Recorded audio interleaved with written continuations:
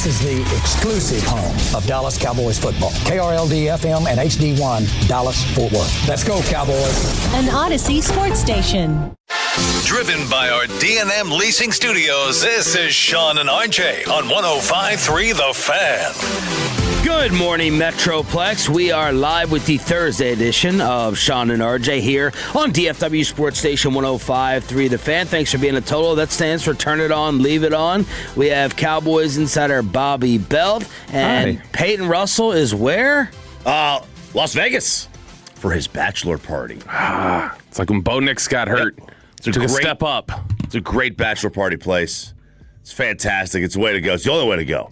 I don't believe you should have it anywhere else. It's fantastic. Why aren't we there? We were invited. Were we? Yeah. How? When? It sounds like you were invited. Yeah. No, we were invited. He said, you guys are going to come to my bachelor party. No, that wasn't an invite. What happened on the air, that was not an invite. Oh. That was a forced, hey, what about us? And yeah, sure, yeah. Oh, I took it as an invite. I was going to go. Yeah. You don't do a non-invite to me. I'll show up just out of spite. But no, yeah, it's we couldn't go. He's not coming back till Monday. We'll be in San Fran. We let Payton get away with by far the most in terms of zero social initiation. No house, no hangout, no part of the Los Hombres, no bachelor, like us. Yeah. Us not invited to the bachelor party? When I was trying to make the point the other day that he still hasn't invited us over to his house, he's like, well, we just moved in. It's like a year ago. Yeah. What are you talking about? Yeah. But he doesn't initiate at all. Jake will invite us somewhere before. Jacob, where are we going? Pay. We can go anywhere. Wherever you guys want to go. It's your pick. Sweet. How are the roads for you driving around this week in the Metroplex? They're really not terrible. And bouncing back between my two jobs, I was telling my girlfriend's mother the other day, I was like, I drove more on the roads this past weekend than I probably normally do on a regular weekend. So I don't know. I didn't have an issue with them. They were empty. You have problems getting in a couple minutes before the show starts? No, I had problems waking up. I set like 8 alarms, and I kept snoozing it, and then I was like, all right, I can go. And I left at the normal time. And that was not normally. I'll be in here by 5:50, and I needed to give myself like 6-7 minutes of leeway, and I didn't do that. They closed some schools again. Ours. They closed ours. The kids are back home again today. Louisville, DISD. Yeah, I was surprised that DISD closed. We got an email yesterday. Northwest closed too, which is the district that I actually live in. I got an email yesterday. Oh, your school's open. My kids are going back to school today. Not my younger one. He's sick. He's got whatever my older one had over the weekend, the flu. So it's going around, man. He's going to be bringing flu to Super Bowl with us, and then we're all going to be sick in San Francisco. I've already. Chop's going to bring that bug, and we're going to be sitting there on an airplane all with fever. I've already had it. I've already had it. You guys might have it already, but no, I've already had it. I had one slip, and if there was a car next to me, I would have hit the car. Yeah. Right before turning into the back station roads, I turned left, and there was snow, not cleared out, but I was like, all right, that's slush. Like, this whole way, it's been bone dry, so there's not going to be any black ice or anything, and whoop, if there was a car to my right, I would have still been out there. On the road right outside my neighborhood, I was like, oh, it's pretty clear. And plus, it's like 36 degrees, right? So it should be frozen. And I come up on that stop sign, and I did not stop at that stop sign. I went right through that damn thing. Like, halfway through the intersection. So the worst I slipped in 2 days was yesterday leaving the station. It was Merritt, which is the long road leading up to 635 there. That stop sign. That's where I slid out today. Yeah, that stop sign. When I was turning right yesterday, I saw somebody get stuck pulling up to it, and I was like, oh, crap. Okay, so let's like kind of ease into it. So I was pulling up to it, and I was like, okay, I've got a chance to go. And I started trying to go, and the tires are like spinning on the ice, and everybody else's side is clear, so they're just coming up normal speed. And I caught the road just before that car would have like smashed into me, and I could pick up speed. Sounds like you need to get on the Roanoke City Council as your bitterness continues on your drive home yesterday. The whole ride home. The whole ride home was fine. Bone dry, like you said. And then you get to my exit, and it's like, what is Did I go to a different state? Am I in Colorado here? It was all white. Why is all this snow here? What's going on? There's a lot of ice too. Yeah. Why is all this snow here? And then you get on the main drag before my neighborhood, and it's 6 inches of snow built up or whatever. Again. How is this the only place not melting? It's 40 degrees. The sun is shining. The UV rays are at like a half point. I'm not surprised based on everything else you've said about your neighborhood that you guys aren't big on investing in government infrastructure and that you guys wouldn't have things like that. It is quite a doomsday type environment. Yeah, there's a whole lot of preppers in there, no doubt. Yeah, we hoard our dead Just animals. Not snow preppers, everything else. Yeah, we hoard our dead animals in freezers just in case. Just in case you need some meat for the winter. Going to get you to the weekend as quickly as possible with an absolutely loaded show. Thanks for turning it on, leaving it on, the Odyssey app, the Fan Cam, and Twitch here on Sean and RJ. We have more news trickling out over the NFL Hall of Fame. Eli Manning did not get in, according to multiple reports, so he can go sit there and join Bill. Thank goodness, because if he would have gotten in before Belichick, the meatball text messages from my guys in Jersey would have been reactivated. 3-0 against Bill. That actually would have been like comical for the committee to do that. Like that would have been hilarious. Like one last time he beat Bill, but this had to happen. He can't be in. He just cannot. He cannot make the Hall of Fame. He's a classic example of overrating championships. That's what he is. He's going to get in. He will get in, I would guess. In 20 years. Because it's. I'm trying to think of who was the last person who was like a real, oh my gosh, will they or won't they, who then just ultimately never did. I can't remember anybody who just, they wait a lot of times. They'll wait for a while, but they get in eventually. I do think that I'm liking Choppy's theory more and more. I wonder if they're just punishing Belichick for making Eli a candidate, and that they are that I wonder if we looked and saw the people who voted no on Belichick also voted no on Eli. I wonder what that Venn diagram looks like. But it is it's good news. It's great news because if he does not have, this is the ridiculous thing about it. If he does not win those 2 Super Bowls, it is not even a question. I mean, that's a pretty big caveat. But if I say Aaron Rodgers never won a Super Bowl, it's not a question. If I say certain people didn't win a Super Bowl, it's not even a question. With Eli, we're not even having this as a it's the only thing he ever led the league in, legitimately. The only thing was interceptions, and he did it 3 times. Maybe the other question is, who is the other player that got in basically because the team won a title? Otherwise, you don't think they'd be in. Would you pick apart some of those Steelers that you put the hate on? All this Terry Bradshaw. Yeah, at the quarterback position, it would be Bradshaw. Would be the biggest argument. You know, so here's an example. Now, the difference is that this guy had stats to back it up. See, like rings are good, stats are gooder. Mm-hmm. But Terrell Davis is not getting in without rings. Now, obviously, he had the stats to back it up. Yeah. But he didn't have the longevity. Right. So without those rings, he's not even gonna sniff the Hall of Fame, right? Yeah. Like Strahan would have gotten in without that Giants title. Yeah. Yeah. I would Sack think so. record, all that. Yeah, I would think so. If Tiki hung around for the Giants title, I don't know. Would he have had it? He would be in the conversation? I don't think so. Maybe, but.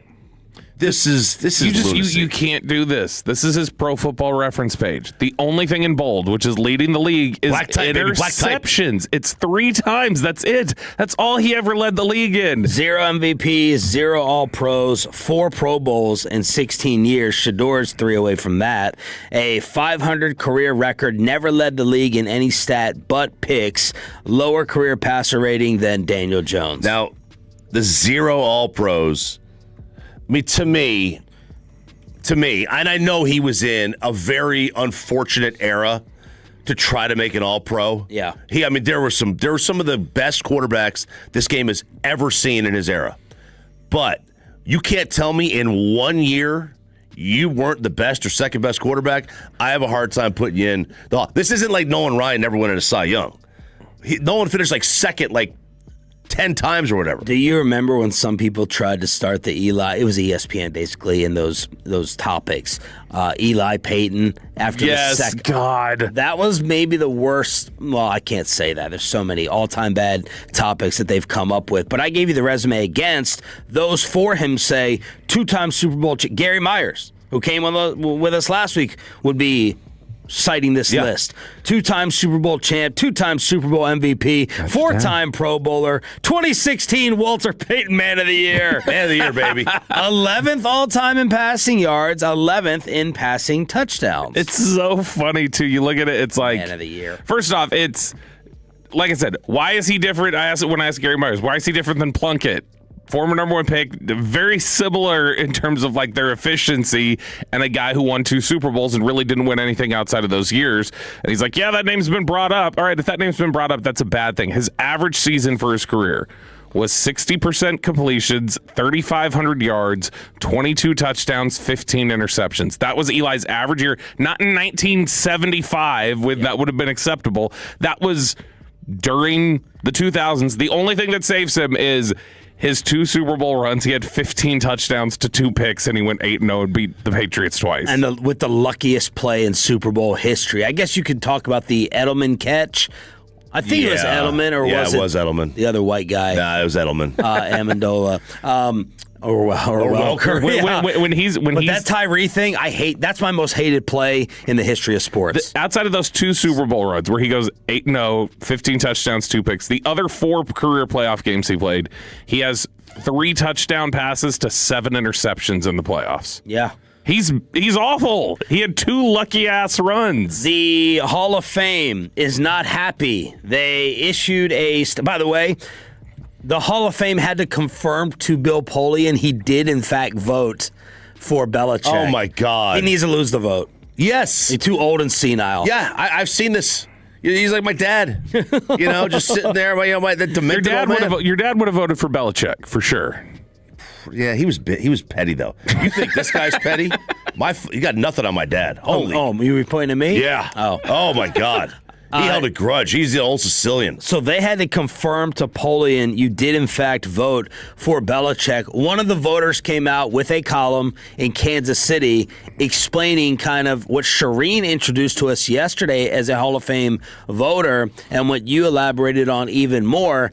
He's like, I didn't vote against Belichick. I voted for the others. He said because guys like Roger Craig were nearing the end or on their last ballot, and he wanted to get them in. Ken Anderson, Greenlaw, I guess. Yeah. Ken Anderson, what are we doing? Ken Anderson and Roger Craig are Hall of Famers. I think Ken Anderson led the league. I didn't know this till like 2 days ago. Led the league in passer rating 4 times. 4 times. He won an MVP. Like he's either way. Yeah. Either way. It was kind of the running out of numbers situation, according to this voter in Kansas City. Baseball Hall of Fame guys do this all the time. It's like, hey, we know Ken Griffey's going to get in. It's his first ballot, so I'm not going to vote for him because 75% of the other guys are going to vote for him, and I'm going to try to help get these guys in. I totally believe that happened not just on this guy's ballot, but probably on half of the ones that voted Bill out. Some certainly did it because of cheating, I believe. Some may have done it because they didn't like him. But I think at least half of them did it because of what this guy did. And the Hall released a statement kind of like reminding people, if you don't follow the bylaws, you're out. I think they're mad about it getting out. I thought maybe they were releasing a statement because of everyone losing their minds over the Belichick story. No, I think it's actually the secrecy being ruined. That's why they did it. Listen, if I was the Hall of Fame, I'd be pretty upset. Like, how is this getting leaked now? Obviously, Eli probably leaked it, right? Because the Hall didn't leak it. Or, Eli told somebody in his circle at his camp leaked it. And then, obviously, Bill leaked it, right? Or the consigliere, Michael Lombardi. But somebody is leaking this, and that's like... It may not be the players. There's a Tolo who's giving me this information. He was right last year. I don't want to kind of ruin the moment for some of the local candidates, but he told me who was out this year as well. He was right about Eli. He did not have Belichick, so could be someone on the committee who's just... Wow. Yeah. But we didn't have this in years past. Like Goose. I wonder who's going to leak it when McCarthy doesn't make the Hall of Fame. You think that'll be Pelissero? Yeah. Pelissero will leak it. Pelissero, maybe Laura Oakman. 877-881-1053 in order to hit us up on DFW Sports Station 1053 The Fan. Sean Sharif, RJ Choppy, and our Cowboys insider Bobby Bell with Jacob Ray in for Pepe. The Cowboys have even more Pro Bowlers, and Adam Schefter's hinting towards something huge happening in Filthy. We'll take you inside the Star on the official home of America's team next. After we get you over to Underdog Fantasy, boys and girls, promo.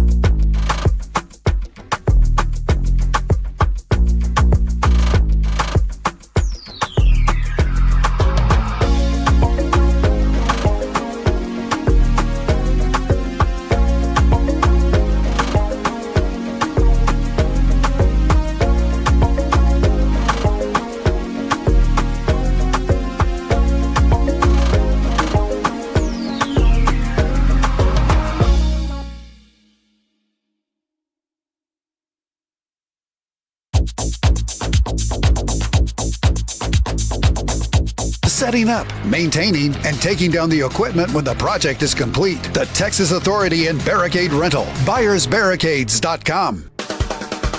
And it's back to Sean and RJ right here on 105.3 The Fan. This upcoming segment is brought to you by the Frankels. If you've been injured in a car or truck wreck, call Frankel first, 214 or 817-333-3333. With Frankel and Frankel, there is never an out-of-pocket cost. They only get paid when you win. Frankel and Frankel, the go-to car and truck wreck attorneys in Dallas.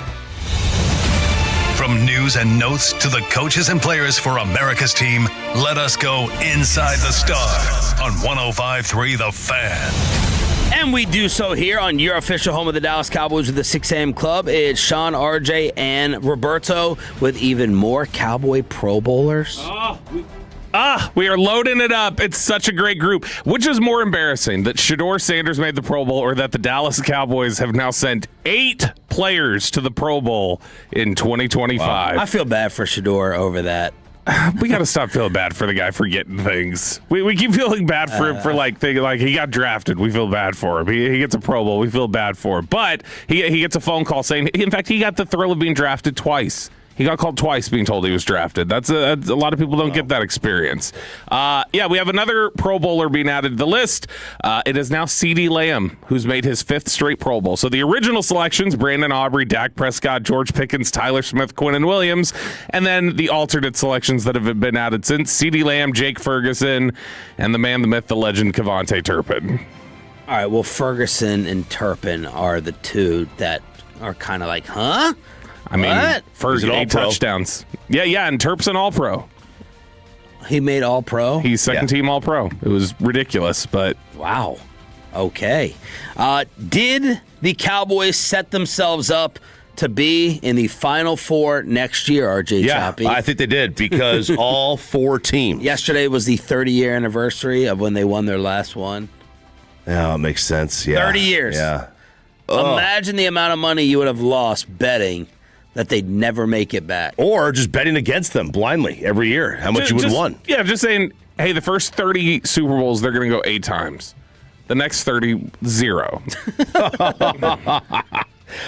So the Broncos, and I think this is where the Cowboys have... So Jerry at this rate will catch Kraft in 120 years? Or No. He gets them in spurts. So once he gets to 1, he's going to go to like 4 in those next 4 years. So all 4 teams that played in the Final Four this year, also known as the Conference Championship games, had one thing in common. They had a couple more things in common, but this is the one thing they all had in common. They were good. Well, they were good. But all 4 of them ranked in the top 4 in most pressures in the league from their starting defensive tackles. The Seahawks were number 2, the Rams were 3rd, the Patriots were 4th, and obviously the Broncos were number 1.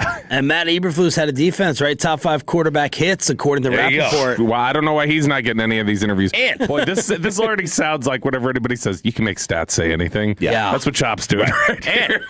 When you've got two guys with green eyes at corner. Yeah. But where do the Cowboys have their best defensive lineman? I know. Bobby. Defensive tackle. Defensive tackle. Very good. They actually have 3.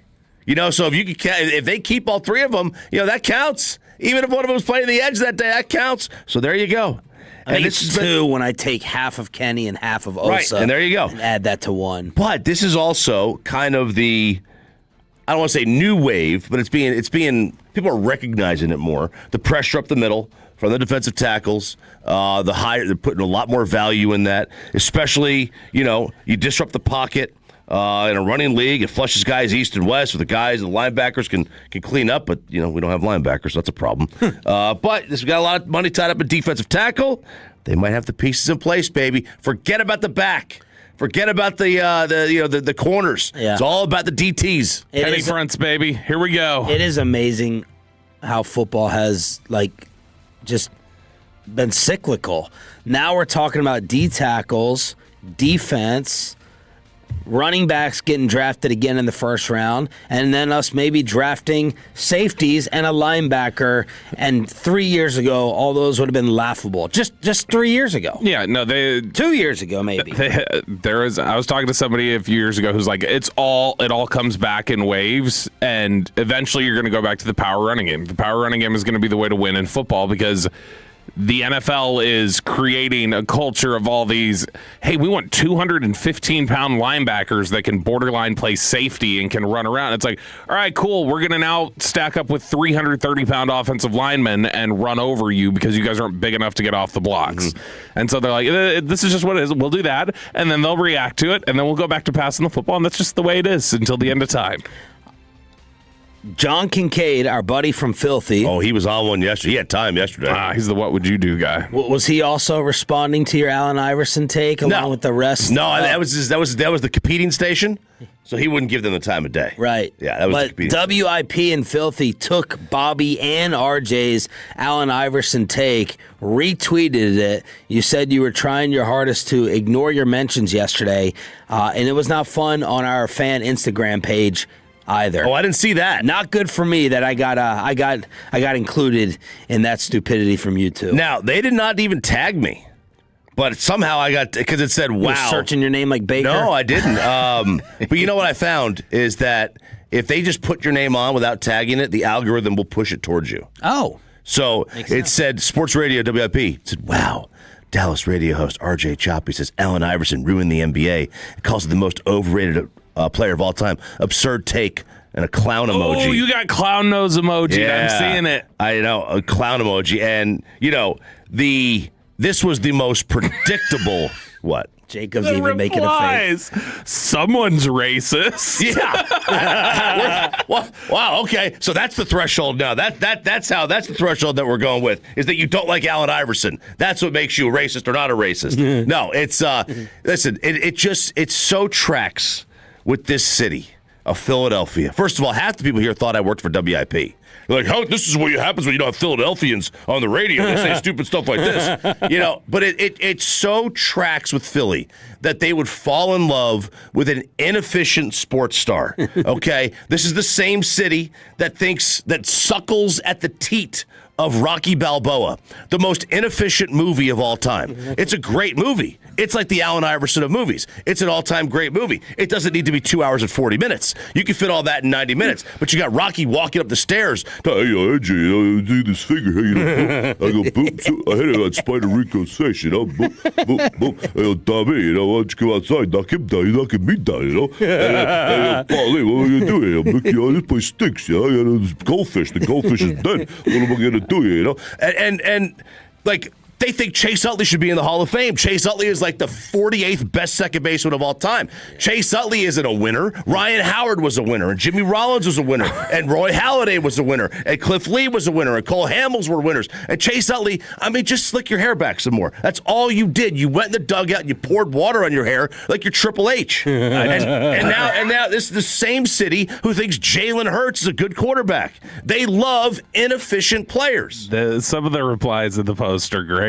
Like they still want to be accurate. By the way, don't forget about the fan page. Like, oh yeah, our own listeners murdered you too. And by the way, no doubt. nobody, none of these idiots, because they don't even know how to use Google. None of them brought up and tried to refute your what spacing I said. Stats. Nobody even brought I've never up. heard the spacing stats. Nobody before. brought up. Did they produce a video of him dribbling with his left hand? They probably I don't know did. that they did. He could do the left hand. He was the first one in the NBA history to be able to dribble with their left hand. But nobody refuted it. They just said it was stupid. You've already lost the argument. I like Angelo Fiumara in the comments going, like most sports in Dallas, substandard, except for the Stars. So he did wait. He's going to be accurate. Yeah. The Stars are not trash. He thinks the Stars are pretty good. Back to football inside the Star. John Kincaid had Adam Schefter on, and Schefty left them hanging with this. We appreciate the time, man, and we'll talk to you next week. Maybe reacting to an OC hired in Philadelphia. Maybe the smoke will come out of NovaCare. We'll find out soon. And maybe it'll be even more than that by next week. Yeah. Will A.J. Brown be traded? More than that. We'll wait a minute. More than that. What are you hinting at? Maybe it'll be even more than discussion than an offensive coordinator. We'll see. Sometimes I do think Schefty just says things. Do you? That's so broad and open-ended. What could that mean? Because it could mean AJ. Who gets traded during Super Bowl week? Yeah. I don't know that that's ever happened, unless he's like referencing like maybe Giannis could be with the Sixers is what he means. I have no idea. Yeah, Kincaid said maybe a retirement because you're not getting big signings or trades. Sirianni getting fired, that'd be great. Lane, it could be Sirianni, maybe Lane Johnson retiring. I don't know. Maybe he knows the next offensive coordinator. That could eventually take place there. That would have to mean it's Orlovsky. New Eagle Stadium, Jalen Carter contract extension. That is what they are speculating there in Filthy as Adam Schefter went on and dropped that.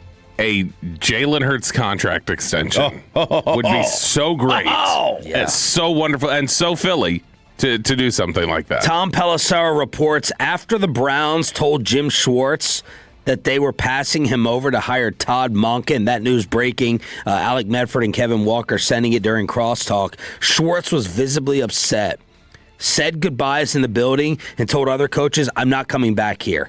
Under contract for one more year, and Cleveland wants to retain him, but the future is now unclear. Ooh. Insulted. Yeah, I mean, I totally get it.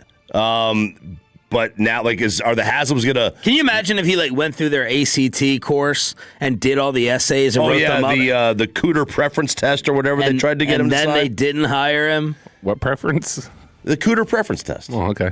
I would be super offended. I get it if you hire Grant Udinski and it's somebody young who you hired offensive Jim Schwartz in a way of just like that seems like it's an older coach who is just kind of like, yeah, okay. Like, so at that point, why not just hire Schwartz? I mean, to me, like, I look at I don't think Monken's a better candidate to be head coach than Schwartz is. Well, Schwartz has done it. What did he do? I'm saying Schwartz has been a head coach. Yeah, he's been a head coach. He's been a head coach, and he's done a good job with their defense. And Monken does have a record-setting offense now with Lamar Jackson on his resume. And you did just have an offensive guy in Stefanski, and a lot of times they flip-flop, so you could have gone to Jim Schwartz. But isn't Cleveland like the most analytical team in the league? By far. Yeah. And they were about their coordinators are going to be. But Baltimore was high on analytics. With Monken. Yeah, but like from an age standpoint, now maybe age doesn't matter, but like you would have coordinators that are like combined 130 years old. Well, what's that have to do with analytics? I think the perception is that just older people are slower to adapt to analytics. By the way, maybe not. The Browns finished 22nd in points and 20th in yards in Todd Monken's one season as their offensive coordinator in 2019. And that was by far Baker Mayfield's worst season of his career was under Todd Monken. And the Browns went, let's bring him in. And speaking of Kevin Stefanski and the Browns, along with Baker, I should say, Stefanski went to the podium in Atlanta and was basically taking the high road. He's like, not going to respond. I got a lot of love for Baker Mayfield, nothing but respect. We now have a rivalry. I appreciate rivalries, and we have one in the NFC South. After Baker basically trashed Stefanski, saying, you didn't even have the decency to tell me I was getting up out of town. And then Joe Thomas emerged and said to Baker, you got a phone? Were you able to reach out? I've heard communication is a two-way street. There were no laws against you, Baker, in parentheses, sending Stefanski a text or calling him after you got dealt. So there you go. Joe Thomas defending Kevin Stefanski and Stefanski taking the high road. Yeah, this is because I do believe in this situation, he could have, but it's not on him.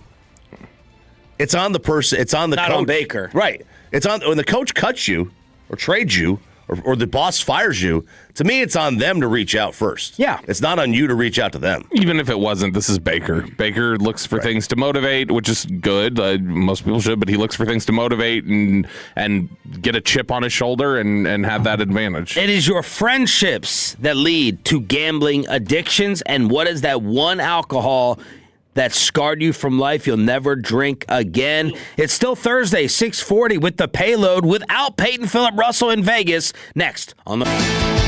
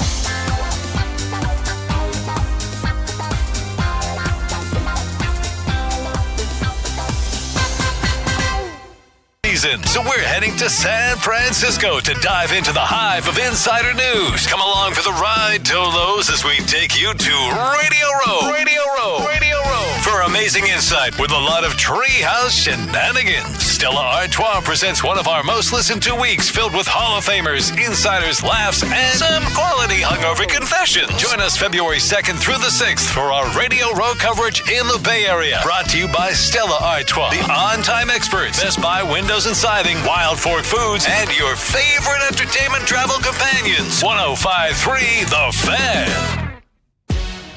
This segment on Sean and RJ is brought to you by Classic Chevrolet. If you're in the market to upgrade your vehicle, get to Classic Chevrolet in Grapevine. Back-to-back #1 Chevy dealership in the world. They've got more new Chevys than anyone, all priced to sell. Silverados, Tahoes, Blazers, Malibus, Equinox, and more. Visit ClassicChevrolet.com. This is Texas. This is Classic Chevrolet. Together, let's drive, relax, and enjoy the difference. Based on new Chevrolet registrations 2023 and 2024. Okay, am I hearing this right? The morning show is letting Peyton Russell have his own segment? I just don't get it. We've known Peyton for years. He's horrible on the mic. I mean, gathering the foreigners, this is going to be a train wreck. Daddy does work, and Peyton just does board hopping. That is right. Payton Russell in Vegas for the bachelor party without extending us an invite. Here on Sean and RJ, 105.3 The Fan, Jacob Ray is in for Pepe. Just for that, I'm going to get disgustingly drunk at his wedding. Like, aggressively bad. Yeah, and stop getting him breakfast. Yeah, oh yeah, no, he's done getting breakfast. Which, you remember there was that stretch where I'd get him breakfast and he just, like, wouldn't eat it, or he'd, like, give it to somebody else, and that was pissing me off. These he eats regularly. He eats Anwar's burritos all the time, and so now he's going to have to miss out on that. I'm going to get them, and Reetma's getting his burrito now. Which that hurts me more than it hurts Peyton. And well, Jacob will get it today. No, you're getting it today, Jacob. I'm just saying, moving forward, the days that Peyton's here. He definitely uses the HEB burritos, tortillas. I think so. I think he has to. No, they're not that good. Not that good? No. The HEB ones are. These are not. The salsa's what's really good with these burritos, and I don't know what it is. Pretty solid. It's like straight tomato. The alcohol. Yeah. You'll never drink again. No, never drink again. So this is circulating on social media. TikTok creator is trying to ask, what is the one adult beverage? And for her, it was Pinnacle Whipped Vodka. Ugh. Pinnacle Whipped? Yeah, the whipped vodka. It's Pinnacle's the brand. It's a blue plastic bottle, kind of hourglass shapey. Is it like a whipped cream flavor? Yeah. And that's the one that has scarred her for life, right? It's the one that she will never go back to, where if she even tries to tell the story about it, she starts to vomit. Other people, Green Apple Smirnoff will send me over the edge. Other people talking about this hypnotic blue peppermint schnapps is another one that is really circulated. So I wanted to ask you guys, what is the one type of alcohol that you will never and can never drink again? How old are you, Jake? 22. Okay. Oh, man. Just cleared the limit. Has something scarred you yet? You know, I got Did you do 21 drinks or 21 shots for your birthday? Yeah, no, I didn't do that. I wasn't that ballsy. But I'm gonna go with the Gold Four Loko. If you've ever tried it, the Gold Four Loko. God, it's just awful. And then I'm gonna go Fireball anywhere except a golf course. I just can't touch it. Why is Fireball and a golf course? They have to go ahead.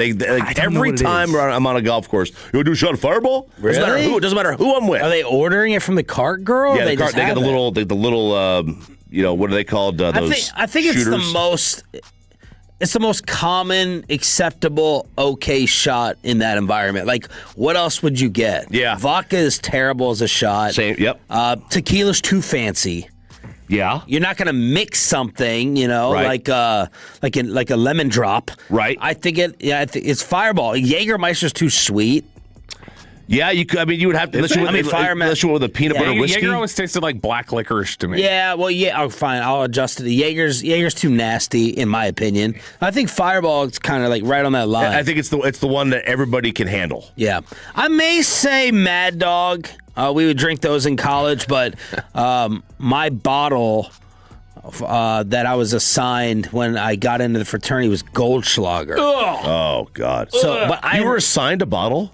Yeah, it's like your the whatever family you were in drank this bottle. It's whatever, stupid. But I don't think I've ever had it since, so I don't know whether I would never not go back to it. I just remembered at the time being scarred. You're throwing up little sparkles. Mm-hmm. You know, it's like you've been to the strip club. Just fabulous vomit. Yeah, I was. Goldschlager's pretty Caleb bad. Williams would love my vomit. Goldschlager's pretty bad. The problem with Goldschlager is the first time I got a bottle of it, I didn't know any better, and I put it in the freezer. I was like, oh, yeah, chilled. Well, it comes out like syrup, and I mixed it the first time with Big Red, which turned into cough syrup. That's what it tastes like. It tastes like I was drinking cough syrup, and it went down like sludge, and so that was pretty disgusting. I can't really touch Goldschlager. The answer for me, though, is Vegas bombs.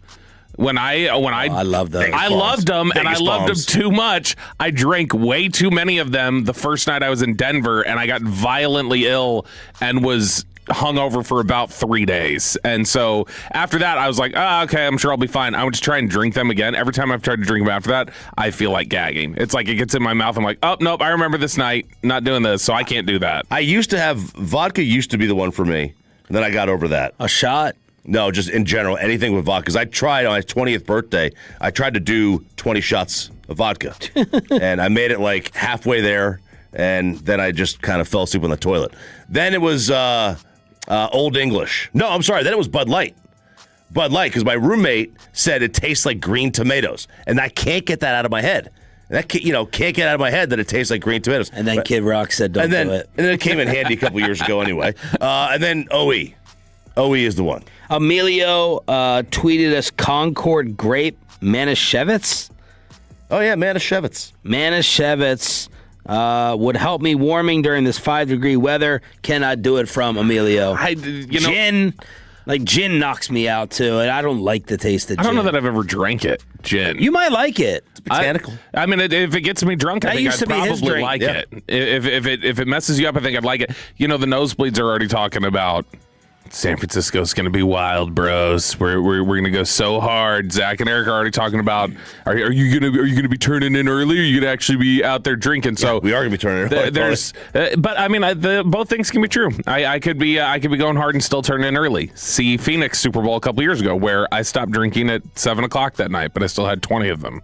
Friendships leading to gambling addictions. Yeah, look, and I blame you guys for this. Your underdog reads have been too effective with me, and when you put in the disclaimer, does not cause. Does not call for. I mean, I was already friendships. Some of the things I was screenshotting and sending to you guys were very degenerate parlays that I was trying to hit. Like somebody, I'm picking under 6.5 points for this bench warmer from the Spurs.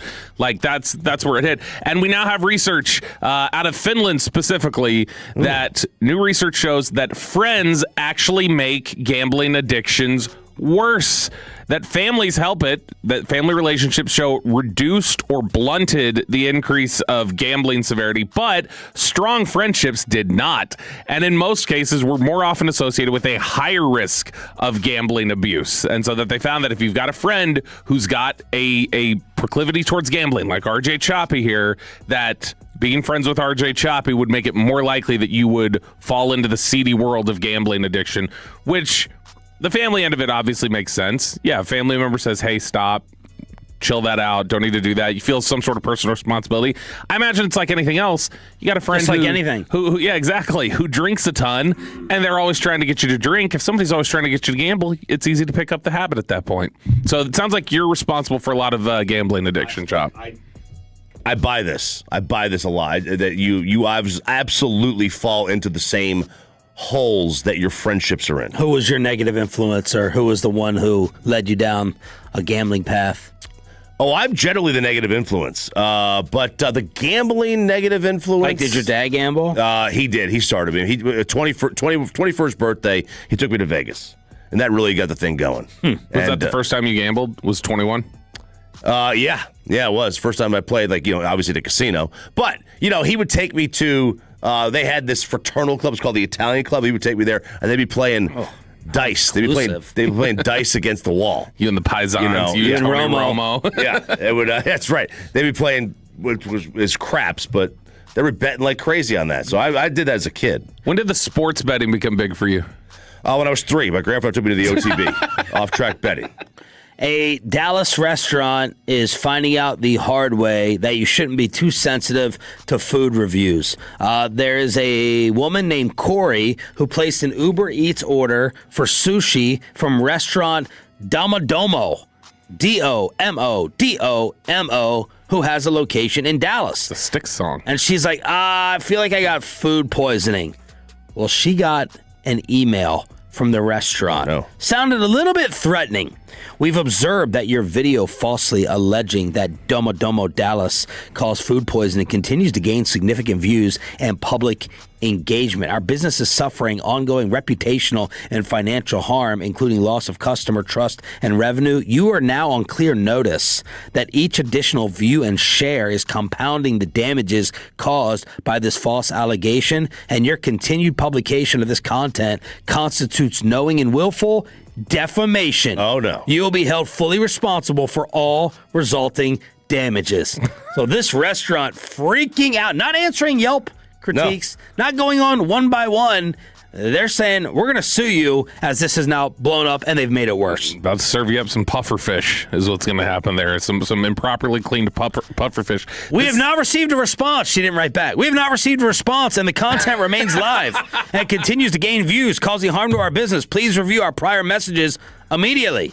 How do you possibly take legal action against somebody who got food poisoning from you? No, but that's the thing, is that if you don't know where it came from and you're making those claims, that could be, maybe that's considered a little libelous, that you're out here, you're harming their business when they had nothing to do with it. That I could see that. This is a more common thing now, where you see these businesses like take proactive steps to like not just reply and go, oh, customer's always right, that they start fighting with you publicly in comment sections. Her original video had 13,000 views. It's now gone to 812,000. And the text and email exchange has over 1.3 million views. Well, I'll tell you what. This is the... I still got a 4.4 on Google review. This is the all publicity is good publicity. I'd never heard of this restaurant before, and now I have. But why would you... all publicity, good publicity is one of the dumbest sayings ever. Why would you go now? To see if it gives me food poisoning, then I can sue. To sue. They sue you. It's a lawsuit opportunity. There it is. The payload without the traitor, Payton. Philip Russell, Spieth Island said St. Ides Special Brew. He sent us a picture of the 5 different bottles that scarred him. And what else has come on the fan text for that? Oh, Cuervo, chocolate martinis. I haven't had a chocolate martini. Boone's Farm. Oh man, I remember Boone's Farm. A lot of like rumchatas and a lot of the Goldschlagers and the Fireball coming in here. The report is out that Giannis has played his last game in Milwaukee, and it's going to make the Luka trade hurt all over again. Next on Sean and RJ 105.3 The Fan. But let's not have that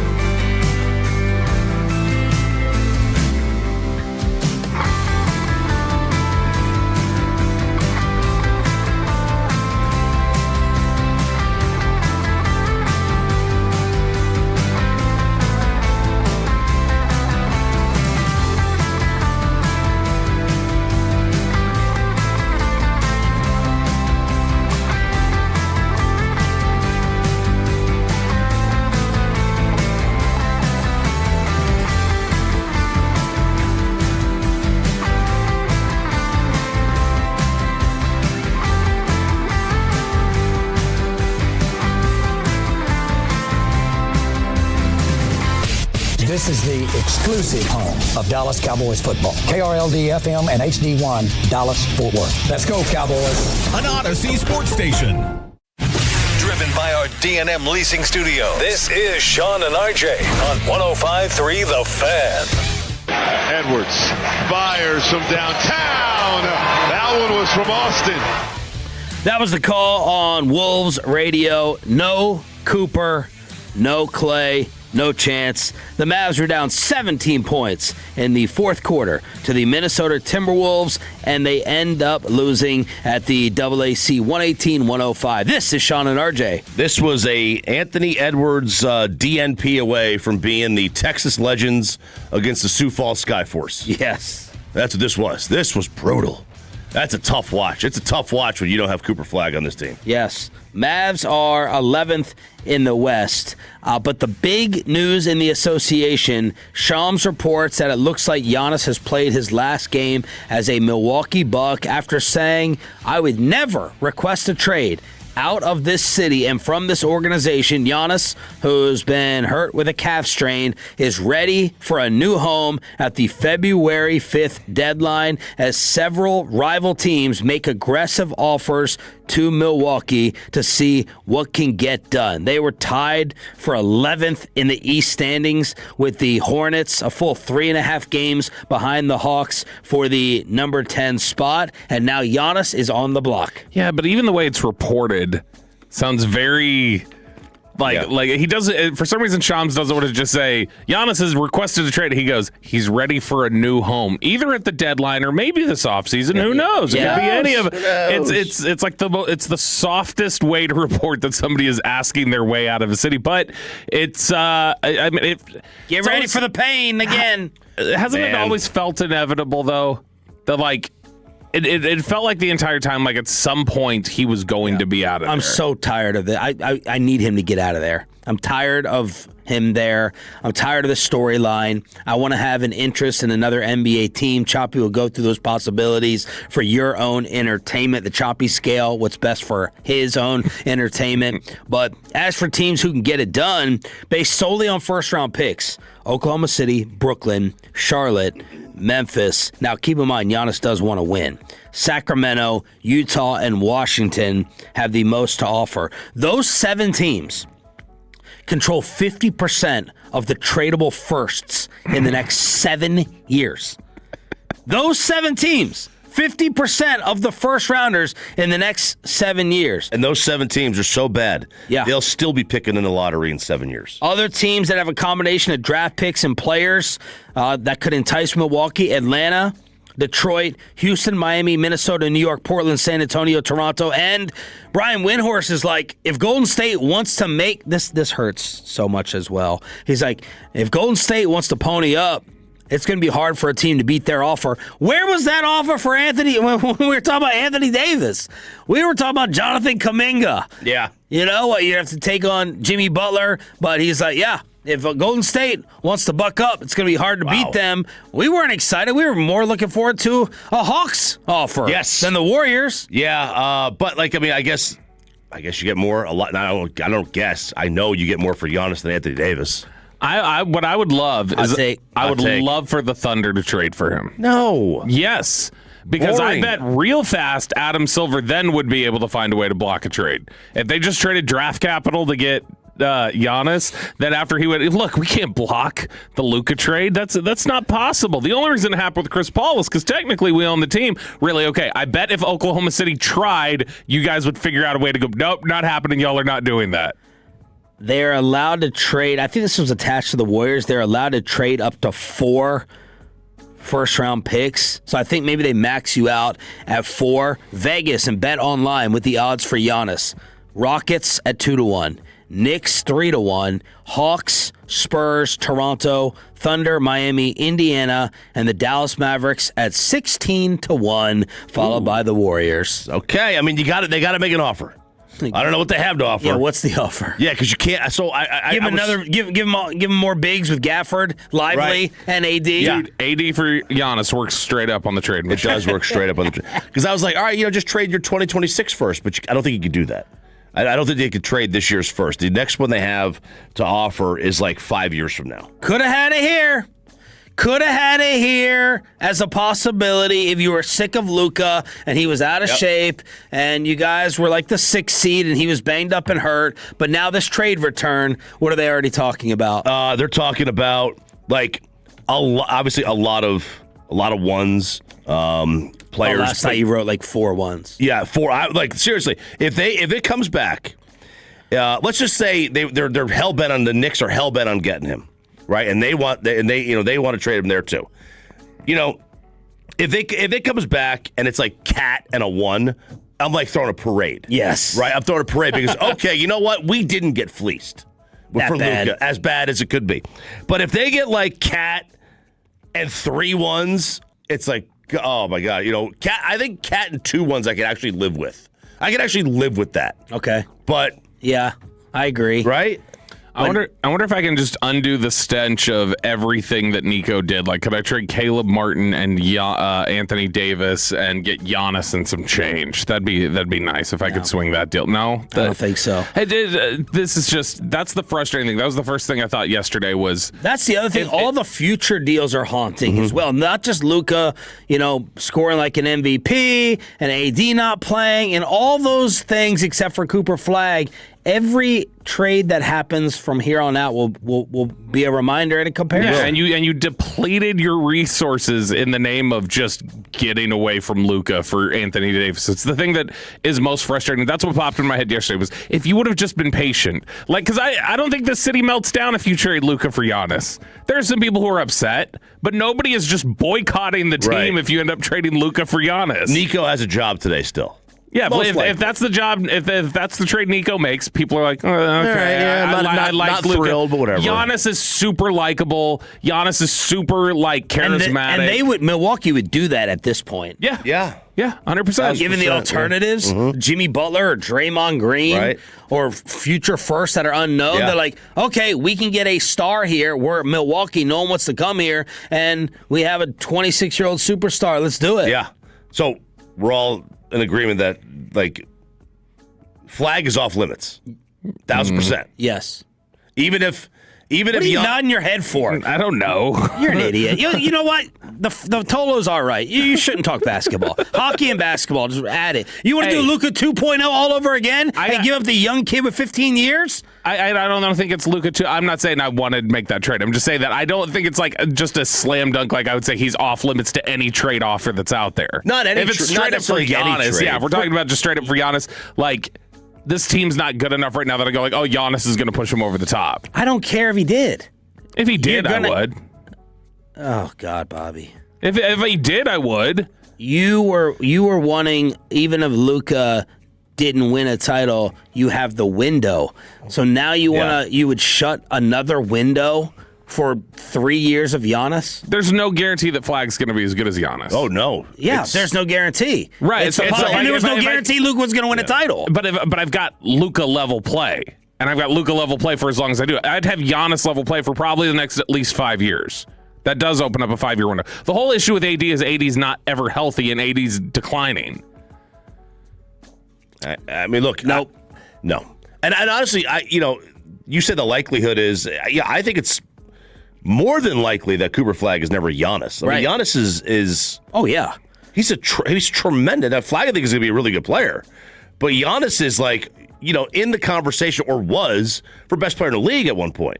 So I don't know. By the way, on hockey, Money Puck said the Senators deserve to beat the Avalanche last night.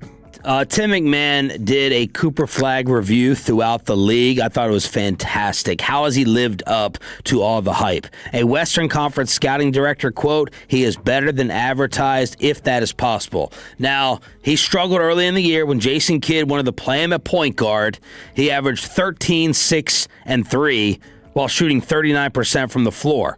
They moved him away from that to forward, 26 and 4 while shooting 49% from the floor in the 34 games.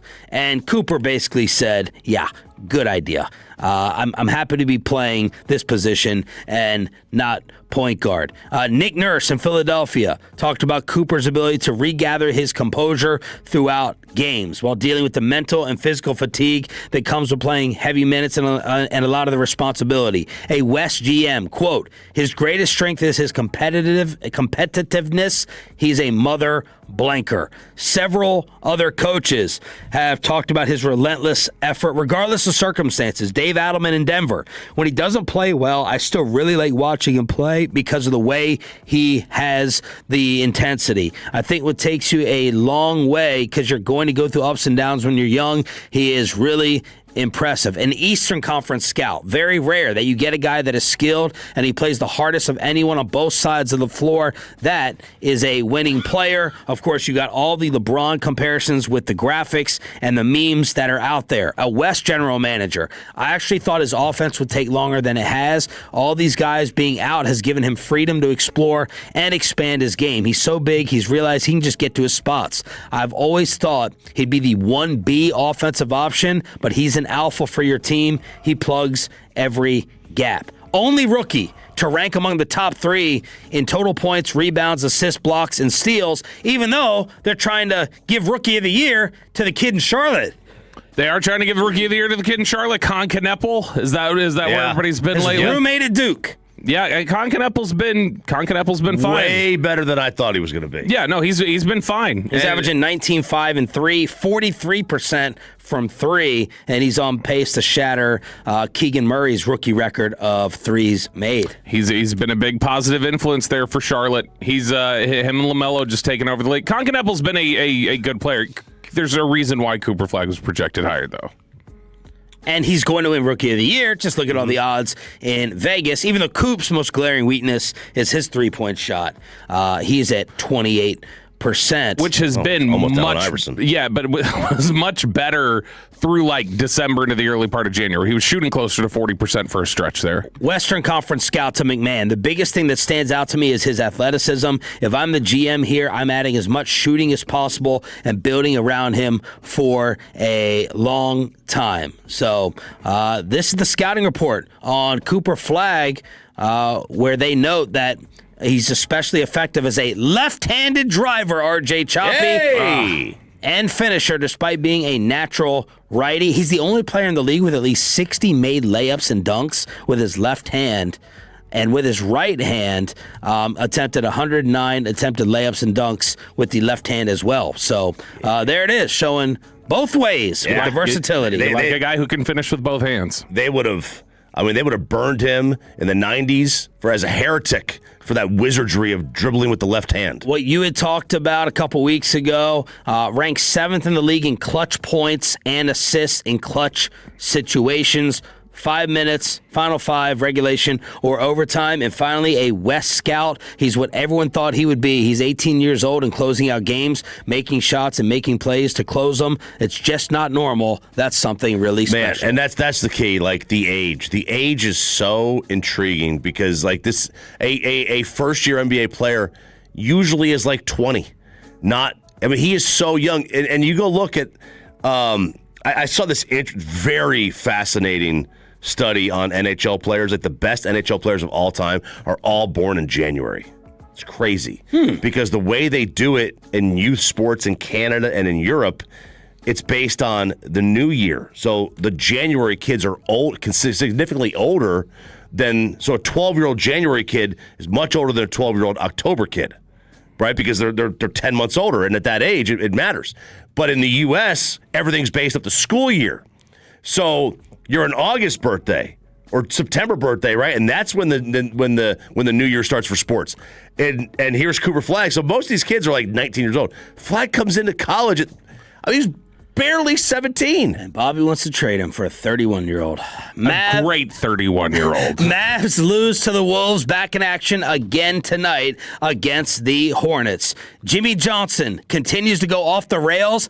And what does he think of Brian Schottenheimer and the Cowboys' chances to make their run finally next year? Commercial free in the Expressway. Starts off with Jimmy Johnson next. After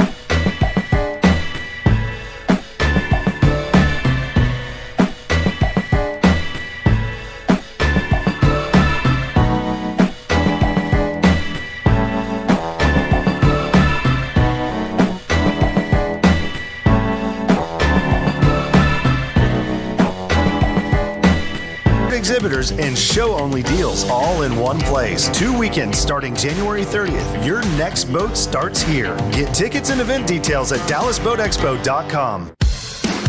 The Expressway on Sean and RJ is brought to you by the On Time Experts.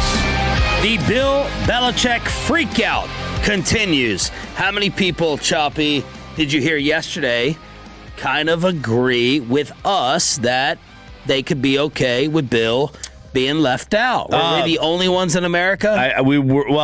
The national, they all freaked out about it. How can you do this? And, Tom Brady freaked out about it, and that completely tracks. Tom Brady went on sports talk radio in Seattle, Salk, and was it Brock and Salk? Brock and Salk.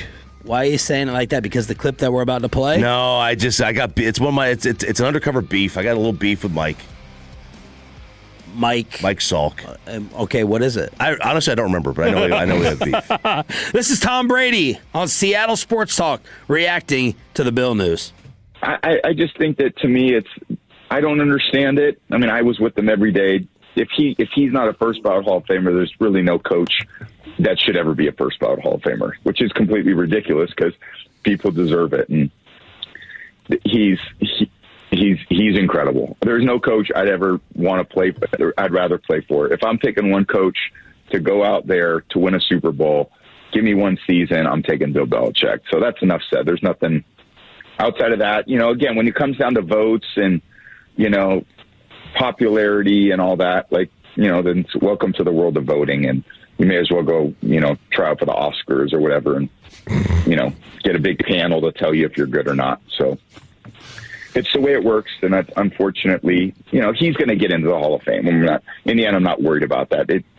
And a lot of times in life, for all of us, things don't happen exactly how you want them on your timeline, but we'll all be there to celebrate him when it does happen. And he's going to have a huge turnout from so many players, coaches that appreciated everything that he did and the commitment that he made to winning and the impact that he had on all our lives. And that'll be a great celebration when it happens. Preach, Choppy. This right here is exactly why he should suffer the same fate. Oh! Whoa! He doesn't think they did anything wrong. And this isn't a Tom Brady thing, and this isn't a Bill Belichick. This is a culture of football thing. This is how you know football is the number one sport by far, is when you only view it at the bottom line. In baseball, we want to like who we root for, right? We want the players to be homegrown. We want to feel like they're family. In basketball, we want the players we root for to be entertaining, to be larger-than-life figures. We want them to be superstars. Except for Iverson. But in football, well, he was small, right? In football, we just want them to win. That's it. That's all we care about. And Tom and Bill think they lived up to that obligation set forth by us. They think, hey, we won by any means necessary. What bothered me the most of that clip, and this is one of my, yes, I have a short fuse a lot of times. My shortest fuse is probably when someone loses track of the argument and they bring up something in the conversation that has nothing to do with what we're discussing or we're debating. It drives me insane, and I have a very short fuse with it. I'm like, it's irrelevant. That has nothing to do with anything we're talking about. And Tom is giving this answer as if Bill's greatness is being questioned. You know what I mean? Like, I don't understand. He won so much, and he was the best to ever do it. Like, if you have all these Super Bowls, who else could get in over him? It's not about that. And Tom probably knows that, but he's not going to sit there and admit to he's not going to admit to any wrongdoing in any of the controversies, any of the Spygates, and certainly not Deflategate. Him and all the massholes led by Dave Portnoy in Boston think that they were screwed over by the commissioner, Roger Goodell, and they were unfairly punished. So just hearing him in that answer, I just hate the people that are reacting like it's about Bill's ability and Bill's resume. It's not. It's never been about that.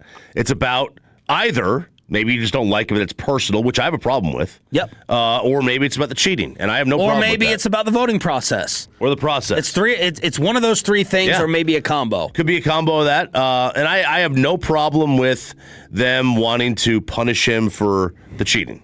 No problem at all. I do have a problem with them not wanting to put him in because he was mean to them. Right. oh no, he didn't give me great answers. How fitting though. Crank up the music here, Jacob.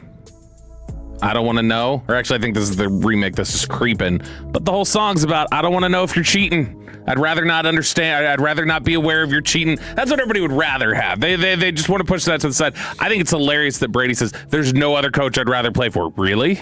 We can go back just about 5 years ago when you were ready to get the hell out of there and play for another Hire coach. him then. You couldn't get away from Bill fast enough to play the rest of your career and get into a Super Bowl without him. Hire him. Hire him. You're in charge. Hire him in Vegas. So let's quickly revisit the 3 scandals because I think history has been kinder to the Patriots and Belichick as you go through them. Spygate 1, Spygate 2, Deflategate. Which ones do you think were actually cheating and bad enough to have Bill punished like this? Bobby, I got the impression from you yesterday you kind of don't care about any of the 3.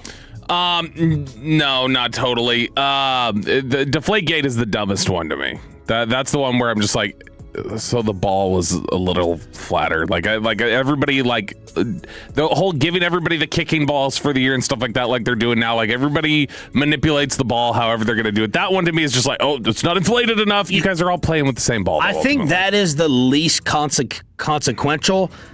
The details of that were the seediest to me. Yeah. It was the biggest cover up and the grossest Sneak into the locker room, steal the balls. Yeah. Deflate them, then put them back. So we knew the most detail about how seedy that felt. That do I care that Tom Brady had an underinflated football? No, not really. But I do care the way that they went about it in order to take the air out of them. And I don't believe for a second, and Jimmy Johnson, this is for you, stop telling me that Bill Belichick did not know that they were doing that. He knows every single aspect and facet of the organization. Look at what John Harbaugh is trying to be in control of in Baltimore. Yeah. Where do you think he got all that stuff? All these coaches, a lot of them are like that, except for maybe Big Mike with the details, as Bobby would say.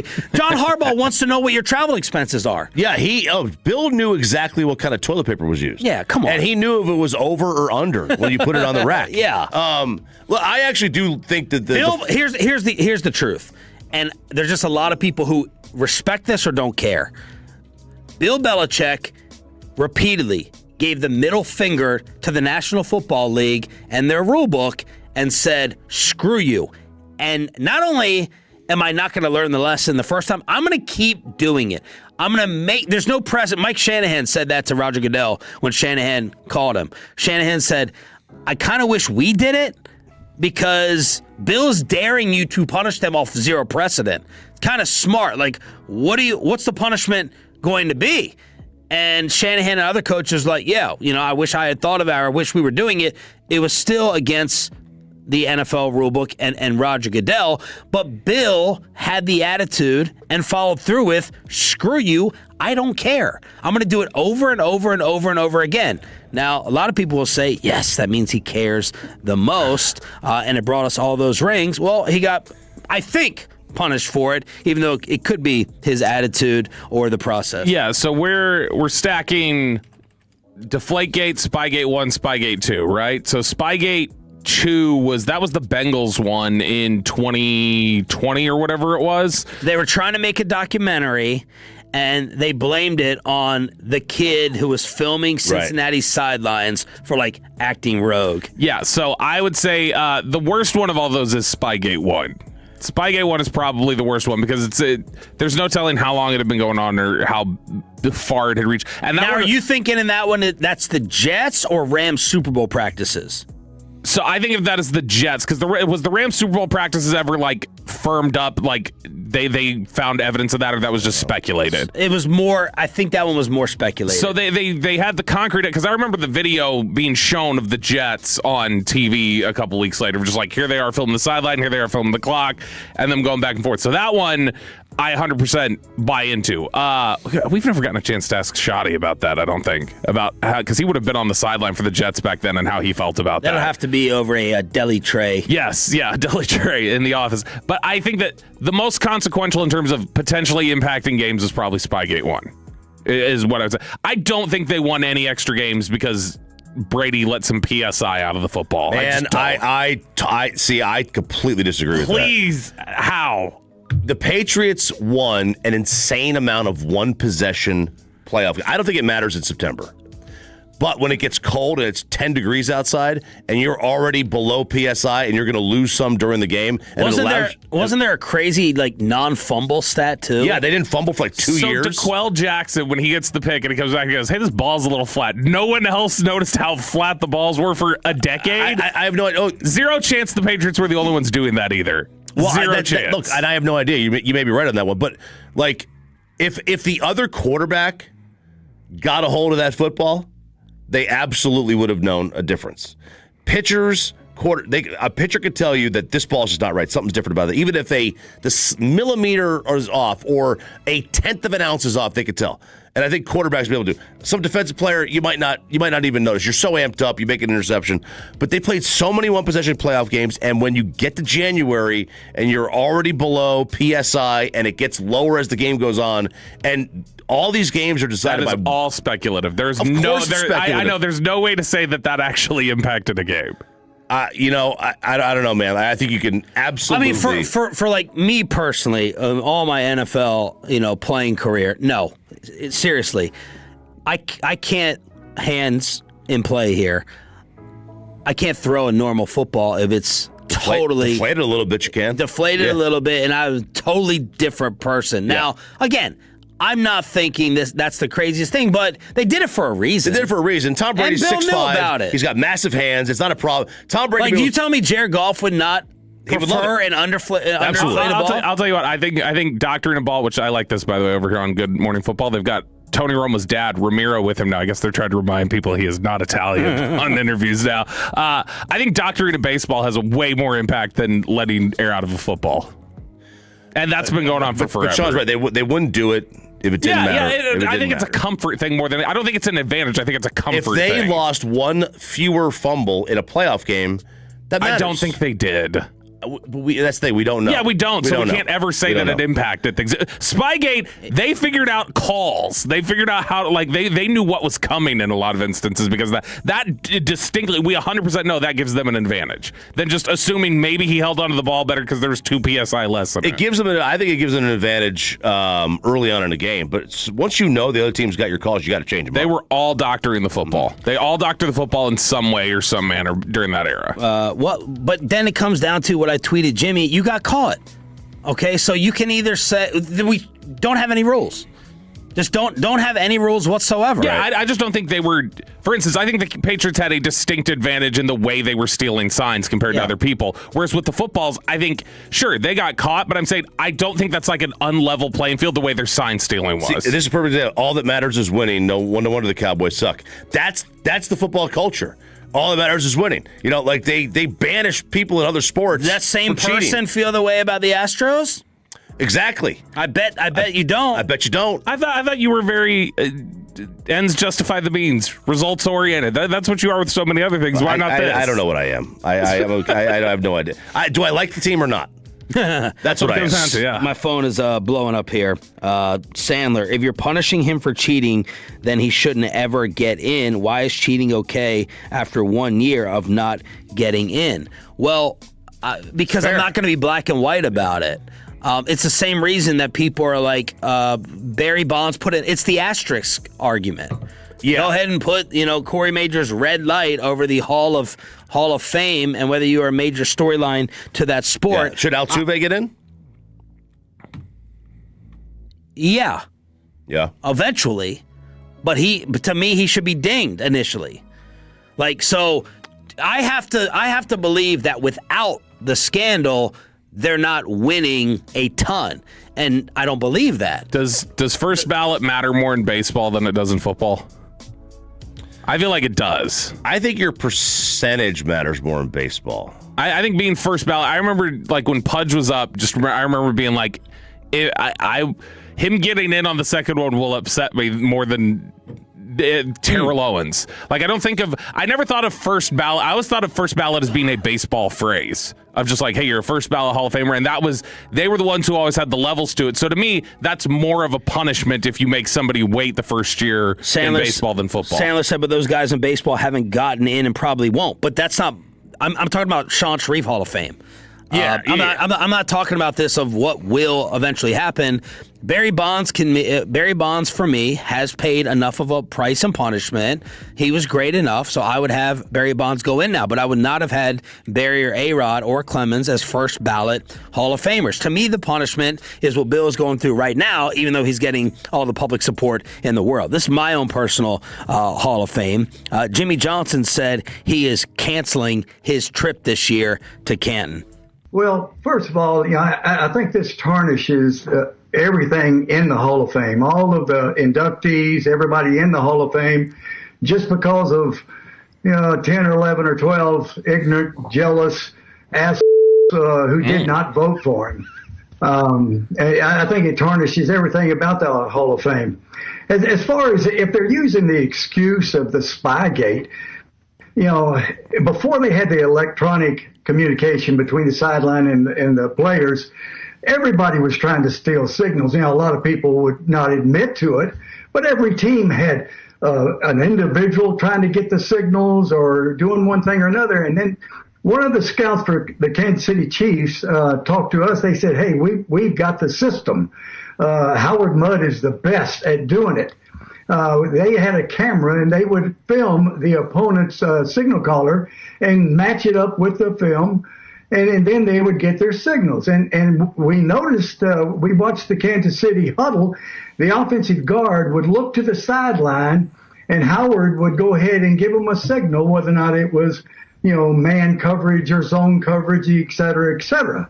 Now, Howard Mudd left Kansas City. He left and actually went and worked for Bill Polian and Tony Dungy. Now, I'm not accusing them of doing it, but there were a lot of teams doing it back then before they put the electronic communication from sideline to the quarterback and the linebackers.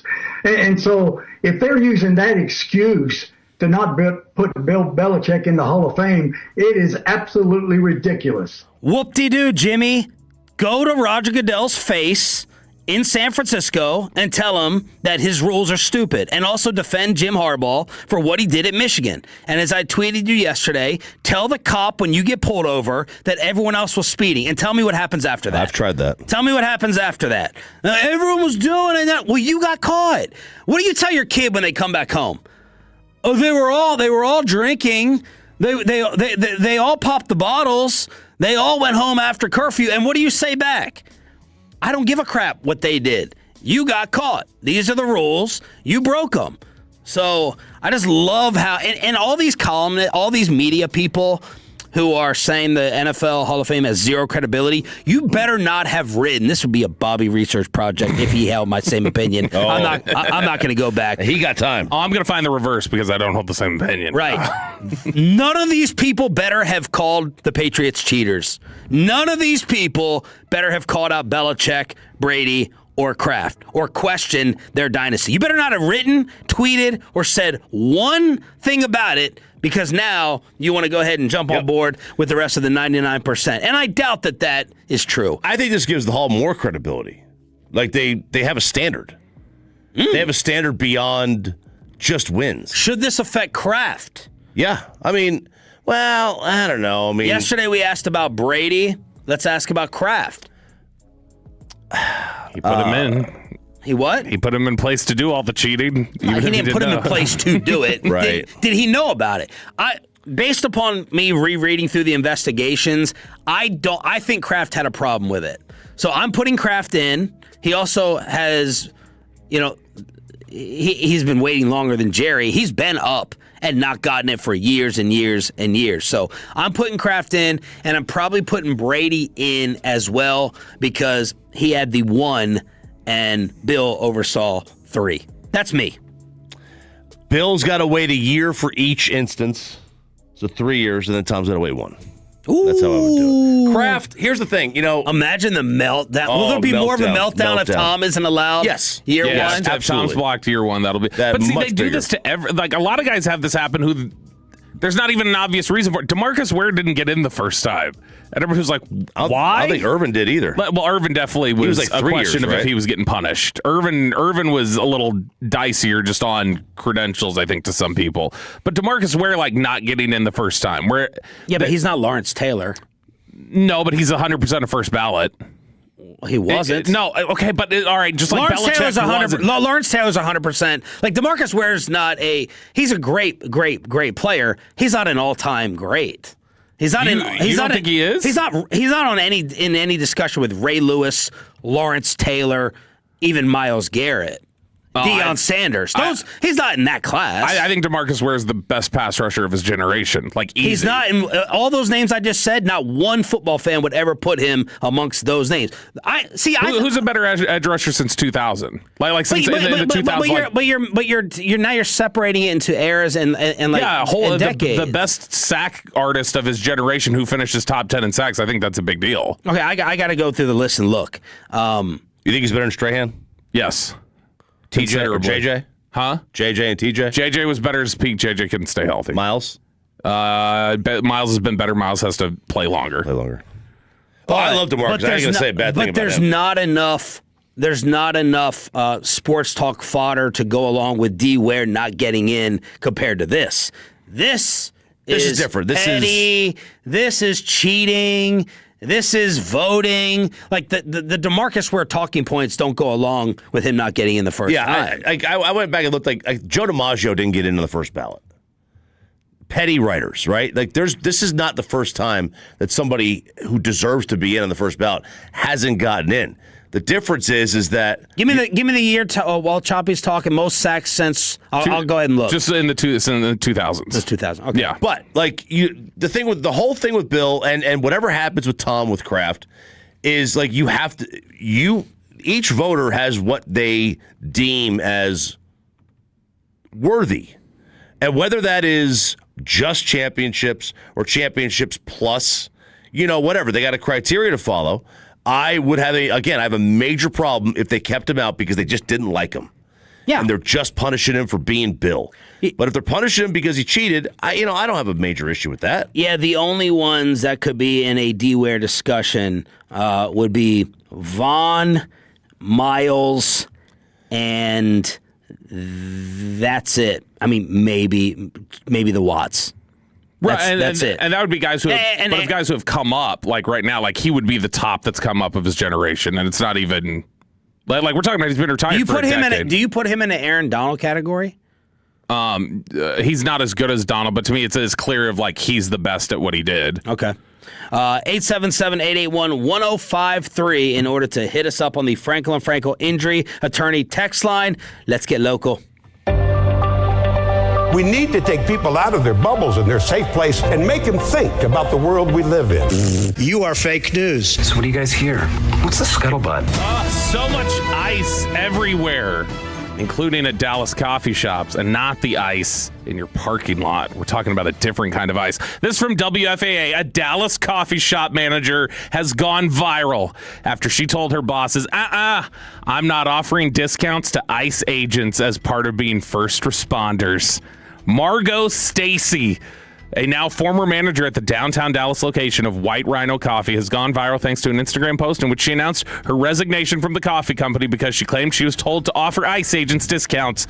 Stacy's Thursday morning social media post stirred up a controversy leading to several actions over the span of the last 5 days. Almost a dozen employees across the local coffee shop chain joined Stacy in quitting. Celebrities voiced their support on social media for her stance, and the company she had worked for until that day had since issued 2 separate statements in response, including eventually the CEO saying, federal officers, including ICE agents, don't qualify for the company's first responder discount. But this has spurred all sorts of crazy action. She wrote, ICE is actively destroying communities. It's what they're paid to do. How in the world can we invite them to the table and expect anything other than destruction? I will not be part of this.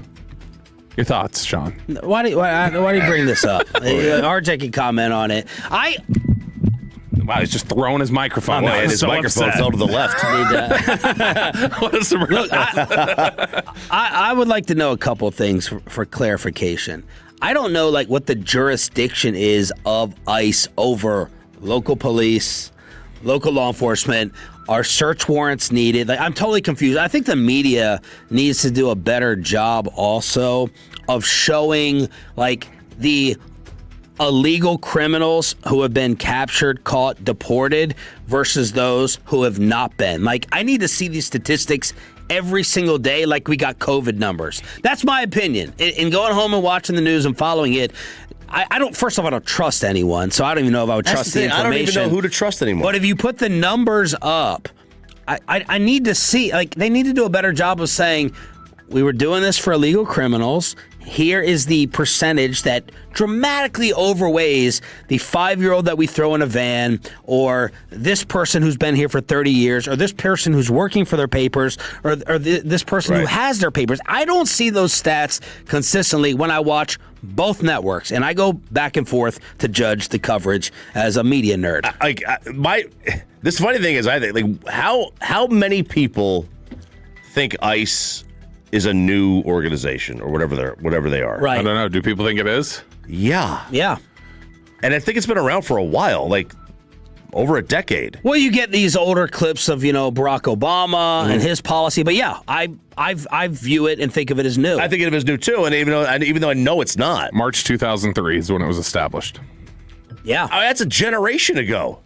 That was Gen Z. That was Gen, like, I don't think many know that. We're millennials. Which, let's be honest, for about 12 years of that 22-year existence, it wasn't going to be very active because of just who's in power.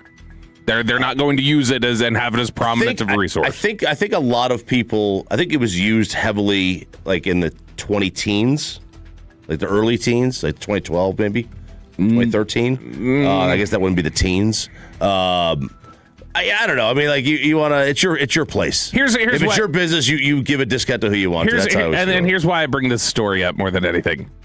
Forget your position on ICE or anything else. If you are a coffee shop manager in either direction, and you want to announce your resignation on social media because you wanted to give a discount and you were told no, or because you didn't want to give a discount and you were told that you had to do it, regardless of which side you fall down on this, I think you're kind of an attention-seeking dork for going on there and saying, I'm resigning as the coffee. You're not a public figure to announce your resignation on social media over a policy. That's such a look at me thing, regardless of which side you take, that I just go like, okay, shut up. So do I have to walk around with a passport? Who? Me. I don't think so. I think I do. Do you? If you just show your ID, are you good? I would assume so. Okay. I don't know. I don't think that's the case. Text us, 877-881-1053. Are you talking about to get the discount, the coffee discount, or? What's next? He doesn't like this story. I mean, I've said what I had to say. I've talked about it all week. If you want me to start getting sensitive topics with you, I will. Dallas ISD, Plano ISD, Denton ISD, and other major North Texas school districts did cancel school on Thursday. This is odd because usually when DISD goes, the rest of the schools will go with you and say, all right, we're canceling. Occasionally you'll get a smaller school district that's on the periphery that goes, no, we're not doing this, or our area is fine, or our area is worse, we're not going to do this. But Dallas, Denton, Plano, and Louisville ISDs were among the first major North Texas school districts to announce that all schools in their districts will be closed on Thursday due to ongoing dangerous cold and icy conditions. Places like Sherman, Farmersville, and Northwest ISD have announced closures for Thursday. Early Thursday morning, Mansfield ISD announced it would also be closed because the district could not get its buses out of the transportation facility. That is in contrast to Fort Worth, Arlington, Lancaster, DeSoto, and Grapevine, Colleyville that said their campuses would be open. We don't typically have a split like this. We don't. That's what's a little odd about how they've broken up how to close schools this time. I'll tell you, I never really noticed this until, I think it was last year.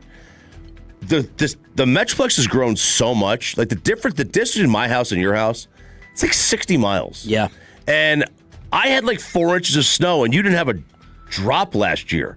And it's like that. I don't remember that ever happening. Yeah. Like, it's just that the city has grown so much. Also has to do with the bus routes. Like, for me in Dawson's neighborhood, we have 2 streets. Like, it's right around the corner. Yeah. So it's much easier to go ahead as my wife is dropping off the kids. Thank God today, even though we had 8 a.m. delay for Ava's school. That's it. Is that street that leads to your house, like the kind of hilly single road, is that the worst section you're driving right now?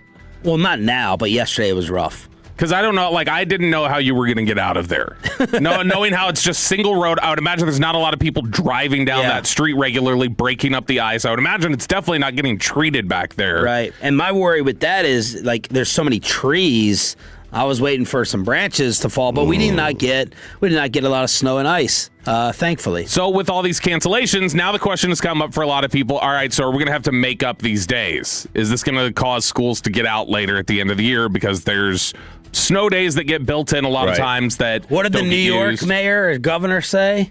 The mayor said no snow days. They're going to do a at home remote learning. Yeah. So no more days off. That's man. You're unelectable as far as I'm concerned at that point. I could as if I was a child. Oh, if I was a child. I'd be so mad. Your 12-year-old vote. I would demand a vote. I would demand your crayon write-in. I would demand a vote at that point. You got to give me my snow day.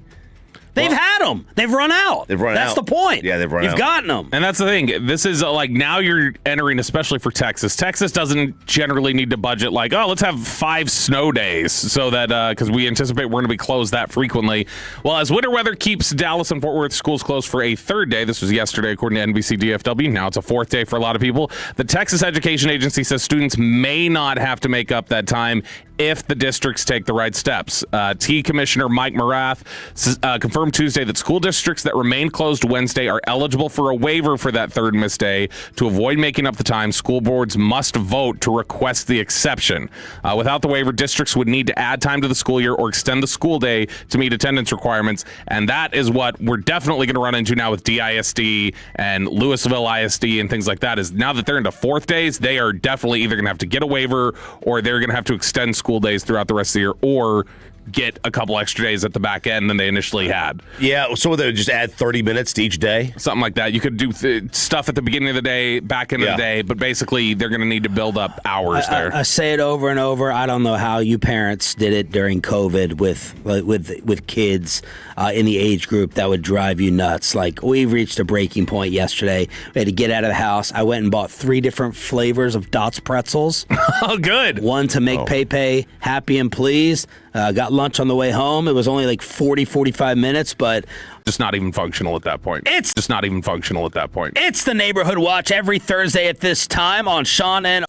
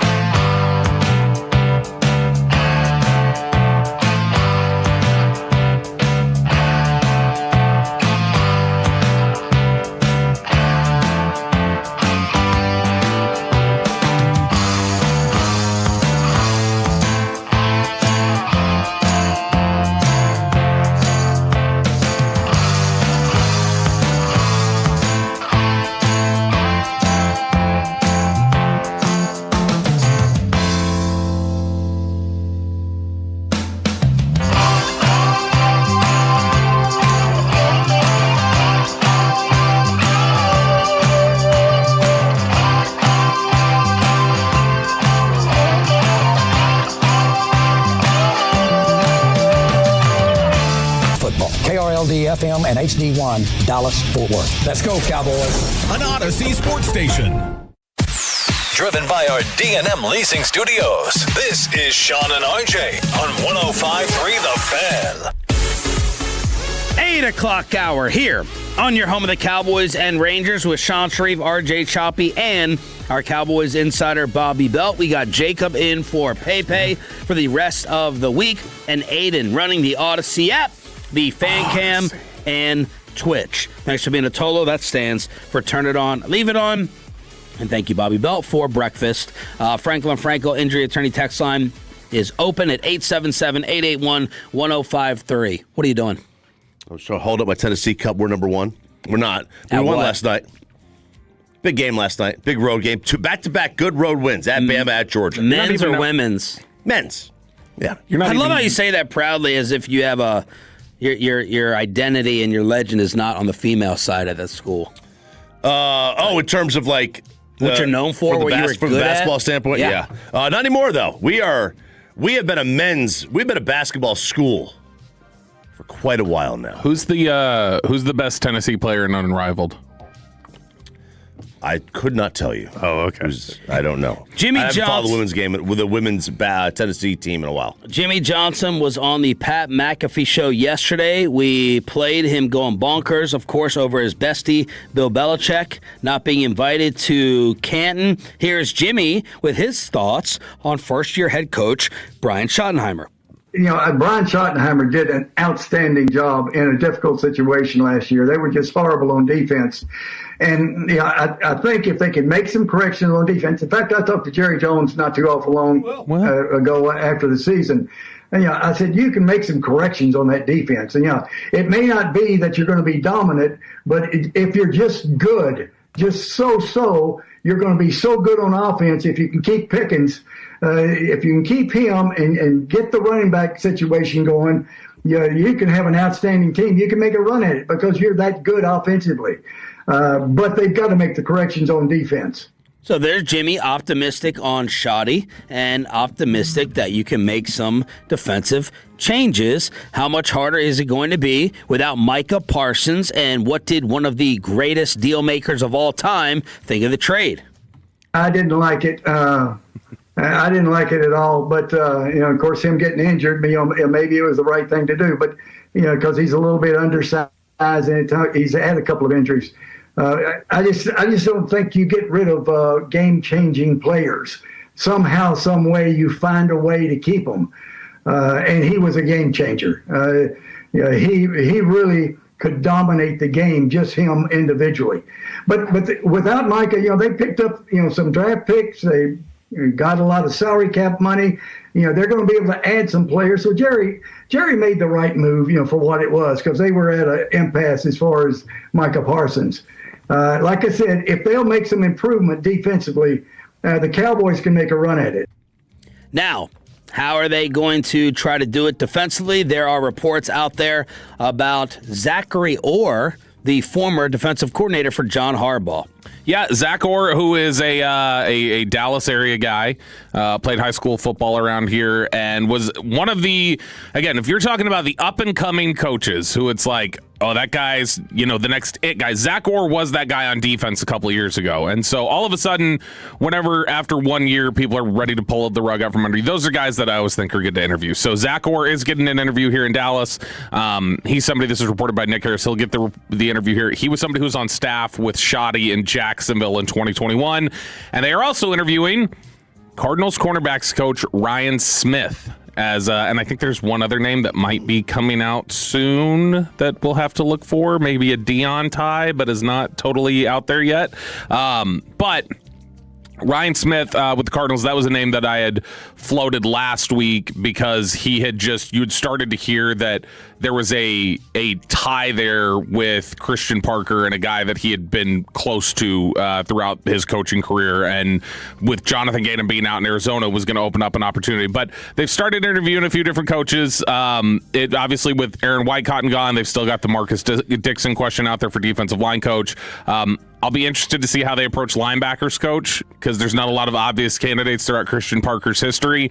I wonder if that'll end up being the one coach that they hold on to is J.J. Clark, who was an assistant last year and had previously been the defensive coordinator at UTEP, because linebacker's kind of been his specialty, and there's buzz out of the building that they really, really like him as a coach. What's been the word from the Senior Bowl in terms of prospects? So, Senior Nick Bowl, Harris on G-Bag today at 4. No, that's tomorrow. Tomorrow he'll be on at 4. Oh. So, So we could get him right now. We could get him right now. We could get him tomorrow morning if we wanted. I mean, I think he would show loyalty to us before those G-Bag jabronis, the Jabroni Bag Nation. 4 standout Senior Bowl edge rushers from the Cowboys Wire. This is from Reed Hansen over at Cowboys Wire, just talking about some of the guys who are generating buzz. And number 1 on this list, the guy that everybody's been chattering about out there at these practices. John Owning has been all over the video clips of him just drooling everywhere, and that's TJ Parker from Clemson.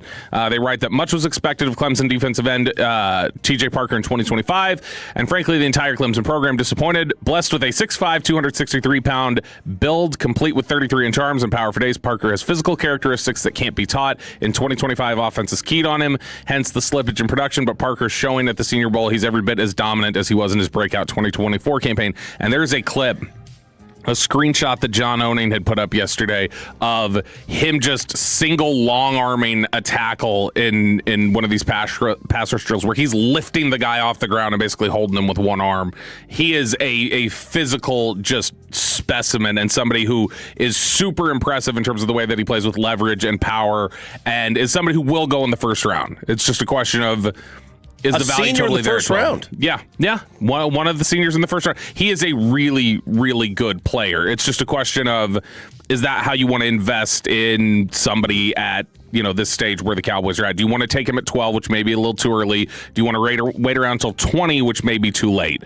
Those are sort of the things that the Cowboys are going to have to weigh and question there. But that's the slam dunk first rounder. In fact, here's the let me pick it up here. This is that picture of him in one of the pass rush drills, just lifting a guy up with one arm as he's blowing through. So he's been very, very impressive during these practices. A lot of guys are chattering about him. Some of the others that are available that have been generating buzz, according to Cowboys Wire: Derek Moore from Michigan, 6'3", 253 pounds, brings speed and strength to the battle.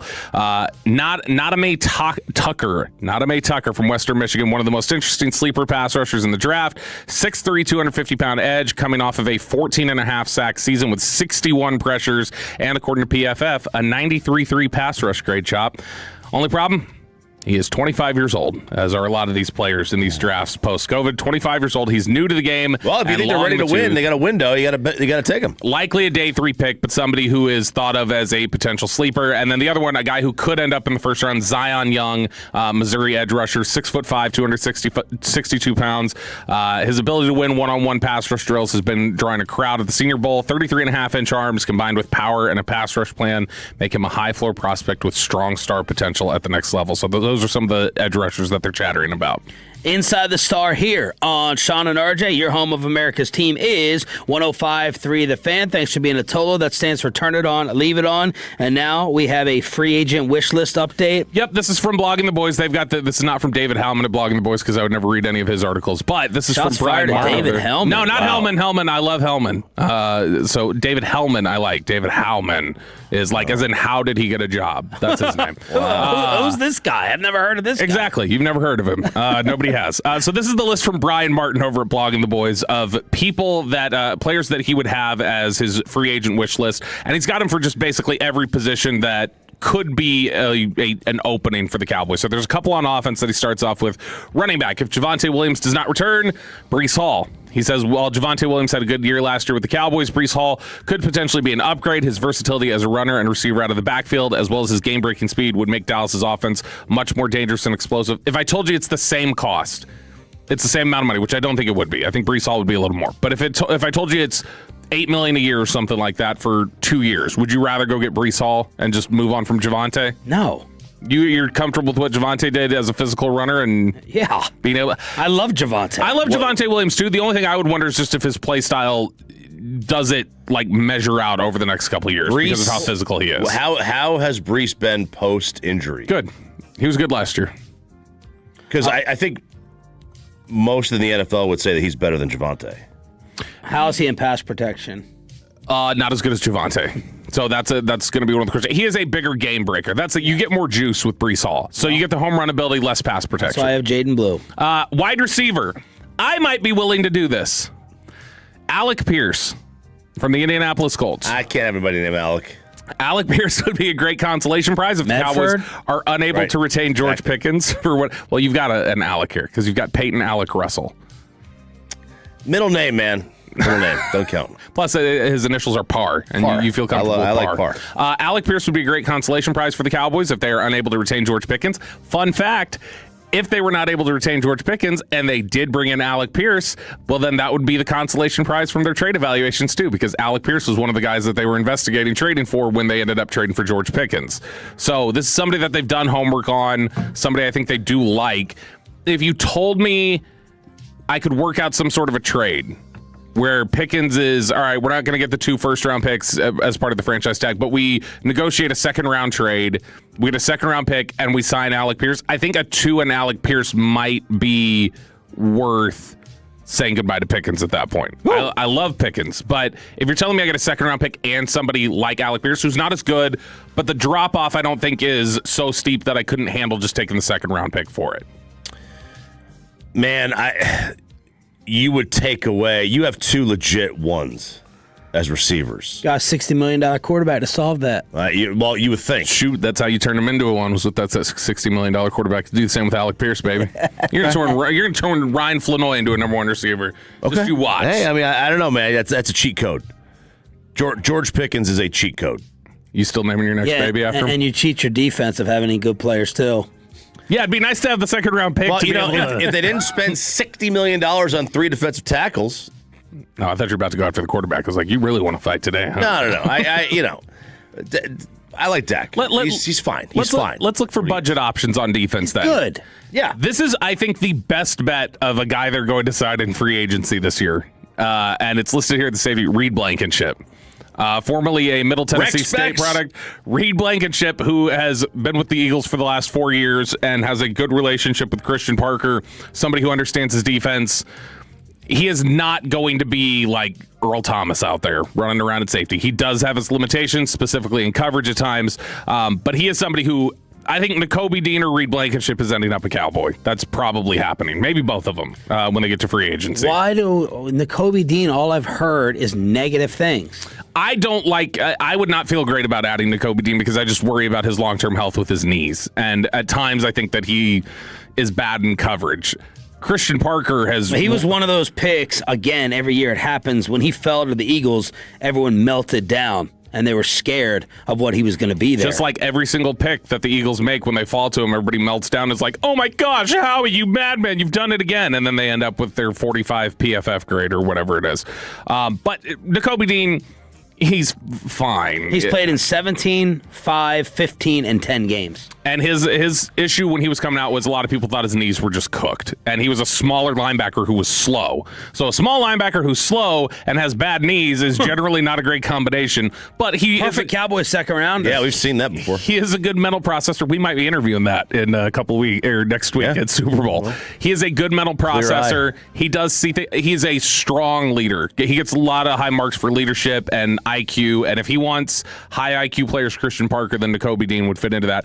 The linebacker option that they list here at Blogging the Boys is they go through had that with the guy from Cincinnati who they forgot was on the roster. Well, Christian Parker would actually make sure he gets into the game, I would imagine, now that Dave Bergonzi's been fired. Okay.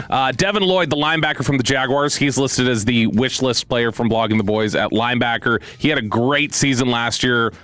He was considered a little bit of a bust at one point, but he's going to be a very expensive player. 2 more names, edge rusher Odafe Owe, who got traded to the Chargers mid-year and then blew up as soon as he got out of the Ravens system. And then the guy that I think is maybe my number 1 target in free agency on defense because of what he's able to do. Not even that he's a high-end player, just what he's able to do in the position he plays. Hold your mug up, Chop. Go Vols, baby. Cornerback Alante Taylor from the New Orleans Saints, who will play nickel. He will play outside. He is adept at playing all this. He is a very super well-rounded, varied corner in terms of different coverages he can play. Somebody like Tariq Woolen, who people have talked about bringing in here. Tariq Woolen's got to play cover 3. That's what he plays. If you're in other concepts, you might as well take him off the field. Alontae Taylor is solid across the board at everything and can play inside, outside, give you a bunch of different things. I think he's a perfect versatile piece to add to what Christian Parker wants to do. I mean, we got all these corners. We can't stop the pass. What corners do we have? Yeah, what all these corners? No, Tennessee. He's talking about Colton Hood and Tennessee 4 Javon years McCoy ago. and Alontae Taylor. Got all these corners. Can't stop the pass. Alontae Taylor did get cooked by Jalen Tolbert in college. That wasn't great. Inside the Star right here on 105.3 The Fan. Why DUI attorneys may be out of work, and do you actually know anyone who drinks decaf? A warning for them. Next on Sean and RJ.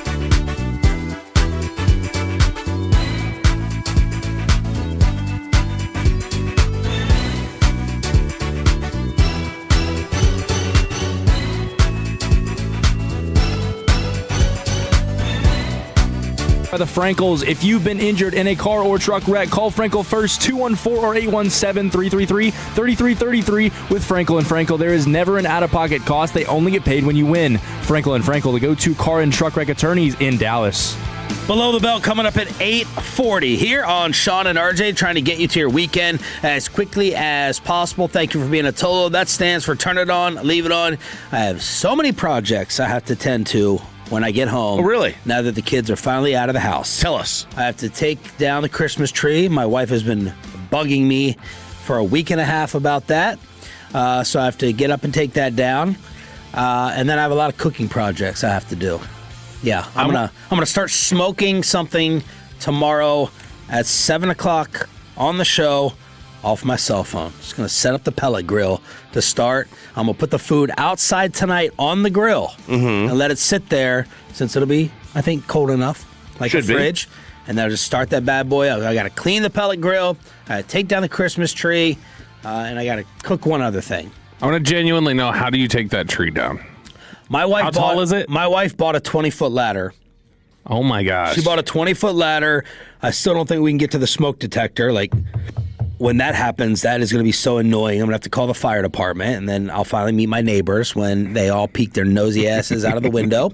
But, yeah, it's a tall climb up there. It is. But then it comes off in pieces. The tree, yeah. And then you got to fold it up, and then I got to take it into the attic and stuff it into this box. How tall is the tree? I think it's like 12 feet. It's 12. 12 feet. That's my mom's is 12. Yeah, those are. She got a fake 12-foot one. Something like that. It's high. It's a big damn tree. And so you put that up and down? No, Insurrection does all that. She does the tree. It takes her 3.5 days to do the Christmas tree. Okay, because You let that woman get on that ladder? I mean, she does. I ain't helping her out. She does what she wants. You go over there every other day. I do, and you know what she gives me at the end of the year? $50 every year as a thank you for helping her with all these. Your tasks. mom or aunt? My aunt, Insurrection. 50? She gives me $50. She goes, here you go. I said, you have. I says, it's like a birthday card. Oh, I know. It's like I'm like, you don't have to give me any money. I'm related to you. You don't. This is what you do. You know, you got to help out the olds. So you don't take it. Oh, I take it. I try to get it back to her. She's like, no. Yeah, I'm terrified. It's like my brother who gets everything, from my dad with the fake. My dad calls me. He's like, I'm getting your brother this watch, this crazy expensive watch for his birthday. And I was like, oh, how'd he sucker you into it? And, whenever my dad goes to visit his other grandkids, my brother just happens to have, the computer open towards some fancy website. And he goes, no, Dad, you've done enough. No. Always ends up on the wrist. Genius. That's a genius move. I can't touch ladders ever since Tolo Don. Have you guys heard his story before? Yeah. Where he face planted off of a ladder while taking lights down one time and temporarily died and eventually was revived and came back to life. But ever since I saw that video that he showed me, he was like, oh, you want to see the Ring doorbell video of it? Which I didn't, but I saw it anyway. That has scared me away from ever stepping on a ladder again. So have you gotten up on this ladder? So yeah. You have. Okay. Yeah. Got to. My wife is challenging my manhood. Does she steady it for you, or you just I did it last time by myself. This time I think it'll be easier. I can hand her the pieces. Yeah. But before it was a challenge because she's just like, oh, I'll just call my dad. Is that the worst? Oh yeah. Is it there's the whole. Normally I'm calling him. I had to call him to help put it up. I didn't really need him. It was easy, but it's easier with him there. Mm-hmm. Plus, I like to take him out for margaritas after. There's a TikTok of that's just the wives who push their husbands to do things by going do you need me to call my dad? Do you want me to have him come over and do this for you? My buddy Jake, the redhead human sweet potato, that's a real point of contention with his wife and her dad. Because he's like me, I have no problem. I call my father and I'm like, my car battery, help me, tent, this, that. I admit, I'm a moron with that stuff. But my boy wants to. It really is a shot. It doesn't hurt my ego. I want someone to do it for me, and I'm willing to go ahead and try to compensate them for it. But this causes issues, man, because her dad is really a great handyman, and if he doesn't finish it, he's not working on it daily, and we skip a day or two. She's like, I'll just call my dad, and whoo.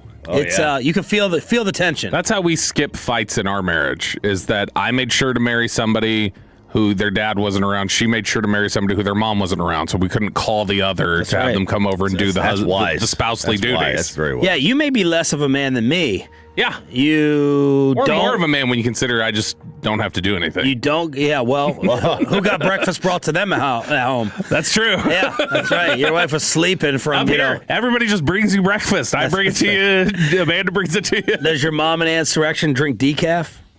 My mom drinks decaf every day. My dad drinks it for his stomach. Otherwise, it regular tears him up. Yeah, so she drinks it at night every single day. But if you use the Keurig McCafe coffee pods, over 80,000 have been recalled because they pose a risk to over 120 million Americans with a common health issue known as heart problems, diabetes, and osteoporosis. And why do they cause a risk, or pose a risk, I should say? Because they have been, 80,000 of them have been mislabeled as decaf when they do, in fact, contain caffeine. And they are the regular ones. And I can only imagine sitting there thinking that you're having a decaf cup of coffee at 7 p.m., and it's a regular. I wonder how much is mental versus being able to definitely tell. I think quite a bit's mental. I know I'm drinking. I drink coffee at night. I know I'm drinking fully caffeinated coffee, and I'm still asleep in 90 minutes. How much? Because you guys both drink a lot of coffee. Yeah, I think you probably drink a little bit more than Choppy does. No, Choppy drinks more. Then you're filling it up more frequently than I realized. Well, I'm not. I don't fill mine up when it's empty.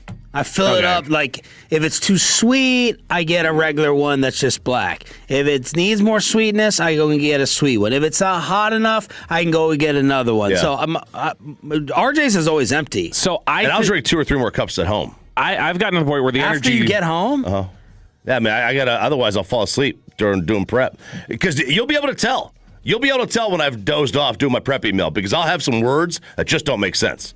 So I do that, yeah. That's every day. Oh, that's when you speak. No, so I found that I think I was talking about this yesterday with Aiden. The energy drinks, I think, are now completely placebo for me.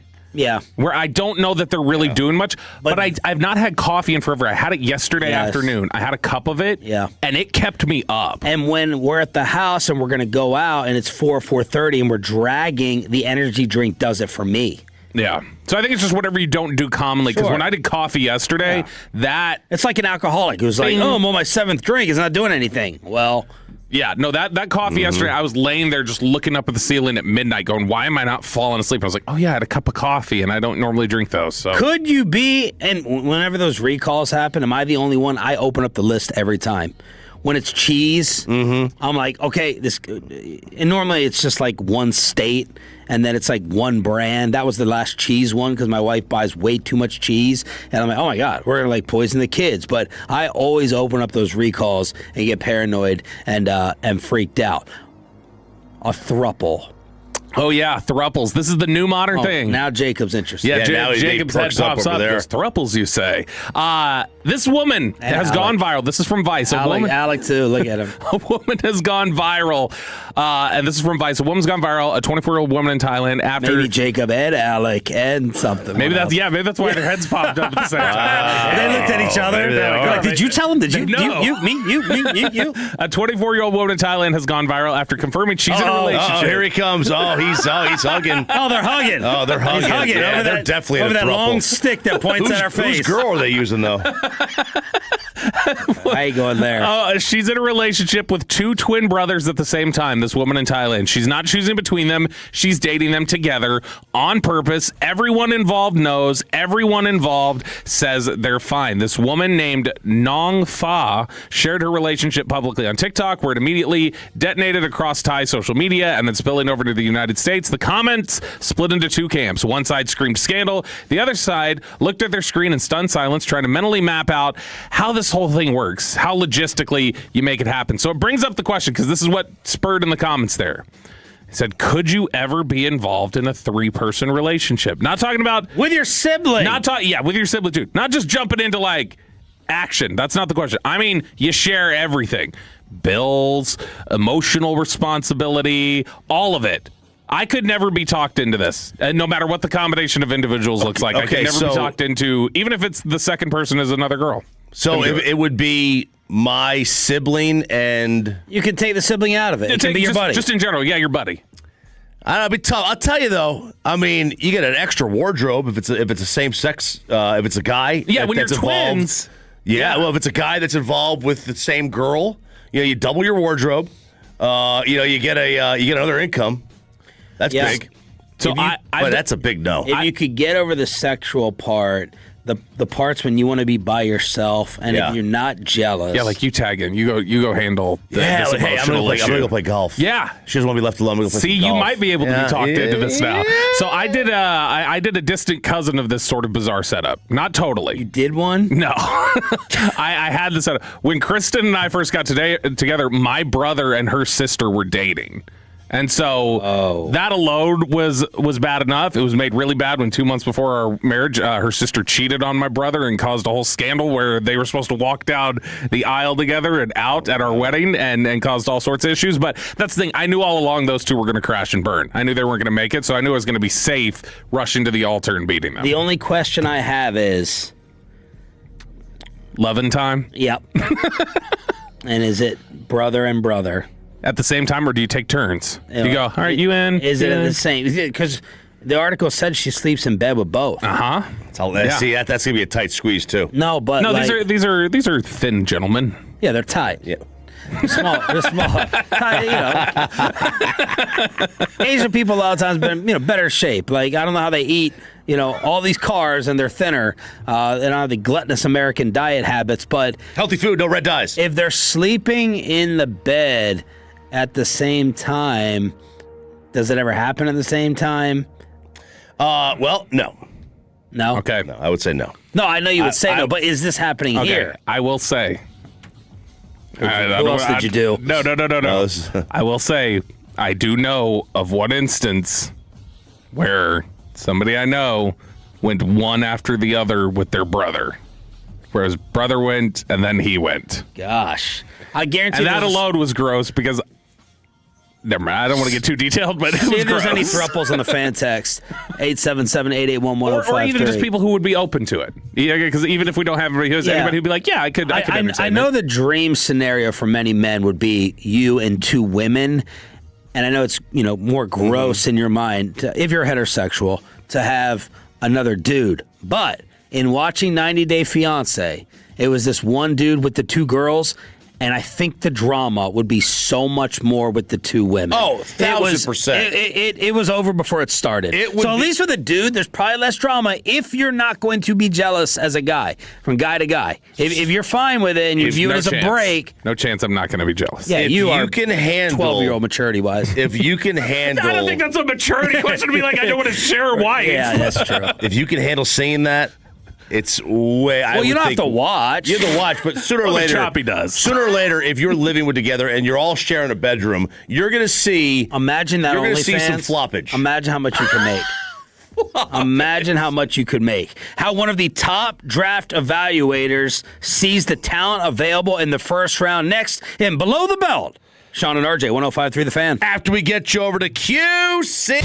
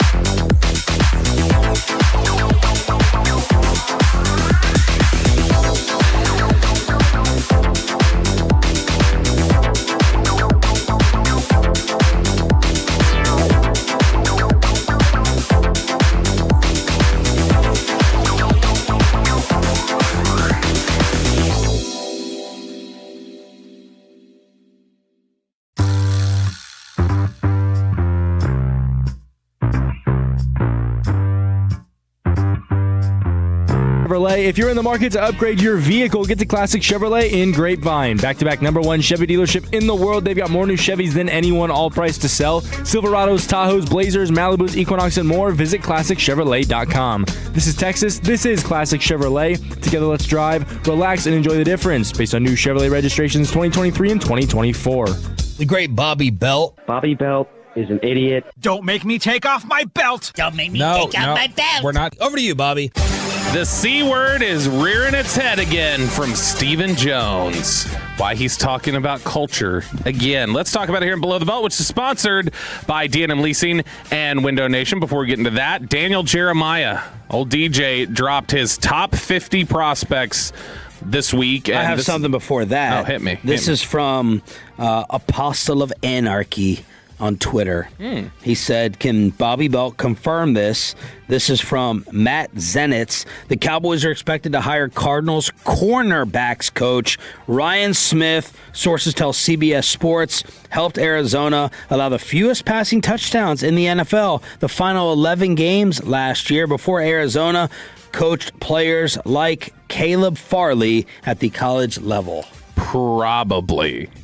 He's going through the interview process, but this is a name we brought up last week because just there's been a bunch of buzz that if Christian Parker came here, he would be part of his staff because he and Ryan Smith are really close. They've known each other for several years. They've done coaching clinics together, but they're close friends. And he's somebody who Ryan Smith was thought of as a good up and coming coach. And obviously with Jonathan Gannon out in Arizona and the changeovers that they're dealing with there with the Cardinals, then it was going to open up an opportunity for Ryan Smith to get another job. And so it makes a ton of sense that he would end up here if you're just looking for common coaching connections. Same reason why Marcus Dixon gets an interview.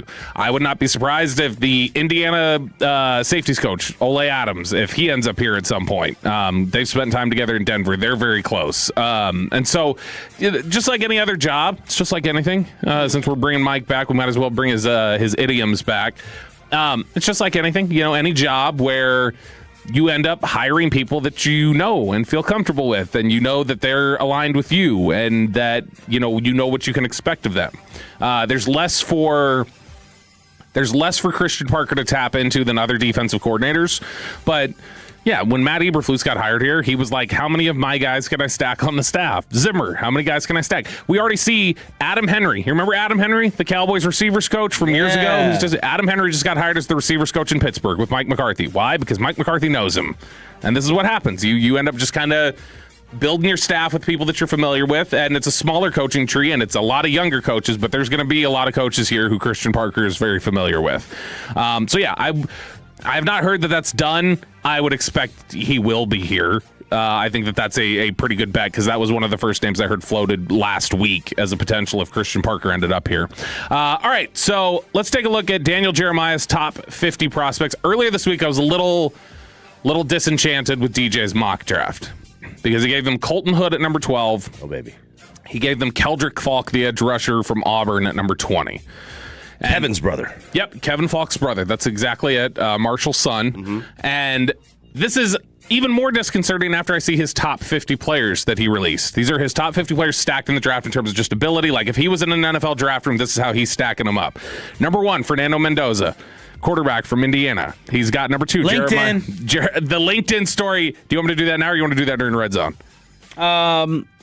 How long do you think they were? It's very quick. It's just a quick mention. So Fernando Mendoza has a new sponsorship deal with LinkedIn, and it's for all the best reasons.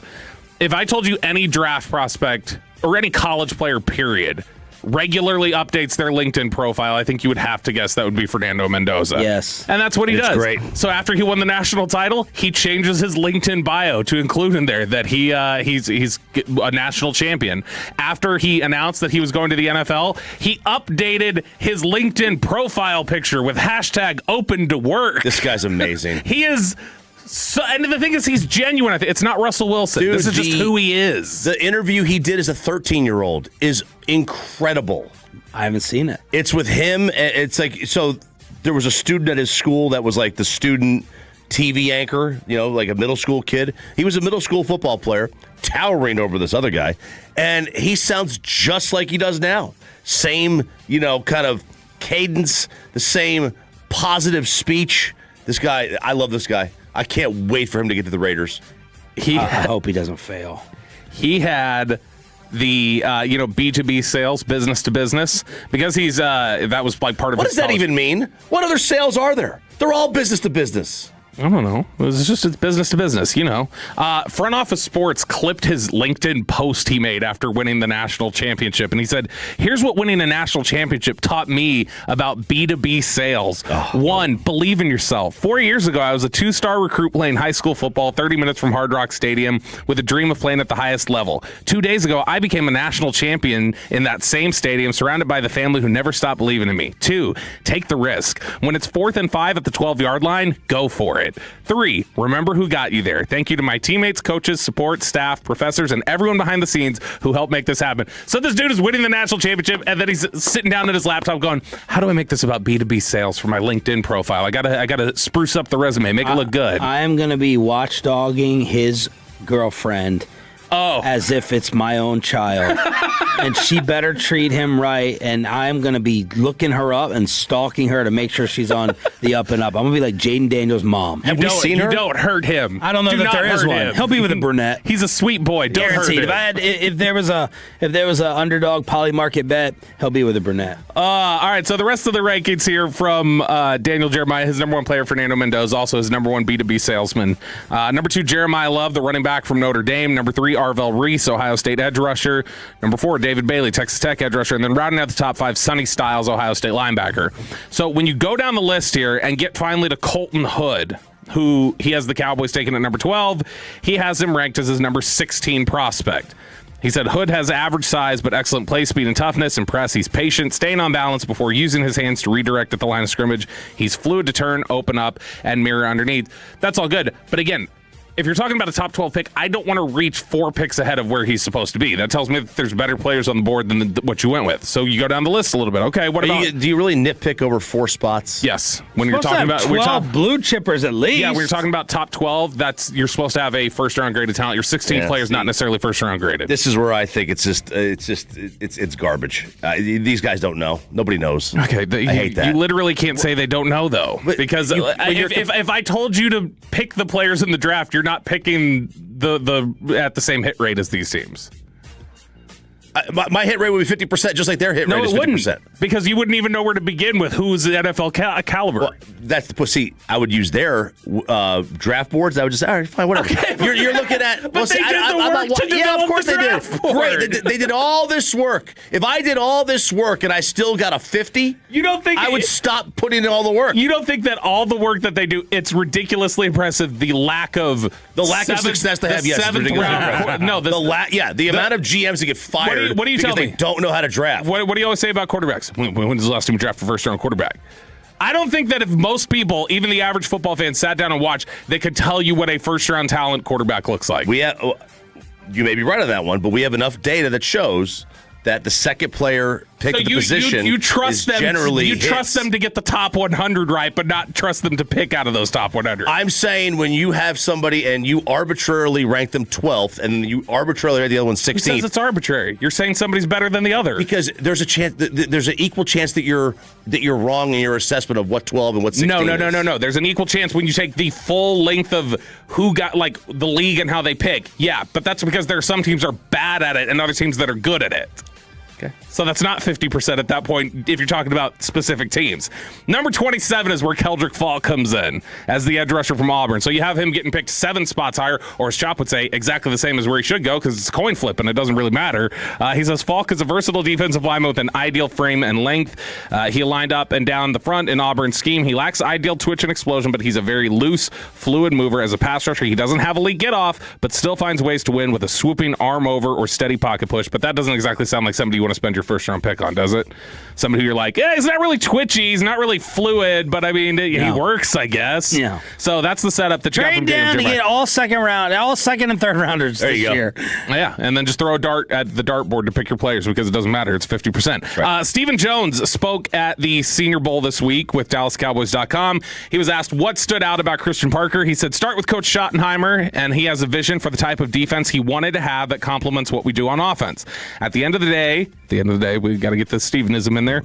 It was Christian's vision, not only for the type of defense he wants to play in terms of the personality it's going to have and the type of culture he wants to create over on that side of the ball, but also the wrinkles that he could bring that really would fit the pieces that we have in place. DallasCowboys.com writes that the next step for Parker and the Cowboys is filling out the rest of his defensive staff. They've already interviewed several candidates virtually and will begin in-person interviews this week. The latest on George Pickens' future, he says, we won't get into any details right now. Certainly want George to be back here in Dallas, and we'll certainly go from there. And then Nick Sorensen, as you had mentioned yesterday, returning as the special teams coordinator, and that they've begun discussions with Javonte Williams, who seems to be a bigger priority for them right now in terms of actively what they think they can get done immediately than George Pickens. Got a couple, two more clips of Christian Parker from the Eagles pod at the Super Bowl. Do you want the way he motivates or the way he gets depth to step up? Ooh, motivates. Let's get to how he did it with Darius Slay. Yeah, I mean, the backstory behind it was just, Slay's 34 years old, and, when you get older guys, sometimes they tail off at the end of the year. Obviously, he's at near the end of his career, and so just really just challenging him in a nonverbal way. I say it all the time to him. He responds to that. He works tirelessly anyway, so it's kind of just to poke at him a little bit, but just to give him a visual reminder of, how much do we have. Same thing with the safeties. I put, microscopes in their office, in their lockers early in the year about, seeing a little and seeing a lot, making sure our vision is correct. Or it might be earplugs for a guy to drown out the noise or whatever. There are a couple of things I won't share here, but there's different ways you try to motivate guys, whether it's in person, individually, in front of the whole group, to challenge them in front of their teammates so they know that they're responsible for something to happen or something in their locker or a video you sent, whatever, but you're always trying to find creative ways to kind of keep those wheels spinning. For Darius Slay, it was the gas can. And how much fuel do you have left? All coaches do this. What? Yeah, I'm going to need a different defensive coordinator. You rolling your eyes? Dude, the earplugs, get it? You're blocking out the noise. Yeah. I put these earplugs in here so you know to block. I get it. All coaches do it. That more says I don't want that player. If earplugs motivates you, I don't want that player on defense. I want the guy who just plays good football at that point. There's a lot of players who get motivated by noise. I know. It's just so corny. It's so corny. I can't. It's cringy. This is why I could never, though. This is why I could never coach, because it does require you to be a little cringy, and I couldn't stand doing it. It would make me too uncomfortable. Athletes, they do react to this stuff because it's like they have to deal in the absolute process of things. Speaking of cringy, you guys at 9 o'clock tomorrow have already been nominated for Worst Take. Hell yeah. I have been thrown into the crossfire of your bad NBA takes.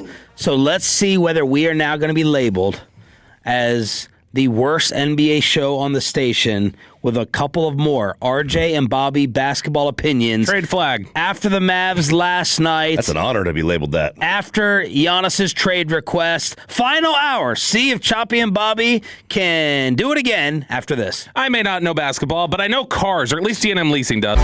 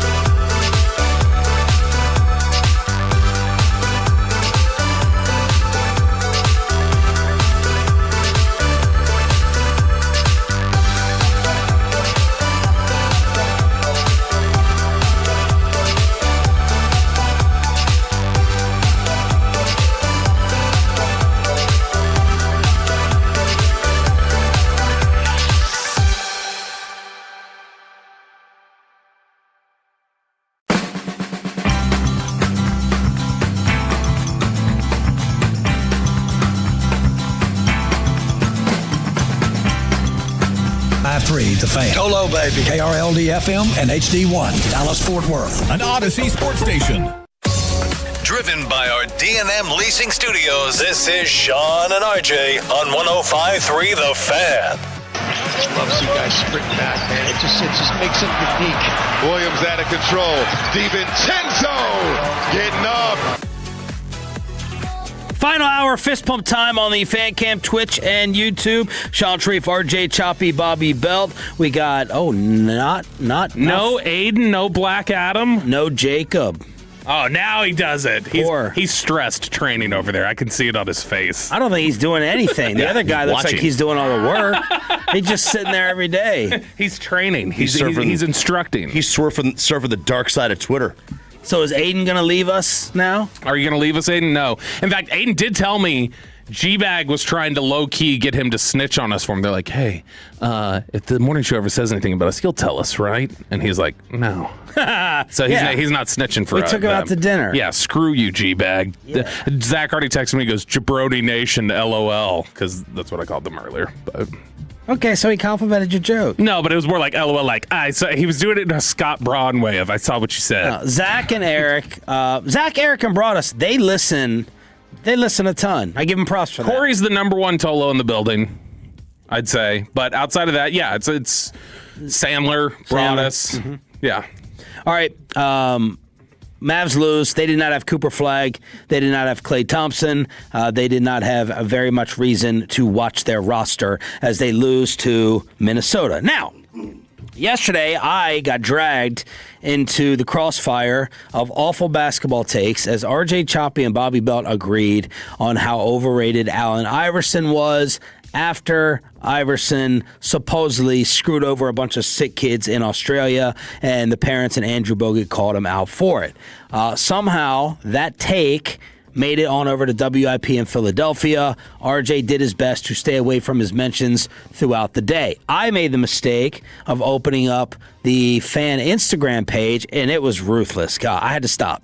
I didn't comment back, but I get dragged into it, and now we are going to be known by Corey. I guarantee he drops it multiple times, and by Broadus probably, or Eric, I guess is their basketball watcher, as the worst basketball show on the station, and that's going to hurt me. Because Choppy likes baseball more than basketball. I like basketball more than baseball.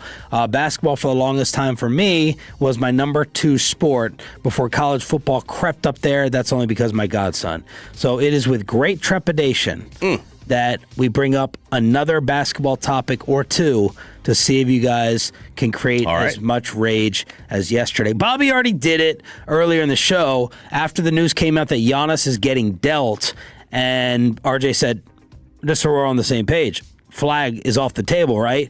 And Choppy and I instantly were like, yeah, Cooper's off the table. Absolutely. And then Bobby hesitated. I want to leave everything on the table. You breathed like you have a deviated septum, and you don't have a deviated septum. It was a pause. It was a good pause. I want to leave everything on the table. By the way, I did get a great joke yesterday from somebody after we talked about Iverson. You want to hear what an Allen Iverson crossover sounds like?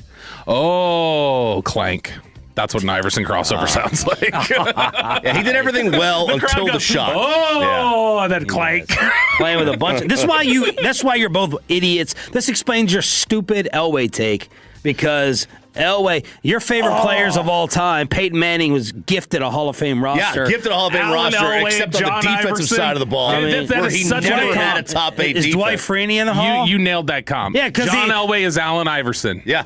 Allen Iverson is John Elway. See, I don't want to say no because neither had any help. Yeah, Iverson did have skill. At least Iverson was undersized. Yeah, Iverson was scrappy. Iverson had some ability. John, I mean, he had everything. He was born with a silver spoon in his mouth. Have you seen the way he walks? First off, a spoon could not fit between those teeth, and the way he walks, he's got like a horse gallop in there. But Elway didn't have anything till the end, and Iverson never had anything. John Elway had he was Nathan Peterman with a Stanford ego. He's closer in career adjusted net yards per attempt to Shedeur Sanders than he is to Patrick Mahomes. And hey, Shedeur Sanders is a Pro Bowler. Sean would tell us Shedeur Sanders is the best quarterback of his generation, I guess.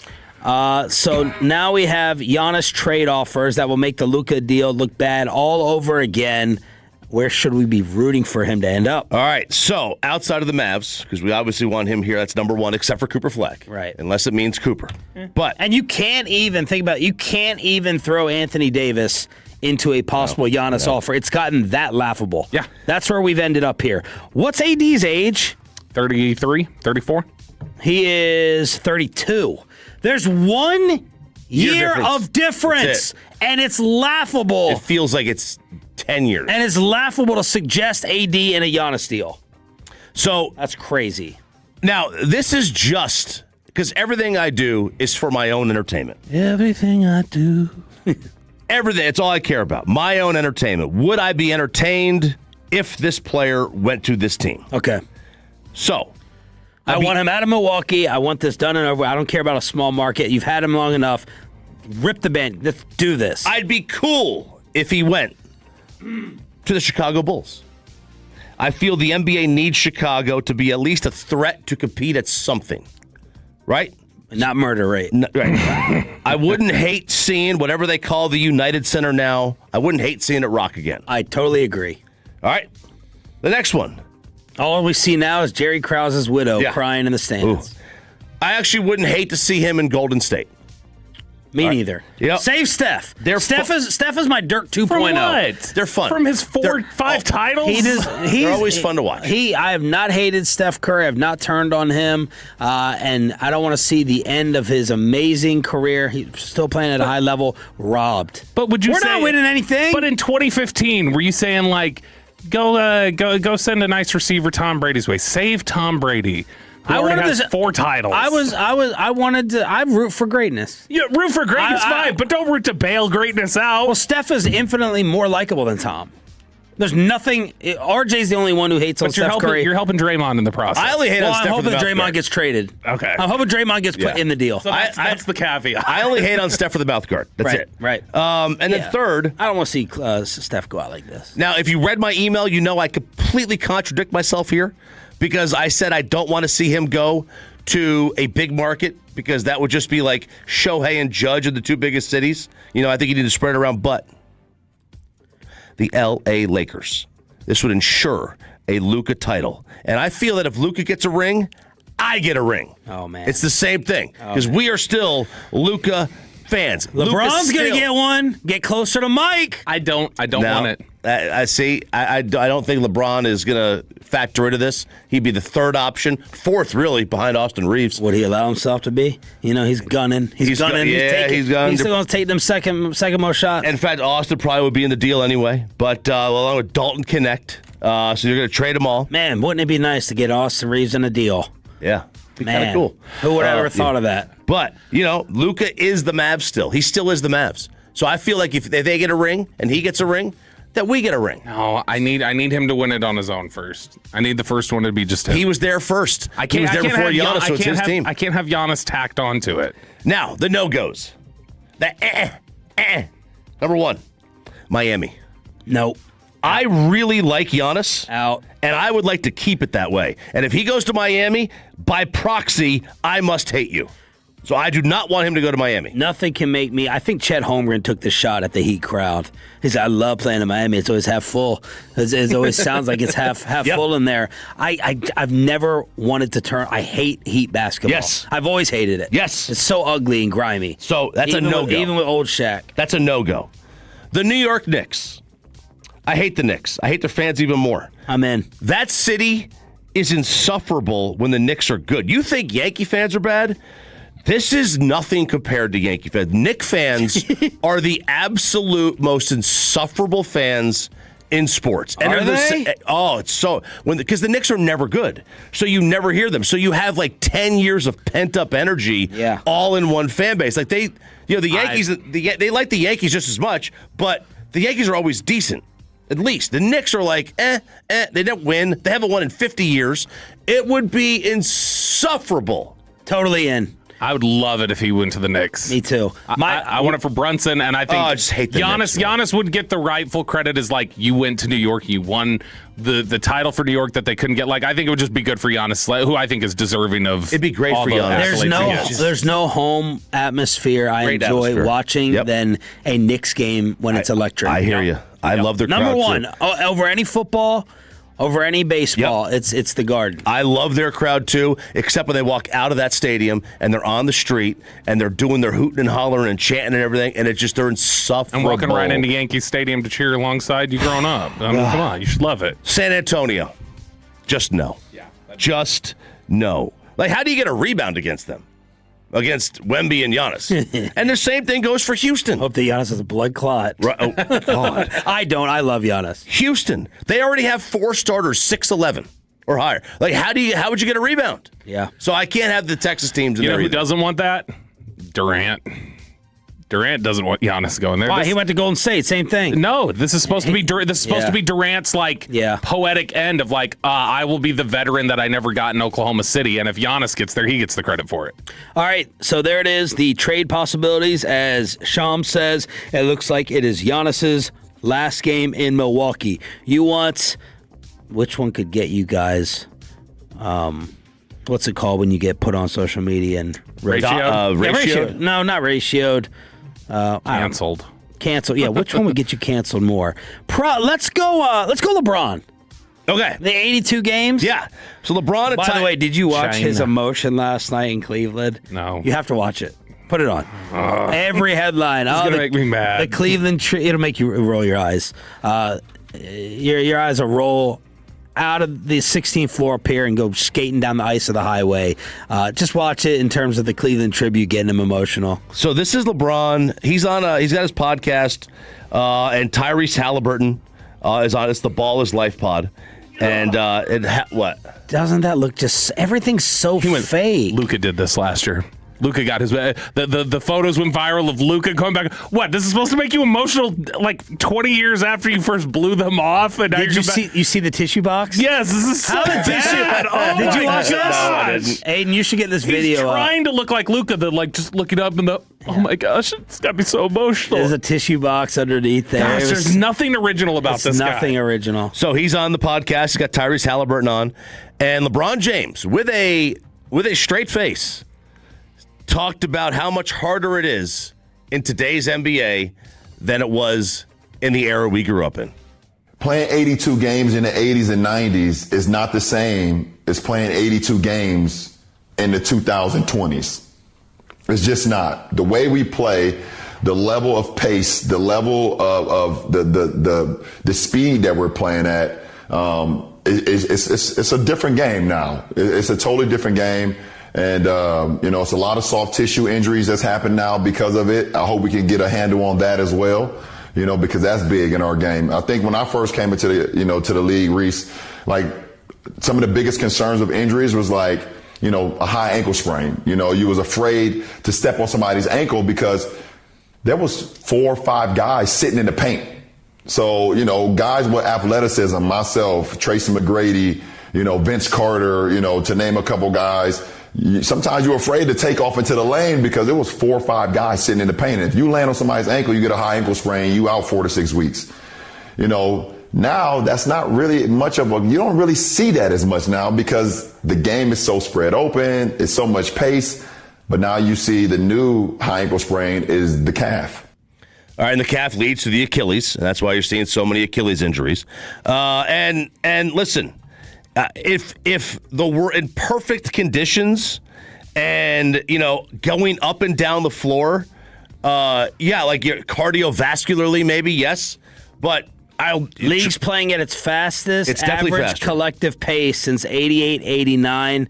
Players have combined to travel 34 miles per game this year at an average speed of 4.4 miles per hour, longest average distance, and fastest average speed since 2013. Yeah, so they're taking more shot attempts, more possessions per game. Everything is faster.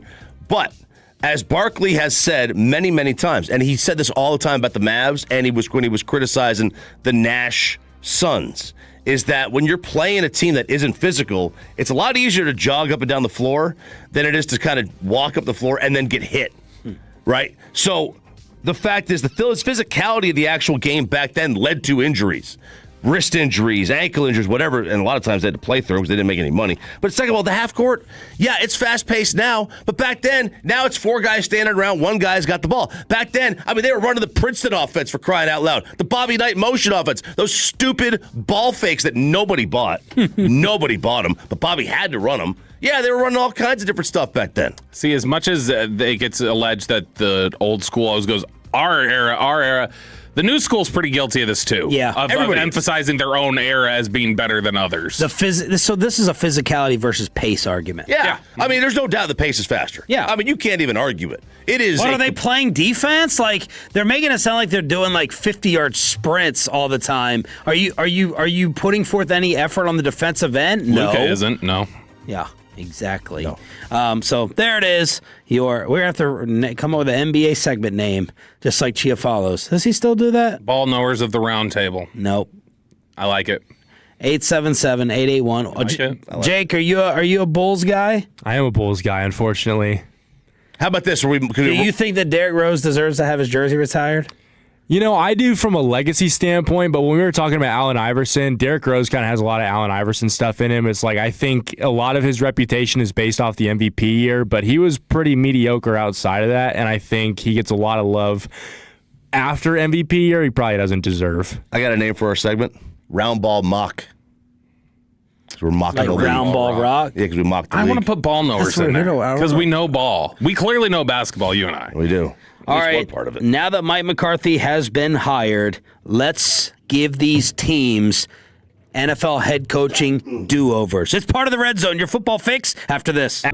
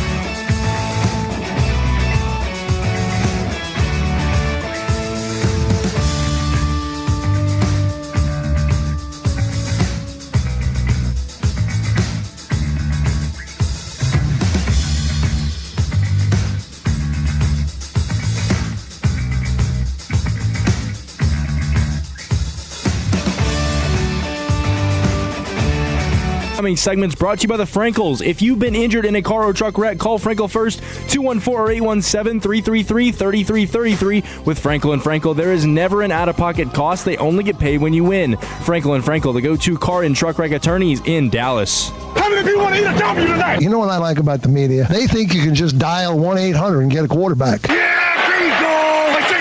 This is the Red Zone, your football fix here on Sean and RJ, along with Cowboys insider Bobby Belt on 105.3 The Fan. You know, I was trying to find that clip. I have that clip of Parcells saying that. I think because it cuts off, I can't find the original. That may have been. Did you ever ask a question in the press conferences with Bill? Yeah. That may have been a choppy question that led to that quote. Because I found it it's broken up. You can't really hear it, but there's something identifying about that it's from ESPN Radio.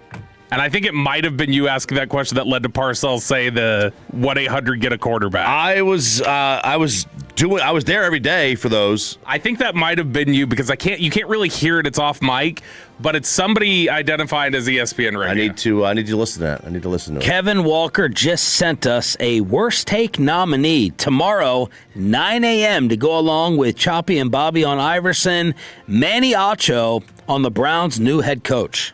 Because any expectation for Shedeur Sanders under Todd Monken, I believe, will lead to disappointment. There is nothing about Todd Monken as a head coach that should get you excited. As an offensive coordinator, you could say Lamar Jackson had an MVP season under Todd Monken. As an offensive coordinator, Lamar Jackson had 41 touchdowns and 4 interceptions under Todd Monken. As an offensive coordinator, you can make arguments under Todd Monken. Stetson Bennett won 2 national championships at Georgia under Todd Monken. But as a head coach... Hang on, stop. Is this the worst take the way he pronounces Monken? Yeah, it's like Munkin Donut. That's what they said on First Take yesterday, too. They said the same way. It's not Munkin. Boy, he's given a hell of a resume for Todd. He's really running through the national championship quickly. All these MVPs and national titles. I mean, this guy sounds like he knows what he's doing. Let's pick it up from where we cut it off, Jake. No. Nothing about Todd Monken as a head man gets me excited. I need to see who the offensive coordinator is going to be. That's what I need to see. But what I don't yet see, T, is how is Todd Monken going to command that locker room, command that group of men? And also, if I'm Shedeur or anybody in that locker room, why am I listening to Todd Monken? What have you won on an NFL level as a head coach? You're not even a head coach on an NFL level. So I don't even have expectation for Shedeur under Todd Monken because I believe any expectations I would have, he would not meet. Because why am I excited about it, T? Why? That could be how you pronounce the name. I don't want to hear him say Monken 80 times just say him or he after some point. Just identify, although Acho probably doesn't want to identify by pronouns. It's probably a little presumptuous for Acho and the way that he is, but that is a pretty terrible take. What does it matter what he has won at the NFL level? What has Shedeur won at any level? My God. I mean, he won a high school state championship, right? Or something. Came close. He didn't win anything at the college level. When he won the Alamo Bowl? He didn't win anything at the college level. He had his jersey retired 1 year after hitting the NFL. It doesn't matter. He's the new head coach. Yeah, that's why you listen to him. Because he's your boss. Kind of works that way. He's been in the NFL for a while. You may not be excited or inspired by it, but man, thank God he's not on national TV anymore. Todd Monken has won 2 CFP national championships. Todd Monken was the CUSA head coach of the year in 2015. Todd Monken has many accolades that Shedeur Sanders does not. So if Kirby Smart became an NFL head coach, would he say, what has he won at the NFL level?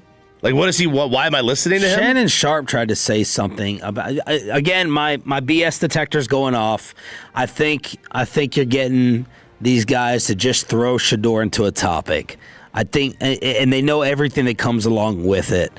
It's easy bait. That's why I kind of felt bad for Shedeur the other day that he was going to get trashed over the Pro Bowl selection.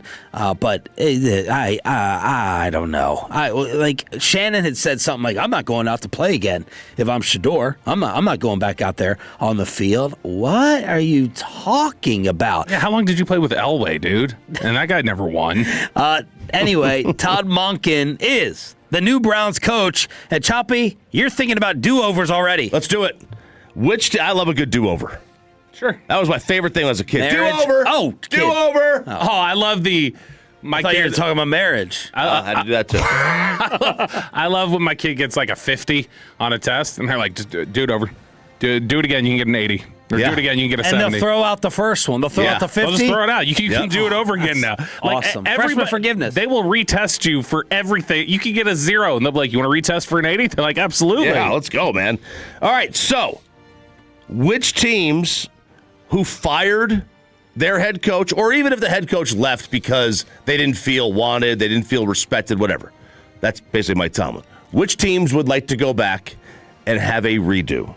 And we'll start with Bobby's favorite, Pittsburgh Steelers, Mike McCarthy. Got to do it over. Tomlin, now he left on his own, but Pitt, they could have said, no, don't go. We're going to give you an extension. We're gonna really show some faith. But in Tomlin's speech to them, it sounded like he was like, I can't take y'all any further. I'm getting the feeling he felt like he was done. Because Jay Glazer and Rondé Barber have reported Mike's not going to coach again. So I think he was kind of feeling like he had... Ever? He's done. I cannot... That's from Glazer. I cannot get past the description still from The Athletic in that locker room of T.J. Watt. Eyes filled with tears, repeatedly saying, no. They connected. They just... You'd be turning that into an expressway if that was Schottenheimer and his culture. Yeah. You'd be melting down like the snow outside. Yes. I know one thing. Schottenheimer wouldn't have punished a guy for standing for the anthem like Mike Tomlin did. Oh, he just punished someone for having a cocktail in Vegas. I'm joking around. Now, look, I thought about this a lot yesterday. Way longer than I should have. The reason I'm going to go to McCarthy over Tomlin is just with the hope that Mike picks and finds a better quarterback.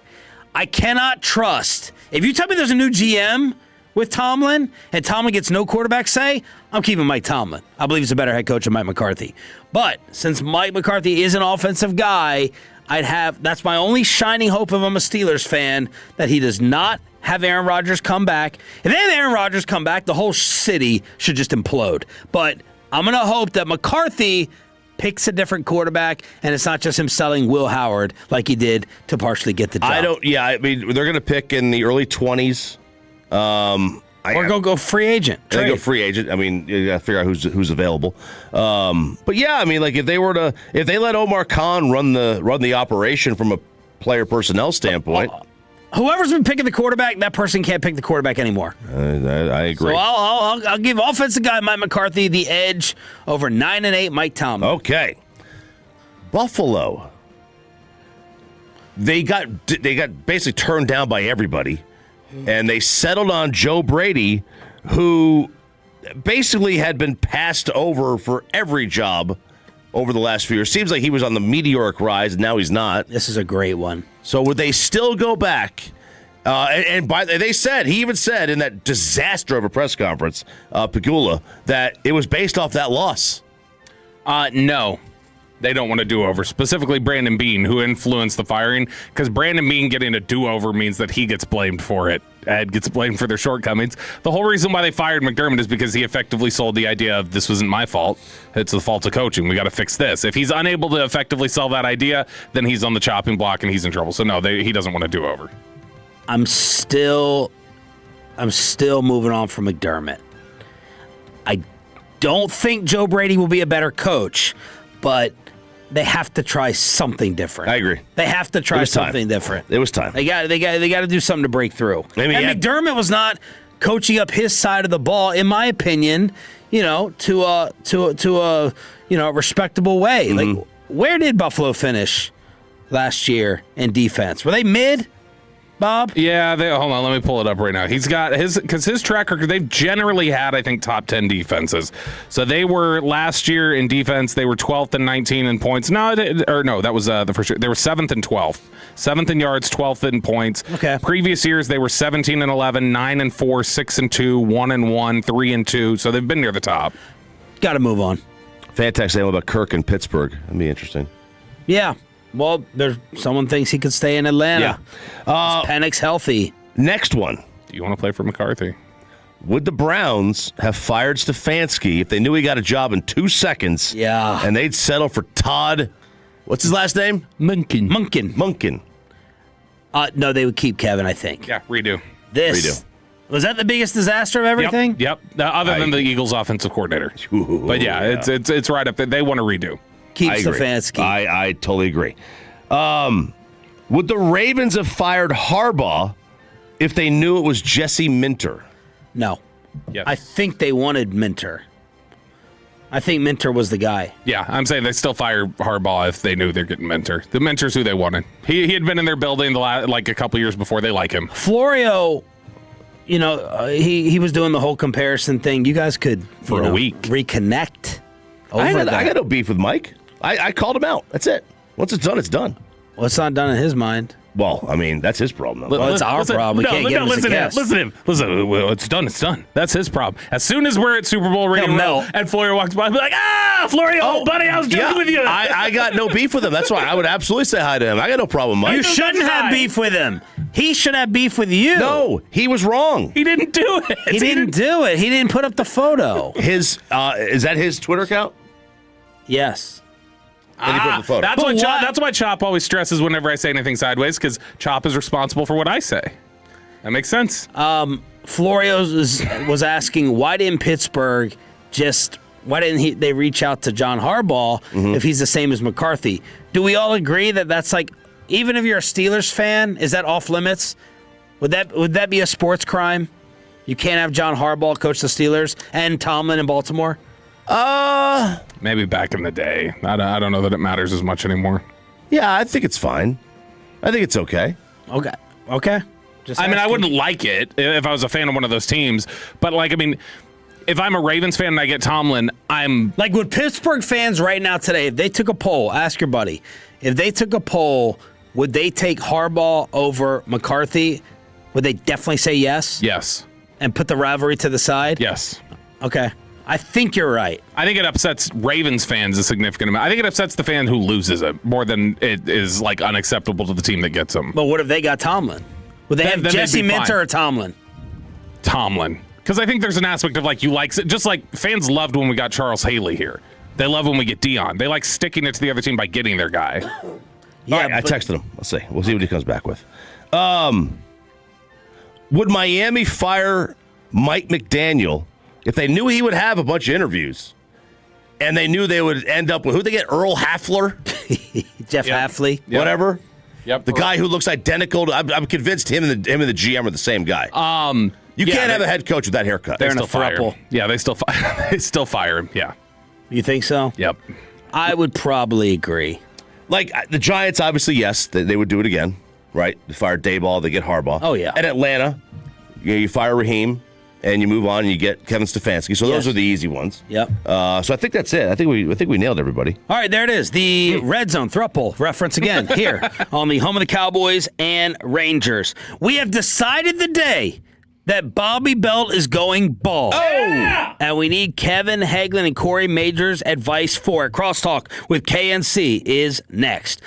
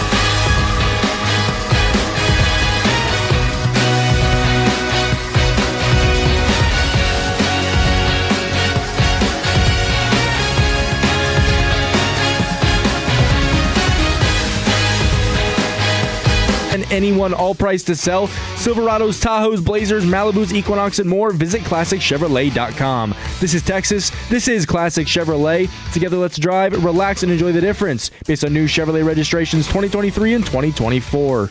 Let's crosstalk with the KNC Masterpiece here on Sean and RJ 105.3 The Fan. Are your kids back in school? Nope.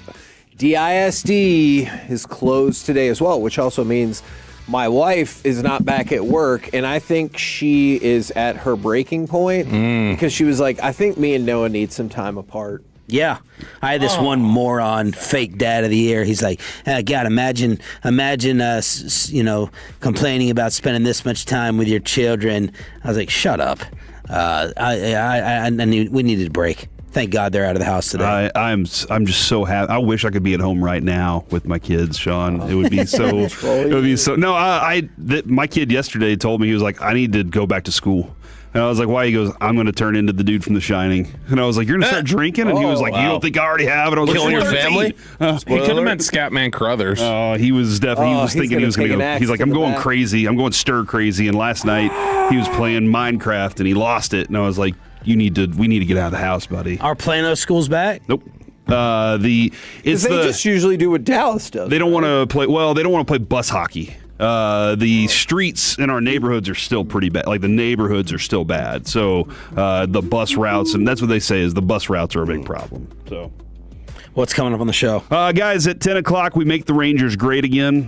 We do that immediately out of the show. At 11 o'clock, Zach Wolchuk will not talk about him, so we will. Jacob Rodriguez and the potential of drafting this player. Wolchuk I don't even know if Wolchuk knows who he is, quite honestly. He's cowardly about it. Yeah. I guess we should book him, and then he would know. Yeah. He got mad. By the way, he is listening this morning because he texted. He got mad about the Scott Braun comparison. He didn't like that. I didn't even hear it. Scooter?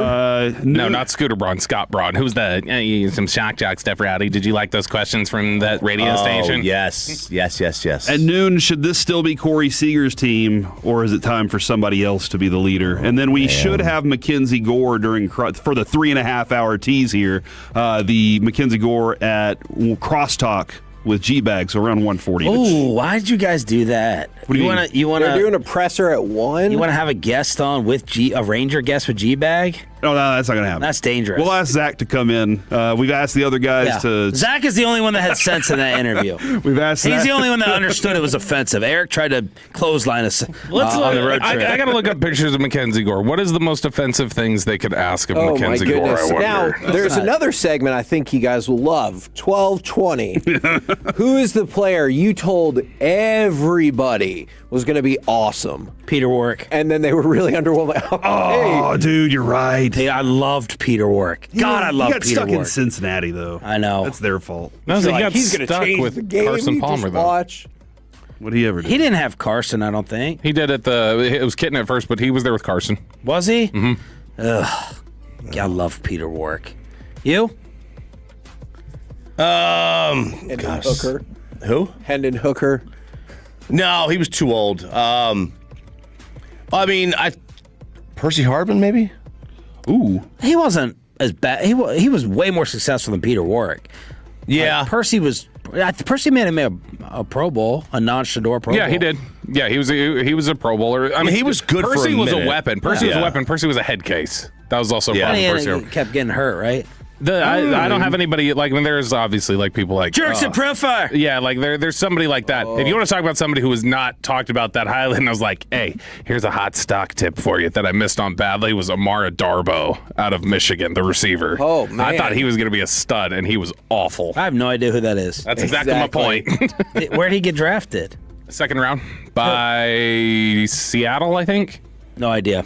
About a decade ago. We have decided, and we need your advice on Bobby Belt going bald.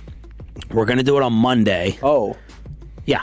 God made him bald, though. He didn't make himself go bald, so I don't know. Does he know the maintenance? God made you bald, too. Yeah, but not like we're talking about, fine, fair. We're talking about how to do it the right way, though. He may not know. So we're going to do it in studio on Monday before we go to the Super Bowl. Okay. Choppy has clippers, but I didn't know if this, like, can't be a one.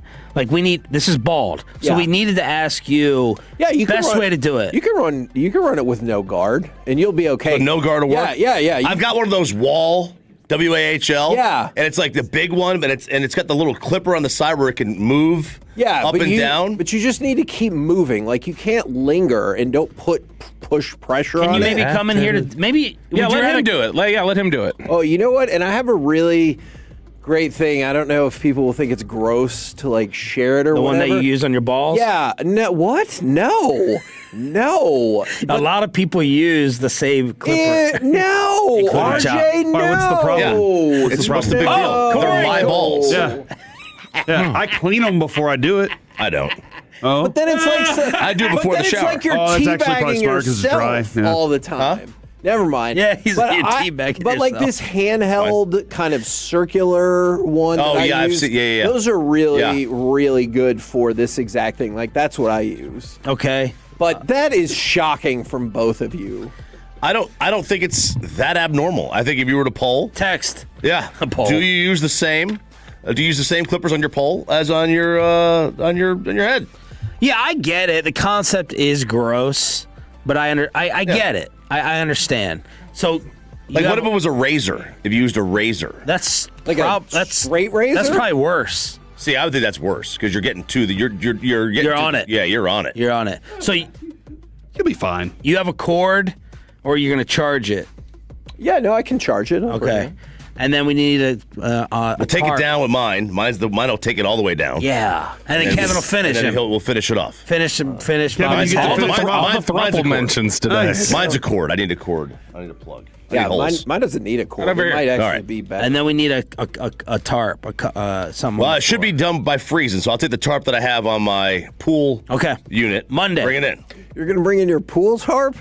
No, Okay. the tarp that I use to cover the. Mine worked well. The filter. equipment. Yeah. Oh, okay. The filter. Okay. Worked well. And this was Troubled asset relief. This was protection. agreed upon by everybody. You're good with this? Sure. Well, we wanted to do it at the Super Bowl. I know. Bobby brought up a good point that getting the Clippers through security could be a problem.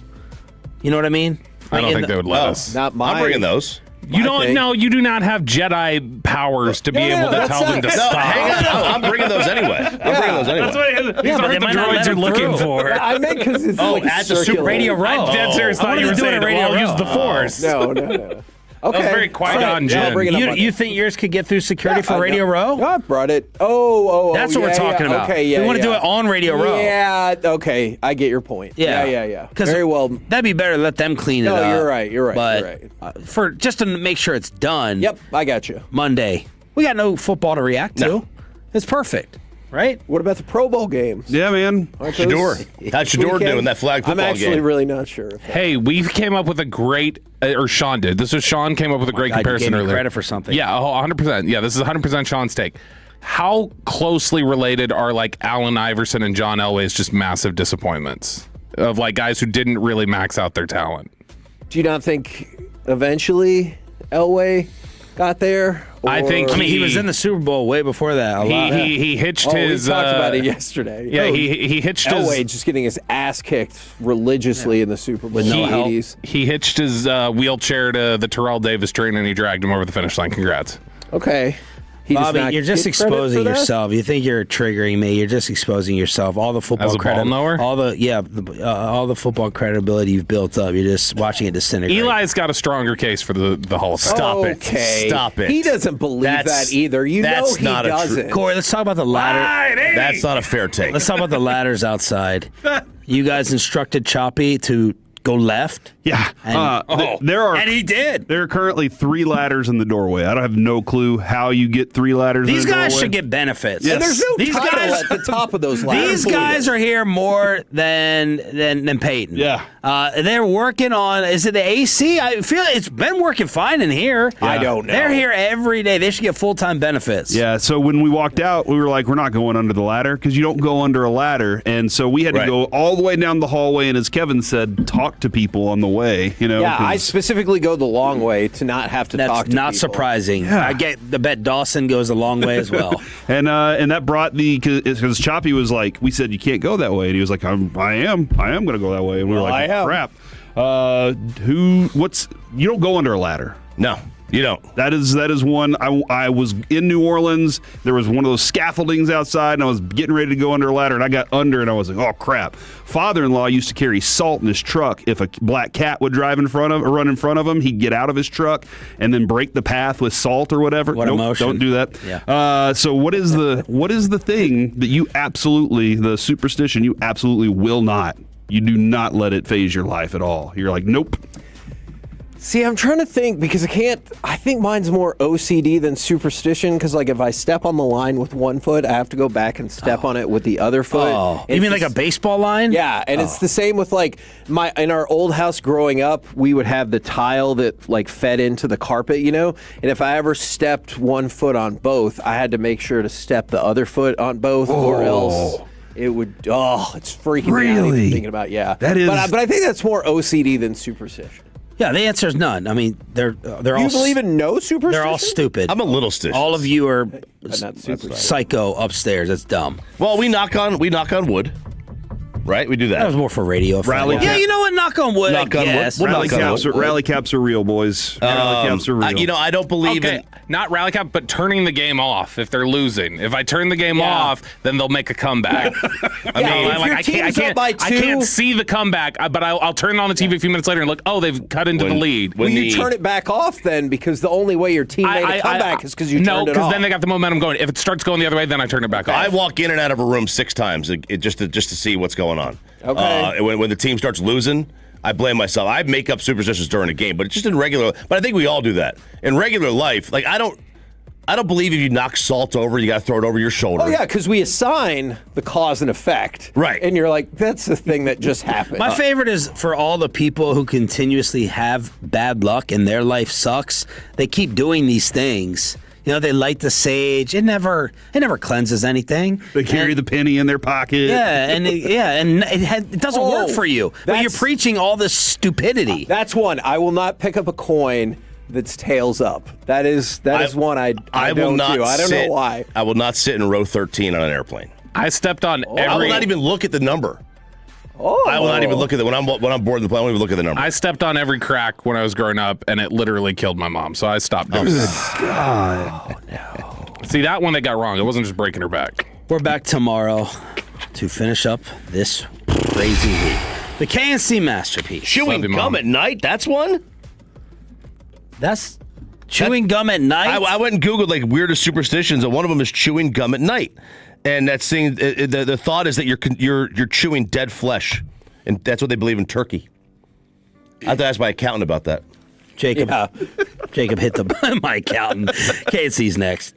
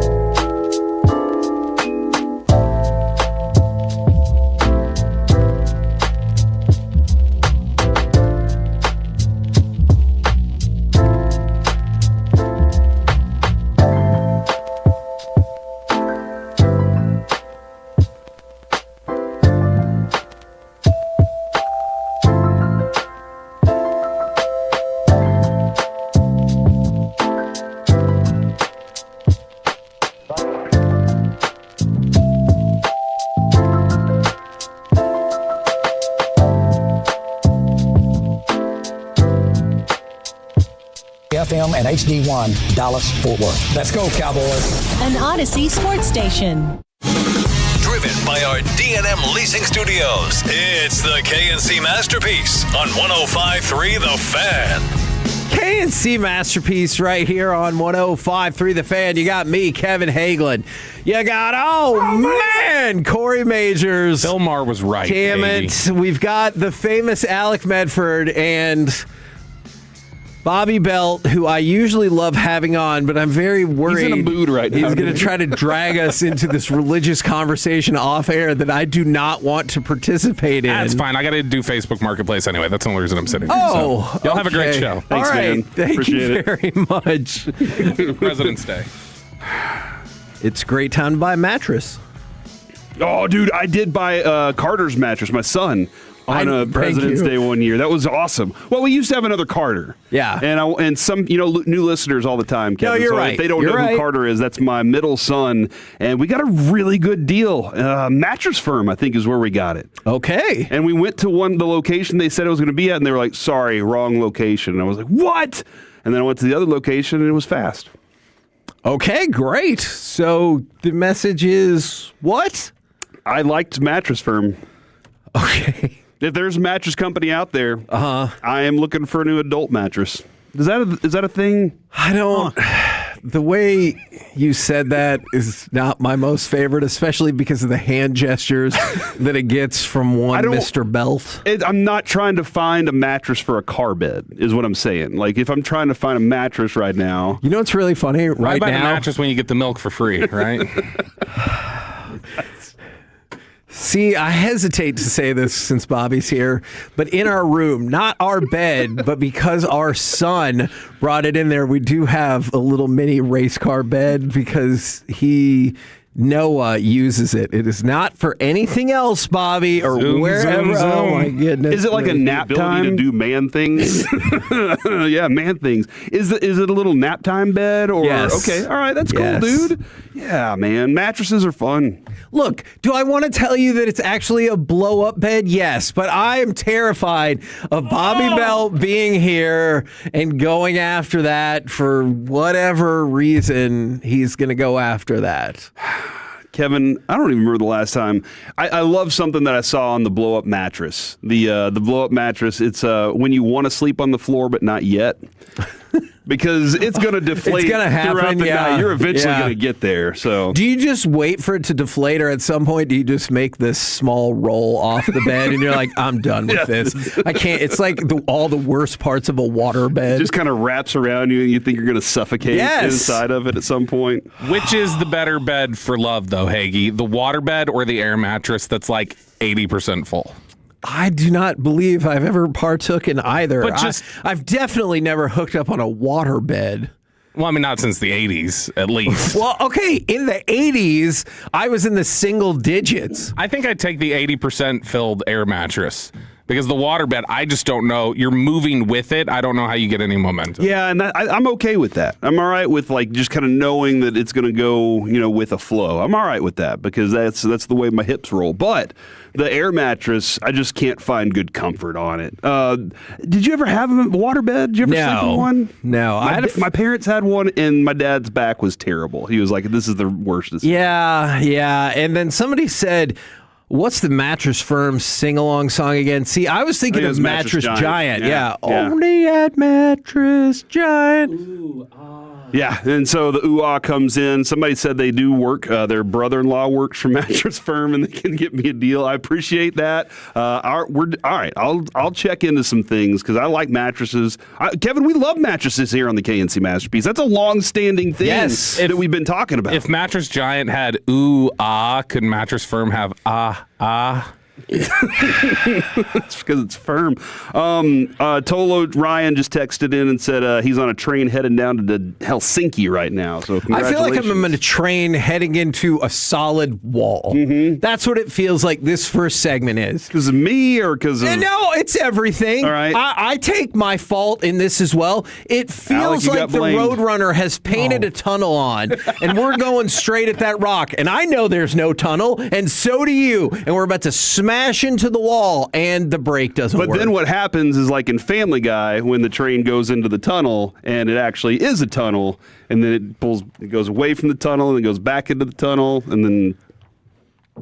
Are you changing what you're saying because there's somebody else in here? Nope. Honestly, I thought that was another person from the station coming in to jump into this catastrophe of a first segment. Off, guys. Yeah. Turn the microphones off. Y'all are done. At this point, just bring in CA and Jacob. They're right there. Let's just really run this thing into the ground. All right. Okay. Thanks, Bobby. Have a good one, man. Goodness gracious. There goes Bobby Belt. Yeah, he'll be back, though. Dude, can you imagine what next week's going to be like? Radio Row, how much fun it's going to be when there's CA right there. All the shows are just hanging out and having a good time, and we just hop on each other's show anytime we want. Hey, I had a question for you. I think we could probably flip the first two segments then right now. Chris, I don't actually have a question. You said bring CA in here. I guess you missed the inflection. Hey, Chris, how's it going? Chris, we've started this show off tremendously poorly. Do you? Is that why Bobby's still here? Yeah. Do you have any suggestions for spinning out of just a spiral of awfulness when it comes to radio? Because we've really started on the wrong foot. See ya, Bobby. Bobby's giving Peggy a big hug. Now he's working in the room. He's going over to Corey. Big hug. There, Bobby. Thanks, man. Appreciate the start to the show. Bobby, it's been nice seeing your hair. It'll be back. It'll be back one day soon. It'll be gone eventually. All right. Well, how do you get out of it? You say? Yeah, I know what to do. Let me ask you a question because we might have him on the show tomorrow. We couldn't make it work today. How excited are you for the Mark Aguirre bobblehead night and then him getting his jersey retired? Feels like something that is long overdue. Oh, it's long overdue, and it's going to be special tonight at the American Airlines Center. I kid you not. They've been plotting this thing up a long time. Mark was thrilled when he first heard about it. He was in tears. Yes. Literally in tears. We talked to him. He got emotional about it. That's my guy. I've been knowing Mark forever. Since he first got here, he was a very confusing guy that fans were like, I don't know about this guy. Because he wasn't just like rah-rah kind of guy. He was just very quiet. And then when he gave answers. And so it's like, they don't understand him. But he's a really good guy. Mm-hmm. And so here he is. He's getting his just due.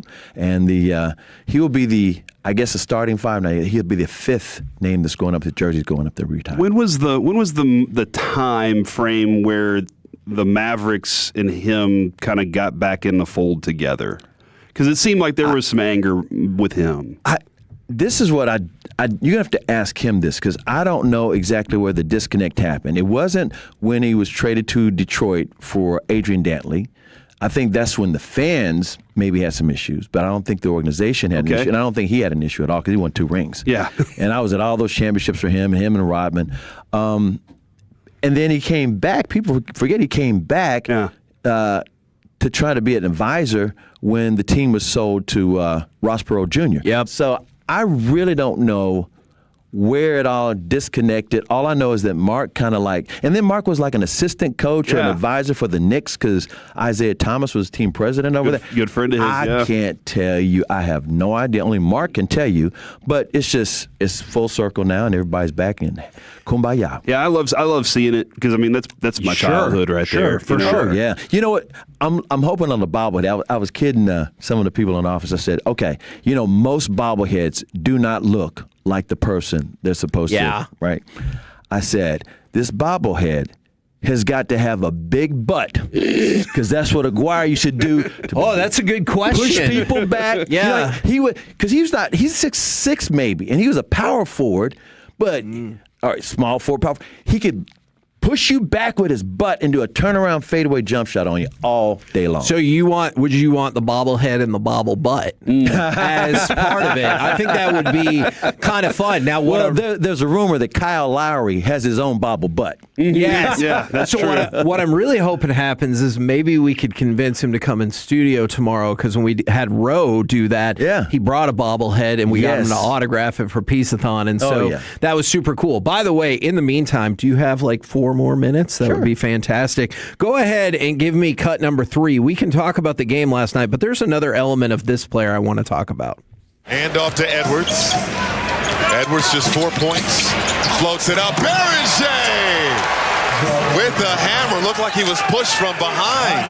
Now, we can talk about the game itself. No Clay, no Cooper. Lose to the Timberwolves 118-105. But another interesting thing that came up about the Timberwolves last night. Giannis, look, I'm sure most teams want Giannis. Like, why would you not? But the word going around that he would be amenable to playing on the same team with Anthony Edwards. Are there any other teams, because we've talked about the Rockets, we've talked about the Spurs, are there any teams out there that intrigue you in terms of making a Giannis move? I know the Knicks are sitting there as a possibility as well. Are there any teams that you're like, watch out for maybe him joining up with that team? It's so speculative because you just don't know. And this is what a lot of people don't. I mean, fans love throwing the trade machine. For sure. With a superstar, it usually has to take another team involved for all the moving parts. So sometimes what you'd think would be the perfect fit does not happen. And with that being said, I was going to the NFL when the salary cap was about to go big because they signed that $17 billion deal with the streaming services, and people just could not understand the cap was going to go up every year. And they were, well, the cap, because, team building is a sport, and you want to say, can I fit under the cap? In the NBA, the contracts are massive. Yeah. They got these aprons, and sometimes the superstar player wants an extension. Yes. So even though he might want to go a certain team, it might be the perfect fit, but the agent's saying, you know what, he's got to get that extension. And so that crushes the deal. So, I mean, you couldn't tell me last year at this time Jimmy Butler was not going to wind up in Phoenix where he wanted to go. For sure. And so and who thought he would have wound up with Golden State? Yeah.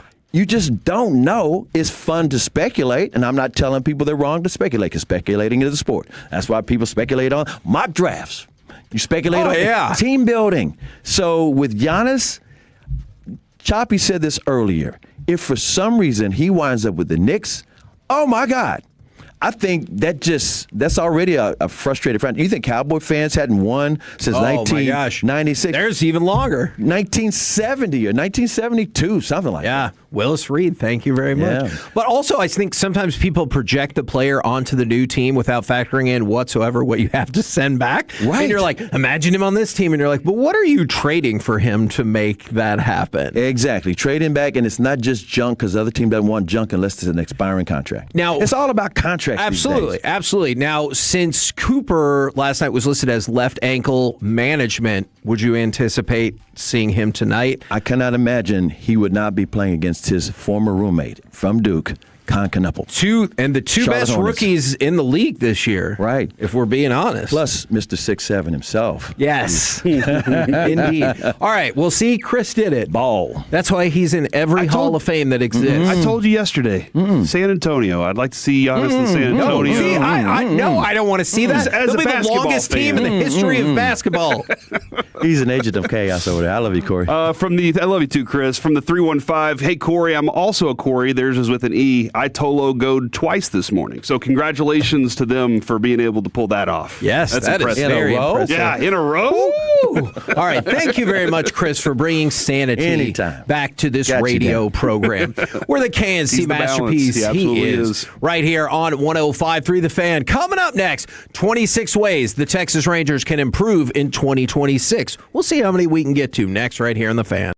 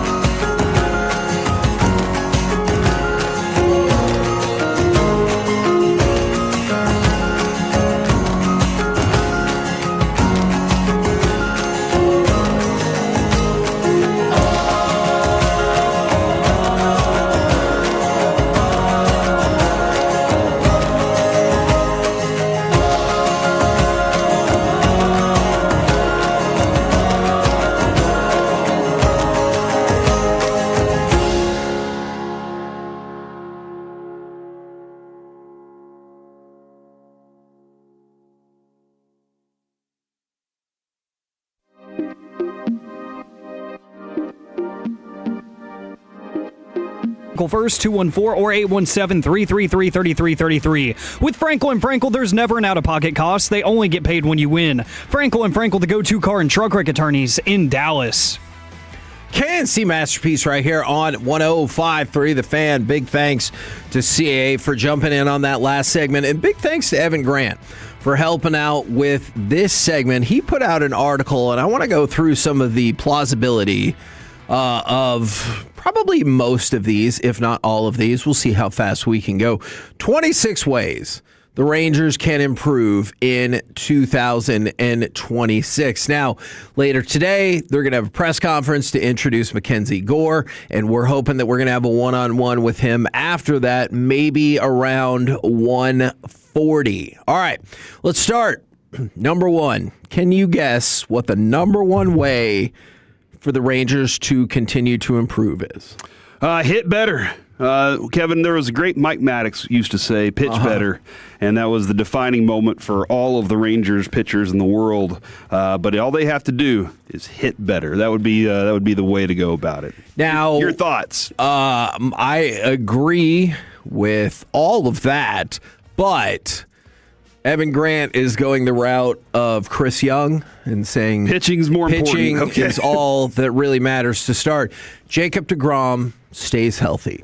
With what he can do, staying healthy feels like that's the battle, and his pitching will take care of the rest. Yeah, look, man. I've been a little tough on some of the pitches that went out of the park last year because I looked at the numbers and I was like, that's more than I'm used to with him. Don't you think he would be too? Yeah, and was it fastballs that that Boach told us was when most of those were going out of the park too, and he was like, that's all right, it's his other stuff that really gets you out.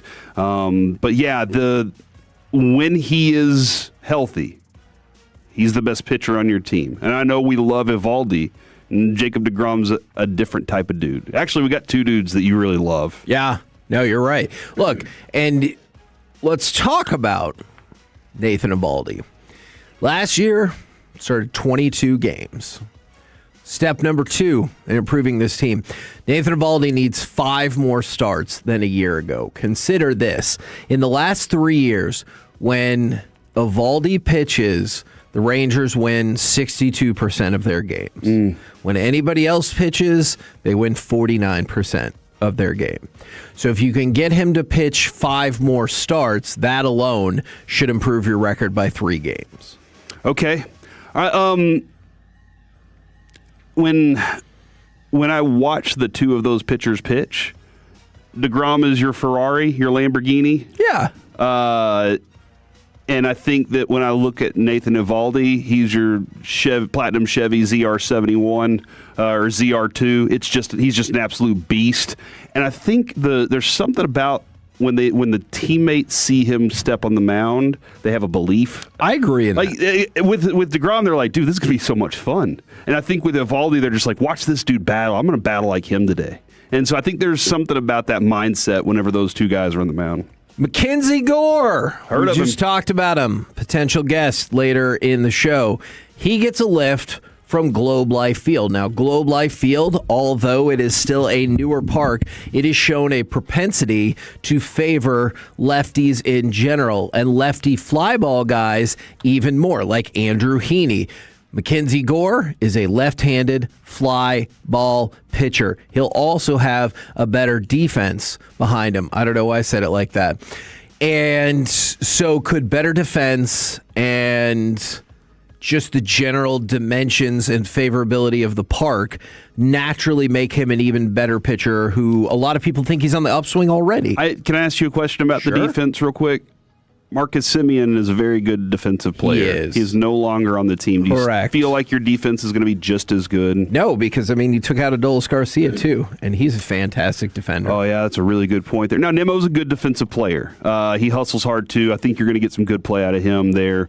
You're going to have a pretty good defense. But, how often did we talk last year, Kevin, about why is your defense so good with Boach? And he would say, I think the work that these coaches do with these guys, some of them aren't there anymore. Hopefully the standard for it has been set by the players, and that doesn't change. And I know we go back to this. It's when we go through the reasons to improve, that's the thing that's so terrifying is your defense was very good last year.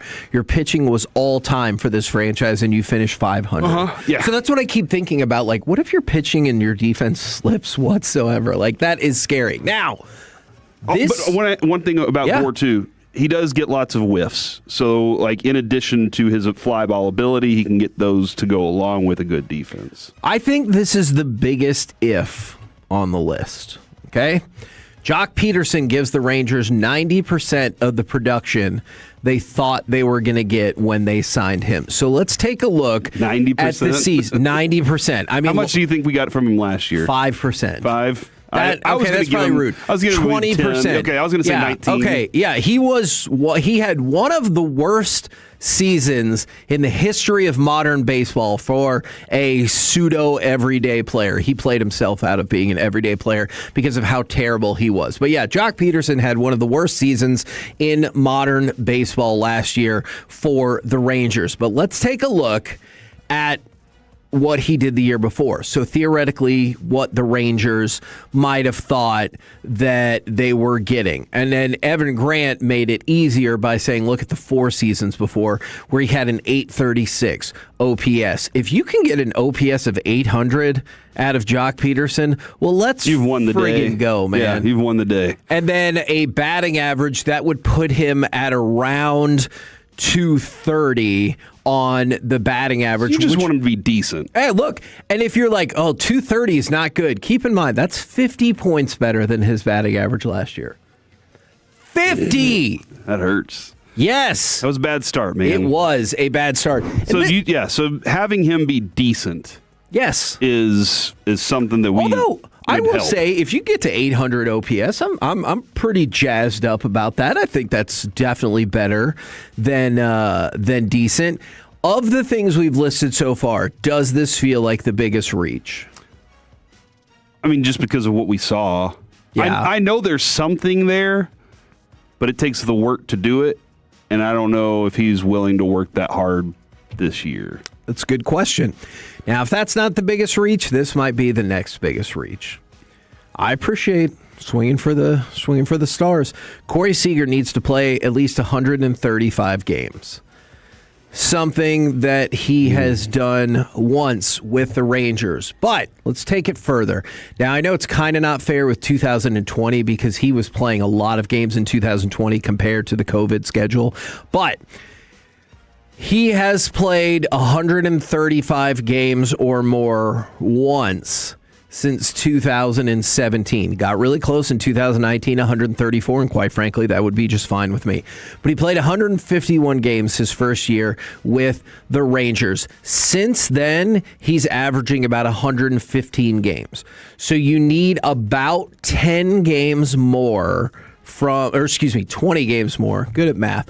From Corey Seager. What do you think about the likelihood of that? I just can't. I can't go put a $10 or $12 bill on it.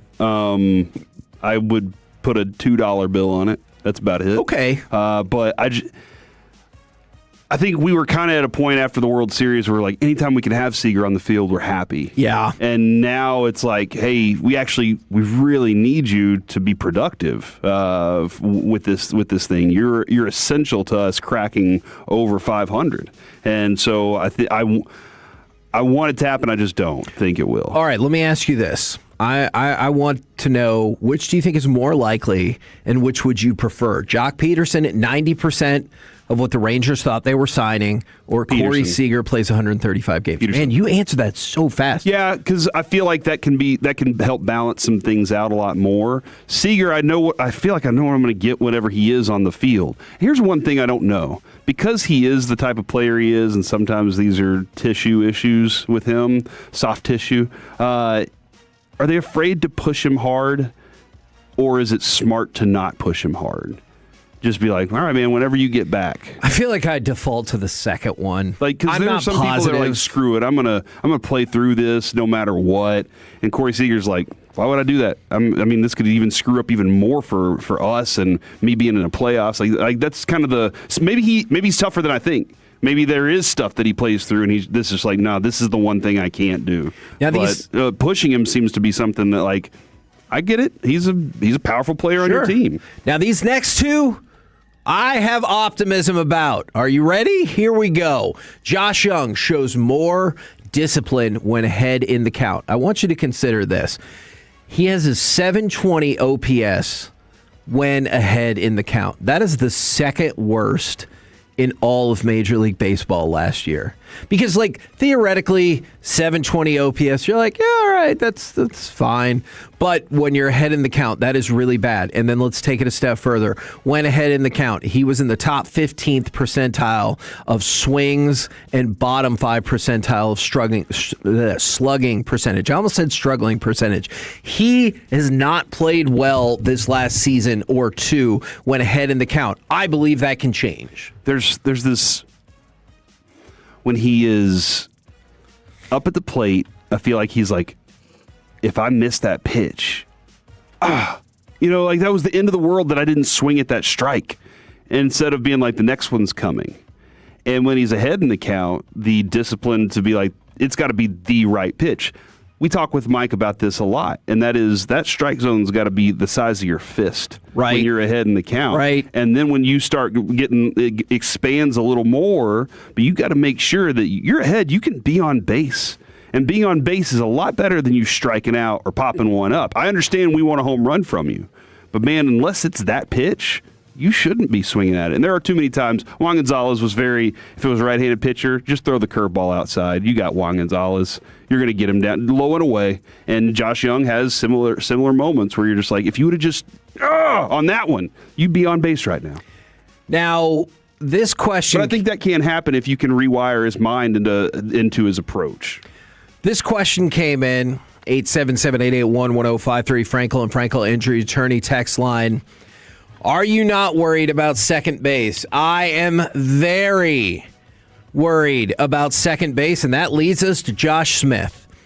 Josh Smith / in the second half as an everyday second baseman.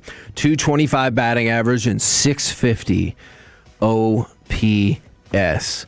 And you've seen it for the last 2 years. The last 2 years, he has fallen off an absolute cliff in the last 2 months of the season. And so, yes, I am very worried. I know people are worried about injuries. People are worried about the closer. I think I continue to circle back around to second base as being my primary worry for this team, because I don't see how you can say it's going to be Josh Smith. Okay, let's then say for every 2 games that Josh Smith plays, Cody Freeman plays 1.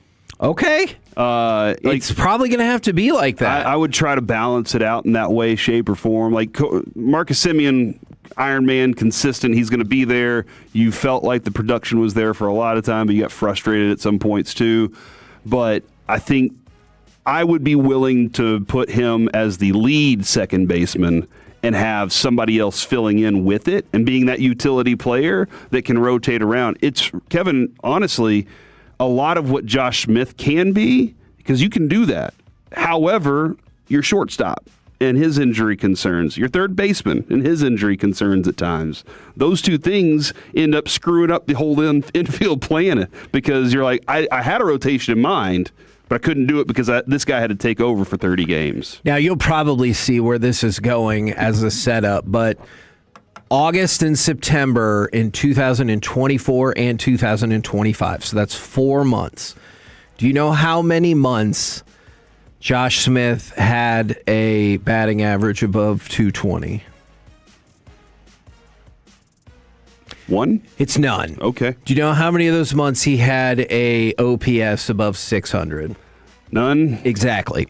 And those are shockingly low numbers. Like, those aren't even acceptable. Yeah. Like, let's say it was 220 and 600 OPS. You'd be like, oh, that's terrible. He hasn't even gotten up to those points. So, yes, whether you want Freeman, whether you want Duran, whatever the rotation looks like, you got to have something, because Josh Smith is a great player in the first half of the season. Or my other radical idea, honestly, I'm sure Josh Smith would hate this, but maybe you just ride that first half wave and then you thank him for his service and tell him he will go back to potentially being a bench or utility player? I think you ride that wave until you see kind of hey, we're starting to hit that blip, and then you start your rotation. Or maybe, again, you start your rotation, roll with that the entire way. Or maybe just save him for the playoffs.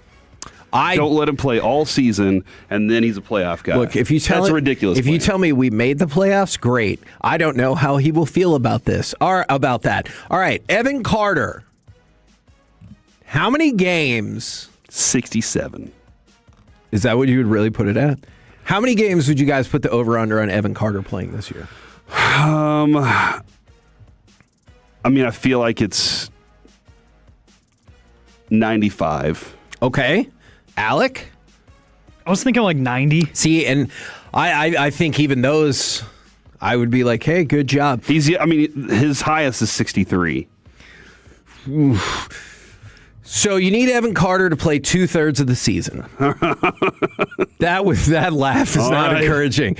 I hope so. That would be 108 games. He's averaged 44 games per season. Now, here is the part that is so damn frustrating about all of that. Although that's probably not fair, because in 2023, you're never counting on him to be there for the entire season. So, but even if you just take the last 2 years when you're like, hey, let's see what you got. He averages 54 games per season. But you know what's so maddening about that is he's on pace to be a 5-WAR player. And so you're like, damn it.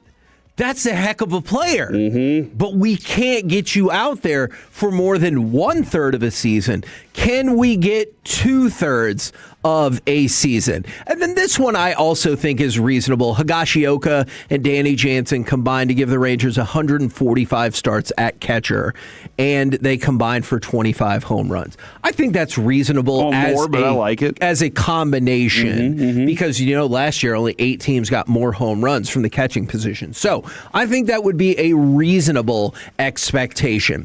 We're the KNC Masterpiece right here on 105.3 The Fan. Coming up next, how about we do a little bit more baseball with Baseball Nuggets? Who is the number 1 pitcher in baseball, and could one of the contenders for that spot still get traded? Next on The Fan.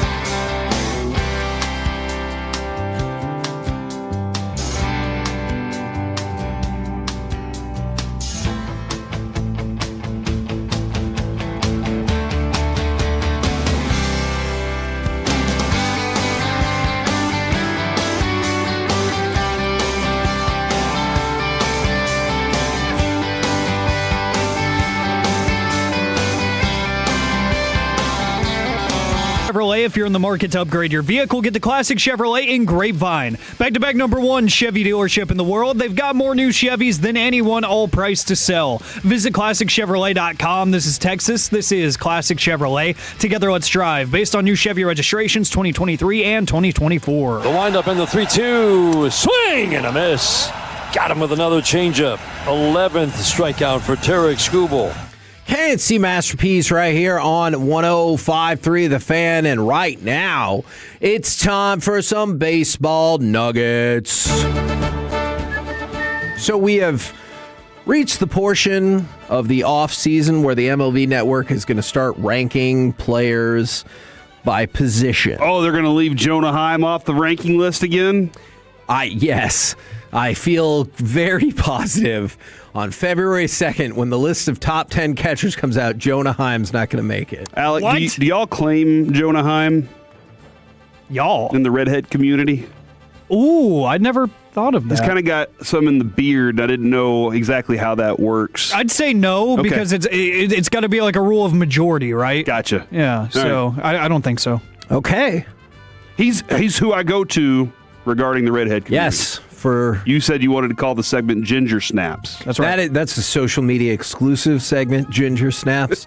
And so they started with the top 10 pitchers in all of baseball. Now I'm going to give you 10 through 3, and then you have your choice between two pitchers to be number 1. Number 10, Hunter Green, Max Fried, Hunter Brown, Yamamoto, Garrett Crochet, Christopher Sanchez, good for him, rocking it up to number 5. Sale is at 4. Zach Wheeler is at 3, which leaves you only 2 options. Last year, Zach Wheeler was number 1. It leaves you only 2 options for the best pitcher in all of baseball. Who do you say is the best pitcher in all of baseball? This is very... It can't be Connor Griffin, right? That is correct. I feel like everything is Connor Griffin for me right now. I So get you. I would take Skubal. Okay. I think Skeens is phenomenal, but I would probably go with Skubal. Alec, would you also go Skubal 1 and Skeens 2? Just based off of production last year, I'd say Skubal. I think it might change next year because Skeens reportedly is adding another pitch to his arsenal, a slower breaking pitch. Oh, that feels unfair. So I think He's that could dropping change. it at like 77, and you're like, what the hell am I supposed He pumps to do? 101 past you and then a 77-mile-an-hour changeup, and you're just like, I quit life. Well, we don't want that. No, not at all. Yes, Paul Skeens is ranked number 2. Okay. And Tarek Skubal is, in fact, ranked number 1. Now, here's why I think it's interesting in and of itself because of how good those two pitchers are. But The Athletic has their list of 7 players that could still get traded before the start of the regular season. And I think you'll notice a very big name. Luis Severino, Brendan Donovan, Sandy Alcantara, C.J. Abrams, Jarren Duran, Ketel Marte, and number 1 on the list, of course, Tarek Skubal. And part of that goes back to the just giant gap in their arbitration numbers, with the team filing at $19 million and Skubal filing at $32 million. Yeah, dude, that's the thought weird. is that they might still be headed for a trade there. From the 5-6-1, y'all are crazy. Skeens plays for a craptastic franchise. Doesn't change the fact that he's the best. Here's what happens. I felt like I was watching a show every time I watched Skubal last year. Like Skeens makes it look effortless and easy and all those things. I feel like I get this added extra element of intensity that I just love from watching Skubal. I'm not saying anything bad about Skeens. He's everything that we said he was going to be, we would and give more. up everything we have for him. Yeah, when we were talking about him in college, we were like, just wait. This dude's going to be amazing, and he's turned out to be better than we thought. Even better, like immediate impact. He was the real deal. So it's a real back and forth between them. But I watched a lot of Skubal, and I felt like I was getting a really great show last year. And for Detroit to be that far away with their monies from him makes me just go, did you not get the entertainment you were looking for? Were you not entertained? And they were like, nope. I'm like, that's why you're dumb. Do you still see a scenario in which, because of the gap that we talked about, Skubal Plays for the Dodgers, yeah. No, my God. All right. I don't know. I don't want to think about that. Who has the assets? Yeah. Who has all the money? Look, you're not wrong. I told you in the outfielder prospect rankings, the Dodgers in outfield alone have 3 of the top 10. And you know what I found out? In the top 15, they have 5. And that's just for outfield. Jeez. So, yes, that's ridiculous. Yeah. And I think they could probably make it happen. My brain is not prepared to contemplate. Oh, get ready! Such in the C block today, we will discuss the Dodgers a little bit more. So okay, I have a fun bit. Well, I don't love that, but just keep an eye out on that for Tarek Skubal. The when and the where of where he'll end up, that I'm not sure about. All right. Clayton Kershaw, it's not, quote, official yet, but he's nearing a deal with NBC for MLB studio coverage. And so he would appear on NBC for select games. I think we would all be pretty darn excited about that, right? Absolutely. Okay, for sure. Good. Now, I told you happy, fun news. Yay, the local kid makes good and stuff.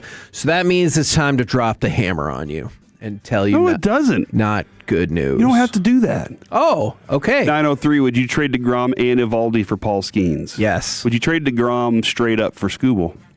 Oh, my God, yes. Look, I was just thinking how I might trade my entire farm system for Paul Skeens, but that's because of the news that I have to tell you. All right. Oh no, not for Skeens, for Skubal. No, yeah, I'm saying, right. I'm saying. So I'm willing to wheel and deal today. Okay. But yes, I would. Now, look at Kevin trying to wheel and deal. I will caution you: if you like the Rangers, you might not love this. So Keith Law is ranked all 30.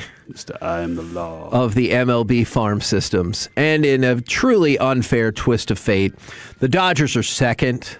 Now, they are behind the Brewers. And so, that's what makes them a well-oiled machine. I know they spend all of the money, and I get that. But much like the late 90s Yankees, they're also cranking out quality prospects and players. Yep. Mariners are number 3. And the Pirates are 4th, which is weird. I would have assumed Connor Griffin alone would have rocketed them to number 1. And then you go through the top 10. And then you go through the top... The Rangers weren't in the top 10? No. All right. That's fair. Then you go through the top 15. We're in the top 20. And then you go through the top 20. Is where you need to go ahead and say, hey, we're working our way back right now in the top 20. And the A's are 24th. You haven't mentioned the Rangers yet. No, I haven't. But I have. This is my version of good news. They're 3rd in their division. But the bad news is the Angels are 29th, and the Astros are 28th, and the Rangers are 26. Oh. That's not the worst. That's true. We could be the worst. That's pretty awful. That is true. How are we going to fix that, dude? We can't trade for Skubal and fix that at the same time. Yeah, no, you might have to offer your entire farm system. Maybe even the facilities, too. That Mackenzie Gore trade, this is from Keith Law, really dented their farm system. Again, not a criticism. Trading prospects to win games in the majors is a good thing. But taking 5 guys off of their top 20, including top 100 prospect Gavin Fiend, that is going to put a depth. The Rangers still have some pitching depth, although many of those guys all have reliever risk, and the system falls off quickly once you get to their 2024 draft picks like Malcolm Moore and Dylan Dreiling, both of whom had disappointing full-year debuts. So the Rangers farm system 26 on the list, and I think what's even scarier is they wouldn't have been that much higher before the Gore trade. They might have been 22. And so their farm system is in rough shape either way. But hey, at least we kept all the people in charge that were in charge of doing that. I'm sure the people that are there are going to figure it out at some point. Based on? Hope. Yeah, that is actually kind of what it feels like. Yeah. We're the KNC Masterpiece right here on 105.3 The Fan. Coming up next, our NFL draft focus continues with a breakdown of Texas Tech linebacker and player Wolchuk never talks about, Ever. Jacob Rodriguez, next on The Fan.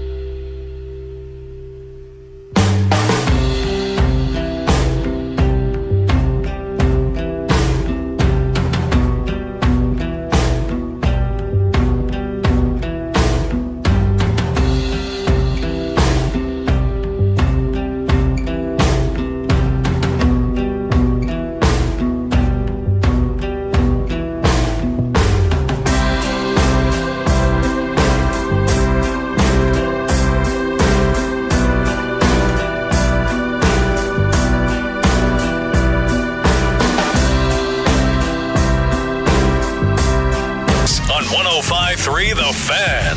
KNC Masterpiece right here on 105.3 The Fan. Right now, we are going to continue our draft series, but I want to remind everybody tomorrow we are going to have wrestling legend Kevin Von Erich in studio with us, and I need to double check and confirm, but I'm guessing Marshall and Ross will probably be in studio with us as well. So super cool right there. But today we're going to talk about a kid that, he's a full-grown man out on the football field. We've asked Zach Wolchuk to talk about him. I don't know why he never brings up Jacob Rodriguez. Yeah. So we decided we will speak about Jacob Rodriguez since G-Bag and more specifically, mainly just Zach Wolchuk continue to ignore him and what he's doing. I've heard G-Bag discuss. Yeah, they talk about it. It always seems like Wolchuk is like, I don't want to be involved in this conversation. Yeah. And that's weird to me. He's been doing stuff at the Senior Bowl and he doesn't even care. Yeah, I don't get it. But we still like Wolchuk anyway. Sure. So I think that's something that we can get down with him. I did actually text Wolchuk this morning and asked him my first question, and Wolchuk he texted me back and was like, "Never text me about this guy again." And I was like, "All right, well, never mind then."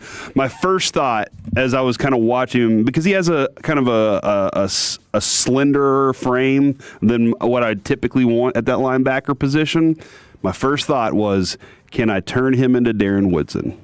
That nickel safety guy, and then I thought 4.7 speed, he cannot play safety. He might be able to play like really close to the line and do those things, but if I ever have him on a slot receiver, I'm going to probably be upset that I put him there. So probably not going to try and do that with him. But I did actually have a little conversation with Zach. Here's the dream, Kevin. And Alec, I think you might think the same thing. If by some way, shape, or form, Caleb Downs landed with you at 12. Oh. And you're not done. I was able to get a second-round pick somehow, okay? I'm going to maneuver my way around and get a second-round pick. I would absolutely take him with the second-round pick and pair those two in the middle of my defense, because that would be two absolute playmakers in the middle of the field where it seems like currently all the offenses are pouring all their assets into the middle of the field. So this is my dream scenario, but this also includes, Alec, all the things that Kevin did yesterday when he signed all these defensive players and an offensive lineman. That's now me putting two rookies in the middle of my defense because I think they'd be the two best playmakers on the field. All right, real quick. My dream for that then would be that Houston sees a player tumble down the board that they thought would be maybe a top 10 or 12 pick, and they desperately need to get up to pick 20. And so they're willing to trade you 28 and 38 to make that happen. That's my dream scenario, but that is probably not realistic, and it kind of goes against the idea of the chart. What I think is more realistic is let's zero in on Detroit, Minnesota, and Carolina. Okay.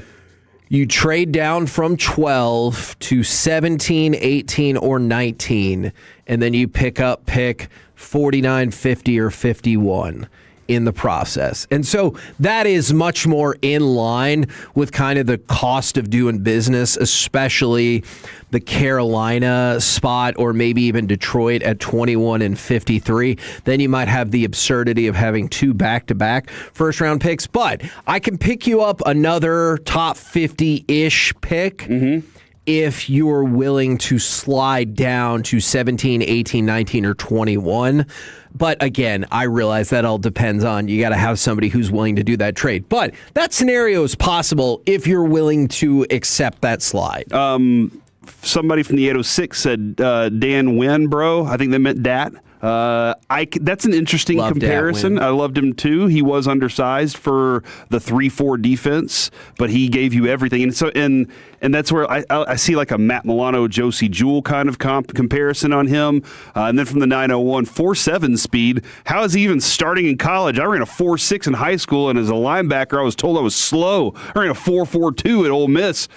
This is a dude that will maximize every bit of information that he receives pre-game. It's that instinct. Leadership instinct, watches all the film. He is prepared for the moment, and that's what makes the difference. Like, the difference is your instincts and preparation, understanding what your defense is and what you're going after. Okay, he's very good at that. Quick question for both of y'all. I know this is an inexact science, especially since I'm throwing it at you on the spot. Do you feel like instincts can pick you up how much? 0.2, 0.3? That's an interesting number. And it would depend on like the specific play and scenario and everything. But it just as a general rule. I'd give him a full point. Like, that's I'd give him a full point on that. But you yeah, know? so that's what I'm like curious. Sean Lee type stuff. Yeah. Sean Lee may not have been the most athletic dude. He was a really good athlete. Yeah. But he was in the right place. And so I'm wondering if you have like just the most instinctual player, if you watch the film and you're like, realistically, he's a 4.5. I know he tests. Oh, gotcha. I know he tests at a 4.7. Yeah, I would probably still give him a full point. Oh, wow. He's a whole second faster. He's a 3.7 guy. Man. Okay, I'll take him at 20. Okay, deal. But Alec, I wanted to give you the floor first on like the full scout on him, on what you saw there. So you started with, I don't want to say a negative, but where can I move him? Because he's just not prototypical. So I'll start with the cons, which is pretty much what you said. He lacks the height and the frame to play that typical position. Short arms as well, which I know evaluators love to judge the length of people's arms. When it comes to the bigger body positions as well, shout out Will Campbell. By the way, that's kind of come around on Will Campbell in the playoffs, though, hasn't it? It actually kind of has, and it makes me sad because I felt like he had beaten those allegations, but he clearly has not.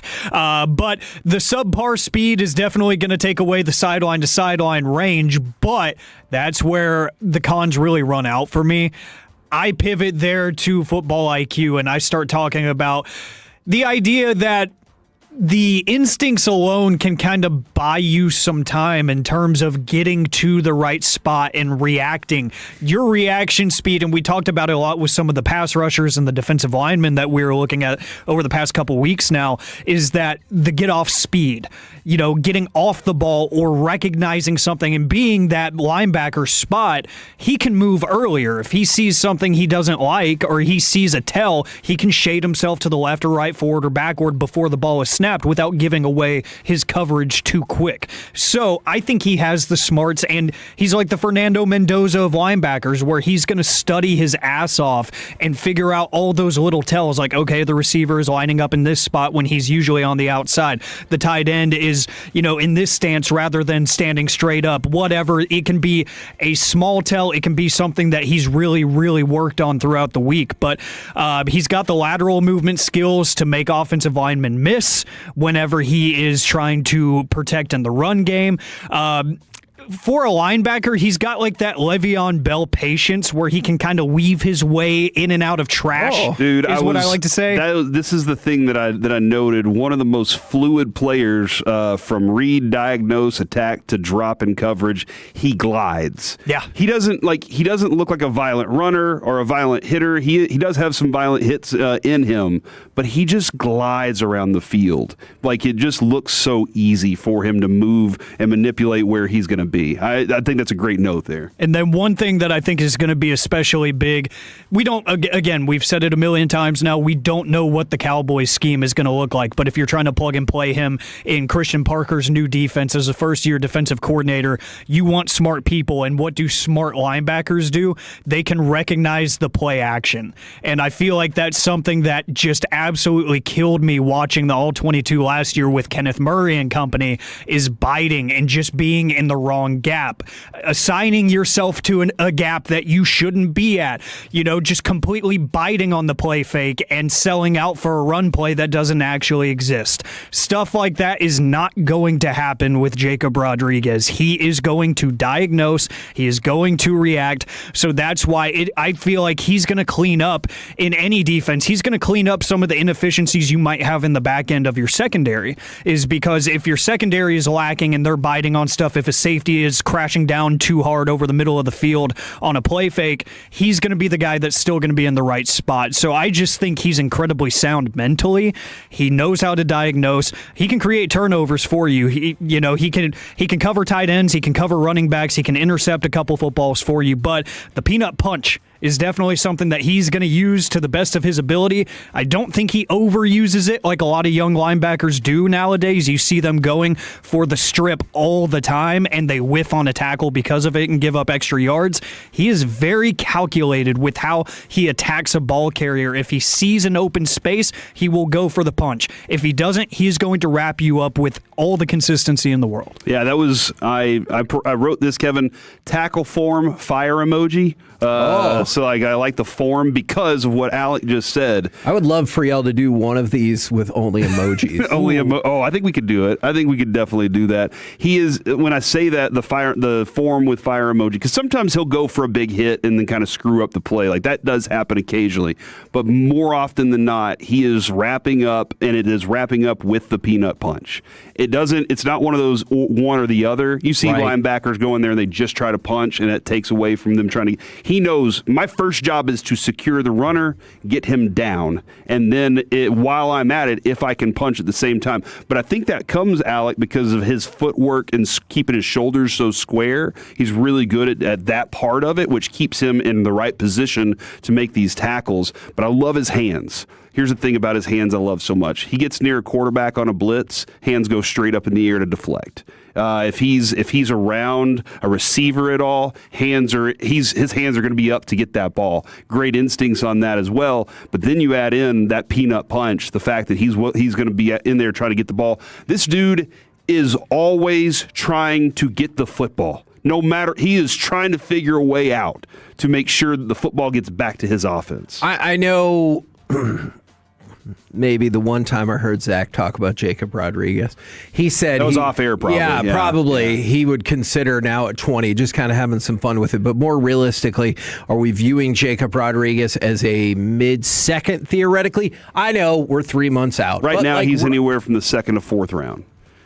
Wow, that low? Anywhere okay. just kind of in that range. I think the number I keep seeing him at is like 92, 93. Okay. Somewhere in that range. That's third round. Yeah. So I think that's where that people kind of see him. I wonder if that changes as people start looking at their boards and seeing what their needs are. Kevin, I will say this, because we're talking about frame, size, build, 6'1", 235 at a linebacker position. We presented you with Sonny Siles, who's 6'5", 200 or 6'4", 250 pounds. Whole different world, He is the prototype of what you want. But think about this for a second. I'm not saying they're the same. Roquan Smith, who ran a 4.52, is 6'1", 235. Right. So, and I know my thoughts on Roquan Smith. I thought he was going to be a little undersized. He's turned out to be everything mentally that we saw him to be. With Jacob Rodriguez, that's kind of, I'm not comparing him to him. I'm just saying, if you're thinking about size, that's an example right there in how you might want to use him in your defense. And is it fair to say this is one of the reasons that we bring up some of these scenarios for potential trade downs, because of so many of these players might sit in that second and third round window where you have no pick right now? As it stands, Dallas goes from pick 20 to I think pick 112. Okay. With nothing in between. Yeah. So, as much as I'm stoked we have 2 first-round picks, don't ignore the fact that you don't have a second and you don't have a third. Yeah, so if you were to take him at 20, I think that's a pretty extreme reach. Yeah, and I think we're just kind of kidding about that. We have to convince the world that it's okay. But because this is probably the reality is he gets on your team and he starts out as a really good special teams guy. But you're sitting here in your mind, you're hoping he can be a leader right next to Caleb Downs on your defense immediately. But it's probably not going to happen because it's going to take some time for him to be a rotational and one of those special teams kind of guys. But especially the way we loaded up the team yesterday. Yeah, I mean, we built the team the right way yesterday, though. We did. Because it gives you more buffer to work with. You just still have some extreme holes that you got to fill and hope that you can fill them very well. So, but the dude right now, I think Alec agrees with me. Like, there's a lot of fun that watching this guy. He's one of the most fun dudes I've had watching so far, just because of his ability to turn the ball over. And I could say something fun too that I think might actually just irritate people. If you want the most complete, in my mind, comparison in the NFL right now, Cowboys fans are going to hate this. Jack Sanborn is probably the closest thing that I could equate him to in terms of what you Jack Sanborn didn't look like he knew what he was doing. Yes. Think of Jack Sanborn his last year in Chicago. Okay. That's what I would say. He's probably a 3rd or 4th round guy that's a part-time role player to start his career. He might only ever be that. But to start his career, like Corey said, special teams, rotational guy in early down situations that could be a lot better than people think. We're the KNC Masterpiece right here on 105.3 The Fan. Coming up next, it's time to fire up some AM on the FM. We got the question of the day, plus you've heard of should I eat it, should you drink it, next on The Fan.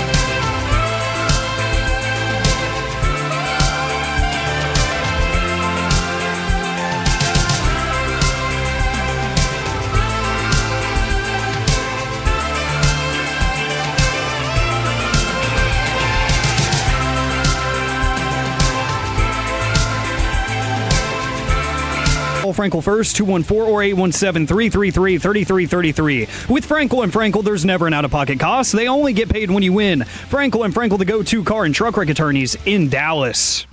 KNC Masterpiece right here on 105.3 The Fan, where Alec and Corey can both attest.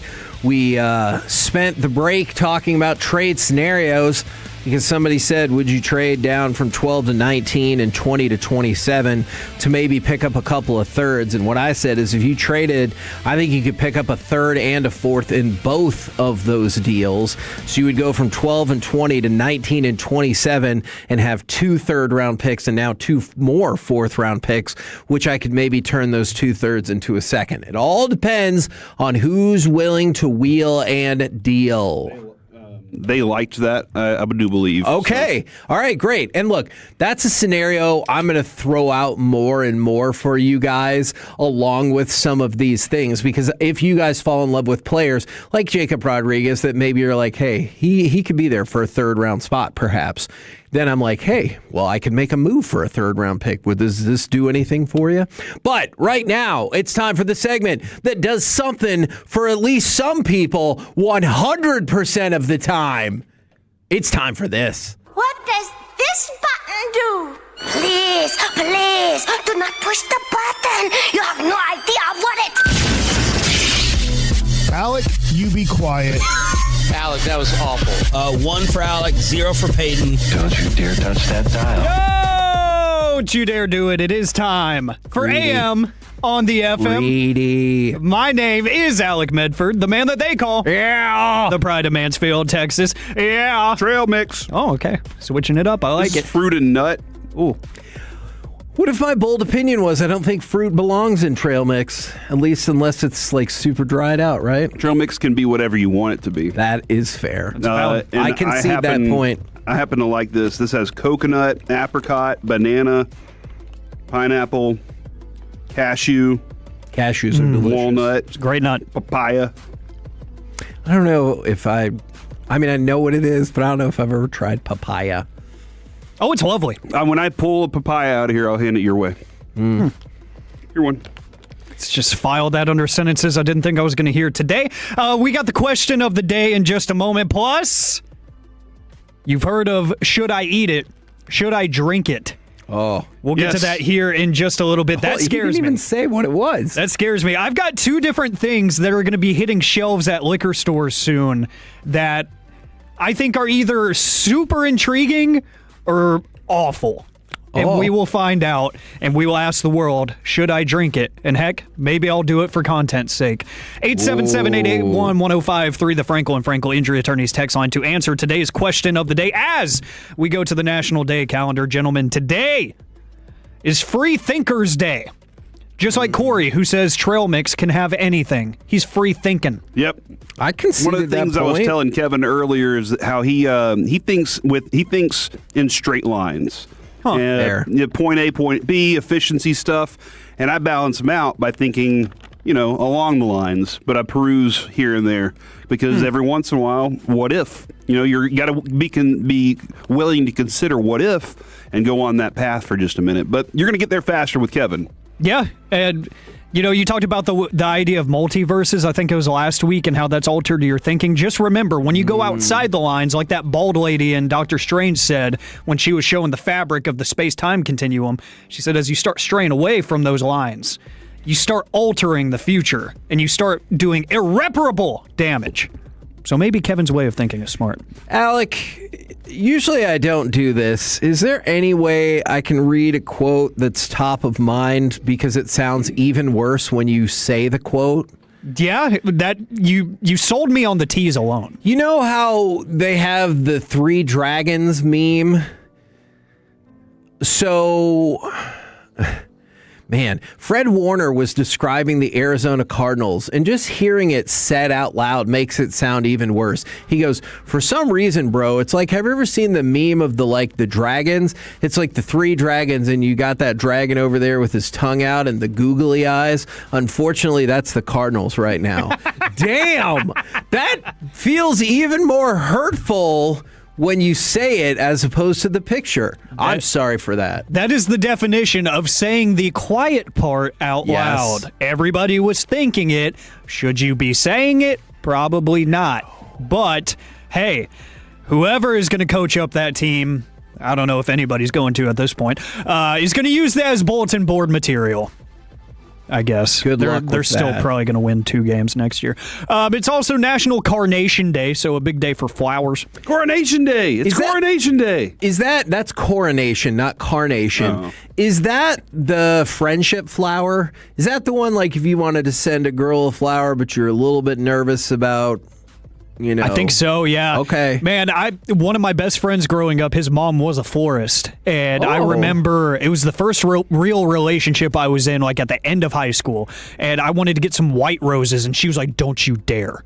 And I'm like, why? And she was like, white roses are usually for friends. Yes, that's true. That is platonic. Red is for love. Or yellow? Right? Is yellow for like sometimes too? Yellow's for sadness. Oh, no. Yeah, so she gave me the breakdown of the whole color wheel. Like, this color flower means this, and I don't remember. I got it right here. Except for the white one. Red is deep love. Pink is gratitude. White is purity, good luck and stuff, new beginnings, friendship. Yellow is disappointment, rejection. Striped is for regret or refusal of love, and green is for prosperity.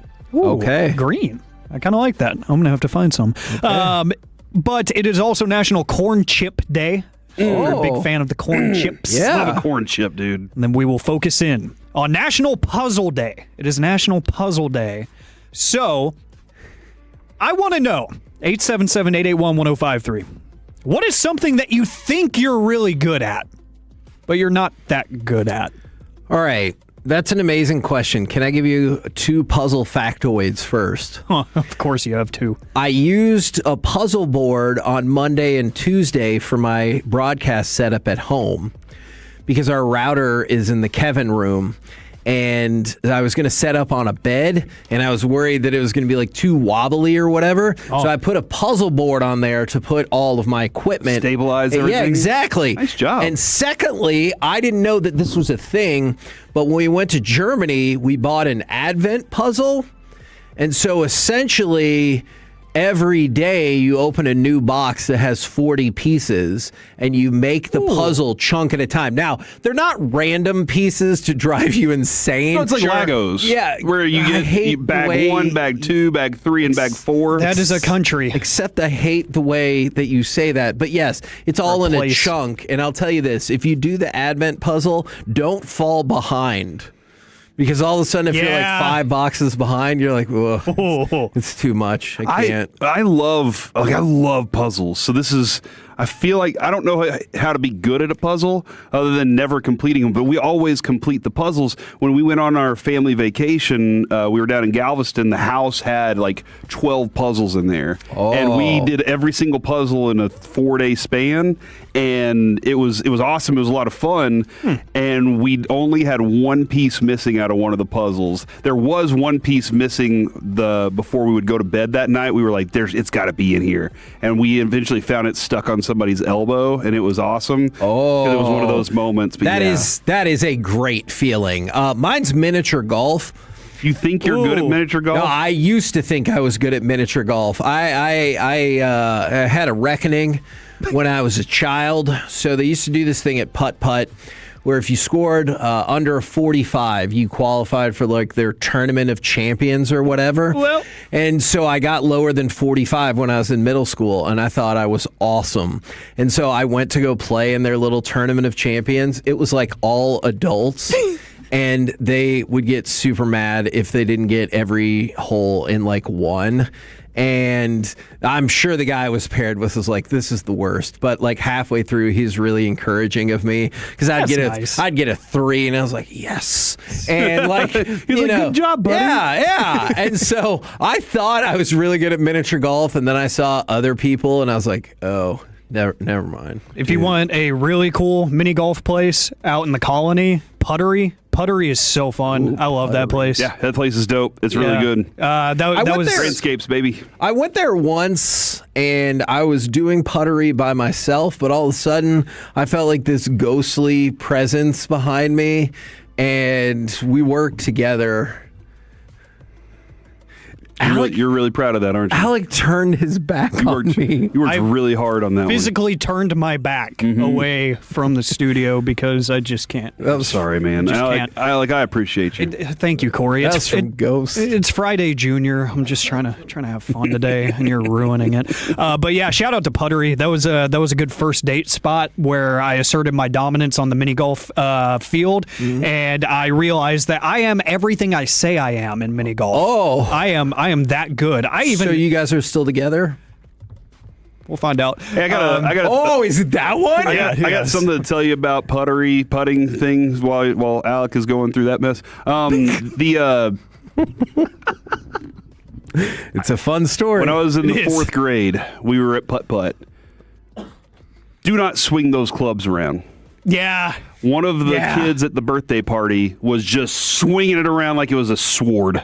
All right, and the point of one of those putters went into my friend's skull. Shut up. And it was about is that about half an inch right there? Oh no. A hole in his forehead, and he had to be rushed to the emergency room, dude. Oh my gosh. Yeah, so please make sure if you're dealing with those things, don't swing them around. That is terrifying. I know. That's why I told you. Gonna go ahead and mark that. I want the kids to know. I'm surprised I'm even allowed to participate in this segment. Yeah, I might have to get this if I ever work my way into a contract situation. That might have to be in the language that you gotta sit this one out, buddy. But.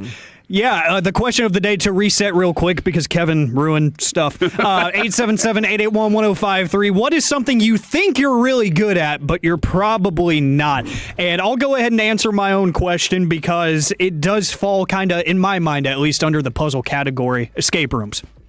I think escape rooms are the coolest thing ever. Yeah. I think they are so incredibly fun, and I enjoy every single one that I ever do. And I go into it with this random sense of confidence that I'm going to blow through that hour limit they're going to give you. Nah, give me 40 minutes. Like, I always have this unreasonable confidence that I'm going to shatter any record that they have, and then I'm there at 58 minutes, still 3 steps away. You know? And I always beat the clock. I always do.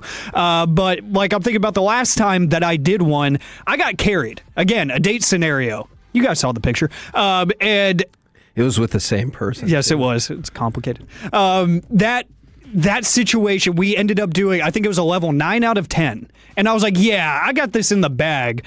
I did all of the like manual stuff, like the lifting of stuff and picking stuff up. I didn't do any of the actual thinking. Like I was definitely outmatched in that scenario. Combinations and stuff. I didn't remember a single number. I found some stuff laying around and said, this might be useful. Oh, a samurai sword. I'm going to pick it up.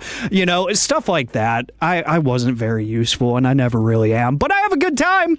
Ultimately, that's what it's all about. It's the friends we make along the way. Ooh, see, do you think that? Because I said, I don't know why I said that. I don't think that. Oh, I think if you don't pass the escape room or whatever, that it was a failure, and I'll probably be mad. Oh, yeah. I mean, listen, I wasn't going to put him down for that. But I definitely think you have to escape the room. That being said, though, unless we're being paid to do something, I'm like, what's the big deal? Now, if I had to pay to do it, then I probably want to accomplish it. Yeah. But if I'm just doing it for fun, then ultimately, Kevin, I just hope everybody has fun doing it.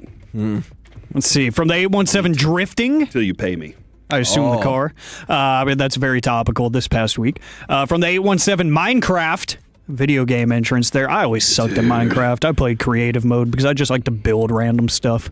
I built all of Bikini Bottom in high school. In regular, like, competition mode, do you have to fight little creatures? Oh, y'all talking about survival? SpongeBob, my bad. Yes.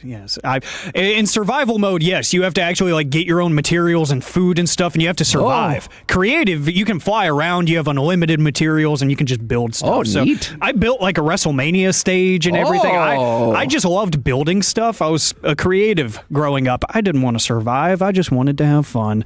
Let's see. You can get these plugins now though that create these other worlds. Yes. And dude, something's going on. My oldest bought one, and then my middle kid, him and his friends got in on it, and one of them's launching missiles at the other, and they're yelling, they're throwing mouses across the room. Then from the 817, chess. Okay.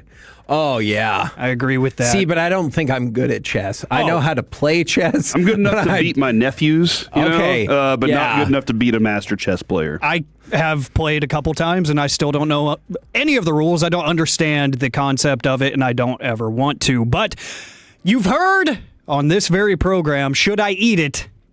Should I drink it? There's 2 new liquors that are hitting liquor store shelves soon that are quite the unique combinations here. The first one I think is a little bit more tame. Absolute Vodka is now dropping a collaboration with Tabasco. And they are dropping a spicy vodka that you can get at liquor stores across the entire United States and more than 50 international markets starting this month. Bloody Marys. Oh, that's a great idea. This is perfect for Bloody Marys. Yes, and I can assume that this is going to be somewhat hot because it is like blood red, like Tabasco sauce. Okay. It's visually stunning. It actually is. It looks incredible. I don't know if I could handle all of that though. After a couple of shots there. Go ahead and mark yourself for that one. Yeah, I produced the segment, Majors. That's not happening. And then another one, an Oregon brewery has made a beer that has a very specific special ingredient. It's going to be like crickets or something, right? It is infused with bear fecal matter. No. It's a limited, don't care. Limited edition beer infused with, bear poop. Get that out of here. This is being made by Breakside Brewery in Portland, Oregon, and it's called Nature Calls. So you can get yourself some Nature Calls, which is going to have a very limited amount of bear poop in the creation process. Would you drink and then it? get dysentery while you're at it, which you can only get on the Oregon Trail, I believe. That feels like the only possible outcome on the Oregon Trail. No, gross. We're the KNC masterpiece right here on 105.3 The Fan. Coming up next, it's time for Gridiron Gravy. Who is the best NFL head coaching hire of the past 5 years, and who is the worst? Next on The Fan. Coming up.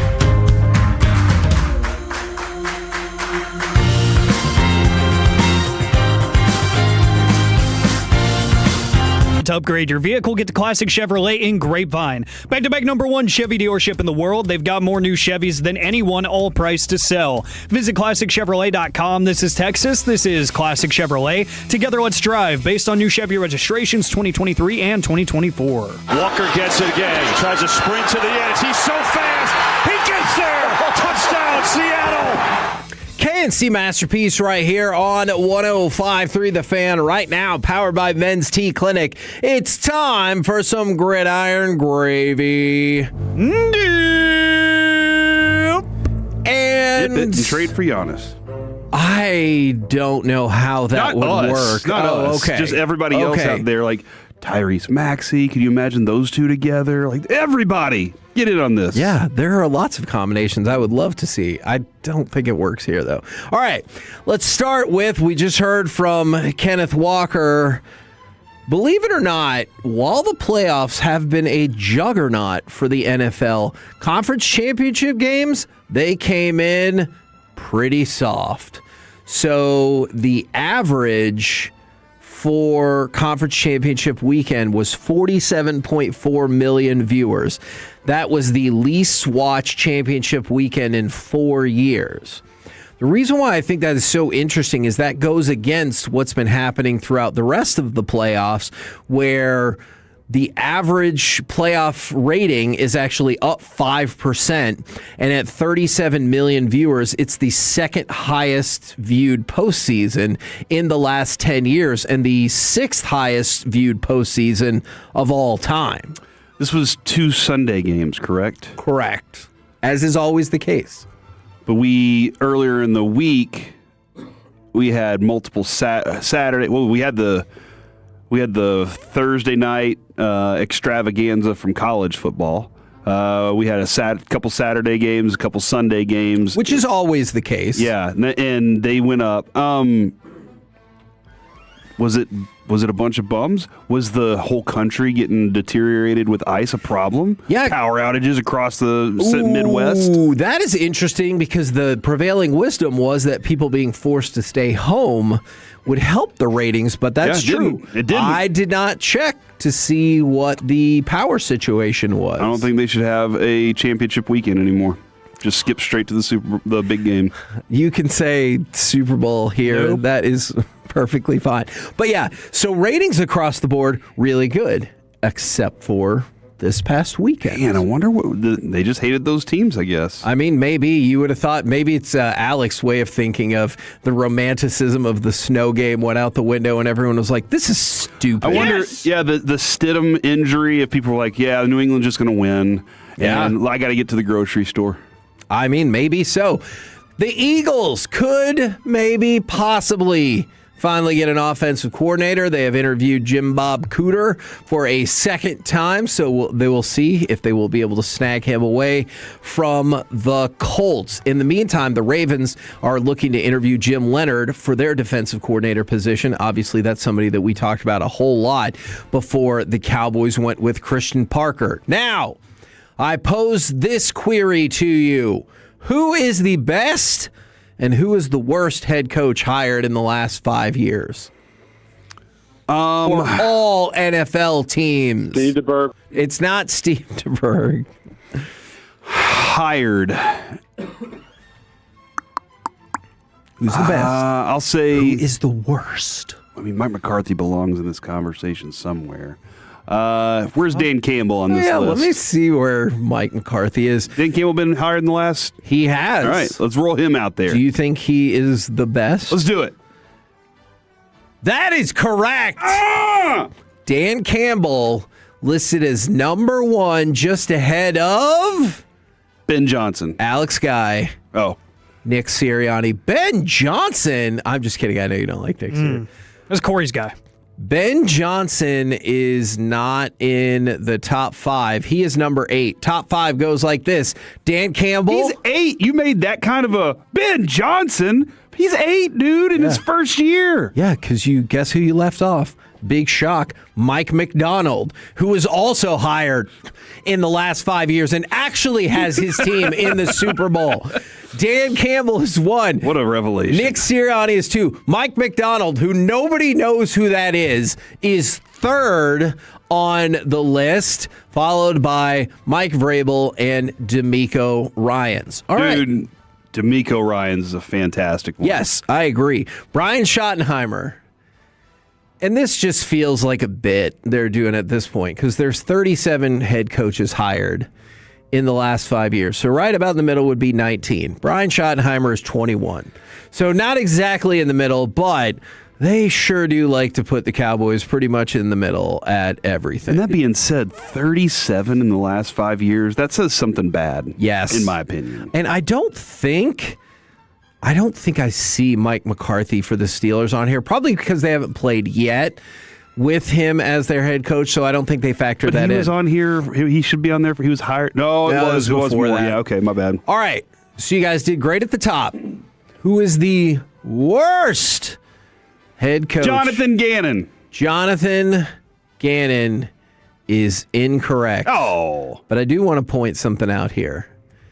The Raiders have number 30, 31, and 32. So I know that's not Jonathan Gannon, but I just wanted to point that out. So they've hired 3 coaches in the last 5 years right there, and all 3 of them were in the bottom 8. But the Texans, not to be outdone, they have 33 and 34 with Lovie Smith and David Culley. However, we continue down the list. Number 35, Nathaniel Hackett. Number 36, Frank Reich. But the worst hiring in the last 5 years, Mike Bassick would call him Fingers Magoo. It is Urban Meyer. Dude, it feels longer than 5 years ago that he was hired. I bet the Jags want that to be the case, too. He was 2-11, skipped out on the team plane so he could oil check some floozy at the bar. Kicked a kicker. Yeah, he kicked a kicker, and he was also 2-11. So Urban Meyer goes down as the worst head coach hire in the last 5 years. Dable being ranked above Shoddy is kind of a shot there. But I guess you just give it more time. Well, right? You know what? Dable did make the playoffs his first season. That's true. Yet to happen here. Now, would you like a captivating headline from Pro Football Talk? Yes. Now, I want you to really take in all of the gloriousness of this headline. Broncos plan new stadium with retractable roof, would have closed it in the snow against the Patriots. Is this No, really? Isn't he the one that is forcing the issue of them hey, they need to play these conference championship games somewhere else? That was Florio. I don't know if Florio wrote this headline or not, but this is an article from Michael David Smith. But yes, thank you very much for letting us know that in the blizzard, they would have closed the roof on this non-existent stadium. Really appreciate that. All right, let's talk about CeeDee Lamb. CeeDee Lamb has been added to the Pro Bowl roster if you care about such things. This is his 5th consecutive Pro Bowl, and also with Kevontae Turpin, him and Jake Ferguson all being added to the roster as injury replacements or Super Bowl replacements. Nick Harris pointed out that means the Cowboys have the most Pro Bowlers at the event. We did it. With 8. We did it. So, team chock full of talent. Hell yeah. And Shador's also there. So, hey, whoops. This might be a different discussion. Will you ever care about the Pro Bowl events again? No. Especially since I found out how irrelevant it is in the things that matter, like in terms of Hall of Fame and stuff. Nobody gives a crap about the Pro Bowl. Did you care about it before, though? I used to, yeah. And even whenever, in that mindset, you would have cared because they were playing a game. Yes. And it was a fun game. And it was the best dudes. Right. It was the best players in the game playing a fun game. And it was my football fix. Yeah. Without the Super Bowl there yet. Yeah, that's the thing. I just don't know. And I know they're trying. They're trying to create ways for you to be interested. I just don't know if I will ever truly be interested in it again. I like the dunk contest and 3-point contest. Those are fun things that aren't the game. But this just I'm so far away from it. Look, man, because you said if you still care for those things. It's not for me, But the ratings it draws, it still gets like 5 million people watch it or something. So good for them. Feels like they're doing okay. Good. All right. The Pro Football Hall of Fame has threatened removal of voters for violations of the bylaws. Now, they didn't say specifically which bylaws they were. The assumption is that they're the bylaws of letting everybody know who you voted for, as opposed to just not voting for the right people. So they're making vague threats against Hall of Fame voters who may get their vote taken away, not for not voting for Bill Belichick, but strictly for revealing their ballot. By the way, we got our first person come out and say why they did not vote for Bill Belichick, and I thought their reasoning was actually pretty solid. You are limited on the number of people that you can vote for, especially from that contributors and coaches group and everything like that. And the person who voted no said, the 3 people I voted for are never going to get a shot at the Hall of Fame again. And I really think they should be in the Hall of Fame. He was like, look, I'm not trying to slight Bill Belichick, but whether it's next year or whenever, he'll get into the Hall of Fame. These 3 people, this is their last stand, and I think they should be in the Hall of Fame. And I have to admit, that kind of makes some sense. Ken Anderson, Roger Craig, and L.C. Greenwood. Kind of makes some sense to me. Do they all belong in? Yeah, we've had that discussion with Roger Craig, with Bobby. I don't think so, but I would not begrudge anybody who does. Okay, well, those are the 3 people that he was like, these are the 3 that, yeah, and this is their last stand. This is their last stance, whether they belong in there or not. I'm voting for them, and he not thinks Belichick. they do. He thinks they do. I think that's the difference. Is he was like, I think they belong.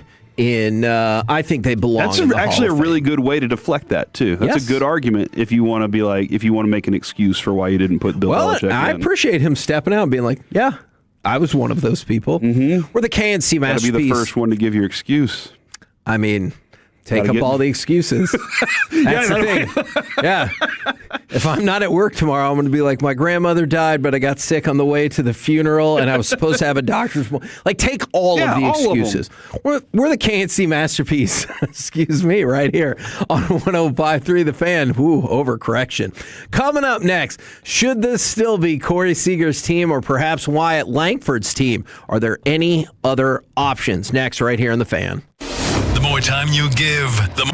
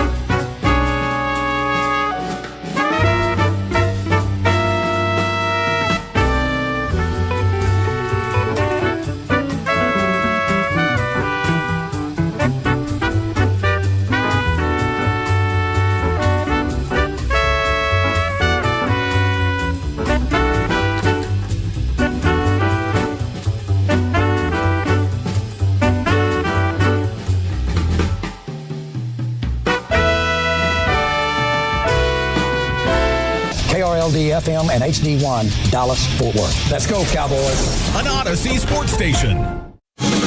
Driven by our D&M Leasing Studios, it's the KNC Masterpiece on 105.3 The Fan. KNC Masterpiece right here on 105.3 The Fan. From the mind of one Corey Majors. Oh, crap. Should this still be Corey Seager's team or perhaps Wyatt Langford's team? Are there any other options? That is a good question. And this text from the 806 is really good because I think it's pretty accurate as to what this team is and has been. Seager doesn't want it to be his team. He's chilling. It should be someone that wants it and embraces that role. I wish it was Evo, but he can at least handle the pitchers. Now, when it comes to leadership and Nathan Eovaldi, he absolutely does that. Mike, we've talked a number of times. We try to get Eovaldi every spring training, and they're like, we would love to get Eovaldi here, but he doesn't. He's watching every bullpen. Right. He's down there like he wants to be involved with his teammates. He's a complete team guy.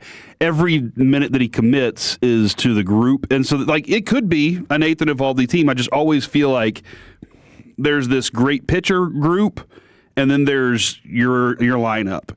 And Corey Seager is the example. Josh Young said it kind of during the hot stove thing on that Monday night at Hurtado Barbecue. He makes it very clear that he's very focused on his path in Major League Baseball. Perfecting, being obsessed with what he's doing.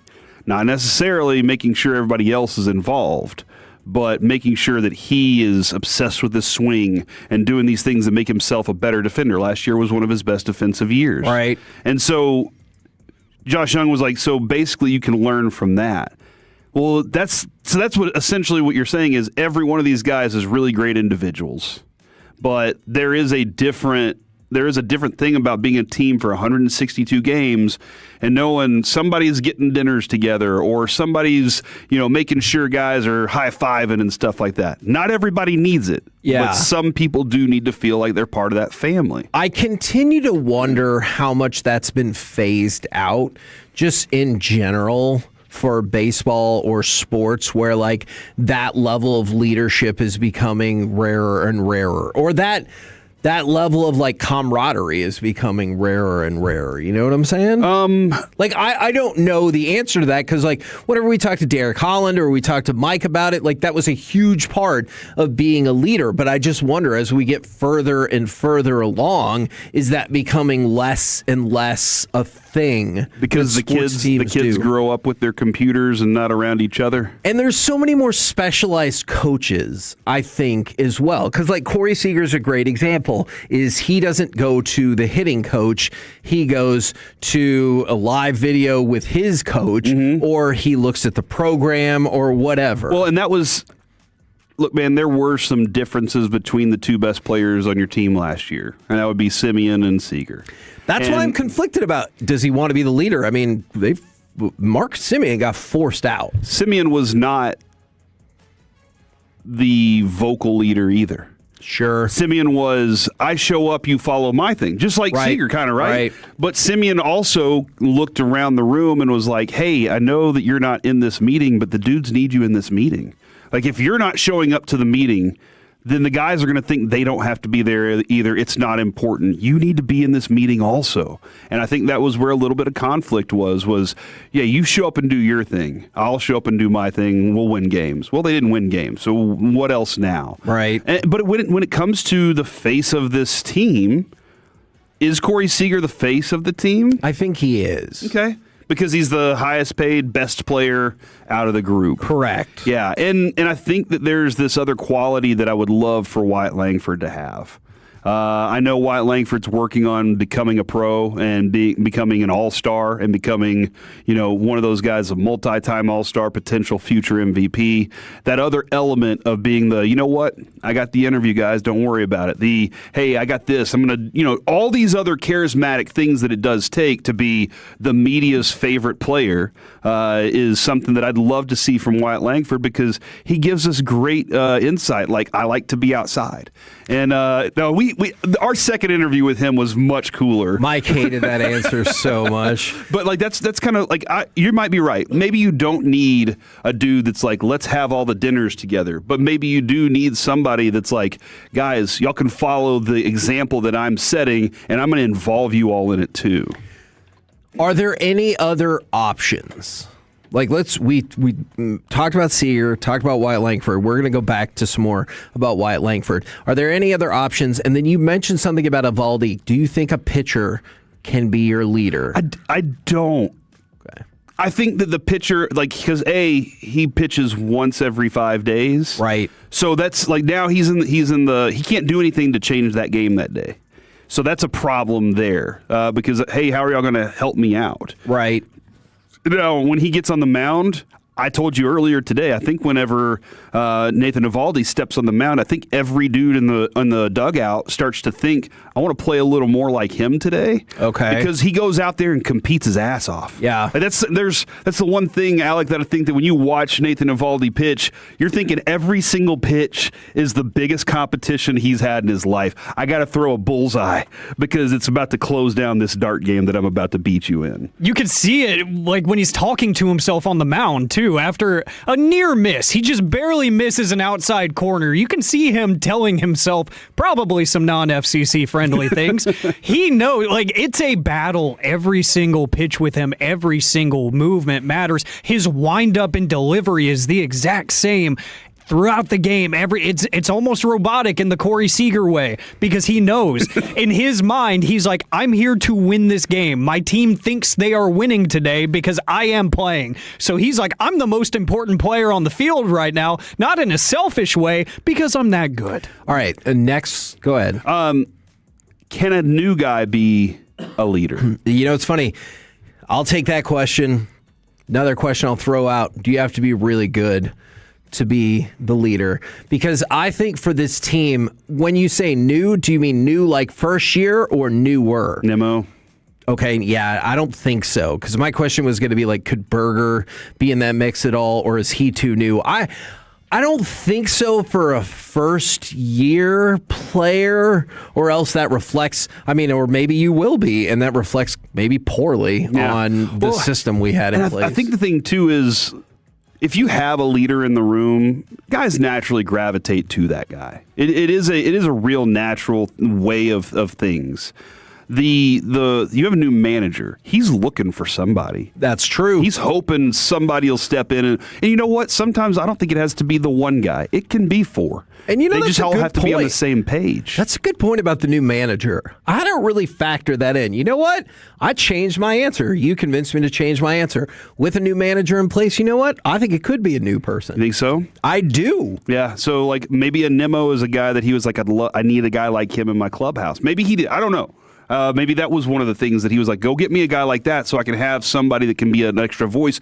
Beltre was a leader. Some people didn't love his kangaroo court. That is true. Some people understood, I got to be tough around Beltre. Like you have to be, he's going to involve you in conversation. He talks to everybody. Yes. That's one of the quality things about him. But that's an interesting question on Berger because I think everybody wants him to be. And I think a guy like him, because I'm kind of the same way, just kind of watching him this year, he feels like he has to perform at a certain level in order to have that voice. Yes. And he didn't feel like he was at that level all year last year. Okay, and that was the next point that I was going to bring up that I'm fascinated by. You're right, Berger wasn't good enough. He was here to slug. He hit 16 home runs. Not good enough. 2 years ago, I would have told you, I think with pretty good certainty, that I thought Young and Carter would be in position to maybe not be the leader, but be part of like the leadership council. But now one of them's not healthy enough and one of them hasn't been good enough. So that's the next part of my question. Do you have to be good, like really good, to be a leader? Like, do you want to hear from somebody who they're all right, but like, do you want to hear from that person? One of the things like DeGrom, this is... we talk about Jack Leiter's development and how much Jared told us the other day how much he learned from being around the two of them and how much he thinks he took a big step because of it. DeGrom spent as much time around the club as he could during that World Series year when he couldn't pitch. Yeah. And so like that was an important thing to him, and I think the players found it to be important too. Sometimes whenever you're injured, Josh Young's had injury history that's kept him from kind of being associated the way that he thinks he should be. Well, that injury history, because he can't be on the field doing, what else can you do? This is a Shoresy quote. When you go to, you fill in where you can. You fill in where it's needed. And sometimes it is. This is what Shoresy did. While everybody was they're on the hockey field, he's got a concussion. He can't be out there. They're on the ice. And so he starts a fight up in the stands because he knows his team needs to be more aggressive. So he's like, everybody else is fighting. Why don't you guys fight your ass off? Find ways to help out when you can't do. And so that's what I say is, I know you feel that's very like, oh, me, I can't do anything about it. What about them? They need you right now. What are you going to do for them? So that's the way you find out those things. Evan Carter, I thought, would be too, because young, talented, has those qualities, but he's got to learn it. He's still so young that he has to learn that. Now, I wanted to throw this out there. Bleacher Report put together the list of most nightmarish contracts. Corey Seager is number 5 on the list. They said his contract will be a nightmare in 2 years, in 2028. And so I need to remind everyone that he's under contract for 6 more years. So 4 years after that. Yeah, they think his contract will start being a nightmare. All right. I know you're bringing this crap up for a reason. Then the next year, and then the next year. Let me ask you this, though. Like, say again. Did you like that World Series? Hell yeah. Dude, he could play 0 games from here on out. Corey Seager could play no games, and we pay full price for him for the next 6 years, and I still think the contract is worth it. Hell yeah, I do. And that's the thing that a lot of people that might have just gotten to the Texas Rangers as fans don't understand what you and I went through in our childhood, and we were just like, we're a farm team.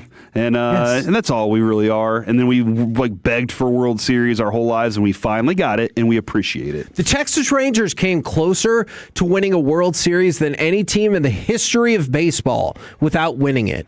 And that's a fact. You could save your Buckner nonsense. Not even close to the same thing. The Rangers was a bigger deal. It's just we're not on the East Coast. Was that 2011 with the Nelson Cruz thing? Yes. Is that what you're talking about? Yeah, you know what I'm talking about. I specifically was vague about that. We could have won the next game. Yeah, if not for a crooked rainout situation, we could have won the next game. We're the KNC Masterpiece right here on 105.3 The Fan. Coming up next, we're going to need everyone to be honest for this next segment. Who is the player that you told everybody was going to be awesome, and then they were super underwhelming? We'll do it next right here on The Fan.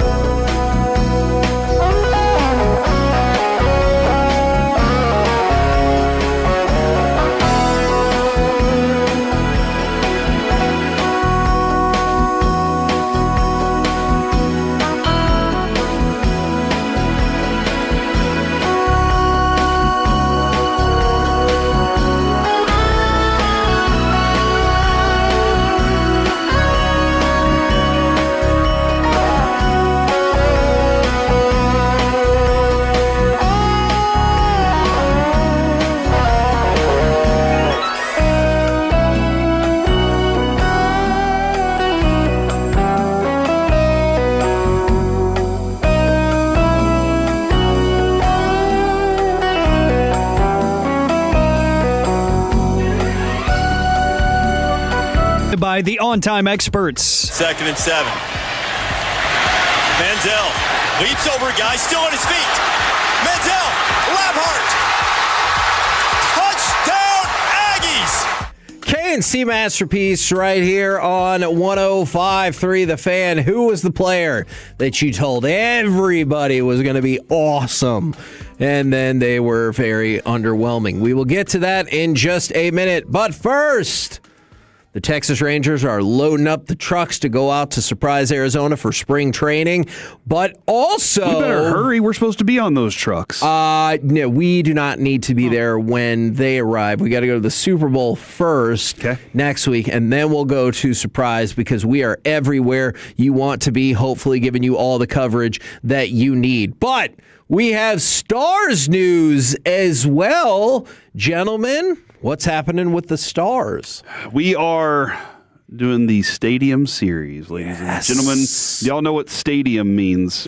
Yes. Good for you. I don't know why they don't just say it's the Play Outside series. Because that's what everyone's here to see, right? Interesting, because this Stadium Series looks like it's going to be... Is that AT&T Stadium? Hell yeah. That's an indoor stadium, Kevin. I don't know if Jerry ever opens the roof on that one. But the Stadium Series will be February 20th, 2027 against the Golden Knights. Oh, of Las AT&T Vegas? Stadium. Yeah. So maybe that's what Jerry Jones and the Stars were talking about. Maybe not moving into the Star, but using the stadium as their big place. Man, that's pretty cool. What, but isn't there a seat there's a number of seats in that place that you're like, I hear a rumor that there's a hockey game going on down there. Yeah, see, I don't like the way I see the mock configuration. Let's put some damn people on the floor. Dude, I'm with you on that, man. We can load this place up. Yeah, I'm totally about something like that too. But I guess that takes away from those suites down on the underneath side, huh? Oh, yeah. How are they going to see the hockey? I guess I don't properly understand how the money works. No boards. Take the boards off the ice for this one. I mean, I think just playing outside is good enough. Take the boards off, dude. Think about it. Would you be mad if they put the curtains up to block out the sun for that one? I think it was John Owning that was like, if the Cowboys did this, I need to go ahead and go to Vegas now. Yeah. Because I'm going to win all the money and then immediately invest in curtains for the stadium. Wait, all right, you buy the curtains for Jerry. Does he put them up? He says he has them. They are there. There's been other events at that stadium where they've closed those curtains. And we do have NASA helping us, decide where all the lights are. We couldn't figure out which way the sun comes up. I'll never believe that wasn't a mistake. All right, who is the player that you told everybody was going to be awesome and they weren't? From the 214, Payton Hendershot. Oof. From the 817, Irv Smith Jr. I said for 3 years he was going to break out and become an all-pro every single year. And that's what I love, is doubling down. You're like, hey, I know it wasn't this year. But you just wait next year when Johnny Manziel plays well. From the 214, Greg Jeffries. Do you know one of the worst modern baseball sets? I believe it's 88 Donruss, because they hitched their wagon to Greg Jeffries was going to be the rookie card that you wanted and needed out of that set. And that set sucks. From the 817, oh man, multiple Greg Jeffries. From the 817, so I thought Donovan Wilson was going to have just a dominant year. And you know what? Every seventh game, I looked right. From the 817, Blake Bell, the Belldozer. Dude, I remember watching him in college, and I was like, this guy could change football. He could absolutely change football with the way that he plays. I get it. And then they said, you're a tight end, buddy. And you know what? My answers have come in on back-to-back texts, which is amazing. From the 817, the Great White Hype, Antoine Rigaudot. Man, they talked about how basketball was going to change because of how good he was at shooting. And there's it's going to change everything. Okay, hold on. I got to go look something up. From the 940, CJ Henderson. If you want to dip into wrestling, man, I really swore Velveteen Dream was going to main event WrestleManias. At least that one, it wasn't that he wasn't good. It was that he was an awful, awful person otherwise. Antoine Rigaudot, Kevin, in his 1 year in Dallas, averaged 1.5 points per game in 11 games. His 3-point percentage, 20.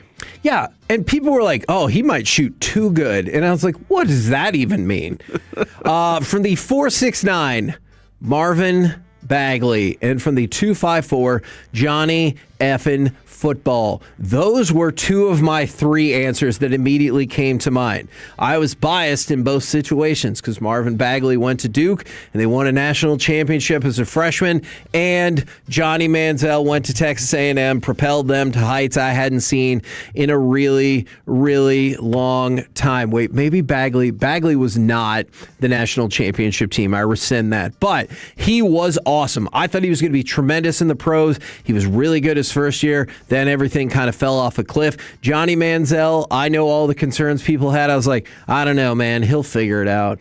And definitely not. That was, both. I remember discussing many, many nights and having many, many arguments, and I was like, we're going to be proven wrong. Like, it's an uncontrollable thing that we were proven wrong, but proven right at the same time. There was nothing that told me that Johnny Manziel could not play the position. Right. There was everything that told me that Johnny Manziel could not control the position. And that's the unfair thing, because one of my people that I was like, this dude's going to be awesome, was Justin Blackman. Yes. I didn't know Justin Blackman was going to have the off-field issues that he was going to have. He loves to drink and drive. I learned the term extreme DUI from Justin Blackman. Yeah, like that's an unfair thing, because that's the thing that kept him from being what he was. Somebody said from the 940, it's unfair. Manziel was cursed by the Browns pick, so that was another thing too. I mean, but like Justin Blackman was a fantastic receiver. One of those top tier dudes that I watched in college at Oklahoma State. I didn't know he had that problem to go along with it. And that's where the extra scouting comes into play, right? Whenever you're watching guys, and Broadus talks about this a lot. It's what a lot of the combine is about, is asking questions, finding things out, learning things about the player in addition to it. This segment spawns off of Matt Johnson. Like this, for me, I was doing everything I could to convince you. And you know what? I stand by it to this day. If that dude if his hamstrings had not given up on him. You lost! Wrong! Again, it was his hamstrings, not his ability. His ability to keep his hamstrings healthy, definite problem. You know what I like about that? You sound exactly like a gambler. No, I picked the right person. They just didn't do perform it right. well enough, yeah. From our buddy Eric, Logan Thomas, and I went hard in on his cards too. That's what I love from that. I've done the same thing. Mike talked about it all the time. When you go all in and buy like all these rookies and sweet numbered inserts and everything, and the person is an absolute bust or doesn't do particularly well. I mean, it's a fascinating thing watching Trevor Lawrence. I think most of the country. Sure. Now, if you're out there, you're like, I didn't. That's fine. You were one of the contradictors. Yeah. I get it. Good job. But most of the country watched this dude do what he did in college and was like, that's going to translate. That absolutely is what this new NFL looks like anyway. And he can throw, and he's got these qualities. Now, Broadus had questions because of the championship game. He was like, he looked a little rattled whenever he was in the big pressure and the big moment,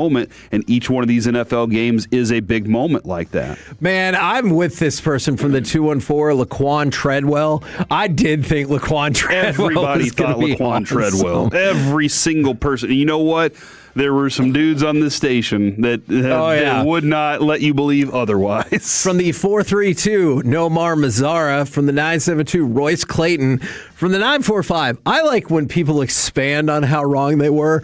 I told everyone Josh Young would be better than Adrian Beltre. So, it's a swing and a miss. We all take some tough ones there. From the 817, Vince Young. From the 972, Ryan Leaf. All right, we have given several options. Mr. Medford, who is the player you thought was going to be awesome and you told everybody, and then not so much? I think I'm going to take the crown for one of the most random here. Somewhat recent.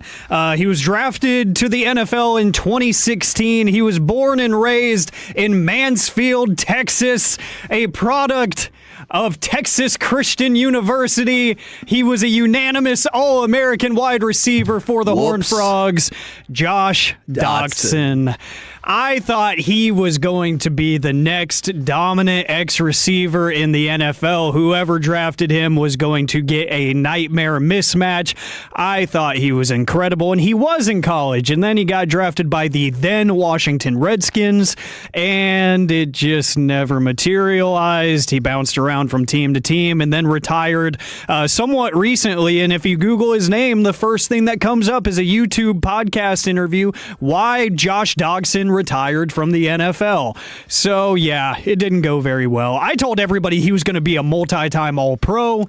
Man. I thought he was going to be the next big deal. I thought he was incredible, and he was in college, and it didn't work. Somebody I worked with at the newspaper loved Neftali Feliz so much that he got a customized, you know how you can build your own jersey with your last name? He built it with Feliz when he was still in the minors because he was that confident. He talked about how he was going to win like 4 Cy Youngs, and I was like, so if he wins 2 Cy Youngs? And he goes, disappointment. And so I was like, wow. And he said I think he might have said he'll be in more All-Star games than Cal Ripken Jr. And it just really set it up for an underwhelming career. From the 901. He was really fun to watch. Oh, yeah. Yeah, absolutely. I haven't thought about this name in so long. Cadillac Williams. Yeah. Yeah, him and Ronnie Brown together were like the combination of Auburn that you were like, this is going to be amazing, and Cadillac just never quite turned out at all. This one we're going back a little while. From the 330, Todd Van Poppel. All right, so Todd Van Poppel's another one that, like, it wasn't would he be the next Nolan Ryan. It was like, how equivalent, if not better than Nolan Ryan, is Todd Van Poppel going to be? Because he was unfreaking stoppable. And I definitely had many of his score and Upper Deck rookie cards. Him and Kevin Moss. Kevin Moss is another one that, like, I loaded up on those cards because I was like, have you seen this dude hit home runs in like half a year? He's going to dominate the next generation. Weird stance, too. He looked like he was sitting in a chair with his legs open. That was a weird stance. Kevin, we haven't missed on a lot of people, but I got another we one didn't for sure. quite get what we expected out of one Dennis Smith Jr. Oh, man. So I think we both believed that this guy was cutthroat. Oh, yeah. We believed a lot about him, and he just, whatever they asked him to do, it didn't work. That comes in from the 682, but yeah. I'll admit, I'm biased towards Duke. I watched NC State play Duke in Cameron, and like coming down to the last possession, Dennis Smith pickpocketed, I think it might have been Tatum. It was somebody who was like a really high prospect, and then he jammed the ball home like right at the buzzer. The two-hand jam. And was like yelling at the fans, and I was like, man, this guy would kill everybody he knows to get a victory. That's the level of competitiveness I want. And when the Mavericks drafted him, I was so freaking stoked, and that was a big bag of nothing. If we can stick in the NBA, I was Team Odin over Team Durant. I was like, you gotta take this kid, Greg Oden. I know he looks like he's 35, but man, a freshman season, 16 points a game, more impressive, 3.5 blocks a game and 10 rebounds a game. I was like, hey, you need this guy. You need this center. Kevin Durant, I don't know how that body is going to hold up in the NBA. Whoops. Good call there. Kevin Durant is still freaking playing. His body gave up on him a few years ago, though. Remember? But he's still freaking playing. I thought Greg Oden was the pick over Kevin Durant. Dude, anybody that says they were opposite is probably lying. You think so? Because at that time, there was the true belief, too, that you take big over over thin, was still frail, a wing. whatever. Yeah. You always take the big player because you can't find guys like that. He was a dude who he was shooting. He broke his hand and shot left-handed free throws. Yeah. Like that was all those. You're like, yes, everything that you can potentially be, he's going to be it. Yeah, no, I'm with you. Now, there are national ones. Like I've seen a couple of different votes for Jimmy Clausen. But then there are local ones that if you weren't like a fan in the Metroplex at the time, you might not have no idea who this person is. Doug Smith. Doug Smith was one of many in a line of first-round draft picks for the Mavericks. that just didn't work out whatsoever. And I know this is a different sport, but here's another one. Taylor Teagarden. Man, do you remember Taylor Teagarden? He was going to be the dude, but I love this. Here's the context from the 940. I thought for sure that Darren McFadden was going to be a top 10 running back of all time. You did? No. This from the 940. They did. You know, I go ask Nick Eatman about him, because Nick Eatman to this day is just like, he was so ecstatic that the Cowboys got him, right? And they wanted it, like he was like anything to get him in the draft, but like he was one of those guys that you watched and you're just like, I get it. He's faster than everybody on the field. He's big. He can do everything. Yeah. And it didn't turn out whenever he got to this level. Yeah, it really, really didn't. Oh, man, this is a good one from the 972, Mark Pryor. Man, you remember the time when it looked like with Mark Pryor and Kerry Wood, the Cubs were just going to pitch themselves to 5 World Series or whatever? Yeah, Mark Pryor was a good one. Kyle Pitts. Yeah. Dude, Kyle Pitts had a 45-point fantasy game for somebody out there. I love Jeff Kavanaugh. He's hit a lot. Kyle Pitts, he was like, he's going to be the dude. Well, you watch. I think Mike took it over the top when Mike was like, he's going to be the combination of Tony Gonzalez and Jerry Rice. And I was like, I don't think I've heard anybody say that. But I understand what Mike felt like that was the hype on him. Yeah. But I was like, I don't think anybody's really pushing for that. We see more local ones, Mike Olt, Joey Gallo, but if we're talking local and we're talking hype level that just never went anywhere, Roddy B, right? Roderick Beaubois. Roddy B, he was another one that we saw like a couple of flashes and everyone's like, play him full time. He's going to dominate. Roddy B. Free Roddy B. Yeah. No, that was the, he was fun. Like he was, but dude, that's the difference between him and a Dirk. Yeah. Dirk does it every single night the exact same way. And probably, you know, there's a small margin between how far he goes up and down. And with a guy like Roddy B, it was boom or bust. You were going to get a 35-point night, and then you were going to get nothing. And you were like, what? And then, as we talk about with Cooper Flagg, if Cooper Flagg doesn't do what he needs on offense, he will damn sure make sure he's going to do it on defense. Maybe even more so, right? He's like, God, my shot sucks. I better go get a steal. Yeah. Or like, I got to do something. Yeah, I got to add something tonight because I'm not doing enough right now. By the way, speaking of legends who most definitely did pan out, I think maybe we should call tomorrow Legends Day because around 11:30 tomorrow, we're going to have Kevin Von Erich in studio. And then at 12:40, we're going to have Mark Aguirre. And Kyle Yeomans. Oh, he's a legend. All equivalent legends. Yeah, legends on every single level. Yes. Hey, he taught me about drinking sore throat spray. We're the KNC masterpiece. Hold on. Because this started this holiday. Is Kevin has started chugging Vicks or whatever. What if you can do? Because somebody suggested it to you, and you feel like it works for a little while. It does. It literally says on the bottle not to do that. You know what Kyle told me? He goes, but you can. You'll be fine. Yeah. That being said, trusted him. That being said, if this is keeping up next week, are you doing that in front of people on Radio Row and suggesting to them that they too can do the same? You know, I was going to say no, but now that you added that suggest to them. Because we talked to broadcasters too. We talked to all sorts. We had Kurt Menefee on. He told the great sock story about how he wasn't wearing socks. Somebody did add Leonard Fournette, and I'll tell you, I thought Leonard Fournette was the next Adrian Peterson. Just watching him in college, I was like, hey, the truck stick works for this dude. Man, there are so many names I haven't thought about in so long. Terrell Pryor. Oh man, I could see that. Miles Austin. Oh. Nomar Mazzara. I'll throw my hat in the ring on Leody Taveras. I always said if this dude can hit, then he's going to be awesome. Then he stopped playing defense. He did because he had to. Was he the one who's throwing the baseballs? No, that was Leody Martin. Oh, okay. And for the 817, The majority of my baseball collection is 88 Donruss boxes, and I still only got like 1 or 2 of that Greg Jeffries rookie card. F that said. I don't know if that text appeals to other people, but I love it. Dude, Rangers just posted a video of Mackenzie Gore, who is walking through getting ready for his press conference today. That is a sharp-looking dude. Oh. He's got the gray coat, black shirt, black pants, white shoes. Looks really sharp, man. And fresh haircut.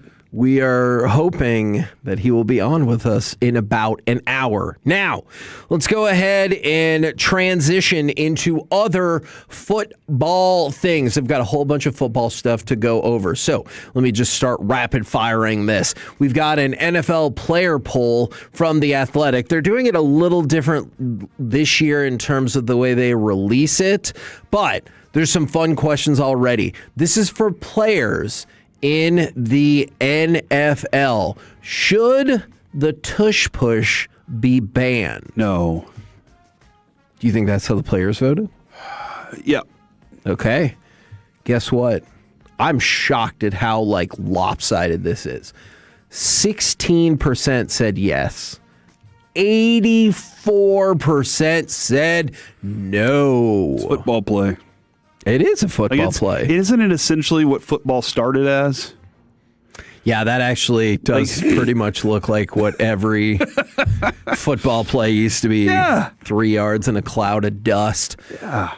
Do you like the new kickoff rules?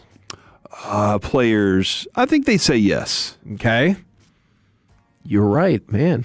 You could be a player. Well, I mean, there's obviously some things that are keeping me from being a football player, but I think the kickers liked it. I think the offenses liked it too because the way the shorter field sat. Maybe defensive players didn't love it so much. See, okay. What were the percentages? It's 73 yes, 27 no. One offensive player said it leads to more returns and fewer high-speed collisions. Yeah, that's important. One defensive player said, I love it. You're running down on the old rules, and it's a big crash every single time. Now it's got closer space, and you're starting to see bigger guys on the coverage team, which I think is really interesting as well. Let's get these bigs involved. Yes, that's why I wanted Odom. Are hip drop tackles effectively being enforced? 68% said no, only 32% said yes. Interesting. Which NFL player would be a good referee? Matthew Stafford. Matthew Stafford did not get into the top voting class. Sam Darnold. No, it is another quarterback, though. Aaron Rodgers. Aaron Rodgers. I bet he knows all the rules. Tied with Drew Sample, the tight end for the Bengals, for the current player. That would be a good lead referee. It doesn't have to just be marquee players. Okay, fine, but give me somebody. Have you ever tried to hide concussion symptoms? Man, I think that it's going to be a higher percentage says no. But I don't think that's them telling the truth. 19.5% said yes. 80.5% said no. One of the people who said no, it was like, you don't mess with the brain. But to your point, one of the players who said yes, sometimes you kind of get knocked out for a second or two, and you just have to pull it together and get it back out there. Yeah, which is scary. Yeah, and I mean that's what they're taught from the moment that's one of the tough things I had with my kid. I want him to be tough on the field, but I also want him to be smart about what he's doing. But, coaches want you to be out there. You lose your job if you're not out there. You lose a paycheck. You lose there's all sorts of things. You could lose your job to somebody else. And there's only so many of these opportunities. It's too important for those guys. It's very difficult. Now, I want to see what you think about this quote. Football is about availability more than ability. You're going to hide whatever you can to be out there. I know it's shameful to say. Yeah. You want to do what's right for the game. You want to do what's right for the league. but you also have you involved. And then you got a bunch of dudes. Kevin, how many times do you still see to this day a guy's laying on the ground for a second too long and his teammate runs over there and pulls it up real fast? Yeah. You're good. Let's go. And if nothing else, I don't want to waste a timeout, right? Yeah, that too. Yeah. All right. This one's interesting. Has a fan ever confronted or contacted you about their sports betting loss or fantasy football loss? And they say contact, probably DMs, right? Probably. Then I'm going to say 35% of the league says yes. 71% That's scary. of the league says yes. Only 29% said no. Leave them alone. Okay, and man. But you know what, though? I say leave them alone. And then this NBA betting scandal comes out. Right. Like, I say leave them alone, and then you see all of this that's going on. Because I do think that it should be look, we trust you. Yeah. I'm going to leave you be. You don't have to worry about me. I'm making bets because I'm a bettor. I'm a gambler. But then whenever something like that happens in the league, you're just like, well, hold on. Now I feel like I'm getting screwed over royally on this. So here's just an example of some of these quotes. Oh my gosh, since that's been a thing all of the time. Another player, people use slurs. People have said that they would kill me. In college, this is another player. After the national championship game, I got a lot of Venmo requests. An AFC offensive player said 5 times a season, and I'm an offensive lineman. And then another NFC offensive player said on DMs all of the time. And another defensive player, there's a lot to this. I bet. There was a time a fan thought I had cost them the game. Another teammate got a personal foul, and our jersey numbers were close, but people thought it was my number. So I got a whole bunch of DMs saying, you messed up my bet. Yeah, no, that's not. Again, it's a lot. Turn the DMs off is one thing I would say. Sure. It's a lot. But if the sport's being corrupt too, that's another thing to take into consideration. Now, interestingly enough, 94% of the players said they do not play fantasy football. But do you bet on other sports? I bet they do. I bet 80% of them do. It is almost exactly the opposite. 11% said yes. 89% said no. Now, those who do place bets, they said mostly on basketball, and March Madness is a big player. I'll let you decide for yourself. I have no idea if any of these players answered out of, like self-protection, and they were just like, hey, I'd rather not. But also because of the rules the way they are, couldn't you see a world in which players are like, hey, man, I'm just not getting involved. Oh, yeah, for sure. One way or another. Yeah, just, hey, I'm walking through a casino. My hands are in my pockets. Yes, kind of situation. Don't even know why I cut through this casino. Honestly. Now, to go along with this is not a players poll question, but one more question that I wanted to throw out for you guys. Who is the best player in football right now? Because Sports Illustrated did a vote on it, and for the first time in a while, it's really close, and it feels like it's kind of up for debate. Bo Nix. You do not think would have easily won that game against the Patriots had he been out there. Is the best player in football? Myles Garrett. Okay. Alec, who do you think is the best player in football? It's hard to go against Myles Garrett. The whole body of work, and just look at him. Just look at the dude. Yeah. Yeah. Speaking of whole body. All right. Well, let me give you the top 10. Patrick Mahomes is 10. Chump. Burrow is 9. Bijan is 8. I might think that's low. Penei Sewell 7. Gibbs 6. Will Anderson 5. Would you take Bijan over Gibbs? Yes. I don't think I would. Okay. I think reasonable people can disagree about that. Fun conversation. Oh, Sports Illustrated voted for your guy. Will Anderson 5. Puka Nacua 4. Dude, he's tough, man. Jamar Chase 3. Myles Garrett 2. Josh Allen 1. Josh Allen is number 1. Note we just saw from the Twitter. I'm sorry, I don't have the note right now. They said that that Josh Allen said he broke a bone in his foot. I bet he was like, it's no big deal. It re-aggravated it against Cleveland, and like he was playing the rest of the way like that. I was like, good God. Yeah, you're probably right. I can play with broken foot. Bo Nix is nothing. Man, do you feel bad for McDermott at all then that like maybe a bad call? You know what, so Kevin? He thinks in a broken foot? Before we have that discussion any further, I'm going to go confirm that a little more. I need to go look at that just a little bit more to confirm that. Well, I still think it's weird that the owner of the Bills is like, oh, it's a bad call. And I'm like, well, then why did you fire your coach if you thought that it was a bad call? We're the KNC Masterpiece right here on 105.3 The Fan. Coming up next, it's time for the C Block starring Corey Majors. Oh my gosh, guess who else the Dodgers are going to get in a trade? Stop it. Next on The Fan.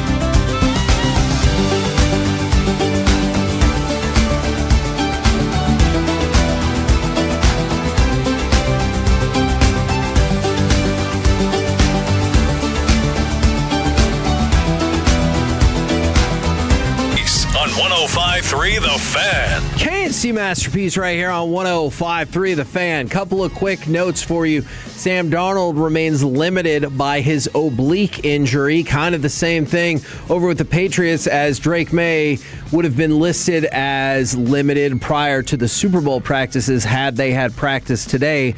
And the very first $1 million bet has come in for Super Bowl 60. One bettor at Circus Sports put down $1.1 million on New England on the money line. Now, it's time for the C Block starring Corey Majors. Yeah, Kevin, it does appear that this morning Josh Allen had a press conference while wearing a boot because he had foot surgery on that broken bone in his foot. So that's tough on Josh Allen, you know, going out there and playing that way. I can't believe he went and had his foot fixed, is what they said. So there we go. All right. Just wanted to make sure the information I was throwing out there was correct. Would you have liked it if he was like, I mean, we already fired our coach. Might as well get my foot fixed. Kind of feels like that's what he said. Oh, okay. I mean, I don't know how long the recovery and all that's going to be. So that's an interesting... Well, people want to draft him? Do it immediately and then rehab. Are you going to be the same? Are you going to take the same risks? Like, this is a good question for fantasy drafts next year. He's still going to produce, right? And Joe Brady's in charge. I think so. All right. They'll lose in the playoffs, but he'll make it.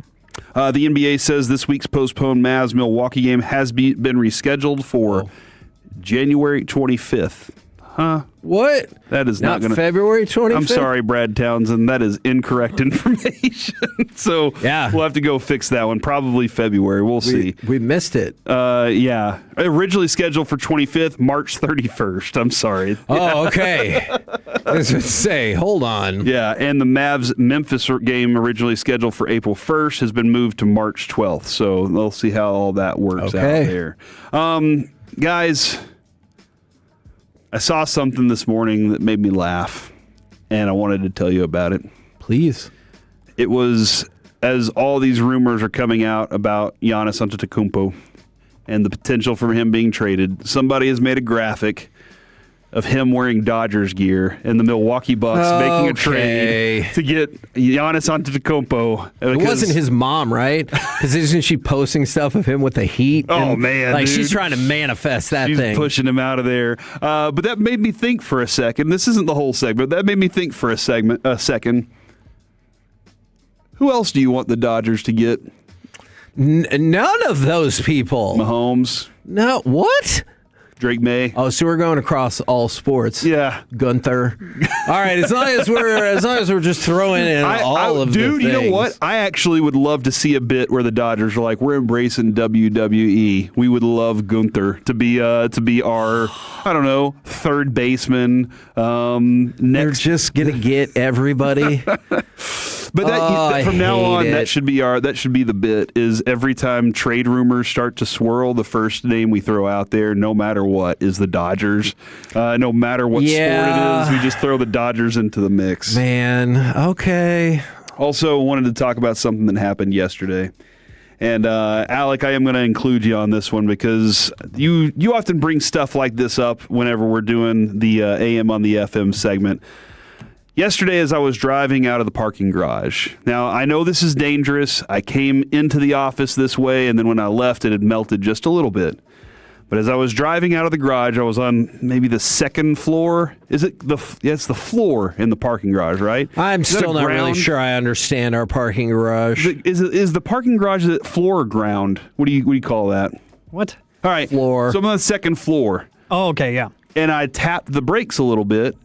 And the ice that was accumulated on the hood of my truck it fell. Slid off. Now, I got to watch this cool thing happen. I think we all agree. You throw a piece of ice on the ground. Like, that's one of the guy things. That's what, like, guys understand stuff like this. Mm-hmm. You throw it. Why a woman would go, why would you think that's cool? And you're like, it just is. Only guys understand. Why are you asking me that question? Because it's cool. Yeah. Fire is fun. Like, come on. Why are you asking me that? I don't know why. And so it slid off of the hood of my car and shattered on the ground in front of me. And I was like, awesome. Like it was just this moment of that was so freaking cool.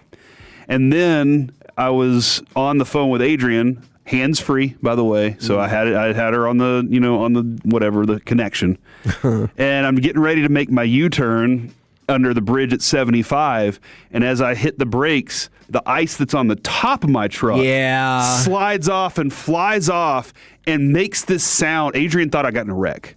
Like, she was like, oh no, what just happened? And there was a homeless guy standing there at the corner with his sign, and I just saw him go, F yeah, that was so cool. And I was like, awesome.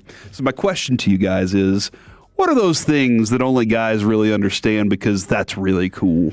Fire. Like I said, I sorry I tipped my hand too soon. I think fire is one of them. I also sometimes think bugs is another one where you're like, oh, yeah, or snakes. And you're like, oh, instead of like, oh, no, it's a snake or a bug. And you're like, huh, interesting. I've not seen that kind of bug before. What kind of bug do you like go check out?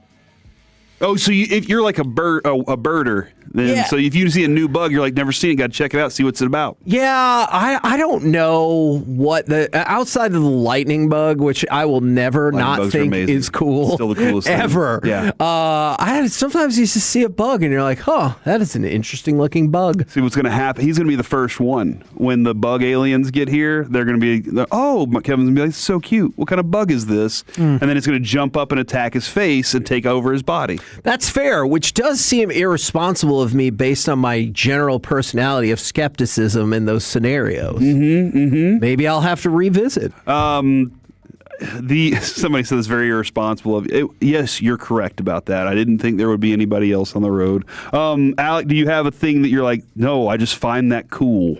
I would say physical combat. That's something that is a great answer. Because I was watching UFC 324, thanks to Paramount, but no thanks to Jim Rome. And she was like, I can't. And if it's ladies who are fighting, she definitely was like, she's like, no. Yeah, the greatest example, and Kevin will appreciate this because, in the dating world, it's like, oh, what are you into? And then you say as a, 24-year-old man, pro wrestling, you kind of got to explain it a little bit. Yeah. Yeah, I remember whenever we first started talking, right? She sent me a TikTok of Darby Allin getting thrown out of the ring onto the announce table. And she was like, this is the stuff you watch? Yeah. And I'm like, yeah, that was an awesome spot. And by the way, here's a picture of me with Darby Allin because we interviewed him. Yeah. So I'm like, yeah, friend of the show right there. And she was like, I will never go to a show with you. And I'm like, yes, you will because it's cool. That's a deal I don't breaker understand it. otherwise. I'm like, Do you like me or not? Exactly. So I'm like, you will go. See, Alec, I could be a cautionary tale or an encouraging tale for you. I think that's why I was single for the longest time because I did not apologize for any of the things I like or having Han Solo mounted on my wall in my living room. I didn't mount him. And so I was just like, that's the deal. From the 945, picking up the power tool and spamming the trigger. Oh, this is a great answer. It's farts. That's the answer. I just laughed just now. Yeah, exactly. I'm sorry. I know it's immature, but when Noah, he'll be like, toot, and I will laugh, and he'll go, hey, Daddy, I farted. And so I think it's hilarious. Throwing big rocks into water, yes. Oh, that's a great answer. It's just the cool. You're like, first off, your thought is, how far down in the water did it go? Even though it might be half a foot shallow. And what kind of a badoonk noise did it make? Yes. You know what I'm saying?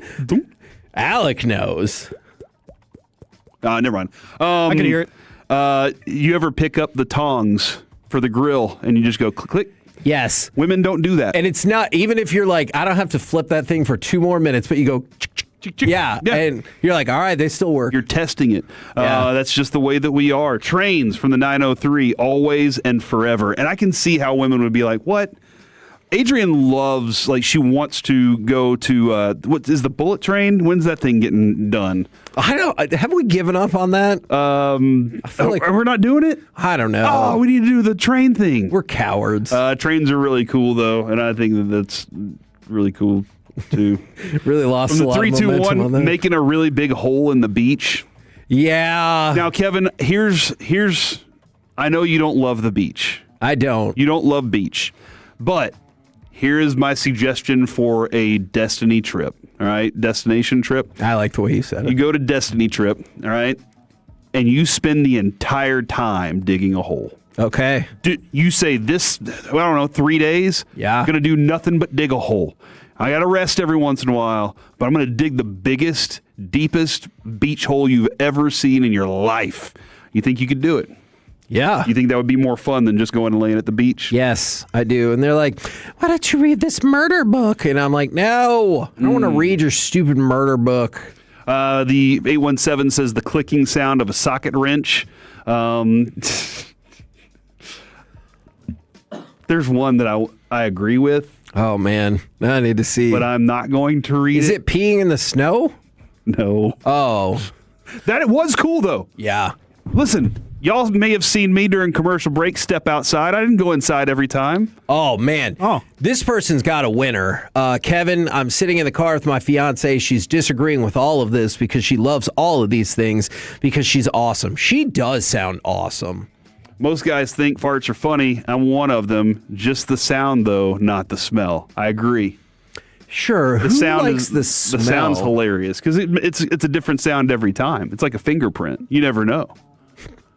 Right. Ninjas. Dude, think about it. Think about it. As a child, you loved ninjas. You were just like 3 ninjas, can't get enough of it. Sidekicks, let's get more of that. Every ninja movie you could think of, give them all. I did like sidekicks. Model kits of any description. Description. When I that's true. You don't see, I'm not saying they exist, just in my existence, I've not seen a lot of women who are like, I'm really excited to get going on this model plane. Mm-hmm. Like, that doesn't feel like a thing that happens a lot. I like this a lot because I think this kind of identifies with our show a little bit from the 214. Pointless dude conversations that have no context but make sense completely in the moment. Okay. Like we have we'll go on trips where we're going to Arizona. We'll be driving to Surprise, and it's about a 45-minute trip. We'll come up with the most ridiculous S that we think is hilarious. Yes. And we enjoy the moment just because it existed between two men, sharing a thing like that while they were sharing a ride to their destination. Man, you know what? Since you said that, maybe it's a willingness to wait on biscuits.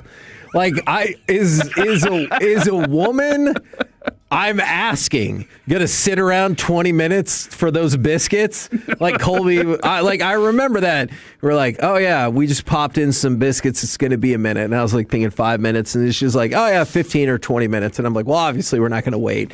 And Colby's like, yeah, we'll wait. And we sat there. And I was like, okay. From the 970, the sound of a golf ball being hit flush by an iron. Oh. Kevin, when you go to Top Golf for Jared's event back in the day, that was one of the cool things was to hear somebody tee off. Do you remember that dude that was the long driver? And he walked over Alec with his cigar in his mouth, and he goes, watch this, guys. And he gave us the shh. Don't tell anybody. And he hit one over the back net. And it just kept going, and I think it hit the hotel behind it. I was like, what just happened, dude? I'm going to be honest. I did not expect the entire segment to be taken up by this. However, there were so many texts. Here we are. And so many people taking part in it. This is why I love the Tolos, Kevin. Yes. Because a conversation like that can turn into a lot of fun. And look at how many of those things that we all agree on. Like all these things that we were just kind of like, only guys kind of understand this stuff. And all of these dudes are texting, it could be ladies, texting in, and they agree with us completely on those things. That's a C block, ladies and gentlemen. I feel like, well, we didn't learn a lot, but we did stuff. Exactly. See, there you go. We're the KNC Masterpiece. You want me to do this fourth down conversation next? We can do it next time. Yeah. Coming up next, because, Corey, you know what? Screw it. We already have prop bets, so let's start throwing them out there next right here on The Fan.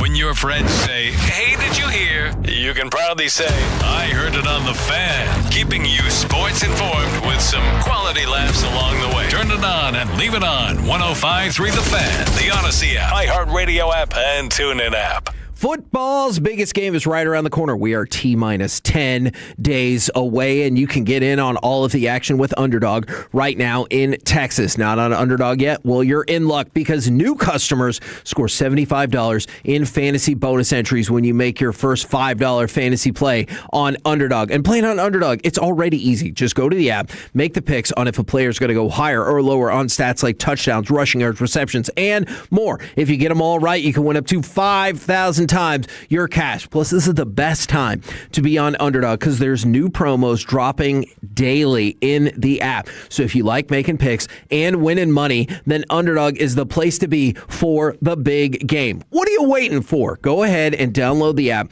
today. Use the promo code MASTERPIECE to score $75 in fantasy bonus entries when you play your first $5 on Underdog. That's promo code MASTERPIECE. Underdog. Make picks, win money. Must be 18 or over. Present in Texas. Terms apply. See assets.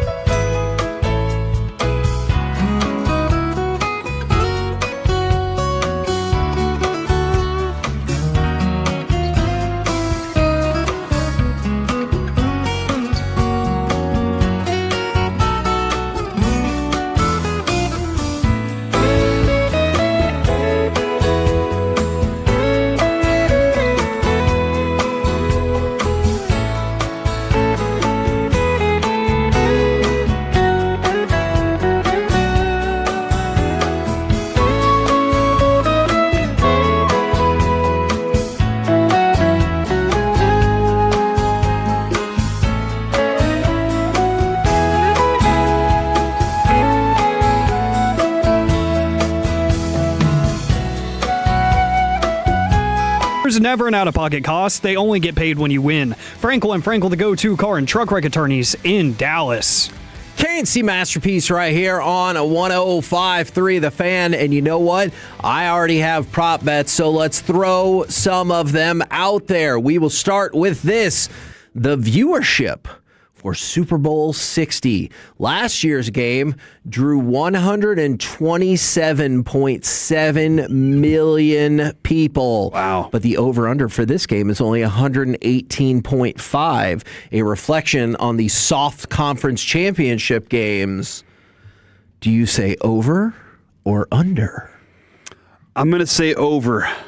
Man, that being said, is Sam Darnold that interesting? Are the Patriots that interesting? Yeah. Man, I'm going to go under. I think this is a Super Bowl nobody wanted. All right, man, I am with you on that. Alec, over or under 118.5 million viewers for the Super Bowl. Over, but not by much. I don't think it's going to scrape the number that we got last year, but I do think that just the nature of the sport, I get guilty of this even with some of the late, like, Week 18 games. I'm like, football's almost done. I'm going to watch. I don't care. I'm going to watch. All right. Will the Seahawks attempt to pass from the opponent's 1-yard line? Yes. 3.5 to 1 on your money. Yeah. If you think that's going to happen, that's a heck of a value. I would love McDonald to come out and be like, hey, look, man, we'll never make that mistake. All right. Some other coach did that in the past. That'll never happen. And just pound that over and over and over.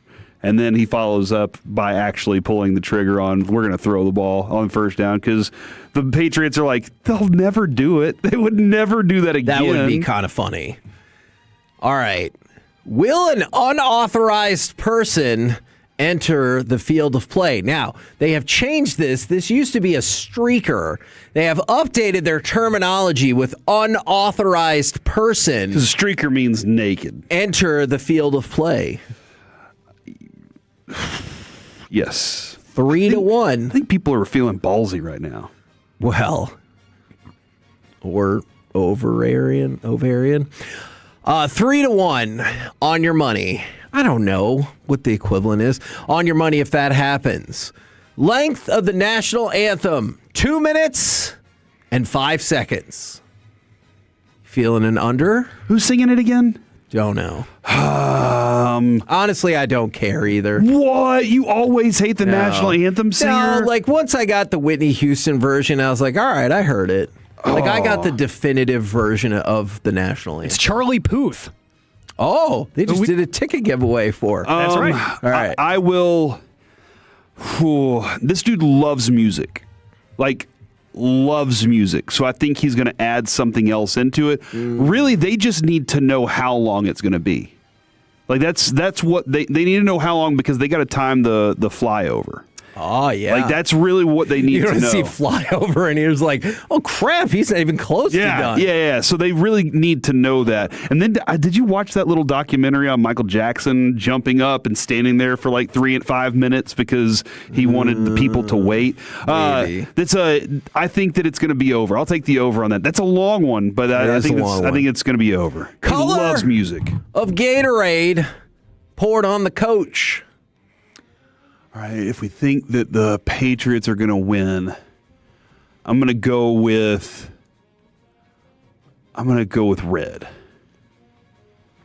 Red or pink, 14 to 1 on your money. Alec, what say you? Green. Green, which gets mixed in with yellow, is 3 to 1. The favorite, orange, followed by purple.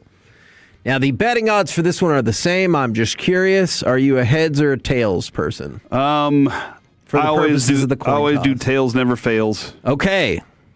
Alec? More of a heads kind of guy. All right. Now, from the 469, is your bet disqualified if you're the one that enters the field of play? You know what? I don't think I've ever seen a verdict on that, because that's been the discussion for years, right? Why wouldn't you just try to manipulate the results? All right. Now we get to some of our titled bets. 2 teams, 1 cup. Will Cooper Kupp score an anytime touchdown? Yes. I think so much is going to be paid attention to Jackson Smith and Jigba that they would love for Kupp to have that opportunity. 2.5 times to 1 your money for 2 teams, 1 Kupp. Now, we move to BDS Sam. Oh my gosh. Over under number of completions for Sam Darnold. I want you guys to be proud of me for that title, too. BDS Sam is a good bet name. 21. Okay, Alec, how many completions for Mr. Darnold? 19. Ooh, over under 19.5. Ooh, so I'm taking the over. And he's taking the under. How many touchdown passes? 5. Then you'll definitely hit the over then. Alec, do you have a more conservative play? Sure. You know what, by the way, if you think it's 5 on Underdog, you can manipulate the numbers to change the odds. I'm going to see if I can find out what kind of money. Is it set at 1.5? Yes. It is set at 1.5, which is the safest, I feel like, usually. I was really going to say 2. But that's even a stretch for me a little bit. Matthew Stafford at times will get the 2.5. I definitely made the mistake of changing the line to 2.5 and going under for Darnold, and he threw 3 touchdown passes. This is fascinating from the 682. 682 says teams try to stay away from red Gatorade because it's hard for the trainers to decipher the difference between blood and Gatorade if they're throwing up. Oh! That is something I never thought I about. did not know that either. Plus red 40. You know what I'm talking about. I don't know what that means. Do I need to look that up? Yeah. Okay, longest pass. What do you think will be the longest pass for Darnold and longest pass for May? Oh, is that like the dye that they use in these foods? Okay. Cancer stuff. Oh, what it's suggested. no. Yeah. Longest pass, 46 yards. For? Drake May to Booty. What? Booty call. We did that one. Mm-hmm. Alec, what do you think will be the longest pass for Sam Darnold and the longest pass for Drake May? This is really tough. For May, give me 25 yards. Ooh. And for Darnold, give me 22. You are going to want to go heavy on the unders here. Longest pass, Sam Darnold, 35.5 yards. Not happening. Drake May, 33.5 yards. Dang. Rushing yards? I understand that, though, because if you're playing this game, you don't want to get beat deep. Yes. So you're going to do everything you can to make sure that your safeties are back. And you feel confident in the tackling of both teams to prevent these from going longer. Kenneth Walker, over-under rushing yards. 84, toughest rushing yards you'll ever see. Alec Medford. 76. Ooh, 73.5. Wow. How many extra points will be made in this game? All of them. 5. The answer right now is 4. How many field goals? You know what's interesting about this, though? And I had to kind of cheat on this one because they have both kickers at a half. So when you combine them, it comes up with a whole number. How many field goals? I think 3. That is exactly where the line is right now. What will be... Oh, I guess first I need to ask... Can I ask you this, though? Because this was actually kind of part of my C block, but we never got to it. The numbers in going forward on 4th down are dramatically up. Like I have a whole thing that just points out how dramatically different it is now. And we saw how many of these games in the championship series and throughout the playoffs could have been decided by a field goal taken early or whatnot, not chasing a 4th down. Do you think that is going to be the difference in this game? They're going to say, I'm taking the points in the Super Bowl no matter what. I'm taking points. I'm not trying to risk anything. See, that's an interesting question. Risk it to get there, but once you're there, you go conservative. And what's interesting, too, is don't you see regret for both of the teams that are not there in terms of maybe not taking that one of those field goals along the way? Yeah, so that's why I'm so low on the field goal number, but I feel like it might be higher because they may have learned something from that. Will Bad Bunny actually wear a dress? I didn't even think. I did think about that. I was like, what a great play just to irritate people he's trolling. I think so. Okay. What will be the primary color of the dress or top? I mean, the line said he would wear it to represent that community, so I think it's rainbow color. Is that a color? You know what's interesting about that? Because I get that for sure. It starts by going black, then white, then blue, green, but there's not a rainbow option in the top 6. Although you can bet that the favorite is a ball gown followed by a halter dress. I don't know, man. I didn't make the lines except for the two I told you. White would be for like something fun and wedding kind of thing, and black is something to mourn. So I don't know exactly what song he would be wearing that in, but I would go black. Sounds like a good dress. Black looks good on everybody. Will Sam Darnold seeing ghosts be mentioned? Yeah. 6-1 on your money. Yeah, if you think that is the case. Chris Collinsworth's going to bring it up. Now, Here's a guy. What I really want to hear is Chris Collinsworth opine about Cardi B. How many times over under will Cardi B be shown in this game? Ooh. 2? I was going to say once. Oh, you guys, 1.5 is the over under. Now, keep in mind, this is during the actual game, and then whenever they go to commercial after the game is over, that's the end of it. So post game doesn't count once they come back from the commercial break on that. Yeah. Who is your Super Bowl MVP?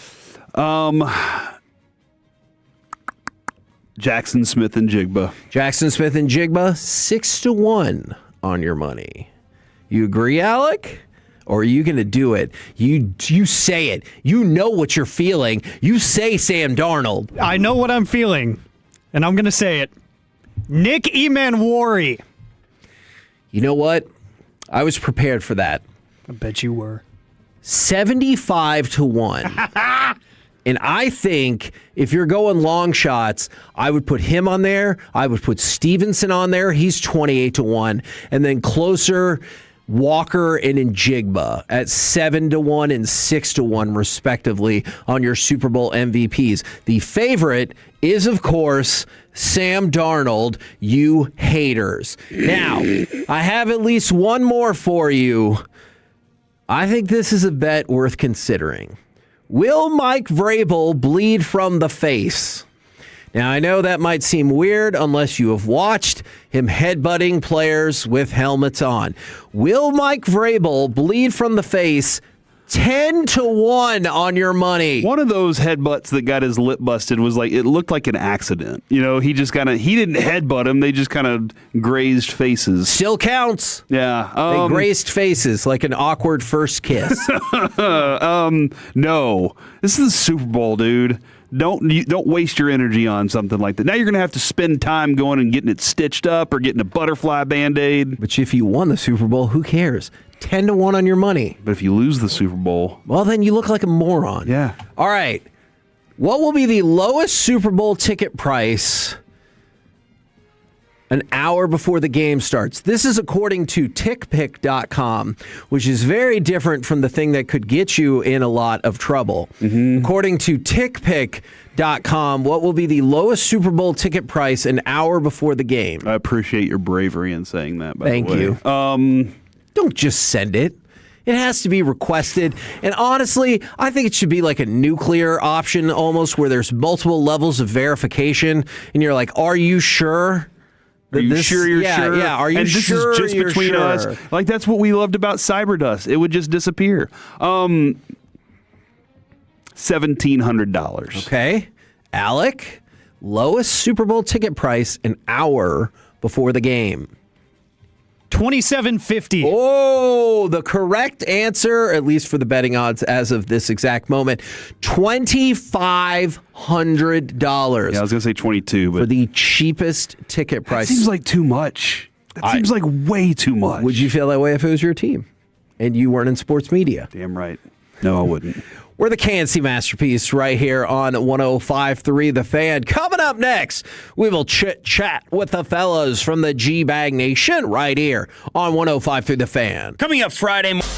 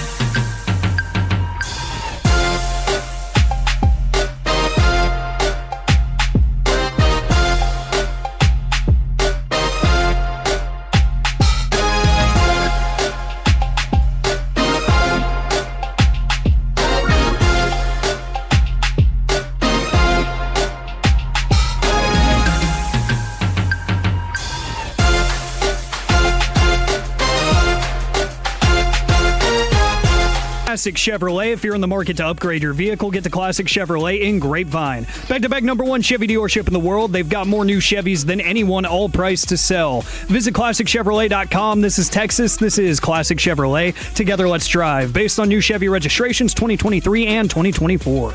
KNC Masterpiece right here on 105 through the Fan. Right now, we bring to you on the home of the Rangers, the newest Texas Ranger. It is Mackenzie Gore. Good afternoon, sir. How are we doing? Thanks for having me. Man, we're doing outstanding, and I know there's a lot to get to in terms of your professional career, but I was hoping I could ask you a question about your high school career, if that's okay. Yeah. Now, I know Wikipedia is not always the most reliable source, but it says your junior year, you had an ERA of 0.08, and I did the math, and that means you would have given up 1 run in 88 1/3 innings pitched. Is that the case, and do you remember what that 1 run was that season? I do remember, and it was in the state championship. Oh! Did you guys still win the state championship? We lost it that year. Son, way to go, Kevin! Way to go, bringing up stuff like this to bring back those memories. All right, so I've clearly started this off on the wrong path, so I'm going to try a new path. I thought you were going to be like, yeah, it was in the middle of the season. It was amazing. I did just enough research to embarrass myself, so good for me. Now, what can you walk us through the trade to the Texas Rangers, and maybe for people who don't know, like, that's a huge change in your life as well. And like, what are all the logistical things you have to do in addition to prepping to be on a brand new team? Yeah, I mean, I think the biggest thing is spring trainings and somewhere different. And, you know, you have some time to figure out where you're living. You kind of would do that anywhere. So, I think the biggest thing is there's a lot of new faces, but that was kind of already the situation where I was, and just kind of have to figure out where you want to live in spring. Last year, the Rangers, we, as a fan base, we struggle watching this team score runs. We're hopeful, obviously, that changes this year. But when you're a pitcher that steps onto the mound and you know it might be kind of a struggle, do you think about that at all, or is there, I got to focus on this job specifically? Yeah, you don't think about that. I mean, one thing is a really good lineup. And then, you try to go execute and do your job, and that's kind of how you win baseball games. Everybody does their job, and that's how you win. We did see you as the Rangers posted their Twitter post of you arriving to the facility. You had the gray coat, black shirt, black pants, white shoes. You look sharp, man. Who dresses you?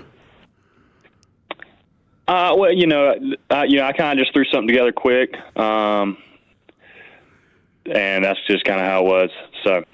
Dude, I'm not lying, Kevin. You tell him. I was like, dude, this guy looks sharp. Yes. So my co-host was very impressed with the way that you were dressed going into the press conference. Now, going back to the end of last season, I know we're having a really strong season, all-star submission and everything like that. How was it that you felt the right ankle impingement? Did you know immediately this was something that was going to cost you some starts and obviously the rest of the season? Yeah, I mean, it was a weird thing that happened in the rain. It was one of those things where you wanted to continue to pitch, and you have to, especially where we were at as a team, what the best thing to do was, and we made a decision as a group, and that's kind of what it was. It was, not anything major, obviously, but you always want to play as much as you can, but it was just kind of a decision we made as a group. So. Now, I think we'll all admit we were not anywhere near as keyed in on Nationals baseball, of course, last year as the Rangers. So when I was looking at some of the game logs, I wanted to pick your brain about if there was anything in particular mechanically or that you didn't like in some of those starts at the end of July and the beginning of August. Because outside of that, just that group of like 3 out of 4 starts raised your overall ERA for the season almost a run. Was there anything that you look back in that cluster of starts that felt maybe different than the rest of the year? Yeah, I mean, I think when you're pitch well for a long time and then you don't pitch well, it was almost 2-ish weeks. You got to figure out why that happened, and you go back and look at it. Is it mix? Is it, like you said, delivery? And I think that's you got to figure out that, learn from it, and kind of take it into the next year.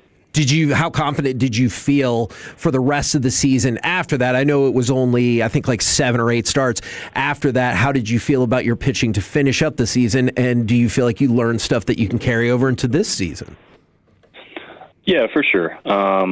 Absolutely. I think obviously I understand what the best, or how well I can pitch, and you just want to try to do that as much as you can. And that's kind of how a year goes. Things happen, good and bad, and you learn from it and take it into the next year and try to be better. So you're going to keep rocking the number 1 here in Texas, and that is a rare number for a pitcher. What's the backstory of why you like wearing number 1? Yeah, I wore it in high school. It started because I was the smallest guy, and then I wore it in high school. And when I debuted, they were like, "You want 1?" Because they scouted me in high school, and it's kind of been my number since. Yeah, and that one run that he gave up in high school, Shut Kevin, up, I think. Corey. All right, Shut up. Hey, Mackenzie, Mike Bassick used to be on our show. He's going to be calling Rangers games for TV, and he used to talk about this a lot. Like, Charlie Huff was his pitching coach, and Charlie Huff built the best pitching plan for each game. We had Mike Maddox here. We absolutely loved him, and now we got Teagues here. How important is your relationship with your pitching coach? And each time you get out there, how important is it that you have a plan like that dialed up? Yeah, I think that's really important. I think communication with the whole group of, the catching side, and then, what we want to do as a pitching group going in. I think communicating that it is almost as important as anything, just so you can go out there and be aggressive and do everything you can to execute at a high level. And do you have to be like best friends with the catcher? Like, I'm always curious about that relationship, because we had a moment during that World Series run where Andrew Heaney and Mitch Garver, like he was like, "Hey man, keep throwing that slider because that thing's working right now. I need to see that." And I'm just kind of curious how that relationship grows and bonds over time. Yeah, it's really important. One, you spend a lot of time with them. And during a game, there's so much communicating going on that the relationship is almost as important as, what you're throwing and calling. So, big time important to get that going.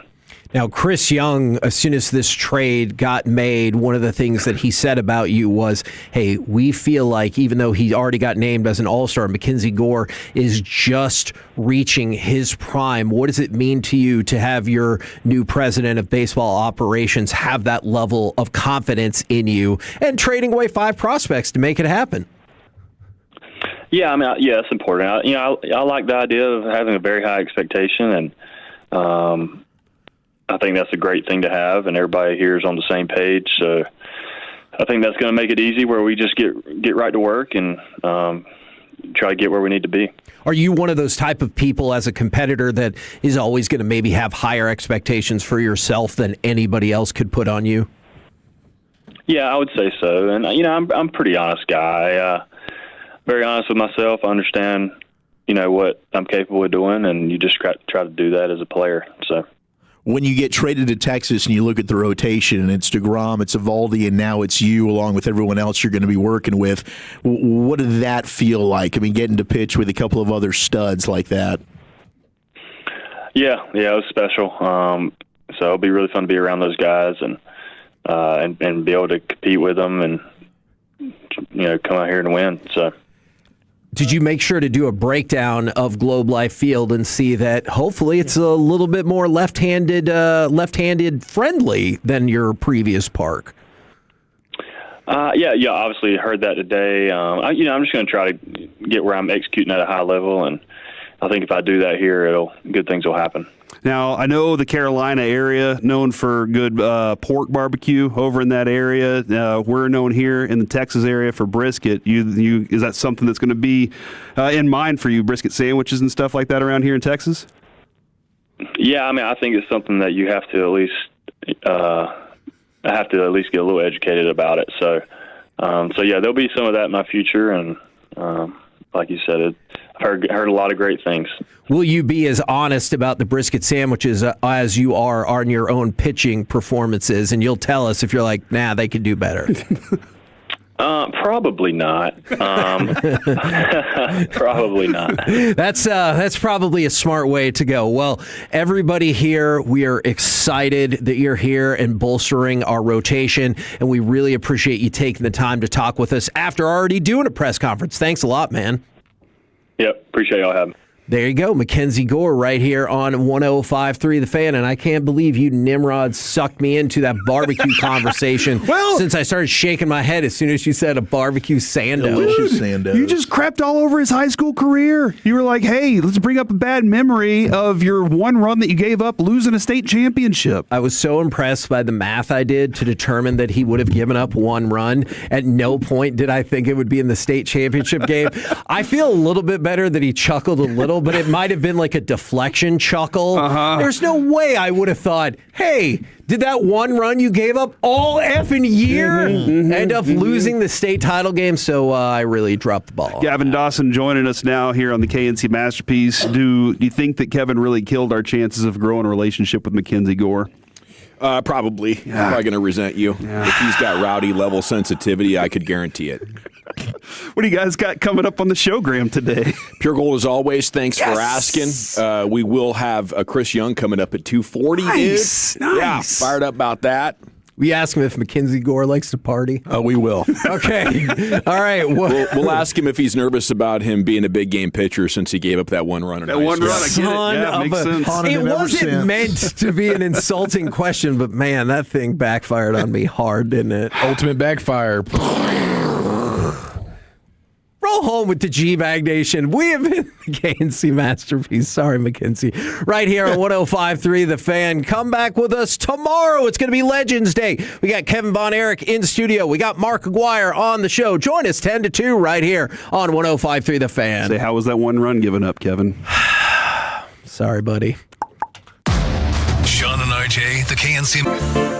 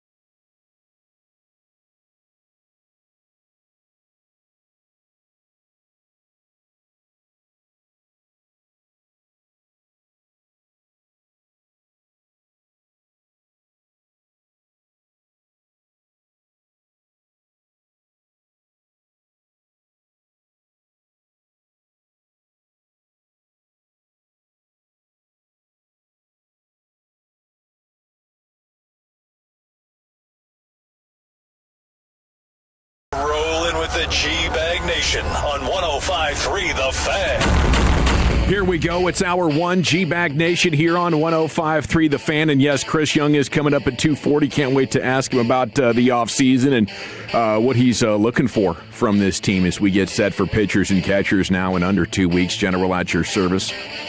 If you see me, bear me, N.A. There's Broadus, the former Cowboy scout, the Super Bowl champion. Lucius Alexander's in the Pim Cup over here. Master Control 75 and 635 Lakeside Studios, fixing to go 5 flawless. You got Wolchuk and Chiafalo here, of course, and along with you, we are the G-Bag Nation. Of course, you can listen to us at 105 The Fan, our massive blowtorch of a signal, 100,000 watts. And you can also get us on the Odyssey app, and that's the best way to listen when you're out of town or you're in the office, not next to your radio.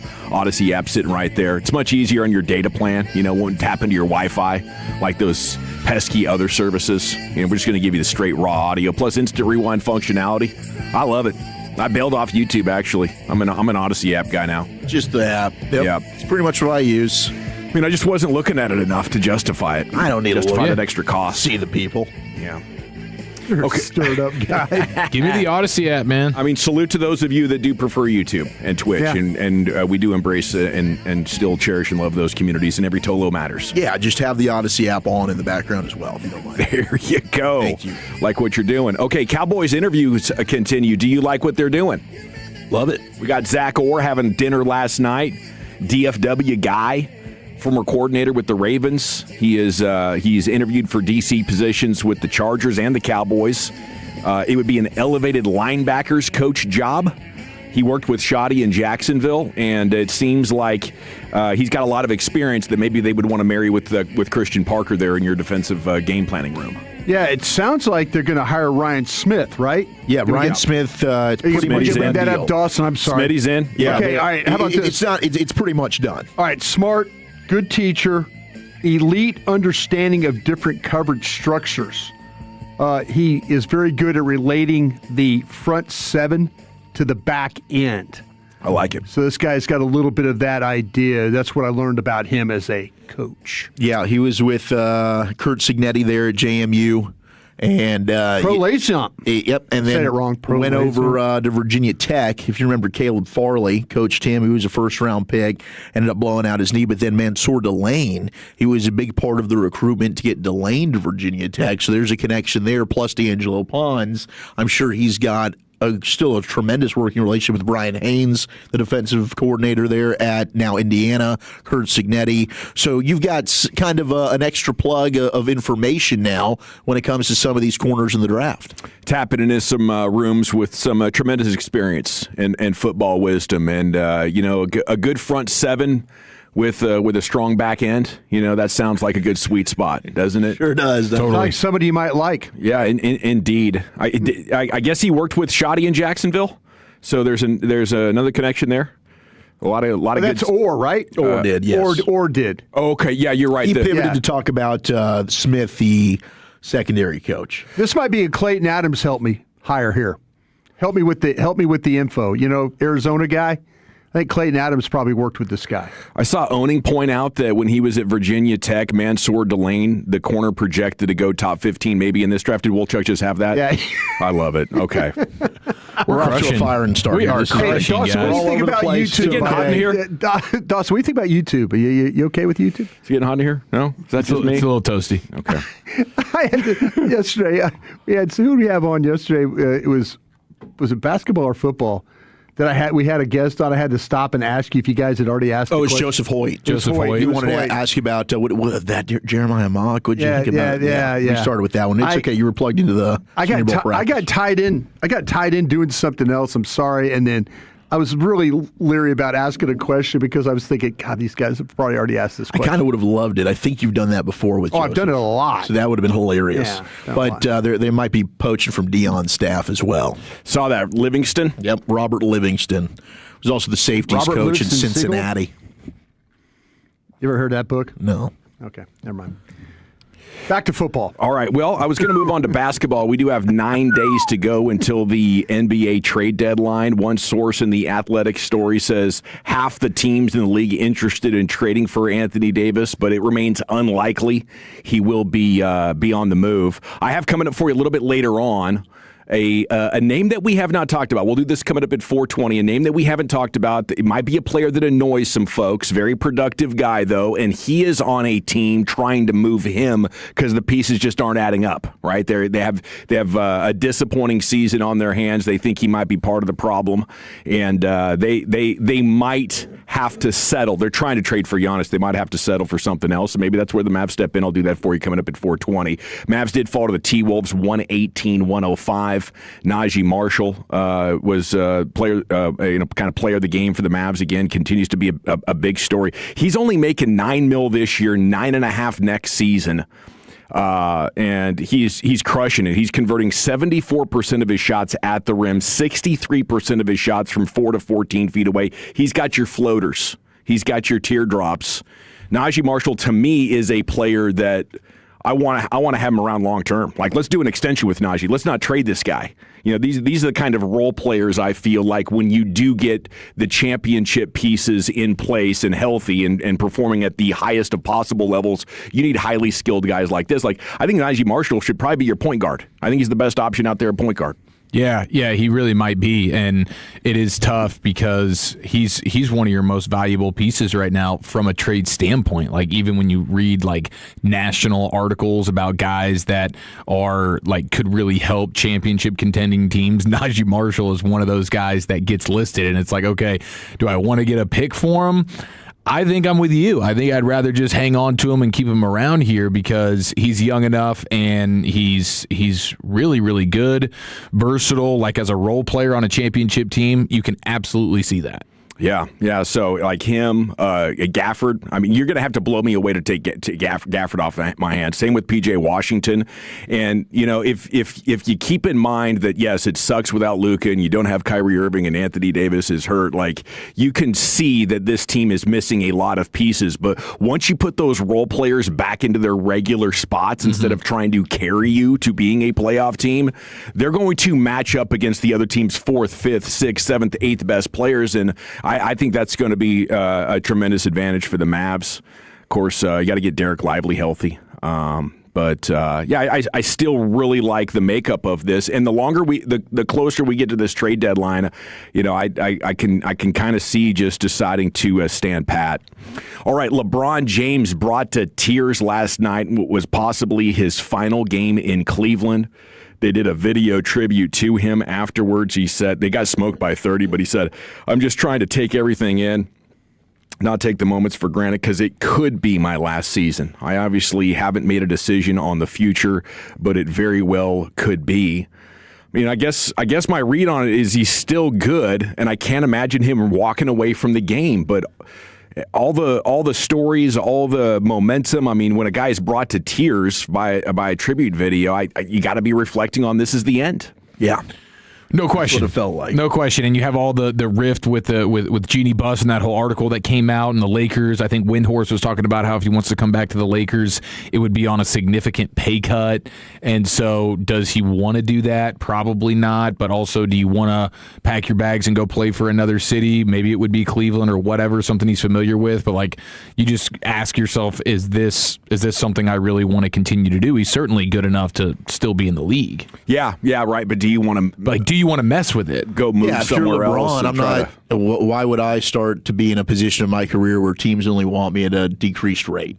And when you've been the man for 20 plus years now, it's like, yeah, I could still play and I could still be a role player for a championship team if I wanted to, but is that what I'm here for? Like, this guy's got so many avenues and careers that he can do post basketball. Yeah. And he's played so much already and accomplished everything there is to accomplish. It is wild. It's almost like when, Favre retired and Peyton Manning retired and you see the greats to envision and imagine the sport like Dirk and them not playing anymore. It does make you want to kind of just soak in. And there are a lot of LeBron haters. I'm not one of those, probably because the Mavs were able to beat him in the finals. But yeah, it is weird to imagine the NBA without LeBron. Is he capable of knowing when to walk away? See, that's what I was wondering. Like, I think last night was an indication. Yes, to me, that's kind of what it felt like. Like, why else would you be so emotional? You wonder about these guys, and they play at such a high level, and like it took the Cowboys beating Tom Brady the way they did in the playoffs to kind of walk away. Is that what got him out of the game? Or, I mean, I think a lot of these guys don't know when to leave. Yeah. You know? I mean, they just... The man in the mirror is the last to know, oftentimes, when it comes to the greatest competitors. He's used to being on the road and traveling. When you retire, you kind of go and you're like, well, what am I going to do now? Sit around, do nothing? I guess they're going to talk to me and ask me questions and things, but maybe do interviews. But, man, you get into a rhythm of life about playing the game and being around the game, and you don't want to leave it. And I don't know if these guys often know when to leave. I think the big retirement... Especially the big-time star guys. Yes. The big retirement indication for me was even before last night, and it's his, over the last, 6 to 12 months, his ridiculous obsession with golf. Yep. That's a good indicator. And then you start wearing the 23 patch and all this stuff. Like, I thought he would want it to be known. Like, this is my last season. Farewell tour. I want all the pageantry. Yes, I want to be going to every arena. They're doing some kind of tribute. Last time LeBron is playing here. Rocking chair. But I think that the way that this has just gone with the Lakers, that now it's like, no. Like, I've always been the alpha. I'm the one that dictates what's going on in the league. The league's not about to dictate to me. What if he and Luka can go win games and avoid the Thunder, or the Thunder get hurt and they end up going on another great run? I could see him deciding to stay. I think what you just said right there, Wolchuk, is kind of what Brian's talking about. Like, I don't know if he knows it's time to walk away, and I don't think it is. As long as I'm not in pain, I want to play. It's obvious he has a tremendous amount of fun doing it. He's not embarrassing himself yet.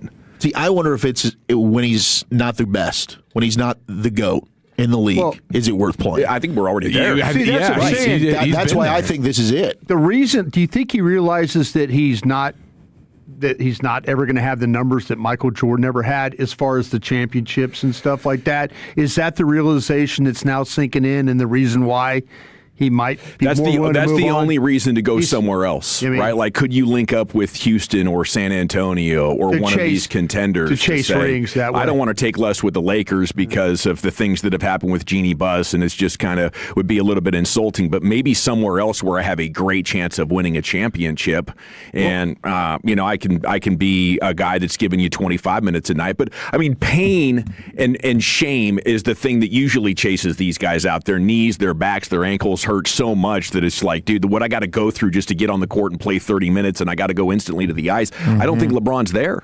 I just think his body's held up incredibly well.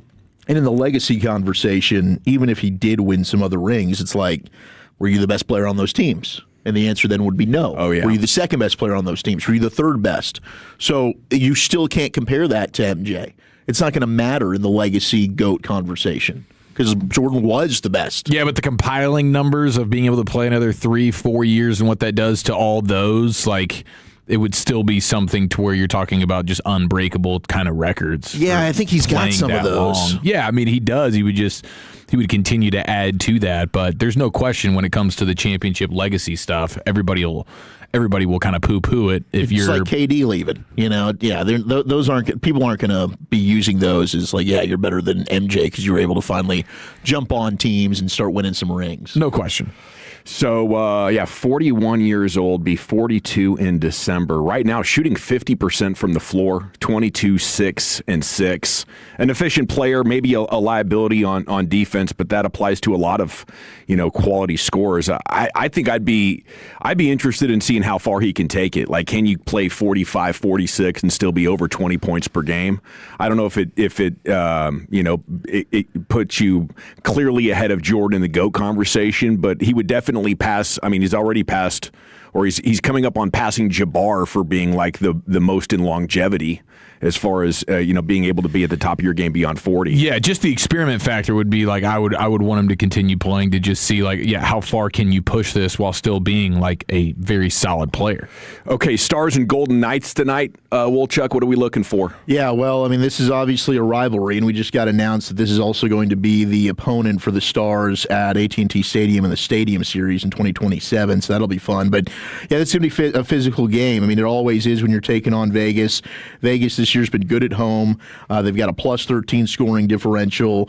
This is all going to be about, hey, how's the power play and how's your penalty kill? I mean, it really seems like that's what it comes down to for the Stars. And if they're winning faceoffs, they've got a good chance to win games. When they struggle at the faceoff dot, that's where you start to see the losing skid happen. So Mikko Rantanen, Robo, Thomas Harley had the game winner the other night. Can they continue to keep that momentum going? But it is tough going up against VGK. We got the champ on the other side, then your top 10. Where are you taking it? Yeah, who are the top 10 projected players in the NFL for 2026? Sports Illustrated's got a list. We'll debate that next in the Nation. The more time you give, the more our crush grows. Together we continue to build something special. Keep turning it on and leaving it on 105.3 The Fan and the Odyssey, iHeartRadio, and TuneIn apps. Welcome back to Winter Hack Radio, the place for clever hacks to survive the season. Icy driveway? Well, try spreading sand or birdseed to help with traction. Snowy puppy paws? Well, grab a whisk, brush it off, done. Catch COVID-19? Well, just get... Actually, there's no hack for COVID-19. But if you test positive, prescription medications for COVID exist. Ask your doctor if they're right for you. Visit PfizerForAll.com to learn more. Sponsored by Pfizer. The new era of UFC on Paramount Plus continues. Live from Australia. Featherweight champ Alexander Volkanovski. He is an animal. Defends his belt at home in an explosive rematch against Diego Lopez. You gotta be kidding me. And the always dangerous Dan Hooker. Yes. Throws down with powerhouse Benoit Saint-Denis in a high-action lightweight showdown. There's never been anything like this. UFC 325, Saturday, January 31st, only on Paramount Plus. I'm Bob Burke, founder and chairman of Burke America Parts Group, a family of brands that includes RepairClinic.com, an appliance and HVAC parts solution company that's grown into an international brand. Before AmericanEagle.com, we partially launched a new technology platform developed by another firm. American Eagle helped take our technology to a whole new level with digital marketing, software development, and business insights into our key markets, appliances, HVAC, and outdoor power equipment, and did so both on time and on budget. AmericanEagle.com has the resources, experience, and talent needed to produce solutions. Our new technology platform, developed by AmericanEagle.com, has produced tremendous results with higher traffic, conversion, engagement, and online revenue. If you have any home repairs you need to take care of, check us out at RepairClinic.com.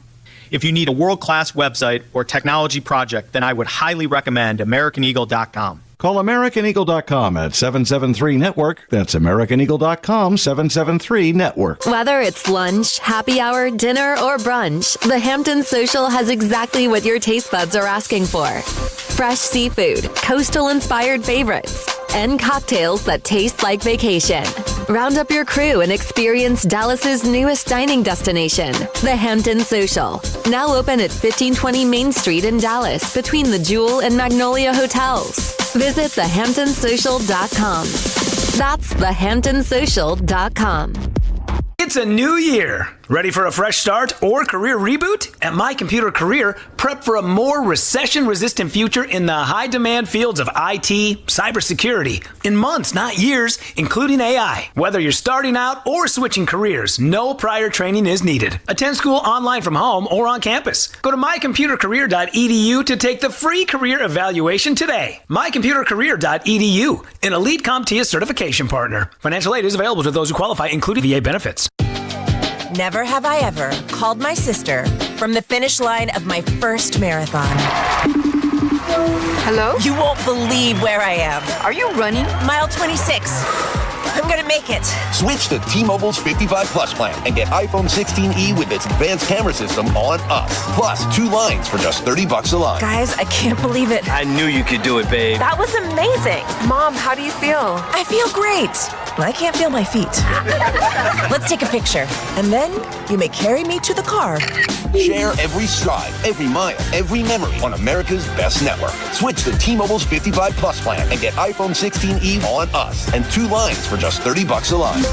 With 24 monthly bill credits and 2 eligible port-ins on Essentials 55 Plus for well-qualified customers with autopay plus taxes, fees, and $35 device connection charge. Credits end and balance due if you pay off early or cancel. Contact us. Finance agreement 128 gigabytes, $599.99 required. Best mobile network in the U.S. based on analysis by Ookla of Speed Test Intelligence data 1H 2025. Visit T-Mobile.com. Platinum Chevrolet has become an all-in-the-family business for the KNC Masterpiece. Corey told me to go there to buy my brand new car. 5 years later and 4 new cars later, I love Platinum Chevrolet. And now we've got our producer Alec in on the Platinum Chevrolet business as well. You walk in and you gently ask for GM Justin Rudd. He's going to be happy to see you and take care of you because he loves the Tolos. And the price you see online is the price you're going to pay. Visit PlatinumChevyTexas.com. Drive a little further to save a lot more. Chevrolet, together let's drive. This segment of The Fan is brought to you by Permapure. Disappointed in the boys this year? Us too. But we promise the dirt nerds at Permapure Foundation Repair won't let you down. Call 844-919-7276. Get a free foundation inspection or go to dirtnerdsdfw.com. All right, welcome back. It's the G-Back Nation here on The Fan. We're 20 minutes from Chris Young joining us here on your home of the Rangers.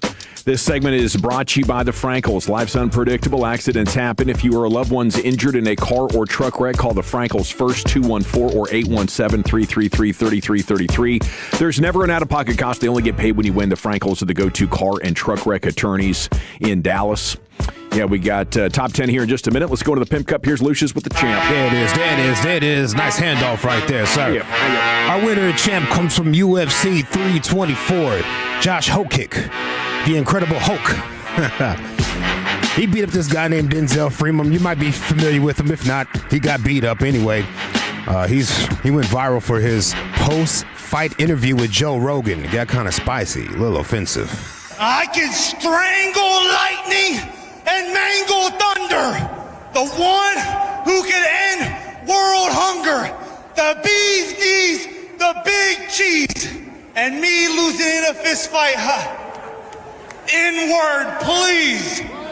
I got the plums the size of drums in a division full of Tweedledees and Tweedledums on Paramount Plus, where I will make the viewer bust with one thrust. And I got one name on my mind.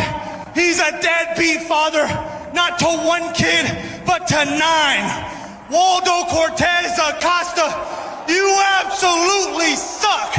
And that's the bottom line. And P.S., Brittany Griner is a man.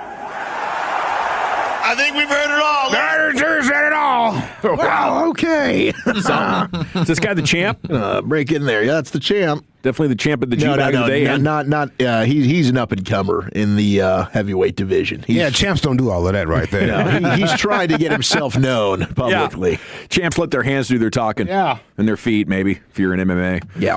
All right, here's Zach with the nature, Willie Bully. All right, we're going to get into the top 10 projected players of the 2026 season in the NFL. 877-881-1053. Who would your be? Who would your top 10 be? I guess is what I'm trying to say. Yours. Your top 10 be? Yours. Who would be yours? Yep, there we go. Who would be yours? Top 10 for 2026. The projection. Use, yours. Okay, so we're looking ahead to next year. Who we think are going to be the top 10 players? This is a projection. This is not right now. This isn't today who are the top 10 players. Do you have Jacob Rodriguez and Caleb Downs, or just one of those? I've got Caleb Downs at 1, Jacob Rodriguez at 2 on my list. Okay, very good. I think Reuben Bain Jr. might be somewhere at number 5, right after like Mahomes gets back up there. Sure. Sure. I think we got to give a quarterback some love. Yeah. Because they matter. It's fair. And then, of course, CeeDee Lamb, Dak Prescott, George Pickens, hopefully still on the team, Tyler Smith, Quinnen Williams, all the Cowboys. All the Cowboys got to be on there. BB, just to not make the playoffs. I love these kind of lists, but I'm always partial to looking at it like if there was a draft right now of all the players, who are you taking first? So I have a hard time with considering other positions beyond quarterback. Like nobody impacts the game like they do. Yeah, they do. The quarterbacks are numero uno. Now there will be a couple of quarterbacks listed in the top 10, but let's just say, hey. I saw the players did the survey of who's the top 10 players in the game right now. I think there were only 2 quarterbacks. You got to be kidding me. We got running backs and maybe an edge. Yeah, we're just going best football players, period. So I think there are 3 quarterbacks that make this top 10. So no kickers. No, there won't be any kickers listed in the top 10, but let's be real. But by this logic, Wolchuk, Aubrey should be in the top 10. For just the importance of the kicker. Yeah, you're scoring points. You're the best at your position, right? Yeah. Because I'm going to have to hear how like a running back or a linebacker is one of the top players in the game when you play a position that just doesn't impact the game that much. Until you don't have one. Yeah, and then it's like, yeah, you can't have me out there. Yeah. Well, yeah, that's true. Because then we'll have like a you'd give good effort though. Split crack situation for the first couple plays until I was broken. It's like, oh God, no. But number 10 on here is Patrick Mahomes. Now, typically, I think the reason why they wanted to do this is Mahomes was just your number one runaway the last few years. But now you've got Mahomes coming off of a major injury, and who knows when he's even back to play. He says he wants to be ready for week 1. I don't know if that's something that is going to end up happening or not. So going into 2026, when you're projecting it, you don't know if Patrick Mahomes is going to be available for the full season. So they've got him at number 10. He underwent surgery less than 2 days after tearing ligaments in his knee against the Chargers in December. The two-time MVP is determined to be ready for the start of the season. Perhaps Mahomes won't have as much ability when it comes to running around the off-scripted plays. Maybe he needs some time to get that knee figured out and to really trust it. So you might not see Mahomes at his full power for the 2026 season potentially, which is why they've got him at 10. Yeah, that's very realistic. I totally get that. And number 9, Joey Burrow. Now, he's coming off a season in which he was hurt. Are all these dudes going to be hurt? Well, Joe will be one way or another. Joe has had an issue staying healthy. That's definitely true, and we'll see if that offensive line can be any better in front of him. But at number 9, when Joe is playing, there's no question he is one of the top 10 players in the National Football League. In 8 games this season, he completed 66.8% of his passes, almost 2,000 yards, 17 touchdowns to just 5 interceptions. So still a stud, but we need you to be healthy, Joe. The sport needs you. We need you. Be healthy. 8, Brian Broaddus. Bijan Robinson of the Atlanta Falcons.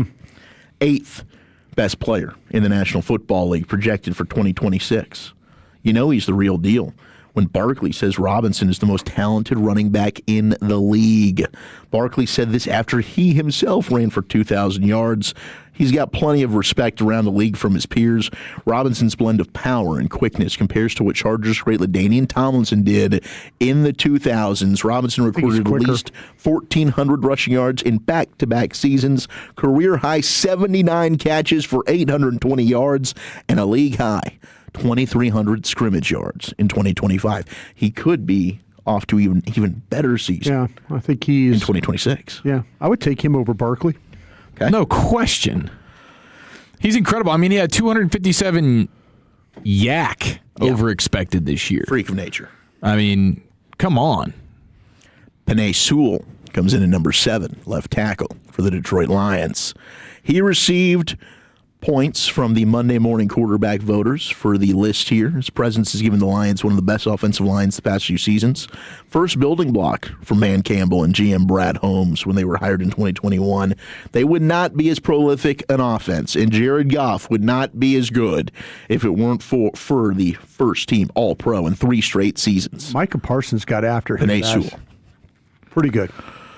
Did he? Yeah, he did. Yeah, that week 1? You think he's overrated? I mean, it was one of those things. I like Penei Sewell, but man, Micah broke him down like I've never seen anybody break this guy down that way. Yeah, could have just been a bad day at the office. Okay. I think, was it Thanksgiving that they faced off again?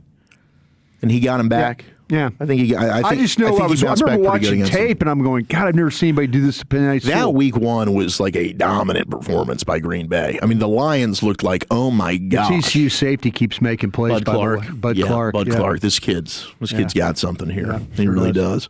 Number 6, ahead of Bijan Robinson, it's Jahmyr Gibbs. Gibbs is really good too. The running back for the Detroit Lions. I'd take him over Barkley too.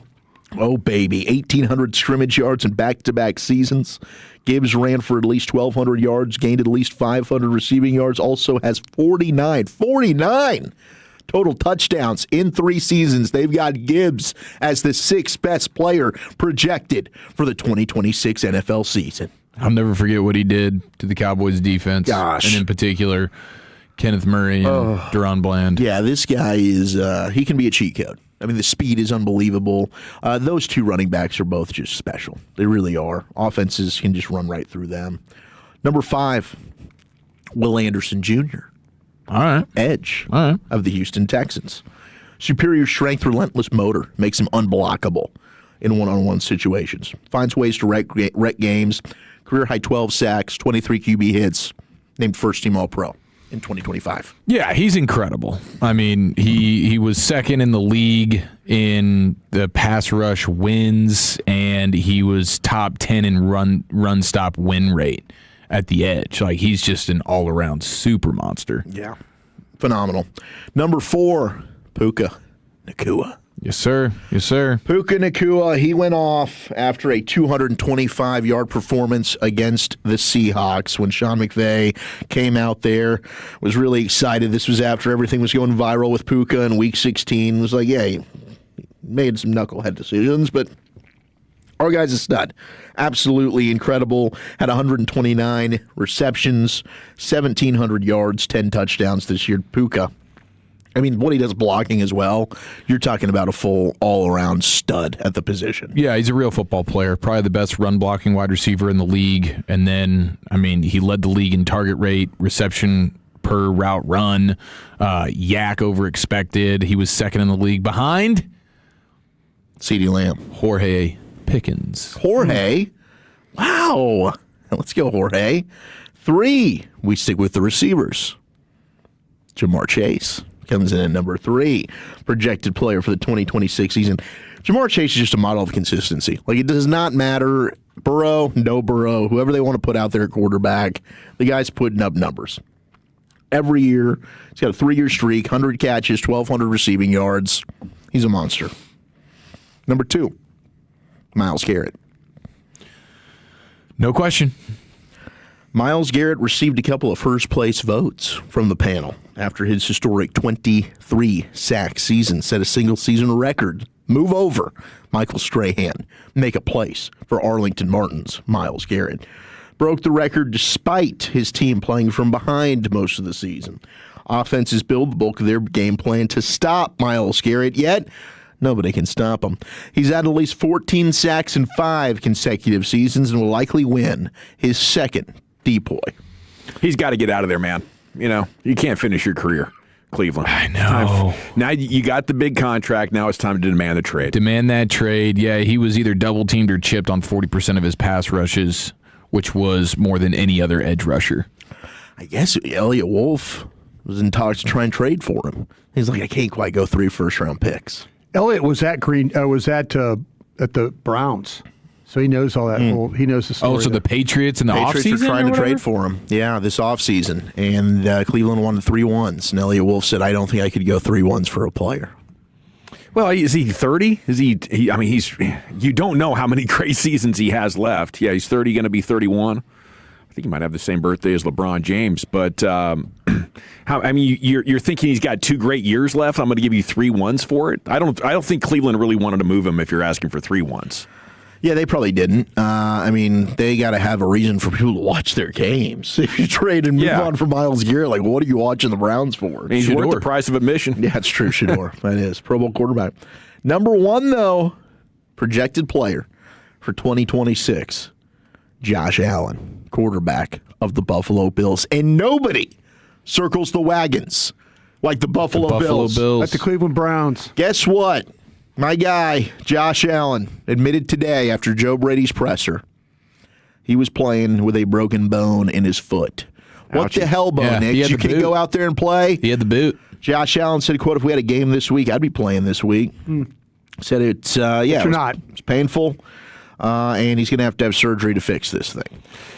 Well, thank you, old Chuck. Thank you. Another top 10 in the books. And with that, it's time to get to Chris Young, the Rangers president of baseball operations. Will join you next right here on The Fan. Coming up Friday morning on Sean and RJ, Stars and Mavs in action. We'll have the junk drawer at 7:40, Below the Belt at 8:40, and Worst Take at 9 o'clock. It's a Friday morning on The Fan. Since 1976, D&M Leasing has had one mission: make getting a vehicle easier, smarter, and more affordable than buying it the old-fashioned way. People come to D&M to escape negative equity, avoid wasting weekends at dealerships, and get payments that actually make sense. With managers averaging 20 years and salespeople averaging 10, you're working with true experts who know how to save you money and protect you from depreciation. If your payment's too high, you're buried in negative equity, or you just want a smarter way to upgrade, call D&M. Drive what you want and keep more money in your pocket.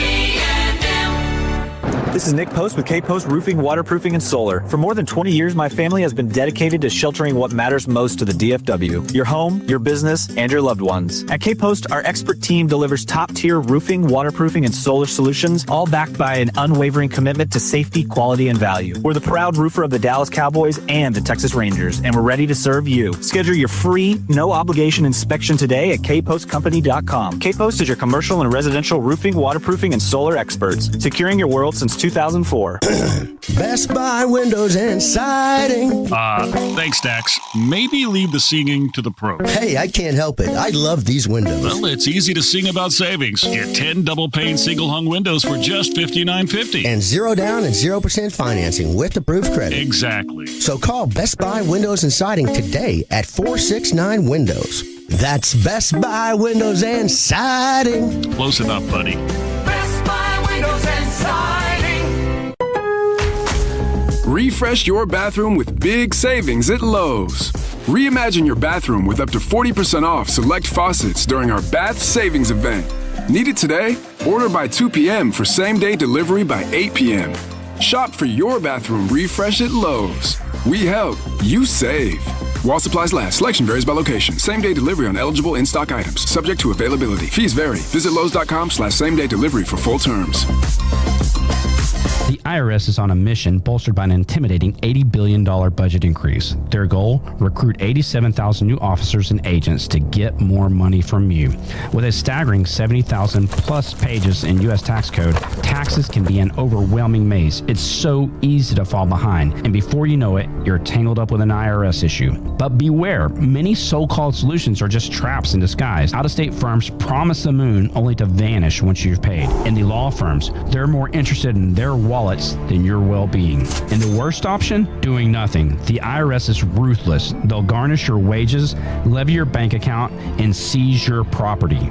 But there is a way out. Hi, I'm Randy Martin with IRSprob.com. We're here in Dallas, and we help people with IRS problems. If this describes you, you need to give us a call today at 214-214-3000. That's 214-214-3000. Or visit us online at IRSprob.com. That's IRSprob.com. That feeling you get on the water? This is where it starts. The Dallas Boat Show is back with 2 full weekends. With more than 200 exhibitors, it's the place to compare boats, talk with dealers, and see what's new, all in one place. Whether you're buying your first boat or upgrading to the next one, this is the place to do it. The Dallas Boat Show at Dallas Market Hall. 2 weekends starting at January 30th. Your next boat starts here. Get tickets and event details at DallasBoatExpo.com.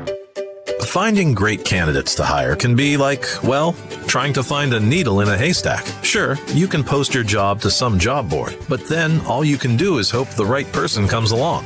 Which is why you should try ZipRecruiter for free at ZipRecruiter.com/free. ZipRecruiter doesn't depend on candidates finding you. It finds them for you. Its powerful technology identifies people with the right experience and actively invites them to apply to your job. You get qualified candidates fast. So while other companies might deliver a lot of hay, ZipRecruiter finds you what you're looking for. The needle in the haystack. See why 4 out of 5 employers who post a job on ZipRecruiter get a quality candidate within the first day. ZipRecruiter, the smartest way to hire. And right now, you can try ZipRecruiter for free. That's right, free at ZipRecruiter.com/free. That's ZipRecruiter.com/free. ZipRecruiter.com/free. ZipRecruiter. Resolutions have you back in the gym again? Want to make this year a year you train for a marathon? Swing a club with colleagues again? Maybe even coach your son's team? If pain has slowed you down or is keeping you from an active lifestyle, trust the men's health experts with Men's T Clinic to get you moving again. It's pain-free and part of your personalized total wellness optimization. Regenerative by Men's T Clinic is the safe, natural way to long-term movement without pain, harnessing your body's own growth factors. Call 972-GO-MEN'S-T today or visit mensteclinic.com. 1-800-246-OT. mensteclinic.com. Good news. Frontier is joining Verizon. That's right. America's best mobile network and Frontier's lightning-fast fiber internet are coming together. So whether at home, on the go, or running a business, you'll have the connection you can count on to get more done. And for a limited time, switch and bundle both plans to get our best offer ever. Frontier and Verizon. Better together. Visit Verizon.com/welcome-frontier to learn more. Based on Root Metrics U.S. Root Score Report second half 2025. Not an endorsement. All rights reserved. The results may vary. Service availability varies. Terms apply. I'm Mark Solinger, producer and one of the hosts of the Moth podcast. For nearly 2 decades, the Moth has brought live storytelling to stages around the world and to millions of listeners. These are real people telling true stories from their lives. Stories about a lost family recipe, about working to free a wrongfully convicted man, about realizing you need to leave your May-December romance. Stories that will move you, surprise you, make you laugh. Stories you can't forget. Join us. Follow and listen to the Moth wherever you get your podcasts. You can feel the buzz, can't you? Oh, it feels good, doesn't it? And it's all about the Cowboys offseason. So we're heading to San Francisco to dive into the hive of insider news. Come along for the ride, Tolos, as we take you to Radio Row. Radio Row. Radio Row. For amazing insight with a lot of treehouse shenanigans. Stella Artois presents one of our most listened to weeks filled with Hall of Famers, insiders, laughs, and some quality hungover confessions. Join us February 2nd through the 6th for our Radio Row coverage in the Bay Area. Brought to you by Stella Artois, the on-time experts, Best Buy Windows and Siding, Wild Fork Foods, and your favorite entertainment travel companions. 105.3 The Fan. If you're in the market to upgrade your vehicle, get to Classic Chevrolet in Grapevine. Back-to-back #1 Chevy dealership in the world, they've got more new Chevys than anyone in an all-price sale. Silverados, Tahoes, Blazers, Malibus, Equinox, and more. Visit ClassicChevrolet.com. This is Texas. This is Classic Chevrolet. Together, let's drive, relax, and enjoy the difference. Based on new Chevrolet registrations, 2023 and 2024. Yes, sir. Thank you, Lucius. It is the G-Bag Nation here on 105.3 The Fan. Just a couple of weeks, pitchers and catchers will be reporting. Few weeks after that, we're going to be in surprise reporting from spring training. And joining us now is the Rangers president of baseball operations, Chris Young, here on The Fan. And a good afternoon, sir. How you been? Hey guys, I'm well. How are you all? Well, we're doing good. We're excited, and we're curious. You know, I think this team has a good chance to bounce back offensively, but I can't be quite sure. How are you feeling about the offense going into 2026 and the possibility of a bounce back here? Well, it's our expectation. We feel like we've got talented players. We feel like they underperformed collectively as an offense last year. We feel like that they can and should be better. We've made some adjustments to our offense, adding a couple players that we feel like fit the profile of players that we needed in our offensive lineup to create a sort of a collective offensive unit. And so we feel very optimistic that these guys can and will bounce back. Did you get everything done that you set out to in the offseason? Well, I don't think any offseason you accomplish your complete wish list. It's a little bit like Christmas, that you sort of prioritize what you want most and you try to accomplish it. But, I think most importantly, we feel really good about our team and excited about, what we can accomplish next year. We feel like on paper, this is a very competitive team and that we have as good a shot as anybody in the American League. And, we're looking forward to now going and making that happen. It's one thing to have it on paper. It's another thing to go out and actually to do it and make it happen. And we're excited to get started here.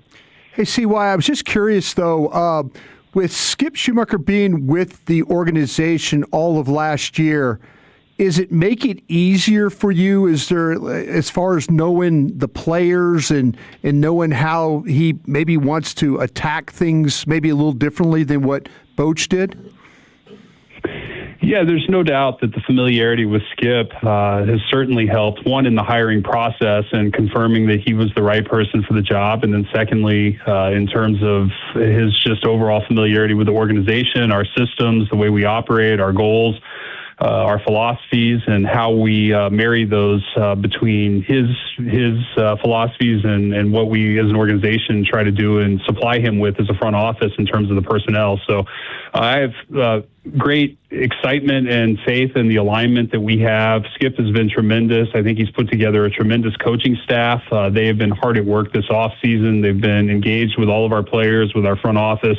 It's been really exciting to see, and I think that we've made a lot of progress that you can't quite measure in terms of the personnel necessarily, but things internally that we've been able to accomplish, and philosophies that we've tightened up, and things that we look forward to getting into camp and really integrating into our overall operation. Is there things that he's brought to your attention, or that you said, I didn't think about it that way? Or did you guys have these kinds of conversations really all year long about maybe what you would do differently than, again, what Boch was doing? And I'm not trying to slam Boch, but I'm just saying, did you have conversations throughout the year about this, or are there new things that you're talking about going forward?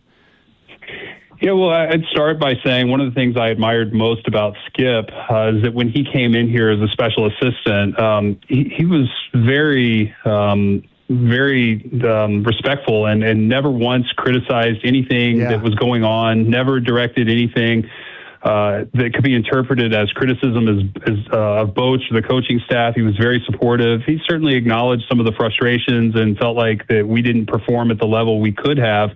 But he was so aware and respectful of Bruce Bochy, and really wanted to learn from Boch. And he knew too that there were no promises that he was the next manager. So it was more of him coming in, learning the organization, and providing objective ideas and thoughts that he's had from other places he's been.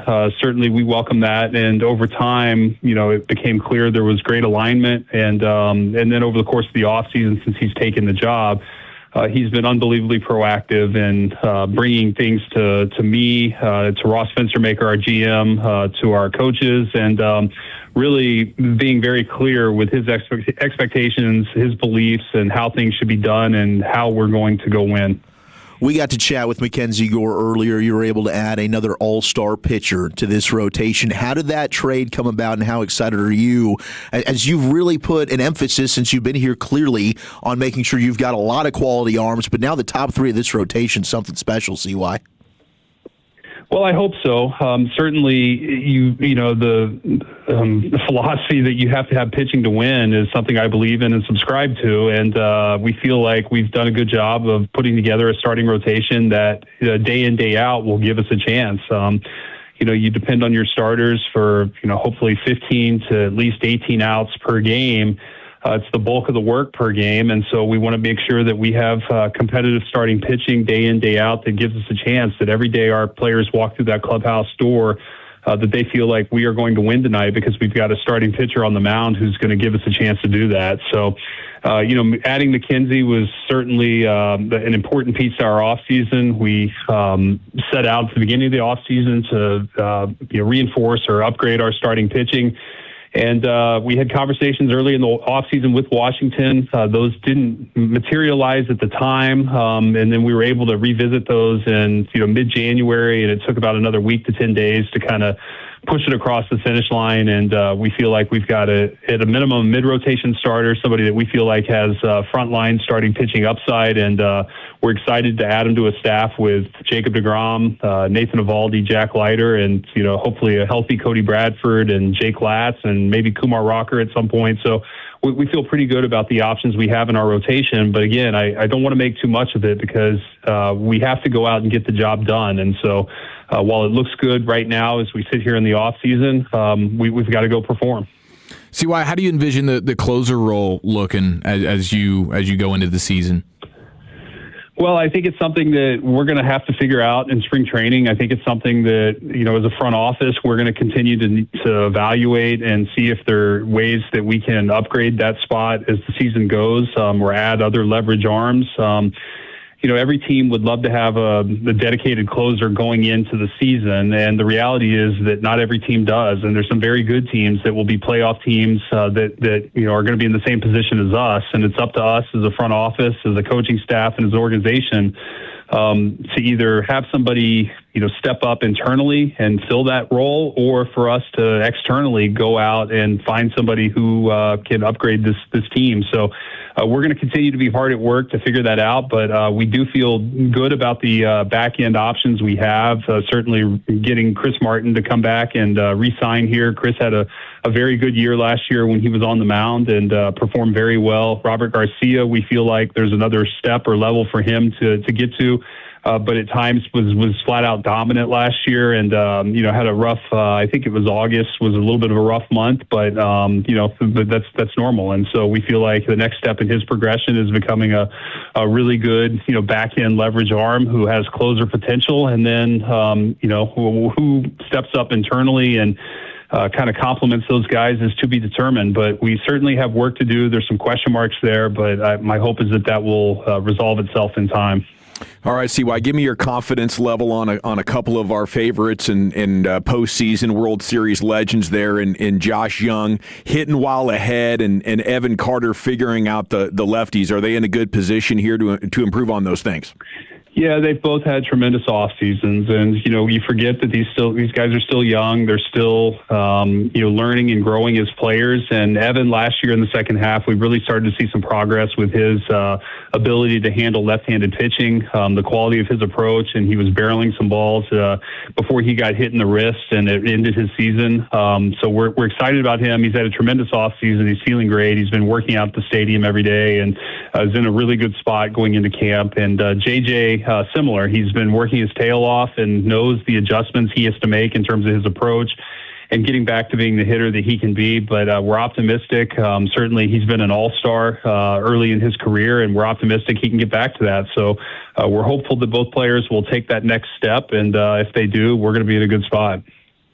So looking back and reflecting on the offseason now as we get ready for spring training, and the work's never done. I'm sure we know last year you were able, and every year you've been here, to continue to add pieces as we get closer to the season. But given maybe some of what you've had to work with, how do you feel about what you put together so far?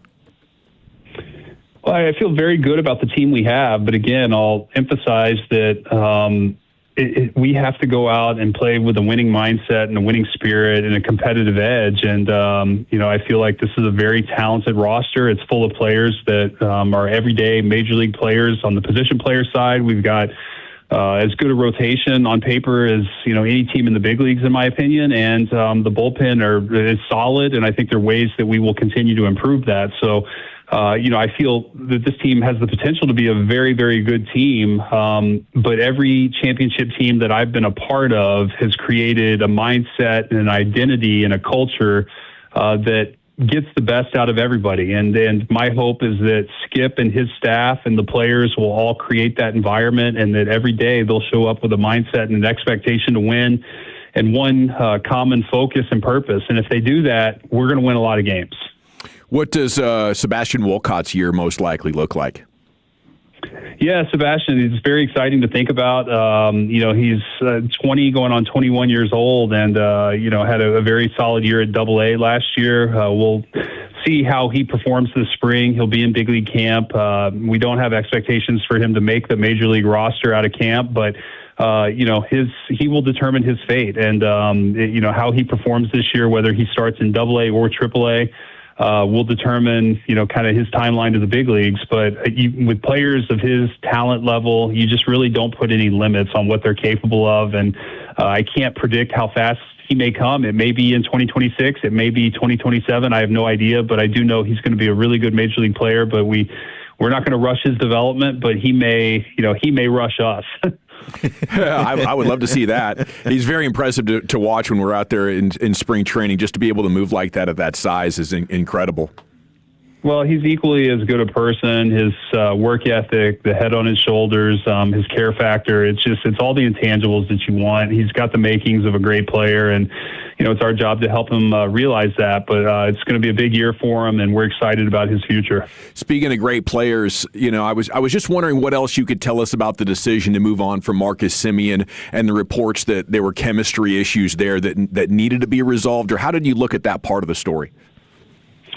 Yeah, that's kind of noise to me. We had to make baseball decisions, and we felt like as we look at our team, we had made a commitment that we were going to move on from Adolis Garcia, that we felt like the last 2 years just weren't the production level was not at the level we need. We also needed to change the profile of player playing right field and our outfield and the approach. And so we had made a commitment to that.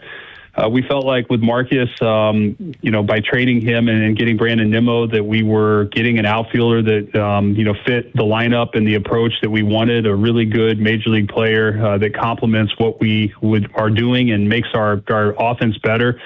And we felt, as it related to Marcus, that we had internal options that could backfill second base. Marcus is a great player, certainly big shoes to fill, but we did feel good about the options we have between Cody Freeman, Josh Smith, Ezekiel Duran, Michael Hellman, Sam Haggerty, that we could backfill second base easier than we could right field. So, our job is to make baseball decisions. We certainly take in everything, but, we're forever grateful to Marcus for all he accomplished here. Obviously came here, helped us win our first World Series title, played an integral role in that, was a leader not only in the clubhouse but in the community. But we had to make a hard baseball call, and this is what we did. CY, how's our guy Big Jock doing? Jock Peterson, what type of offseason and plan did you guys lay out for him to maybe get him back to the height of his powers?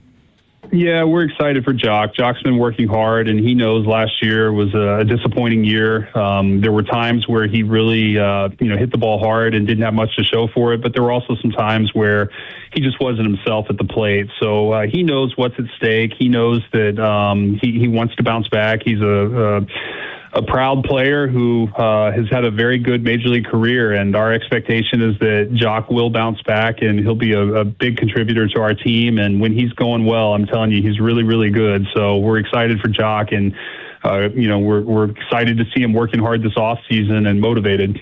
And we're excited that you brought Janko back. Thanks for that. Yes. Well, he's awesome. Obviously, Travis has a special place in the hearts of all of our fans and our organization. And it's a hard decision as a player when you finally decide to turn the page from your playing days and move on to the next chapter. And Travis was ready for that, and we had an opening on our staff and felt like he would be the perfect person to coach first base and be our outfield coach. And we're really excited. He had a previous relationship with Skip Schumacher and obviously everybody else here. So we're thrilled to have him back, and we think he'll be a huge addition to our staff. You going to get a couple of days to relax before spring training, or is that something that you don't do? No, I certainly would like to, but it's, the work never ends, and we've got to continue to complete this roster and do the best we can to give this team every chance to win. It's what our fans deserve, and I'm excited about it. I'm excited about where we are at this point in the offseason. And, I'm hopeful that we're going to come out and play winning baseball, because I believe this team is talented enough to do it, and we've got to go get it done. I love it. CY, have a great couple of weeks. We'll see you out there. Guys, good talking to you. Thank you. There he goes, the president of baseball operations for your 2023 World Series champion Texas Rangers, Chris Young here. I can't believe it's been 2 years already. I can't wait to see how they attack winning here in 2026. So maybe we'll react to that a little bit more, but we got a college football darty coming up, Chief. Yeah, former LSU Tigers revealed the most unhinged way he ever tried to pass a drug test. That's next in the nation. Take us with you wherever you go. Now heard on the iHeartRadio app, YouTube, Twitch, the TuneIn app, our Odyssey app, and of course with the biggest mother of a radio signal in DFW. Thanks for making your favorite travel buddy 105.3 The Fan. This is an Odyssey Sports Minute. Presented by Robinhood, your money, your move. The San Antonio Spurs beat the Houston Rockets last night 111-99. Wemby had 28, 16, and 5 blocks. Each week that passes during the season, the Spurs continue to play great basketball. As the winter turns into spring, it's time to consider this young Spurs team as a serious championship contender. I'm Chris Fleck. The new era of UFC on Paramount Plus continues with UFC 325 live from Australia. Catch featherweight champion Alexander Volkanovski in a rematch of his epic title fight against Diego Lopez, and the always dangerous Dan Hooker throws down with dynamic finisher Benoit Saint Denis in a high-action lightweight showdown. UFC fans, pay-per-view just got knocked out. Catch UFC 325 on Saturday, January 31st, only on Paramount Plus. Stream every fight live with one subscription. Visit ParamountPlus.com/UFC to get started. Did you hear? Allstate car insurance now costs even less. So when you bundle with home, you can save even more. Check Allstate first to bundle and save with a new lower auto rate. You're in good hands with Allstate. Not available in every state. Only applicable for new auto insurance business. Rates will vary by several factors, including how you purchase the policy. Potential savings may vary. Allstate North American Insurance Company and Affiliates, Northbrook, Illinois. This is Around the League, powered by Factor. As the pro basketball season moves deeper into the second half, the intensity is rising. The team from New York is making noise in the East. The defending champions are finding their rhythm, and contenders across the league are jockeying for position as the trade deadline comes into focus. All-star storylines are taking shape. This is the stretch where preparation matters. Factor meals deliver pro-level nutrition with chef-crafted flavors that make it easy to feed your performance. Factor. Eat like a pro. Hi, I'm Chef Franklin Becker. You know the jingle. Now discover the facts about Ozempic, a GLP-1. There's only one FDA-approved Ozempic made by Novo Nordisk. Learn about the real thing. Talk to your healthcare professional today. Call 1-833-OZEMPIC or visit Ozempic.com to view the medication guide and to learn more about Ozempic. Semaglutide injection 0.5, 1, and 2 milligrams.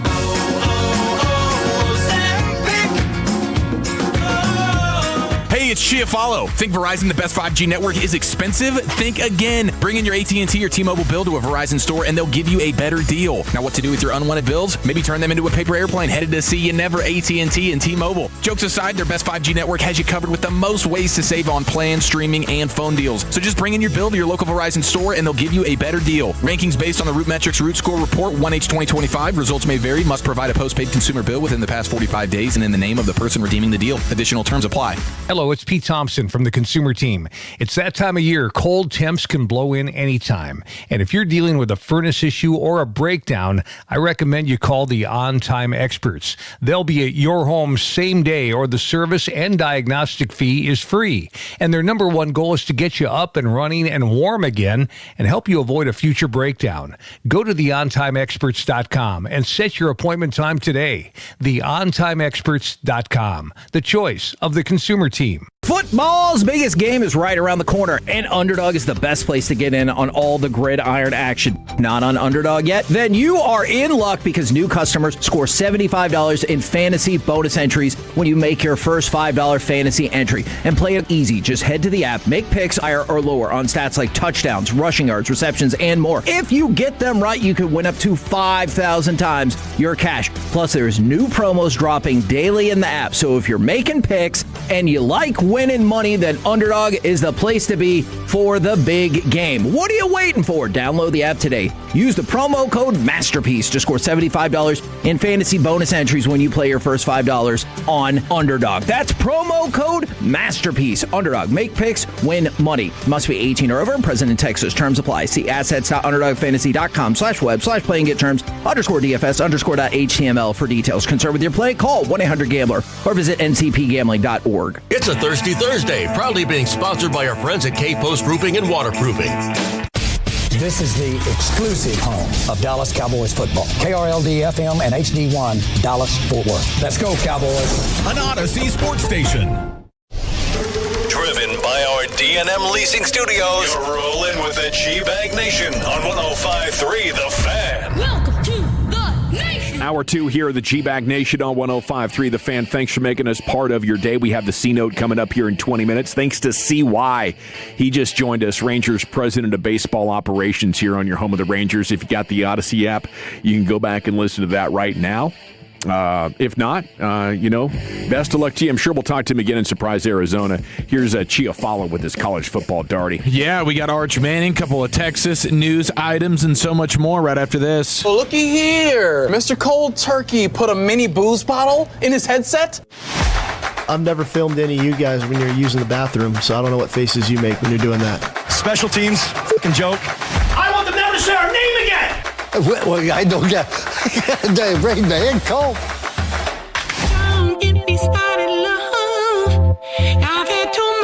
Okay, we have Arch Manning's dad, Cooper Manning. He's talking about Arch. He's talking about how they never even discussed the idea of leaving Texas and entering the NFL draft this year. Oh, you don't say. You don't say. Well, Chuck knew this when Arch was 7 years old. Damn right. That Arch was going to remain a Texas Longhorn as long as he could. And if that comes true, then he won't even be going to the draft next year. Oh, is that right? He's got 2 more years eligible? He's got time. He does? It sounds like he's really enjoying himself. Yeah. I mean, if you're going to make millions of dollars, yeah. to be the quarterback at Texas? Like, I might not be good in the NFL. Let me enjoy this where I'm good. Yeah, why Pretty expedite it? I mean, really, it's only the fear of catastrophic injury. Yeah, it's the only thing that you really fear. But if that's going to happen, it's probably going to happen anyways. Well, and if it was going to happen to one of the Mannings, I would bet it would be the son of Cooper. You know, he's got that spinal stenosis thing. Yeah, that's true. That's true. Maybe not built on the most solid of foundations. Yeah. Well, so his dad, Cooper, he's saying, I honestly never talked to him about it. If you're lucky enough to play college football, why in the heck would you want to do something else? He says rhetorically. I think they're going to have to run him out of there. He loves his teammates, loves his coaches, loves playing at DKR, being in Austin. I think he'll be sad when those days are over. Enjoy it, soak it up, and cherish every moment you get to play college football. What a lucky guy. Yeah, it's cool that players get to enjoy this now instead of having to run for the money and leave early because, they say in a career, these are the special times that you're going to most positively look back on. Yes, and these are the times that can help really develop you and set you up for a better, longer career at the next level. And there has been plenty of instances where guys, before the NIL situation was going down, where it's like, man, I got to go get the bag. Yeah. And you'll still have some elements of that, but certainly much more reduced. And for a guy like Arch Manning, who even without NIL would have been one of the rare dudes that really wouldn't have to be worried about it, just being a Manning and the nest egg that he's probably already got set up for him. But I'd be showing him Drake May tape. I wonder how much his own season will matter, of course, at Texas. Like, if they win the national championship, are you more likely to just say, okay, I've accomplished what I wanted to accomplish? But then also, what does the draft order look like? Boom. Like, not going to the Jets. Don't want to go to the Jets. Don't want to go to the Browns. We know the Mannings will strong arm it. We've seen it before with Eli. So even with crap teams at the top, and there's always going to be bad teams in theory, but we all know there's the handful of sewage when it comes to NFL organizations. Unless the Rams show up and have your pick. Yeah, Yeah, that would be a dream scenario. Yeah. Yeah, you do have teams that will teams at the back end of the draft will have opportunities to trade their picks, and they will, and they'll end up with next year's one, and then they'll end up in the top 10. Just like these teams that get desperate that want to trade back into the draft, and it happens that way. The Falcons, look what their situation is. They gave their pick up. Now they're now they wish they had it and. New coach, new everything, but the Rams owned your pick. Congratulations. Yeah, that would be the nightmare of all nightmares for one of those teams who had moved on. But I mean, like a team like the Jets, they've stockpiled picks. Oh yeah. So they're going to be in a good position to move up and maneuver. Like the Arch Manning stuff's going to be fascinating, and maybe it's not even next year. Maybe he sticks around to Texas for a while. You have the running back Hollywood Smothers. Pavia, it's stay 7 years or something like that. Yeah, that's true. He was fighting for an eighth. And the new running back that Texas got in the transfer portal, he's saying that NIL didn't play a huge factor for him. He just wants to win. And he feels like at Texas he's in the best position to go win it all with the talent and the depth that they have. He's a stud. Yeah, he is. So, he's awesome. Is this the Florida guy? No, this is he was NC State. Hollywood. Hollywood Smothers. Yeah, Hollywood Smothers. They got NC two State. guys. And then he had committed to Bama, but then Texas went and stole him from there. So, you know how the portal goes. Yeah. Now I just want to win. I really don't care about the money. Yeah, Raleigh Brown was the other guy they got. Is he the Florida guy? He's the Arizona State guy. They didn't get anybody. They didn't get the Florida. I thought they got the Florida coach. No. They got the Florida the coach. The coach. Okay, yes. I thought they were supposed to get the running back along with. Yeah, that was the hypothetical that everybody thought was going to happen, but I guess Florida was able to money whip that guy to stay. I looked at LSU's roster. I think our whole team's portal. I think the whole entire team is portal. Well, that's what you do. If you're Lane Kiffin, you come in and they sucked the year before. You want to revamp that thing. Yeah, you want to get your guys in there. I think we got 10 dudes that were everybody else is gone, or I think we kept. Seriously, I looked at the portal names. I think there's 40 or 50 guys. It's probably how this is going to go now in college football. It's a new era. You're just going to turn over your team with the portal every year. Yeah, that's the way it goes, dude. That's the way it goes. Don't need to waste time recruiting anymore. So no more of these stand up there and put on the hat and try and fool everybody? You'll still get that. The foreseeable future. Do we even care? Not really. Yeah. I guess with a running back, they could be good at 18. Certain guys, you'll have freshmen that still are able to make impacts. And then they'll end up at somewhere else. It's always, yes, it's absolutely on the line. Like a kid putting his hat on now for your school doesn't resonate the same way because 12 months later he could easily be somewhere else. Hey, Joey McGuire's going to find a way to get you for $5 million. Yeah. Well, let's go Joey back. McGuire, by the way. Throwback Thursday. This is a fresh clip, but it's a throwback story from the Honey Badger himself, Tyrann Mathieu, talking about his LSU days, and we know that he loved the ganja back in his college days. Oh, yeah. That was one of the big things. I think that's why the Cowboys wouldn't draft him. I think so. Probably off plenty of draft boards because of it. Listen to him tell you the story about the lengths that he would go to try and pass a drug test. I done tried everything in the books. I've used other people's urine. They got the fake penises. I remember once, I'll tell you a funny story. It's not funny. I could have died, but a couple tests before I realized it was going to kick me out of school. Mm-hmm. I'm sitting in a circle, and I'm on Google trying to figure out, man, how the fuck I pass this test? Right. These folks keep threatening me, right. Right. And I'm just scrolling. And I come across some shit that said, man, just put some bleach in the top, the top, the top. Mm-hmm. Put the bleach, put a little bleach in the top, and put it in your Coca-Cola. Mm-hmm.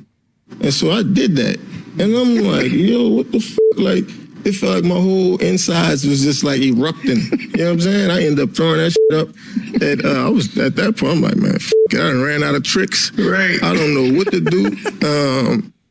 And yeah, bro, I remember sitting in front of that building, man, with a cap full of bleach in a Coke bottle. And I thought that was going to save my life. It didn't. It backfired. Oh, is that ridiculous, dude? I've never. Yes. You said he was sitting in a circle, so he must be getting high thinking about it, right? Yeah, is that what he's doing. Yeah, I was trying to figure out what it was he was talking about there. Yeah, he was probably sitting in a circle with his buddies, and they're like, "Man, Google it, see what they say." And somebody obviously said, "Man, I've never heard of that." This had to be pre-Google, because that's the first thing I would do if someone was suggesting consuming bleach. Yeah, we had guys in the '80s that were faking tests. They were doing it with Visine bottles. They were taking Visine bottles and strapping them on. And then dumping the into the Visine bottles because they weren't looking at you at the time. Oh yeah, they had to start looking for you. They weren't standing there kind of checking you out. They were behind you, and so the guys were taking the Visine bottles and doing it in the cup, and then handing it in. That's how they used to do it in the '80s.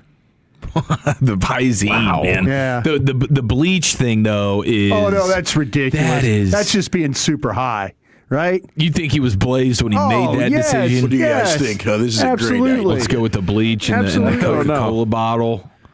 Our president suggested it as a way to fight COVID. I think, didn't he? Did he? I think he did. Drink a little bleach. He gave it a go. He gave it a go. He doesn't strike me as the smoking type. No. Who, our president? Yeah. They're getting on him about sleep, and they're in the press conferences now.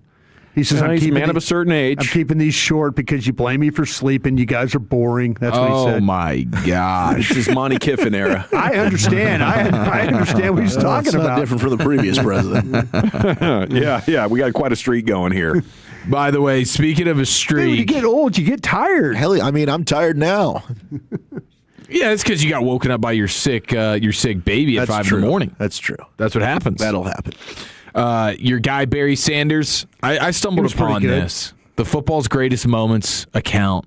And this is Emmitt Smith was on there. This is the 1988 Oklahoma State Barry Sanders season. Oh my okay. gosh. Oh, jeez.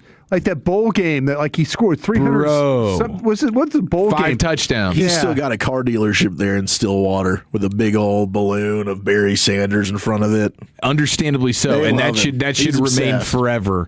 This is the season he had: $178, 2 touchdowns; $157, 2 touchdowns; 304 rushing yards, 5 touchdowns; $174, 4 touchdowns; 189, 4 touchdowns; 154, 2 touchdowns; 320 yards and 3 touchdowns; 215 and 2 touchdowns; over 300 yards again and 5 touchdowns; 293 yards and 4 touchdowns; 332 yards and 4 touchdowns versus Texas Tech in Tokyo, by the way. Yeah.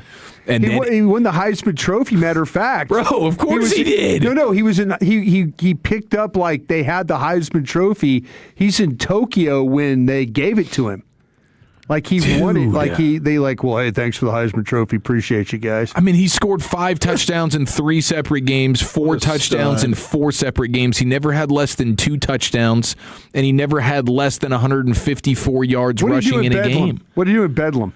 Let's see. That was 215 yards and 2 touchdowns. Jeez. Yeah, and then that Holiday Bowl versus Wyoming, 222 yards and 5 touchdowns. He had just under 3,000 rushing yards and 42 touchdowns that season. Cattle ranchers couldn't corral him that day. Oh, my Lord.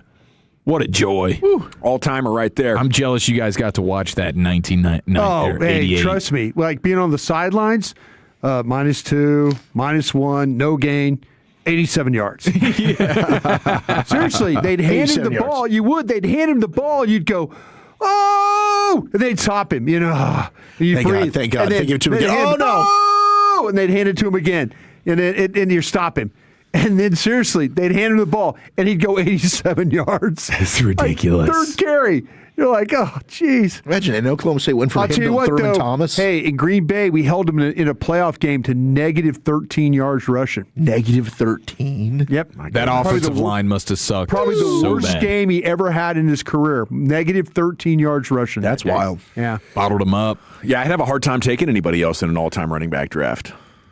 Wolchuk, would you stand in there and take your guy, Miss Smith? Oh, of course. Yeah, he would. Yeah, he would. Yeah.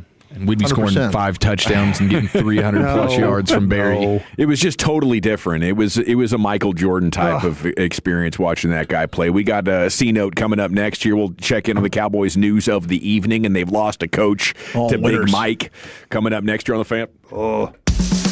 Our goal is to have you winning every sports debate with your buds. We'll do the homework. You just listen and enjoy.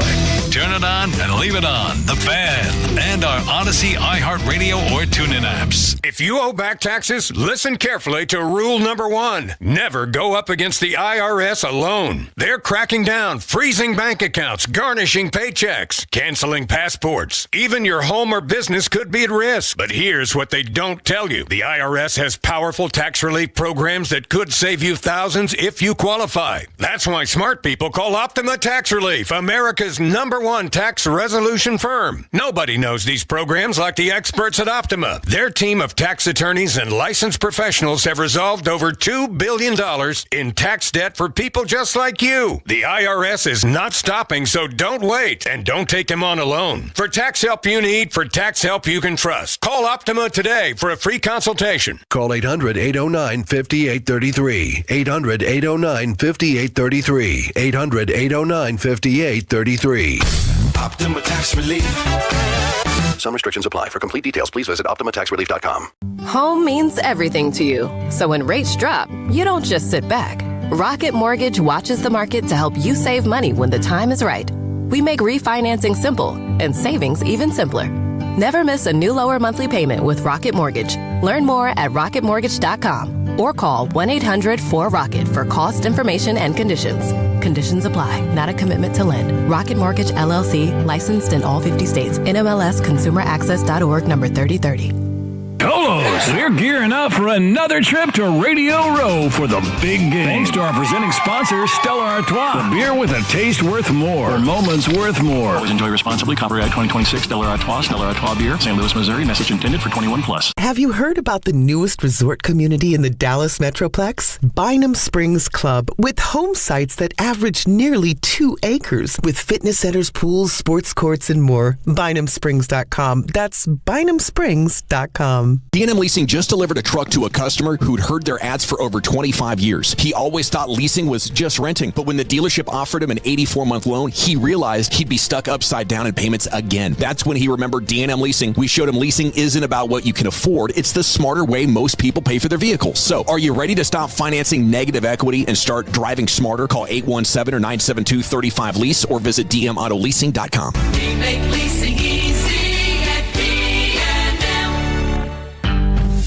In winter, you can't go to the ballpark and see a go-ahead home run, can't witness a filthy strikeout, or watch a Rangers walk-off. That's because there are only 2 seasons in the year, winter and baseball. So how do you win your winter? You get ready for baseball. 2026 Texas Rangers single-game tickets are now on sale. Get your tickets today at Rangers.com. All for Texas. Good news. Frontier is joining Verizon, making it easier than ever to connect and save at home and on the go. And now, Frontier customers who switch to a Verizon mobile plan could get our best offer ever. 4 mobile lines for just $20 per line, and 4 powerful iPhone 17s with no trade-in required.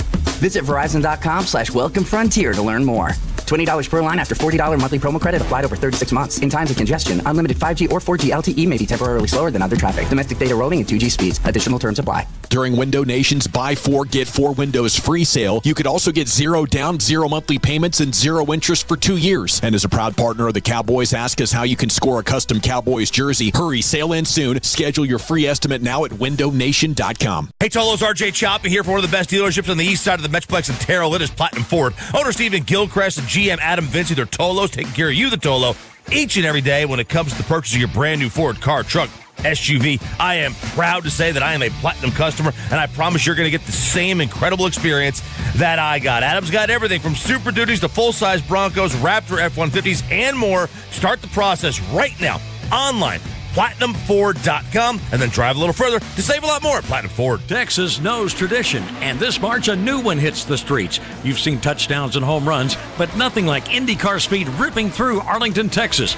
Fearless drivers, crowds loud enough to match 700 horsepower. It's an action-packed weekend filled with concerts, entertainment, and racing. Kids 12 and under get in free, so bring the whole crew. The first ever Java House Grand Prix of Arlington is coming. This isn't our first rodeo, just our fastest. Get your tickets at gparlington.com. I'm Piera Palazzolo, VP of Digital Marketing for the American Management Association, a company focused on the management training skills needed to enhance the careers of business professionals. We did our research when it came to the best companies for website development and chose AmericanEagle.com. And we couldn't be happier. AmericanEagle.com worked closely with us to understand the front and back end requirements needed to launch an e-commerce website that could handle the complexities of running thousands of seminars nationwide. Our robust new website and improved SEO saw immediate increases in site traffic and web revenue. If you're in need of managerial effectiveness and success, visit our website at amanet.org. If you're in need of a website that provides an unparalleled consumer experience, I highly recommend AmericanEagle.com.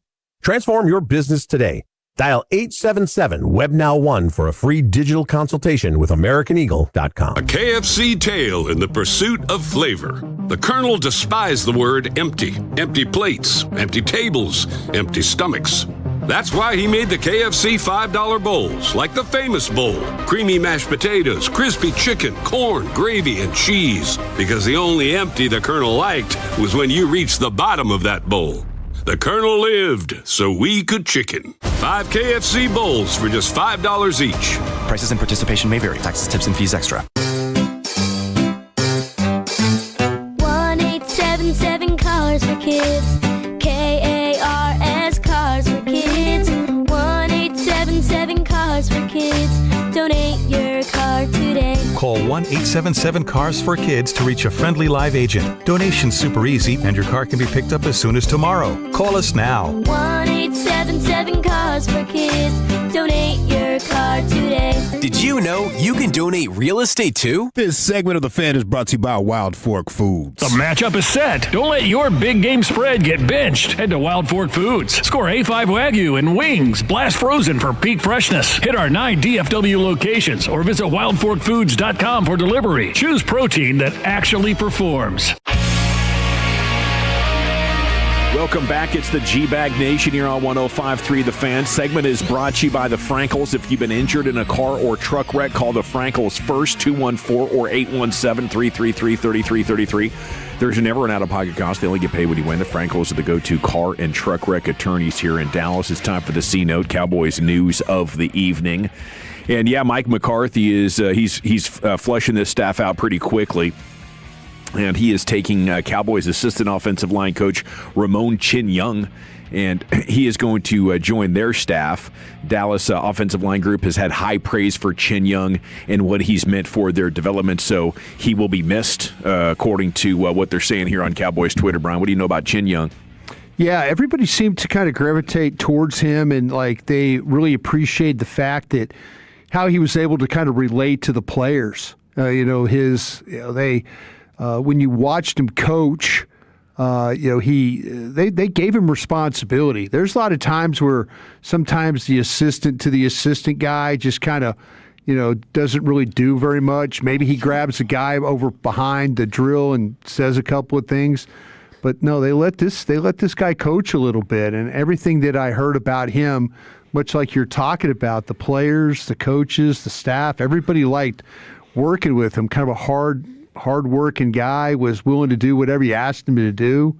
So, yeah, I could see why Big Mike would, I'm interested to see what his role is, with the Steelers. Is it one of these things where, he was down the line guy here, and is he going to be more of a role? I don't know if he'd be the offensive line coach there.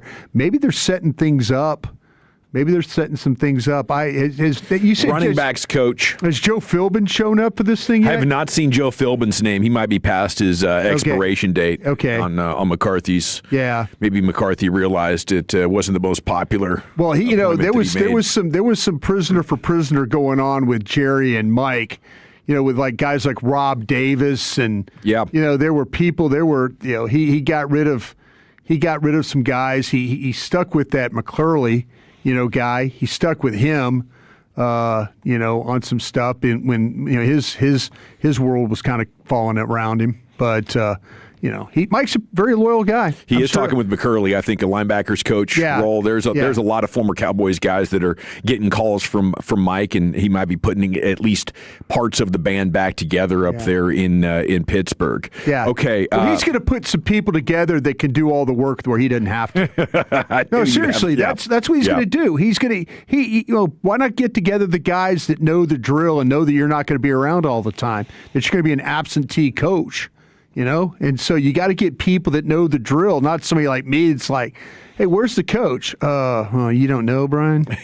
You don't know? Oh, okay. Sorry. It's 2-for-1 meatball sub day down the road. He'll be back soon, I'm sure. We do have Blog and the Boys putting together a free agency, a shopping list for your Dallas Cowboys. This is Brian Martin. Salute to you, sir. Let's go to the first player on this list, running back Breece Hall. Now, I did a Google search of this, right? Little Wikipedia scouting. And it said he's a pretty dang good pass protector, right? So maybe you have, better ways of evaluating these things for sure. But at least that was the initial impression from a quick online search about Breece Hall. Just watching the player run, like Javonte Williams is like a boulder bouncing down a hill. Not a very steep hill either, right? But he's making his way, and boy, when he hits you, it's going to really, really hurt. Breece Hall's like flowing through water. He's like a Bruce Lee. You know, Breece Hall, Bruce Lee. He's just Bruce Lee. He's incredible. Watching like a Bruce Lee. This guy's something else. You know, when I watch that's him, his pro com. yeah, he's the Bruce Lee of running backs. There's a versatility as a runner and receiver out of the backfield. I don't really need to know anything else about this guy. I want him. Bruce Lee. Well, then hell yeah, sign me up. Yeah, I sold you. But I think if you're going to spend big at running back position, I think it would be wise to look beyond Javonte Williams. And I hate to say that. You know how much I've enjoyed watching him play. He's tough. I mean, he's got all the football character stuff. Yeah, he's got it. It's all there. Yeah, I really do like him. He is as likable as it gets as a player. But I get what you're saying. Just more explosiveness, a little bit more dynamic. Nature to house calls. Yeah, house calls. Like I breakaways. Now, if Breece Hall can pass protect as well as Google says, I think he might be twice as good.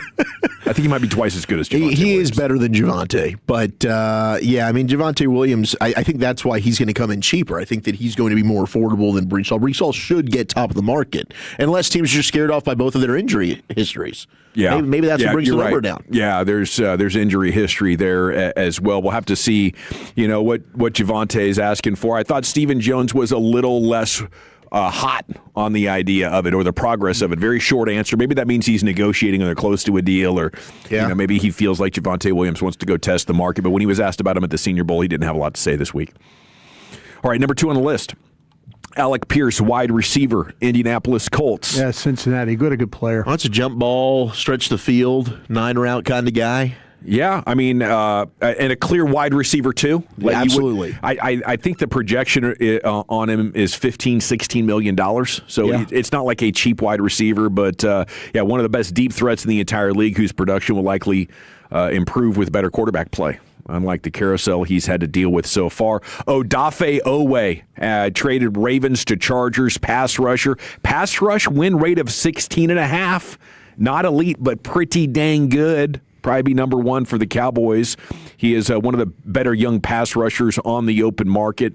These are the kind of guys that I hope the Cowboys are in for. But Owe, I mean, with numbers like that, that's over $15 million a year, too. Easy. Linebacker Devin Lloyd, not only arguably the best linebacker in the entire league in 2025, writes Blogging the Boys, but he also happens to be the top free agent at his position. Unlikely the Cowboys pay the type of money he'll command on the open market. Would be a huge upgrade at the position if he did. I'm just nervous about a guy who had his 5th-year option declined, and he said, "Hold my beer and watch this." Like, is that what you're getting for the next 5 years? Or was that his one moment to get paid, and now he's going to go back to whatever habits he had in the first 3 years that put Jacksonville in the position to turn down the 5th-year option?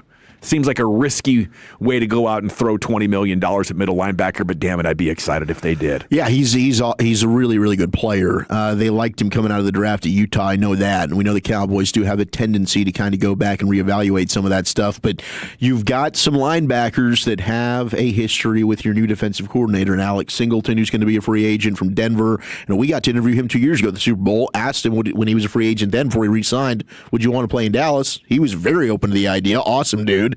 And then, of course, Nakobe Dean, who we know as well. There's injury issues there with Nakobe Dean. Demario Davis is a player that's a veteran guy. Could he be a bridge gap type of player? Alex Anzalone of the Detroit Lions, I think, could be a fun name to kick around. So if Devin Lloyd is too expensive for you, you've got some good other options at linebacker. It's just unfortunate we follow this team at a time where you can't dream big. Remember the Deion Sanders coverage? All that year before he joined San Francisco, and then all offseason before he came to the Cowboys.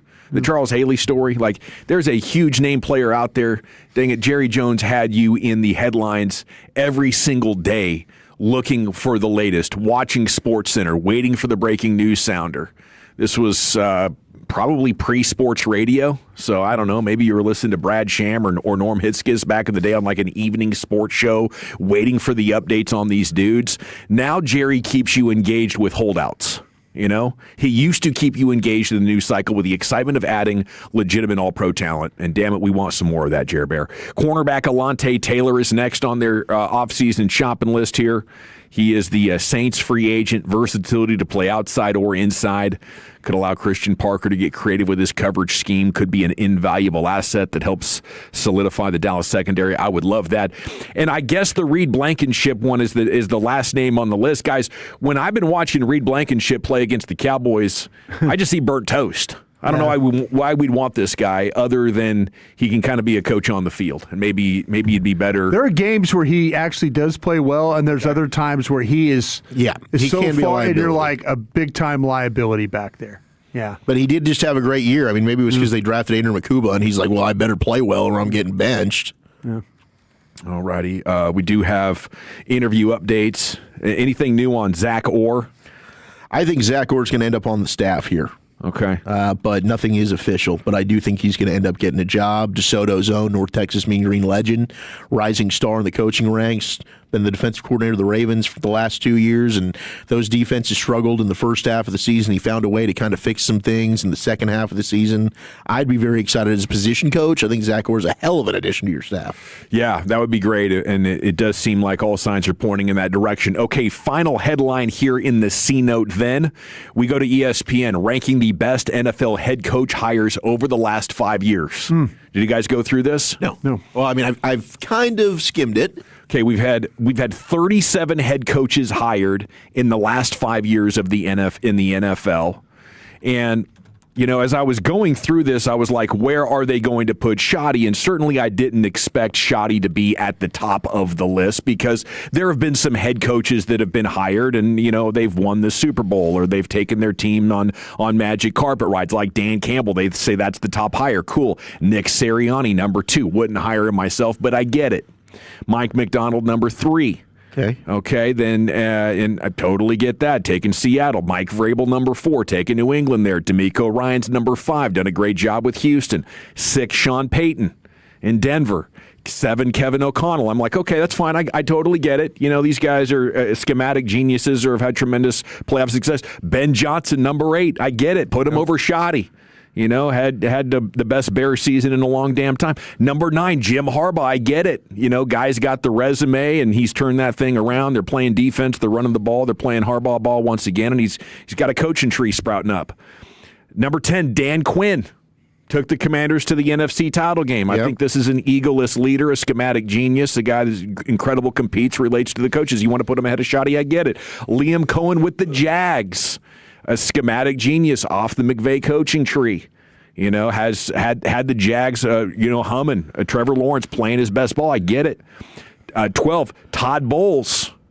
Now this season wasn't good. They've had like a couple of 9-7 seasons. They started off like they were running along pretty well. And they had a bad run. I think they had won 3 straight divisions before. Yeah, still get it. Still within reason. Yeah, I understand it. Number 13, Mike McDaniel. Got bleep canned in Miami. Don't get it. Robert Saleh, 14, Jets. Don't get it. Doug Peterson with the Jags. He was 22-29 ahead of Shoddy. Shane Steichen, 16 with the Colts. Okay, I guess, you know, they were heading in the right direction. If you wanted to say that's more evidence of him being good than Shoddy, I would live with that. Brian Daboll with the Giants, 20-40-1, a .328 win percentage. Ooh. Dave Canales with the Panthers. Brandon Staley with the Chargers, fired. Oh, come on. Kellen Moore with the Saints. Where is the evidence there? Kellen Moore had a worse record than Brian Schottenheimer, who comes in here at 21. So Shoddy's got a lot of work to do to earn. Wow. Who was behind him? I'm just curious. Was there give me the 2-3 guys behind him? Earn some damn respect. Arthur Smith. Okay. Dennis Allen. Okay. Raheem Morris. Oh, okay. Flus. Chicago. Gannon. Mayo.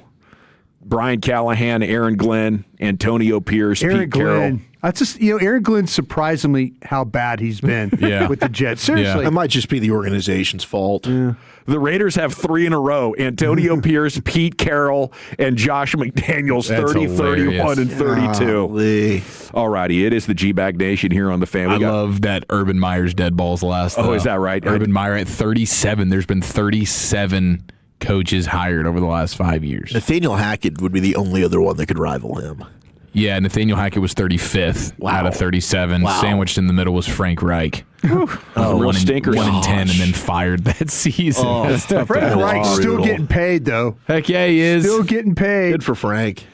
I think the goal has to be to get Shoddy in that top 12, though, coming up this time next year. We'll update it. I hope so. Just get in the playoffs. You'll jump up that list pretty quick. Where are we going, Krusty? Yep, we got some Senior Bowl talk, and I got one question for my guys. We'll do that next. Coming up Friday morning on Sean and RJ, Stars and Mavs in action. We'll have the junk drawer at 7:40, Below the Belt at 8:40, and Worst Take at 9 o'clock. It's a Friday morning on The Fan. Hi, Babe Laufenberg here at Classic Chevrolet Fleet and Commercial with Brad Robler. How's it going, Brad? It's going great, babe. We're celebrating winning the World Championship, #1 Chevy dealer in the world for the 3rd year in a row. Congrats, Brad. Who better to help business owners win than the 3-time world champ Chevy dealer? You don't get there unless you have the selection and savings for winning drives. That's right. During our total 2026 trade-up, you can get a new Chevy Silverado medium-duty work truck, $21,500 in total savings. And if they need to sell or trade their existing fleet, can they turn that into even more savings? No question. We're paying top dollar for trade-ins. 2 or 200, we'll buy them all. Visit ClassicFleet.com to secure New Year's savings. This is Texas. This is Classic, your Chevy Business Elite dealer. Together, let's drive. Classic Chevrolet Fleet and Commercial. Driving business since 1978. Based on 2023 through 2025 new Chevrolet deliveries. Stock number RH378683. MSRP $73,562. $8,000 classic discount. $13,500 consumer cash. $52,062 sales price less tax title, license, and $225 dealer dock fee. Expires 2/2/26. Imagine there was more of you. A you to handle schedules and time cards. A you to make sure all the right new hire forms are completed. When you partner with Paychex, we become an extension of your team. From easy online payroll and benefits to expert HR advice, we give you more of you. New customers book a meeting with Paychex and get a $50 gift card. Visit paychex.com/you. Hey, it's Chiafalo. Think Verizon, the best 5G network, is expensive? Think again. Bring in your AT&T or T-Mobile bill to a Verizon store, and they'll give you a better deal. Now, what to do with your unwanted bills? Maybe turn them into a paper airplane headed to see you never. AT&T and T-Mobile. Jokes aside, their best 5G network has you covered with the most ways to save on plans, streaming, and phone deals. So just bring in your bill to your local Verizon store, and they'll give you a better deal. Rankings based on the Root Metrics Root Score Report 1H 2025. Results may vary. Must provide a postpaid consumer bill within the past 45 days and in the name of the person redeeming the deal. Additional terms apply. Save more on brands pros trust at Lowe's. Right now, get up to 35% off select major appliances. Plus, save $100 on a Little Giant 22-foot multi-position ladder. Now just $189. Valid through 1/30 while supplies last. Selection varies by location. See Lowe's.com for more details. Hey, Texas. This is Ryan Watson, owner of Alliance Hyundai. We have over 600 vehicles in stock like the all-new 2025 Hyundai Elantra. Plus, every new Hyundai comes with America's best warranty. 10 years, 100,000-mile powertrain, limited warranty, and owner assurance. Visit us at AllianceHyundai.net today. Download to see if you qualify. Not all customers will qualify. Transfer fees may apply. No Albert subscription required. Albert is not a bank. Albert Instant Loans are issued by FinWise Bank, member FDIC. Not an actual client. Terms apply. Kylie, what's wrong? I just got hit with a car repair bill. I'm behind on rent, and I feel like I can never save any money. Have you tried the Albert app? Albert is your financial assistant, helping you find ways to save and create custom budgets to actually grow your money. Plus, you can get up to $10,000 for big expenses, or advance up to $1,000 fast when you need cash right away. Albert can get me up to $10,000? Exactly. Albert spots you in a pinch and helps you grow your money in the long run. I'm downloading Albert right now. Download the Albert app and use promo code CASH to borrow up to $10,000 for whatever you need. The Albert app helps you budget better and save more money, so you reach your financial goals faster. Download the Albert app right now and use promo code CASH to borrow up to $10,000. Use code CASH to borrow up to $10,000. Did you hear? Allstate car insurance now costs even less. So when you bundle with home, you can save even more. Check Allstate first to bundle and save with a new lower auto rate. You're in good hands with Allstate. Not available in every state. Only applicable for new auto insurance business. Rates will vary by several factors, including how you purchase the policy. Potential savings may vary. Allstate North American Insurance Company and Affiliates, Northbrook, Illinois. Let's go! You're still grooving, still connecting, still loving, still turning up, still thriving. You still got it, but your immune system, it weakens as you age. That's where vaccines come in. They help train and strengthen your immune response to fight off respiratory illnesses like flu, pneumococcal pneumonia, RSV, or COVID-19. Ask your doctor or pharmacist which vaccines you need. Book in minutes at VaxAssist.com. Sponsored by Pfizer. This is Around the League, powered by Factor. As the pro basketball season moves deeper into the second half, the intensity is rising. The team from New York is making noise in the East. The defending champions are finding their rhythm, and contenders across the league are jockeying for position as the trade deadline comes into focus. All-star storylines are taking shape. This is the stretch where preparation matters. Factor meals deliver pro-level nutrition with chef-crafted flavors that make it easy to feed your performance. Factor. Eat like a pro. The new era of UFC on Paramount Plus continues. Live from Australia. Featherweight champ Alexander Volkanovski. He is an animal. Defends his belt at home in an explosive rematch against Diego Lopez. You gotta be kidding me. And the always dangerous Dan Hooker. Yes. Throws down with powerhouse Benoit Saint-Denis in a high-action lightweight showdown. There's never been anything like this. UFC 325, Saturday, January 31st, only on Paramount Plus. The Fan is proud to partner with the Nexo Dallas Open. Some of the highest-ranking tennis players in the world will face off at the Star in Frisco, February 7th through the 15th. For tickets, go to dallasopen.com.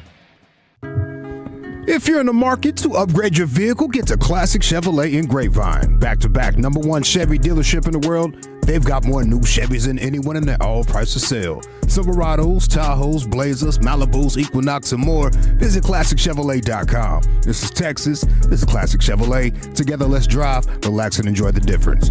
Based on new Chevrolet registrations, 2023 and 2024. Welcome back. It's the G-Bag Nation here on 105.3 The Fan, and it's time now for Krusty's Corner, brought to you by Greystone Roofing. Go to greystone-roofing.com. Here's the king. Hey, kids! Your old pal Krusty's gonna teach you 5 new words. You're not wrong about that. From Dallas, Texas, number 55, Brian Brothers. Thank you very much, Lucius. Always appreciate you playing that. Thank you to Greystone for all the help as well. Excited about this the Senior Bowl stuff going on. Excited for my guy Drew Fabianich, who is the director of the Senior Bowl, was a scout for the Cowboys for 20 years. Drew started the same time I started with the Cowboys in 1999. So long time scout for the Cowboys. I think I did the math wrong there, but he's over 20 years of scouting. But he's running the Senior Bowl now. So really proud of what they've done, the roster and stuff. I want to get into some of that.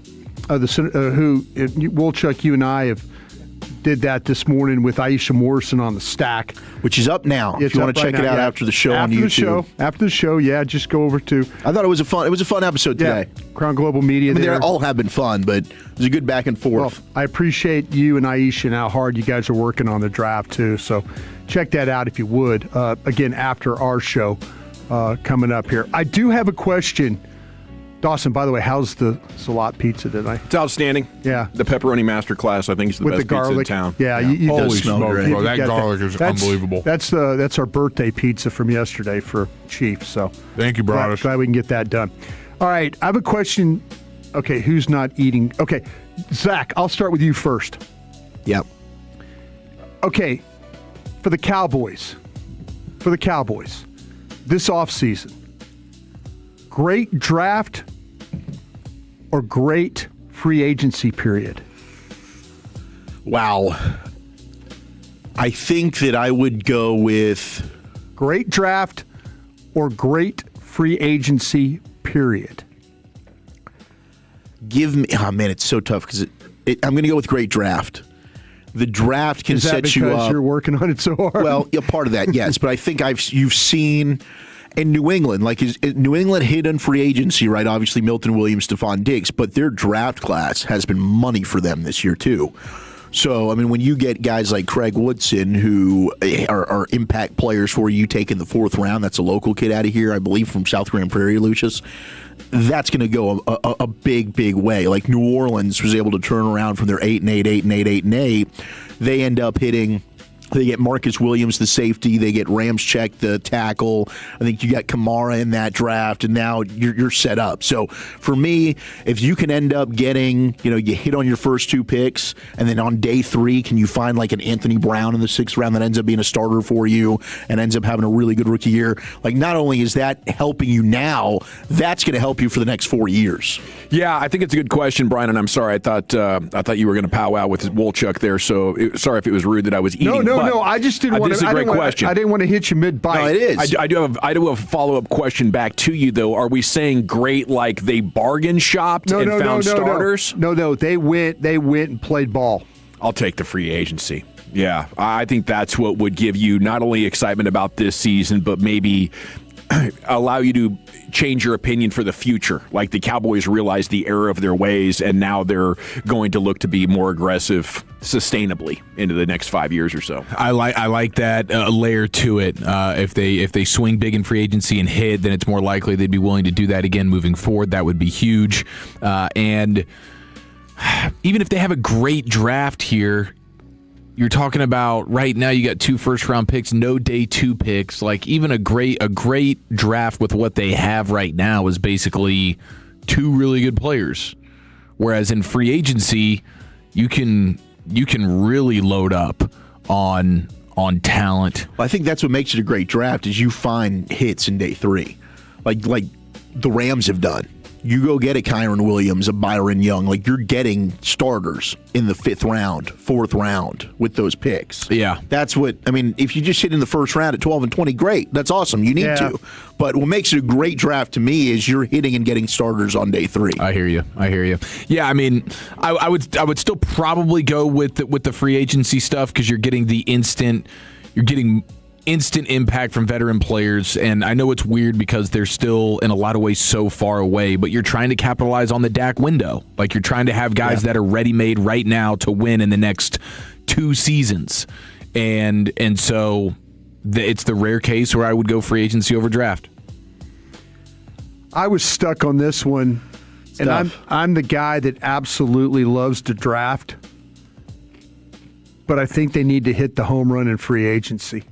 And I think it's going to take both, realistically. Yeah, no, it's going to take both. Mm-hmm. But if you could say one or the other, I think they're going to have to. Because to me, you go out and hit free agency well, then you got a chance. Doesn't it set you up to? Yeah, now you can let the best player come to you. Yeah, you know, maybe you take an offensive player. If you don't even play in free agency, you've put so much pressure on your ability to draft. Yeah. Which is the problem. That's what they've done for the last few years. And the team's ahead of you to mess it up because that's kind of what you need. Yeah. I just thought, man, I love drafting. I really do. I like having picks and building your team that way. But, man, Dallas does not need to bottom fish. They don't need it. Just go out there and it's funny. We were talking with Aisha Morrison, who does work with Girls Talk, Boys Talk over with DallasCowboys.com. Aisha was pretty adamant that she's pretty connected on some things over there. She thinks edge. They're going to attack edge. She says they're going to attack. She just brought it up. She goes, I got a gut. We're going edge here in free agency. She thinks that, and now she's got a lot of connections and stuff in the building and stuff like that. So when she went pretty proud about it. Yeah, I was like, you want to throw out some names? She was like, no. But yeah, I'll wait here. But here we are. I think they're gonna go after edge and free agency. So, keep an eye on that. I trust what old 2 Eyes say. Trey Hendrickson, Khalil Mack. I could see Joey Bosa. Joey Bosa. Yeah. But anyway, that's. But yeah, I appreciate you guys answering that question. All right, Zach, I'm going to give you an opportunity because I have off the Senior Bowl. What I've watched on tape the last 2 days, and I've really enjoyed the tape. I'm going to give you a chance to talk about Jacob Rodriguez. I'm going to give you a chance. Okay. But I also want you to tell me what you've seen from like a guy like TJ Parker. And like TJ Parker from Clemson, who is an edge, who had been put in some mock drafting for the Cowboys, put at, say at 20. There's some questions about him, good and bad, and how the tape has been good and bad, but is tearing it up at the Senior Bowl. Yeah, he is, and he's going to cause me to go back and watch. Like, his freshman year at Clemson was outstanding. He set a Clemson record for 12.5 sacks, most sacks in a single season for freshmen. 12.5 tackles for loss, Had multiple forced fumbles. He was great immediately at Clemson. I mean, he's got the size that you want.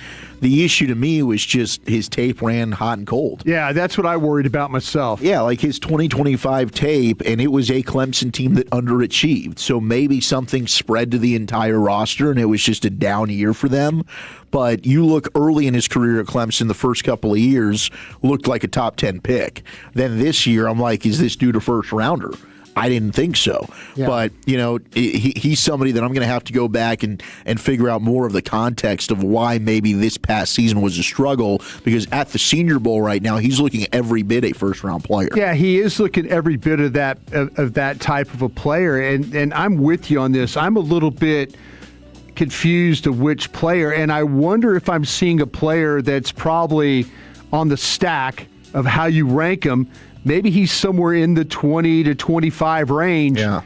Is he participating against guys that are in the 40 to 50 range or 60 to 70 range, and he's beaten up on that type of player? And that could be, because I don't know. Like, I think you've got the Iowa tackle, who's probably the best one there, Jennings Dunker. 6'4", 320. Yeah. That's probably your high. I mean, he's got a mullet. He's rocking the ginger. Yeah. I mean, he's going to show his gut. He's looked fantastic, and he's a guy that's got some guard tackle flex. I think he can play tackle. I think he can play tackle too. But he's not going up against Francis Malinois, the Caleb Lomus, the Spencer Fano, like the guys that are looking at you're also going to get a first-round pick. It's more third to fifth rounders that he's going up against in practice now at the Senior Bowl. But Dunker's probably going to go late first?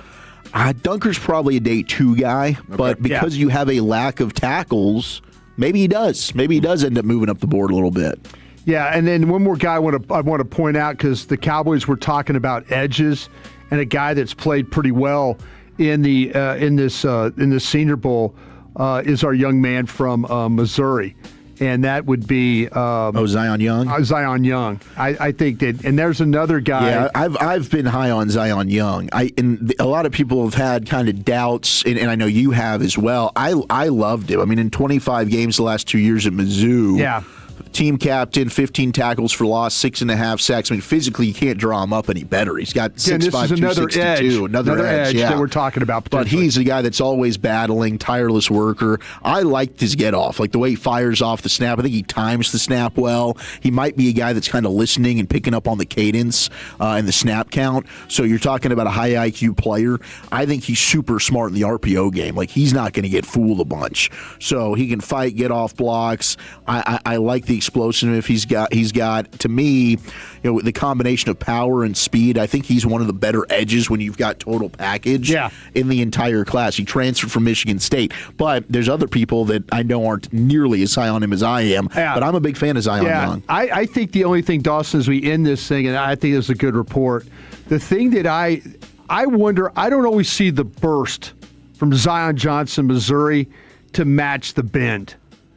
That's the thing I worry about with this guy. And if you watch the Senior Bowl practices, like a lot of folks do, you do see the bend and you do see some bursts. So I'm like you have to maybe go back and look on some things. I think this is part of it. You got to be able to turn that corner going full speed, right? I think so, but that's what I'm just trying to say. I need that burst to match the bend, because I think the bend is there for this particular player. So again, a couple of defensive ends. Dallas probably in the market looking for some edges, guys that maybe you might even have to consider at 20, right? Yeah, absolutely. So you're not going to have a chance to get him in the 4th round or whatever your next pick is. Not at all. So thank you, Brian. Thank you, guys. Krusty's Corner every afternoon at this time, brought to you by Greystone Roofing. A football fix coming up, Chuck. Yep, let's get into it. We got some audio for you, and did we violate some HIPAA laws here? That's next in the nation. When your friends say, "Hey, did you hear?" you can proudly say, "I heard it on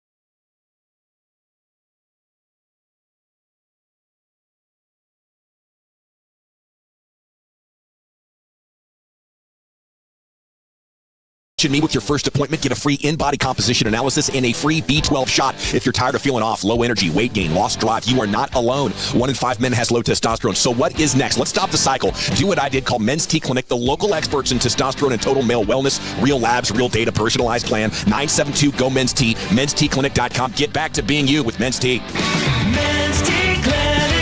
1-800-246-LOT. mensteclinic.com. It's a Thirsty Thursday, proudly being sponsored by our friends at K-Post Roofing and Waterproofing. This is the exclusive home of Dallas Cowboys football. KRLD-FM and HD1, Dallas-Fort Worth. Let's go, Cowboys. An Odyssey sports station.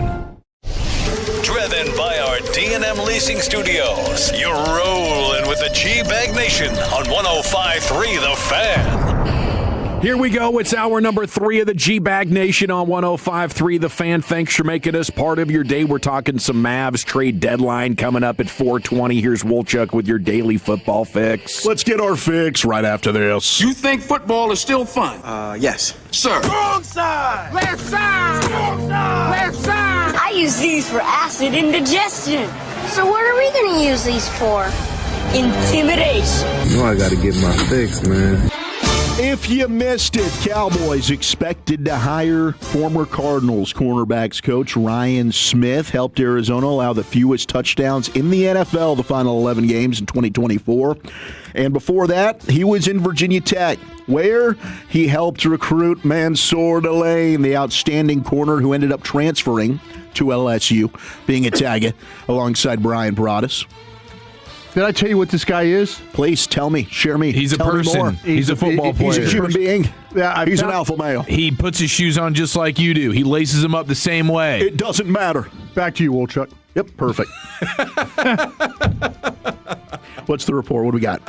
Smart, good teacher, elite understanding of different types of coverage structures and how it relates to front seven. So they're trying to marry the back end to the front to see if they can make sure that they got some things taken care of. And maybe that's why they're interviewing some of these coaches, like with the guy with the Steelers. Maybe they're kind of guys are Marcus Dixon. Yeah, exactly. D-line coach. Front and seven dudes. How about our friend Jory Epstein, who has added this nugget into why they're interested in Zachary Orr? Of course, there is familiarity there with Brian Schottenheimer, Christian Parker, and the new defensive cornerbacks coach now. By the way, I learned this is all him. By the way, I learned this about our coach, Ryan Smith. Yeah. You're going to maybe hate this a little bit here, Chief. Oh, no. They're fraternity brothers. Him and Christian Parker? Yeah. Yeah. Well, look, he has done a great job. My anti-fraternity guy? No, it's just friends. Just hiring your friends. Hiring your friends. Oh, okay. Yeah, that's my true. take. This guy sounds like a good coach. I mean, it can work. It certainly can work. Yeah. But you don't want to hire your buddy if it's like, oh, this guy I'm just kind of giving a handout to, like Mike McCarthy did with Mike Nolan.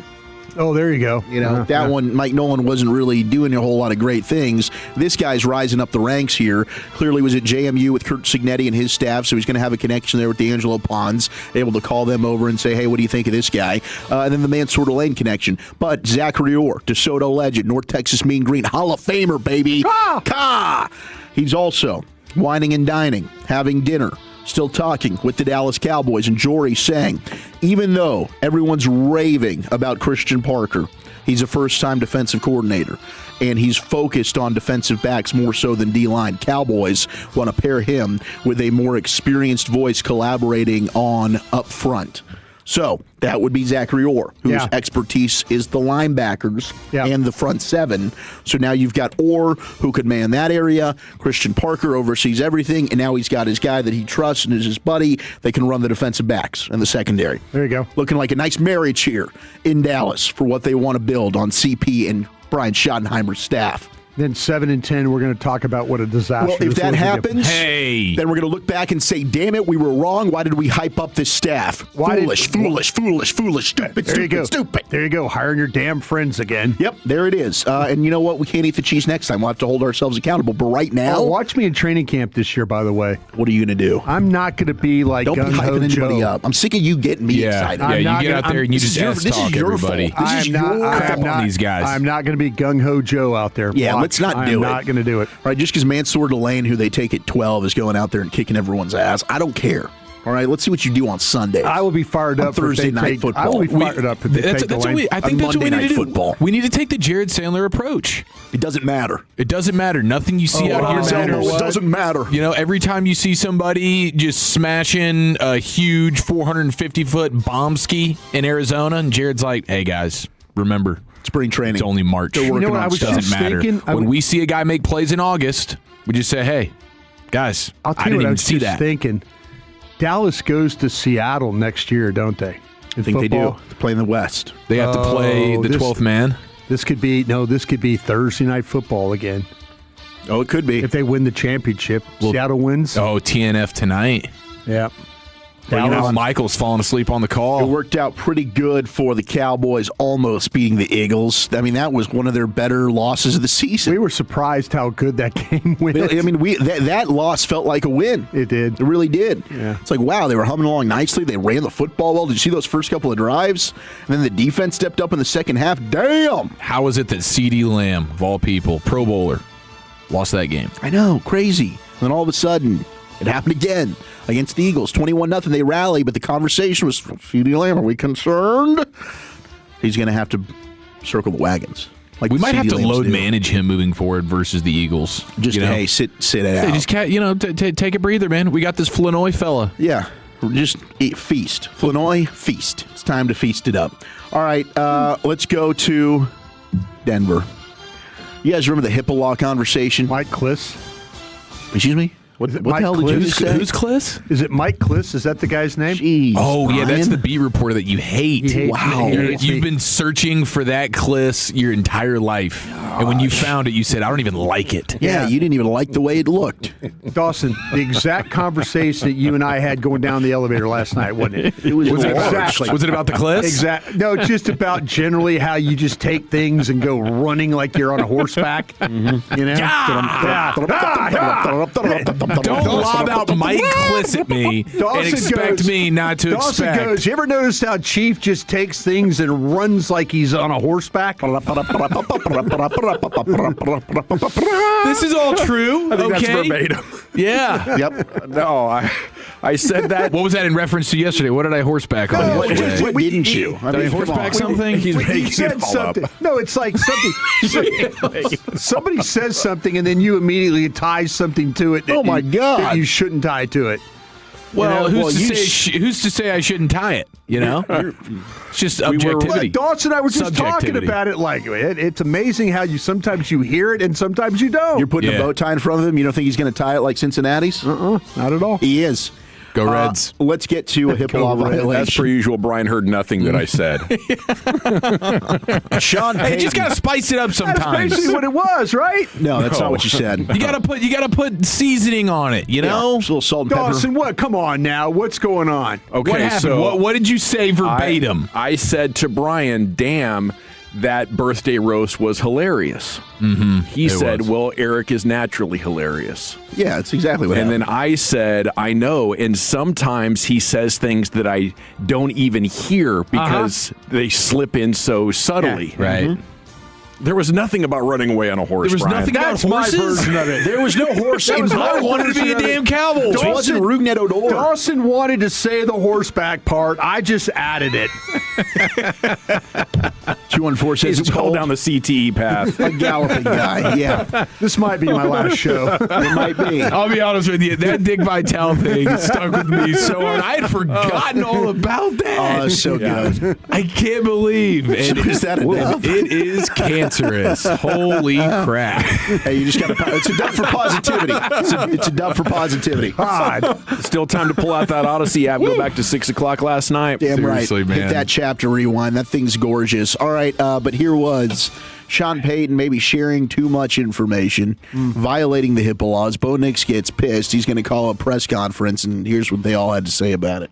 A condition that was like predisposed right at that where when they always find a little bit more when they go in, and it wasn't a matter of if, it was a matter of when. Didn't have any predisposed issues. Man, my ankles were feeling really good. He said he had one in high school, and then he said he had one at Auburn. I don't think he really should share how many surgeries I've had in the past, to be honest with you, but because I don't, he doesn't really even know that.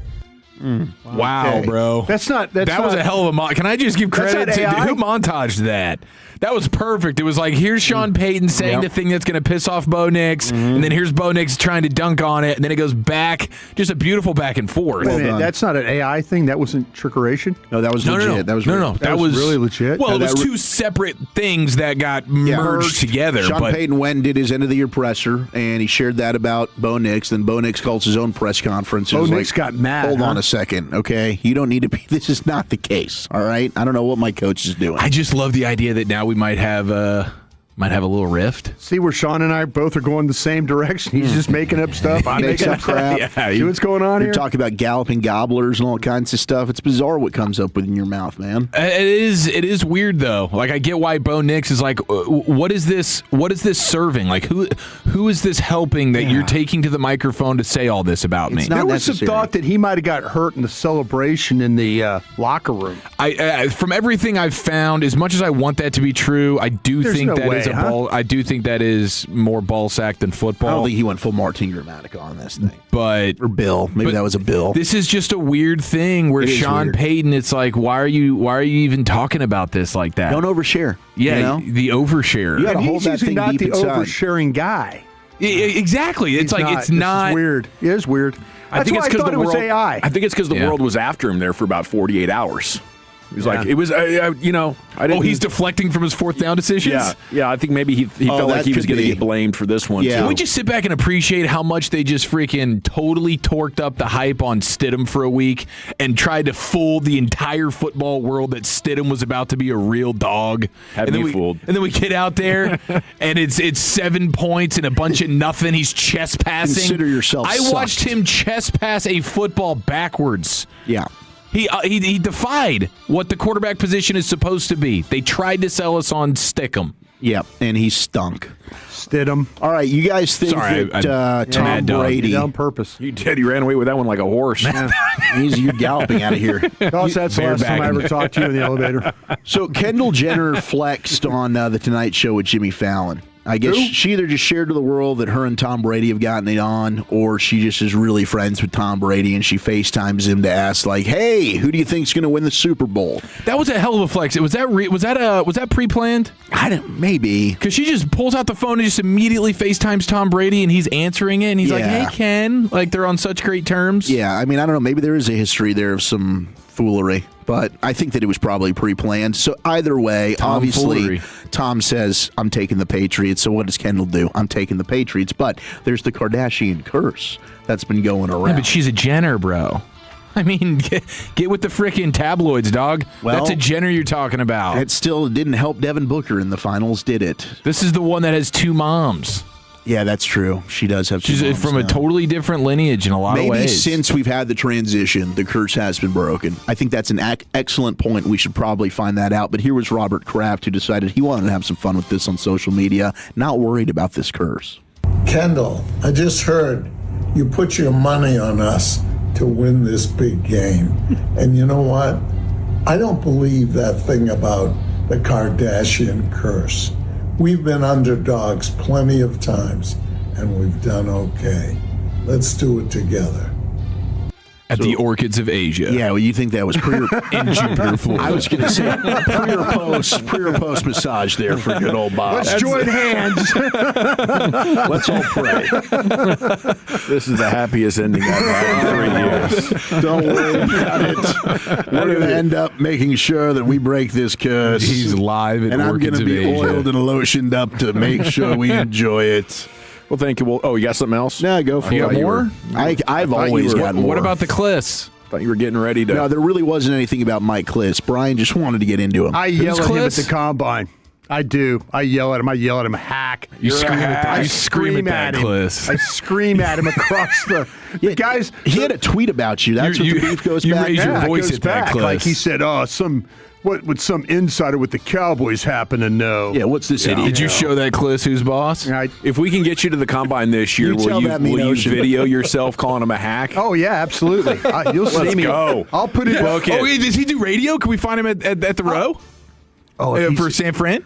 I don't know. He might. Hey, he me might and be Walchuk there. will go on a Kliss hunt together, okay, as bros, and we will find it. It wouldn't be our Get in first trouble time. that way. You just have you down on all fours barking like a dog. I had to promise my wife I won't do that again. Okay. Coming up on the 1 year anniversary. Did you have to promise that? Yeah, I had to promise that. I had to pinky swear. I hope we run into Paige Sporanic and Herman Duffy's again. She had like a knife in her hand. Yeah, she had a gosh dang firearm and a chancleta. Okay, I got sounds terrifying. We got a sneaky Anthony Davis trade rumor that we could luck into, but it's a player that might annoy you, and that's coming up next in the G-Bag Nation. But Fort Worth, it's time to buckle up because the all-new Alliance Hyundai is here, people. Much like Broadus has been searching for the Cliffs, we've been searching for Alliance Hyundai. And guess what? They are right here in our backyard, conveniently located at I-35 and Golden Triangle Boulevard. And I'll tell you what, I was in the car business for a couple of years. Let me tell you, man, my buddy Ryan Watson, he's the owner. He's a big-time Tolo. Him and his team are delivering a dealership experience that is truly second to none. Trust me, you will feel the difference. A one-of-one car buying experience. Right now at Alliance Hyundai, you can score 0% APR for 60 months on the 2025 Hyundai Tucson or 0% APR for 72 months on the 2025 Hyundai Ioniq 5. Now, keep in mind, every new Hyundai comes with America's best warranty. We're talking 10 years, 100,000-mile limited powertrain warranty, plus owner's assurance. And make sure you check out the absolutely stunning 2026 Hyundai Palisade selection as well. Incredible vehicles. They are flying off the shelves all over the country, and you will get the best possible deal at Alliance Hyundai. Now, their state-of-the-art facility, it features Hyundai certified techs using advanced diagnostics for top-notch care. Oil changes, repairs, you name it, with same-day service and no appointment needed. Relax in their comfy waiting area, free Wi-Fi, drinks, snacks, the whole nine. Visit AllianceHyundai.net. That's AllianceHyundai.net. And remember, at Alliance Hyundai, it's their mission to be your ally in the automotive business. Sean and RJ, the KNC Masterpiece, G-Bag Nation, and Fan After Dark. Live and local. Turn it on and leave it on. 105.3 The Fan and our Odyssey, iHeartRadio, and TuneIn apps. That feeling you get on the water? This is where it starts. The Dallas Boat Show is back with 2 full weekends. With more than 200 exhibitors, it's the place to compare boats, talk with dealers, and see what's new. All in one place. Whether you're buying your first boat or upgrading to the next one, this is the place to do it. The Dallas Boat Show at Dallas Market Hall. 2 weekends starting at January 30th. Your next boat starts here. Get tickets and event details at DallasBoatExpo.com. Wesley is a truck driver. I drive a truck and I love what I do. A truck driver with IRS troubles. They told me I owed them $43,000. It got really bad. Quite a few letters in the mail. They were talking about wage garnishment coming after my house, my car. Yeah, they don't play around. I seriously thought that I was going to lose everything. One sleepless night, Wesley finally made a call to Optima Tax Relief at 2 a.m. Kind of figured I'd get a machine, but I didn't. I actually got to talk to an actual person in the middle of the night. He found just what he was looking for. Oh, they were great people. You need a team of people that know what they're doing. Optima Tax, they know what they're doing. Optima Tax Relief came through with flying colors. I saved an incredible amount of money. Happy don't even come close. I was absolutely overjoyed. Take Wesley's advice. If you're in any kind of trouble with the IRS, call Optima Tax Relief. Don't trust anybody else. Call Optima for a free consultation. Call 800-809-5833. 800-809-5833. 800-809-5833. Optima Tax Relief. Some restrictions apply. For complete details, please visit OptimaTaxRelief.com. Hey, it's Chiafalo. Think Verizon, the best 5G network, is expensive? Think again. Bring in your AT&T or T-Mobile bill to a Verizon store, and they'll give you a better deal. Now, what to do with your unwanted bills? Maybe turn them into a paper airplane headed to see you never. AT&T and T-Mobile. Jokes aside, their best 5G network has you covered with the most ways to save on plans, streaming, and phone deals. So just bring in your bill to your local Verizon store, and they'll give you a better deal. Rankings based on the Root Metrics Root Score Report 1H 2025. Results may vary. Must provide a postpaid consumer bill within the past 45 days and in the name of the person redeeming the deal. Additional terms apply. It's Brian Baldinger with the Journey to the Big Game, brought to you by Hyundai. After an incredible weekend of football, we're down to the final 2 teams that will face off for the biggest game of the season. Each team will have a chance to rest up and get healthy while we tune in to watch the biggest stars in the game compete in skill games and the annual All-Star events. Who will lift the trophy at the end of the season? Brought to you all by the all-new Hyundai Palisade Hybrid. Learn how it's so much more than just another SUV at HyundaiUSA.com. The new era of UFC on Paramount Plus continues. Live from Australia. Featherweight champ Alexander Volkanovski. He is an animal. Defends his belt at home in an explosive rematch against Diego Lopez. You gotta be kidding me. And the always dangerous Dan Hooker. Yes.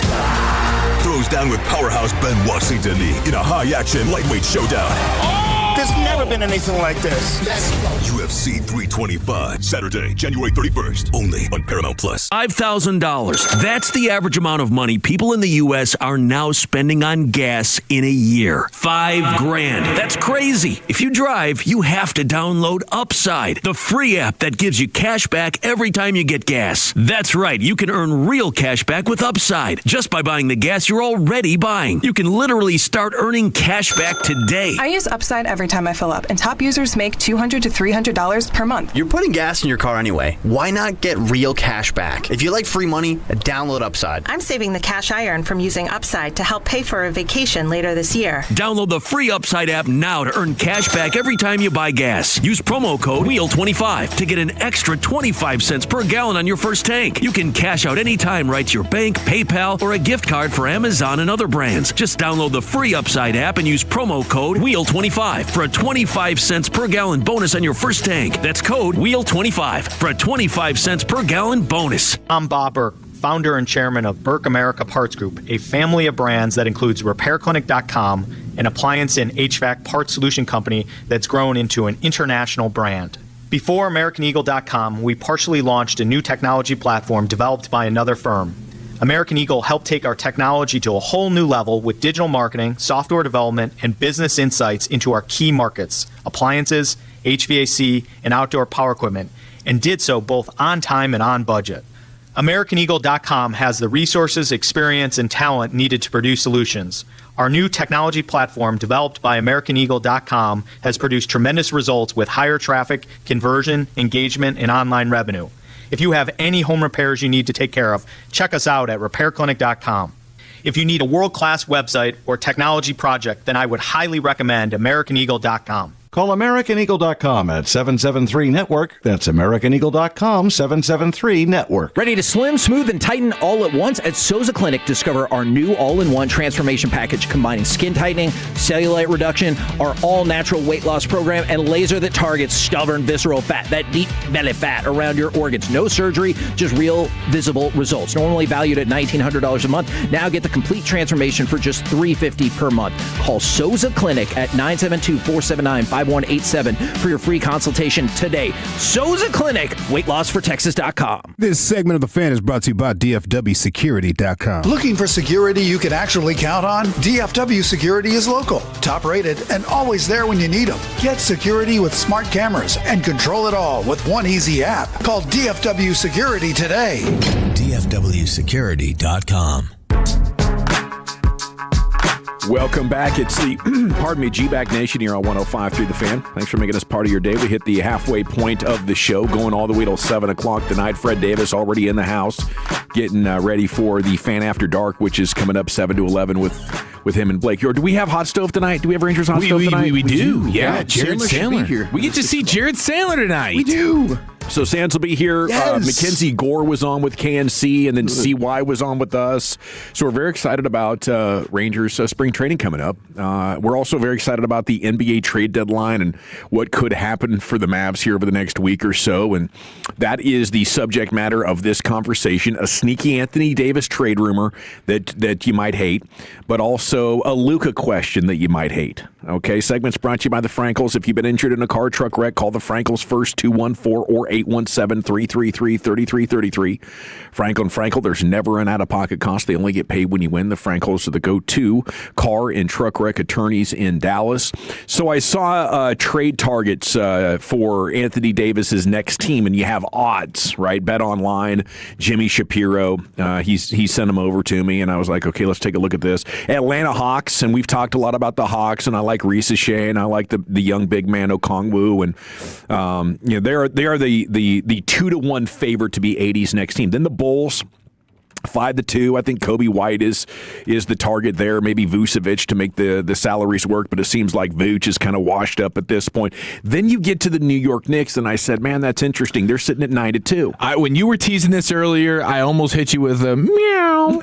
Yes. Okay, so New York wants to move on from Karl Anthony Towns, and they want to trade him for Giannis. And I'm not sure if right now they're thinking that AD is the priority, but Mark Stein reported they might also be interested in trading him to Drew Holiday, and Stein said it's quietly spreading around the league that actually they're trying to see what they can get for Karl-Anthony Towns. And the reason is because the dude does not really try to execute the coach's defensive game plan.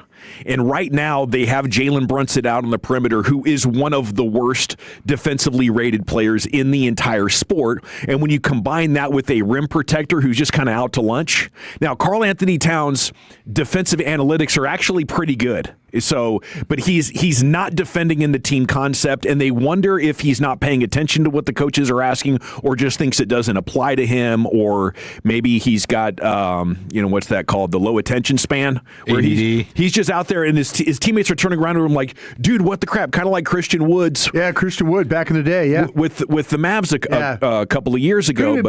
Couldn't play Christian Wood because he wouldn't do what they were told him to do. So Karl-Anthony Towns is averaging 21 points and 12 rebounds a game. He's got the reputation for one of the best shooting big men of all time. He had the big performance last year in the playoffs as the T-Wolves were trying. And every now and then he will catch fire and it looks like, holy crap, this is one of the most dangerous players in the game. But as this story progresses, if Giannis does not go to New York and if they have an issue moving Karl-Anthony Towns, where would you guys be with that? If you could part with Anthony Davis and get back Towns, for my money, it's not something that I'm totally excited about for all the right reasons, but that's the best player that we've heard in Anthony Davis trade rumors up till now, isn't it? Yes, for actual players in return, there's no question Karl-Anthony Towns would be the best player there. So he's in the second year of a 4-year max deal. So you'd have him for, what is it, like $200 million? Yeah, it was a $220 million fatty boom bah. $55 million a year. Yeah. And like I said, he is annoying, right? Yeah. Like on the other team, on your team, he's not paying attention. He's taking bad shots. It seems like there's a focus thing in there. Zesty as hell. Like is his basketball intensity at its peak? I don't think it ever has been. But you get rim protection, you get rebounding, and you get scoring. Now, obviously, the Mavs do have quite a few quality big men, but I think you can only kind of depend on Gafford. Unfortunately, your guy Lively kind of getting more injury prone, and maybe it makes one of those guys expendable. Maybe at that point you could trade Gafford, but I would like their future a lot if it was Kyrie Irving and Cooper Flagg and Karl-Anthony Towns and this group of role players that they have, plus whatever the draft pick manages to net. Yeah. I mean, he's gonna be a solid player for you, and I guess it's like when you get to 2027, 2028, he would have a player option. So he could become a free agent in 2027. So it's not like some huge marriage that you're tying yourself to him for the next half decade or whatever. But yeah, it would. But way better than AD. I think New York might be desperate enough to solve their defensive issues, and they're thinking right now, this mix doesn't work. Karl-Anthony Towns can't protect Jalen Brunson, but maybe Anthony Davis healthy would. Yeah. That would be wonderful if they were willing to buy in on that. Tim McMahon, ESPN podcast today, said after Luka got hurt Christmas Day 2024, our guy Nico told Luka, if you can't get in shape, I'm going to trade you. Actually, that was a direct conversation immediately following that Christmas Day game where Luka strained his calf. Luka then came back fatter. So it begs the question, did Luka want out? I told you you'd probably hate me for this question, but kind of reads like Luka wanted out if you ask me. I don't know, maybe I'm reading too much into that. I think it's less about Luka wanting to be out because you could see him wearing the devastation and the emotion post-trade, coming back to Dallas, all that kind of stuff. He thought he would be a Maverick forever. Yeah, I think this is almost like him kind of saying, like, it's a direct bleep you to Nico. Like, oh, you really want to try and force me to do something? Well, watch this. And like, oh, you're really going to trade me? You ain't trading me, bro. Didn't believe him. It was trying to like, no, I'm the big dog here. Yeah. So not only are you not going to trade me, but I'll do whatever I want. If I want to get fat and injured, then that's what I'm going to do. And he did that, and Nico called his bluff. Yeah, I guess it was a bluff off. Yeah. I wouldn't imagine if I was Luka's agent and Luka called me and said, "Hey, Nico told me this," I'd have probably laughed and been like, "Yeah, you can think a lot of things, but nobody in their right mind could possibly trade you, and there's no way you could convince an owner and a head coach and an assistant GM, Michael Finley. Like, there's no way all four of these important pieces could be in consensus on this." But I think that goes to show, the frustration, and it sucks because as a piece of NBA leadership, you got to deal with the frustrations of having these star players that are literally doing their own thing, but you got to let them and enjoy what they do bring to the table. Big men across the NBA apparently lining up to play with Luka in Los Angeles. That was the other part of the Tim McMahon day of NBA talk, and says they have the fact they're the LA Lakers, and I could just tell you big men will do backflips to be able to be in that Lakers uniform paired with Luka Doncic. I was talking to an agent who's got a big man who may or may not be on the move, and he would love to get his guy in LA. Who wants to bet that's Daniel Gafford? Big men are going to want to play with Luka, that much I can assure you. Yeah, you go from being an offensive afterthought, if you're being dependent on to create your own offense or be a floor spacing big, it's like it's all on you. Do you got a jump hook? Do you got an up and under? Can you spin and dunk like Sengun? Or what's your game? With Luka, it's literally set a screen and run to the rim and jump. Yeah, I do wonder. I mean, I think it's twofold, because offensively there is no question. Like, yes, I want to play with Luka. I don't have to do anything. But now on the defensive side, he's just going to be open season on guys just getting to the rim at will. Like, I got to be a monster at rim protecting, because he's just going to be olaying offensive players to the rim. So you might have career high in points, but you'll also have career high in fouls. Yeah, you're gonna be fouling dudes. You're gonna have a lot of like contact at the rim. You might get poster. Like, you might get a poster on you. Yeah, no doubt. I mean, if you can make the most of it, you might also get 6 blocks a game. Like, that's true. What's your confidence? Wemby with Luka? Wemby with Luka would be nasty. We got a mixed bag coming up. We'll check. The anonymous NFL player poll, and the Eagles have a new OC. That's next in the nation. What? Coming up on the next KNC Masterpiece, it's Legends Day at 12:40. We have Dallas Mavericks legend and man who just got his jersey retired, Mark Aguirre. And then in studio at about 11:30, wrestling legend Kevin Von Erich. Join the show 10 a.m. to 2 p.m. right here on The Fan. Let's chat Prize Picks, shall we? Oh, that's right. This week, Prize Picks has a special max discount for the big game. Live in the app right now. Drake May needs just one passing yard for the max discount to win. So, super simple on Prize Picks. You just need to add another player to your lineup, and if your picks hit, you can cash in. You're just going to pick 2 to 6 player stat projections. So, for the big game, you want to hit that one passing yard more for Drake May. You want to pair that with more or less on the Stephon Diggs receptions or receiving yards. You can go more or less on the Jackson Smith and Jigba receiving yards. You go more or less on the Kenneth Walker rushing yards. Whatever it is that you want to do, Prize Picks is the place to be. Plus, they got every other sport. More or less, Cooper Flagg, points, rebounds, and assists. More or less, Jake Ottinger saves. You can go time on ice. You can go shots on goal. You can go just rebounds. You can go just assists. You can go total points. Plus, soccer, MMA, boxing, baseball right around the corner. All the sports available on Prize Picks, so you know I'm hooking you up. Download the Prize Picks app today, Tolos. Use the promo code TOLO. That's TOLO. You're going to get $50 in lineups after you play your first $5. That's code TOLO. You get $50 in lineups after you play your first $5 lineup. Prize Picks, it's good to be right. Must be present in certain states. Visit prizepicks.com for restrictions and details. Chris Mack here to help you beat the books with Westwood One Sports. This year's champion won't be decided next Sunday in Santa Clara by the quarterbacks necessarily. Yeah, Sam Darnold having a great year. Drake May, a second-year revelation. But the story in this year's Super Bowl will be the defenses. And with most defensive players sitting at 80-1 or longer for MVP, this is the best year in a long while to bet on a defensive MVP. Bet smarter and beat the books. Download the BetMGM app today. Earn an accredited MBA in as few as 16 months for about $21K at University of Maryland Global Campus. Explore 10 specializations, including finance, HR, cyber technology, and more. Plus, showcase the value of your MBA with a comprehensive learner record and digitally demonstrate in-demand skills and credentials to employers. No application fee if you apply by February 11th. Learn more at umgc.edu. Certified to operate in Virginia by Chev. That first year in your new home matters. With preferred pricing, Redfin and Rocket Mortgage make the path to your next home easier. When you buy with a Redfin agent and finance through Rocket Mortgage, you can lower your interest rate by 1% for 1 year or choose up to $6,000 in closing credits. See how it works at rocketmortgage.com or call 800-4ROCKET. Additional terms apply, not a commitment to lend. Rocket Mortgage, LLC, licensed in all 50 states. NMLS ConsumerAccess.org, number 3030.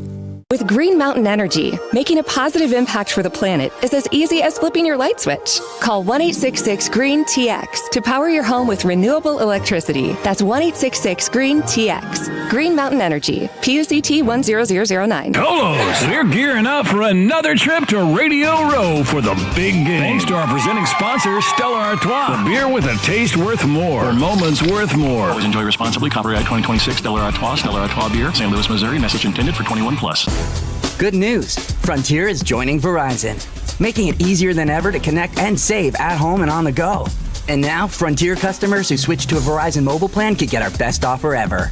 4 mobile lines for just $20 per line, and 4 powerful iPhone 17s with no trade-in required. Visit Verizon.com/WelcomeFrontier to learn more. $20 per line after $40 monthly promo credit applied over 36 months. In times of congestion, unlimited 5G or 4G LTE may be temporarily slower than other traffic. Domestic data roaming and 2G speeds. Additional terms apply. Platinum Chevrolet has become an all-in-the-family business for the KNC Masterpiece. Corey told me to go there to buy my brand new car. 5 years later and 4 new cars later, I love Platinum Chevrolet. And now we've got our producer Alec in on the Platinum Chevrolet business as well. You walk in and you gently ask for GM Justin Rudd. He's going to be happy to see you and take care of you because he loves the Tolos. And the price you see online is the price you're going to pay. Visit PlatinumChevyTexas.com. Drive a little further to save a lot more. Chevrolet, together let's drive. That's the sound of James adding long-lasting Gain scent boosters to his laundry this morning. Several hours later, James sniffs the irresistible scent of Gain on his shirt. Gain. Several hours later, James has even caught the attention of his mother-in-law, and she never gives him attention. Ooh, you smell amazing, James. Oh, thanks, Mom. I love you too. I never said that. Add Gain scent boosters to your laundry. Add joy to your day. Welcome back to Winter Hack Radio, the place for clever hacks to survive the season. Icy driveway? Well, try spreading sand or birdseed to help with traction. Snowy puppy paws? Well, grab a whisk, brush it off, done. Catch COVID-19? Well, just get... Actually, there's no hack for COVID-19. But if you test positive, prescription medications for COVID exist. Ask your doctor if they're right for you. Visit PfizerForAll.com to learn more. Sponsored by Pfizer. Welcome back to Winter Hack Radio, the place for clever hacks to survive the season. Icy driveway? Well, try spreading sand or birdseed to help with traction. Snowy puppy paws? Well, grab a whisk, brush it off, done. Catch COVID-19? Well, just get... Actually, there's no hack for COVID-19. But if you test positive, prescription medications for COVID exist. Ask your doctor if they're right for you. Visit PfizerForAll.com to learn more. Sponsored by Pfizer. The new era of UFC on Paramount Plus continues. Live from Australia. Featherweight champ Alexander Volkanovski. He is an animal. Defends his belt at home in an explosive rematch against Diego Lopez. You gotta be kidding me. And the always dangerous Dan Hooker. Yes. Throws down with powerhouse Benoit Saint-Denis in a high-action lightweight showdown. There's never been anything like this. UFC 325, Saturday, January 31st, only on Paramount Plus. This segment of The Fan is brought to you by Kalshi. Trade on anything. The big game is here, and now you can trade on football legally, nationwide on Kalshi. Right now, New England is trading at 34% to beat Seattle. $100 trade pays out $281. Use code FAN to get $20 when you trade 100. Kalshi. Kalshi. Trade on anything. You can feel the buzz, can't you? Oh, it feels good, doesn't it? And it's all about the Cowboys offseason. So we're heading to San Francisco to dive into the hive of insider news. Come along for the ride, Tolos, as we take you to Radio Row. Radio Row. Radio Row. For a amazing insight with a lot of treehouse shenanigans. Stella Artois presents one of our most listened to weeks filled with Hall of Famers, insiders, laughs, and some quality hungover confessions. Join us February 2nd through the 6th for our Radio Row coverage in the Bay Area. Brought to you by Stella Artois, the on-time experts, Best Buy Windows and Siding, Wild Fork Foods, and your favorite entertainment travel companions. 105.3 The Fan. If you're in the market to upgrade your vehicle, get the Classic Chevrolet in Grapevine. Back-to-back #1 Chevy dealership in the world. They've got more new Chevys than anyone in that all-price of sale. Silverados, Tahoes, Blazers, Malibus, Equinox, and more. Visit ClassicChevrolet.com. This is Texas. This is Classic Chevrolet. Together, let's drive, relax, and enjoy the difference. Based on new Chevrolet registrations 2023 and 2024. Yes, sir. Thank you, Lucius. It's the G-Bag Nation here on The Fan. Here's Wolchuk with his mixed bag. All right, the Eagles are hiring Packers quarterback coach Sean Mannion as their offensive coordinator. Mannion interviewed twice for the Eagles OC job, now moving on from Green Bay, just 33 years old, was an active player as recently as 2023, according to Schefter, with the Vikings and the Seahawks, former quarterback at Oregon State, now calling plays for Jalen Hurts, who is going to have a new offensive coordinator every single season since 2016. You're going on 10 years, every year.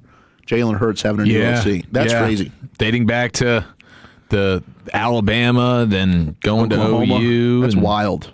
Wow, dude. Crazy. Is that a record? That's got to be a record for a quarterback. I would think so. Unless you're one of these quarterbacks like the Josh Johnson quarterback, right? Yeah. Which maybe we'll catch up at Radio Row with. I'm excited about Finley. that.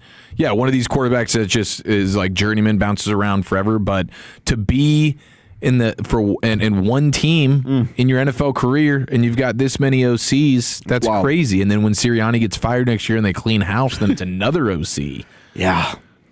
Man. Or he gets traded and cut himself, and now he's going to a different team. I mean, there's just so many endless possibilities. And supposedly, their outstanding offensive line coach, Jeff Stoutland. Yep. He was the run game coordinator, and he had his responsibilities taken away, according to Jeff McClain there in Filthy at some point during the season. He is expected to return in 2026, but he's likely only going to serve as the offensive line coach with no added responsibilities. And the Eagles did struggle, as we talked about throughout the year, to run the football.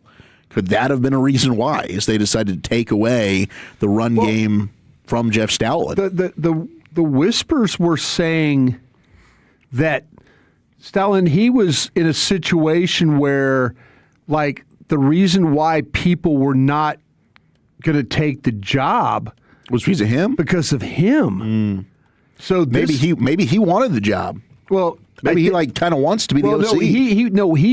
He still wanted to be the run game coordinator guy, and there were a lot of guys coming in going, "No, wait a minute, I have my offense. I want to do what I want to do.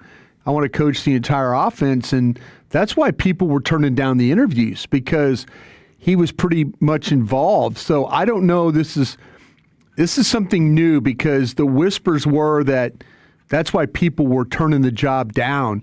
We understand what's the toxicity with the quarterback and the head coach and the city and all that stuff. But I was hearing that the fact that he was not willing to give up that part of the offense was with the running game stuff. Well, they took it away from him, and I guess we'll have to see moving forward. I mean, it'd be awesome to get him out of Filthy. I'd love that, because he does put together usually pretty darn good offensive line. And then we did have one of the people who voted against Bill Belichick to make the Hall of Fame come out, and it is Vahi Gregorian. And maybe, I don't know, what's his name? Freddie D? Freddie putting the D in Davis? Yeah. Does he know him? I mean, he's a writer in Kansas City. So being a local Kansas native, maybe he's followed his work for years. But he said it's really just about the new voting rules is the reason that this goes on. So separate from the vote down of modern era candidates from 15 to as many as 5, the aspect involving Belichick illogically lumps together in one category the coaching candidate, the contributor candidate, which in this case had Patriots owner Robert Kraft, and then the 3 seniors. Voters can choose 3 of the 5 at most, and an 80% approval, 40 votes, is needed for any to go forward. One simple way to consider this, under a setup that should be separate and distinct, even Belichick and Kraft essentially are in competition now with one another. So he ended up voting for the 3 senior candidates. He didn't vote for Belichick or Kraft, and he said it wasn't because of the cheating stuff at all. And that's not the explanation for the vote. It's because it certainly didn't influence it. He just thought Ken Anderson, Roger Craig, and L.C. Greenwood, being the senior guys and that had been up forever, were the ones that he wanted and rationalized having to vote for. So he's putting this on the system is the problem here as the reason for Belichick not being in first ballot, because they don't differentiate, and they should have it separated from the senior attorneys, the people, the coaches, and then also the contributors, which would be the Robert Krafts of the world. So at least we've got one person who was part of the vote to come out and kind of explain their side of it, which I respect. He could have remained anonymous. Who was the Ken Anderson, L.C. Greenwood? Who else was the Roger Craig. Roger Craig. Roger Craig. So those were the 3 people that he ended up voting for. The NFL also did send out a statement, and per the statement, if it is determined voting members violated the selection process bylaws, then action will be taken, including removing members of the selection committee. I guess the Pro Football Hall of Fame understands and respects the passionate reaction of many fans, media members, and trainees of the Hall itself in light of the published reports because of the class of 2026. It's that very passion that propels the game. The Hall also respects the members of a selection committee when they follow the selection process bylaws. It is an honor to serve as the selector. But they're kind of looking at this. If people are voting for personal reasons, they might have their vote stripped. Terrell Owens saw that and said, well, what the hell? Why wasn't this a deal? When I missed the cut in 2016 and 2017, I didn't get a response from the league when people clearly were not voting for me due to personal reasons because they just didn't like me. I get it, Tio. He got in, man, right? Yeah, but he was still ridiculously snubbed. How many years was he snubbed? It was a long. It was like a multi-year snubbing. Like Drew Pearson snubbed? I mean, No. but I mean, let's be real. Yeah. Like Rayfield Wright snubbed? Drew Pearson or Terrell Owens? Bob Hayes? Trust me, man, watching games in the 70s, you'd love to have had Drew Pearson run. It was 2 years, Oh, so right. he didn't make it in 16 and 17. He got selected in 18. I'm just saying, like, I respect Terrell Owens as a player. I really, really, really do. But growing up watching Drew Pearson not be very fast, not be, like playing in a time when they could headhunt, bump and run, get Still being open. a dog. Yeah, and he couldn't run away from anybody. And you go across the middle and they could club you in the head. Yeah, but I think his wasn't like personal. With T.O., there was no single football reason. Let's all admit it. Writers do have a bias towards, hey, if a guy or gal like gave me the Heisman, they definitely do. I'll come out. And Michael Irvin waited 2 years. T.O. waited 2 years. Yeah. And a lot of that had to do with the off-the-field stuff for Michael. I guarantee you Shereen Williams is probably listening right now, and I'd love to have her on and get this to talk about. Shereen did a great job on the morning show 2 days ago. But we can have her on again when we get closer. Or Rick Goslin, Clark Judge, any of these guys I know. Let's get the goose on. But see, I don't think he can because I think he's got some stuff with the other stations. I think okay. But I'd love to have him on. Trust me. He's the man. I'll ask. But I'm just saying, though. He does stuff with LeGrande or something? Yeah, with LeGrande. He does stuff with LeGrande. But he's a great answer. I feel like that, to me, that we do make this personal. I'm with you, and it needs to be removed. You cannot put your personal in. Like, who deserves to be in the Hall of Fame? Pittsburgh Steelers writers for years lined up for all those Pittsburgh guys. Right. They lined up. And there was a Dallas bias on those 70s There absolutely teams. was. There absolutely was. Yeah, it's crazy.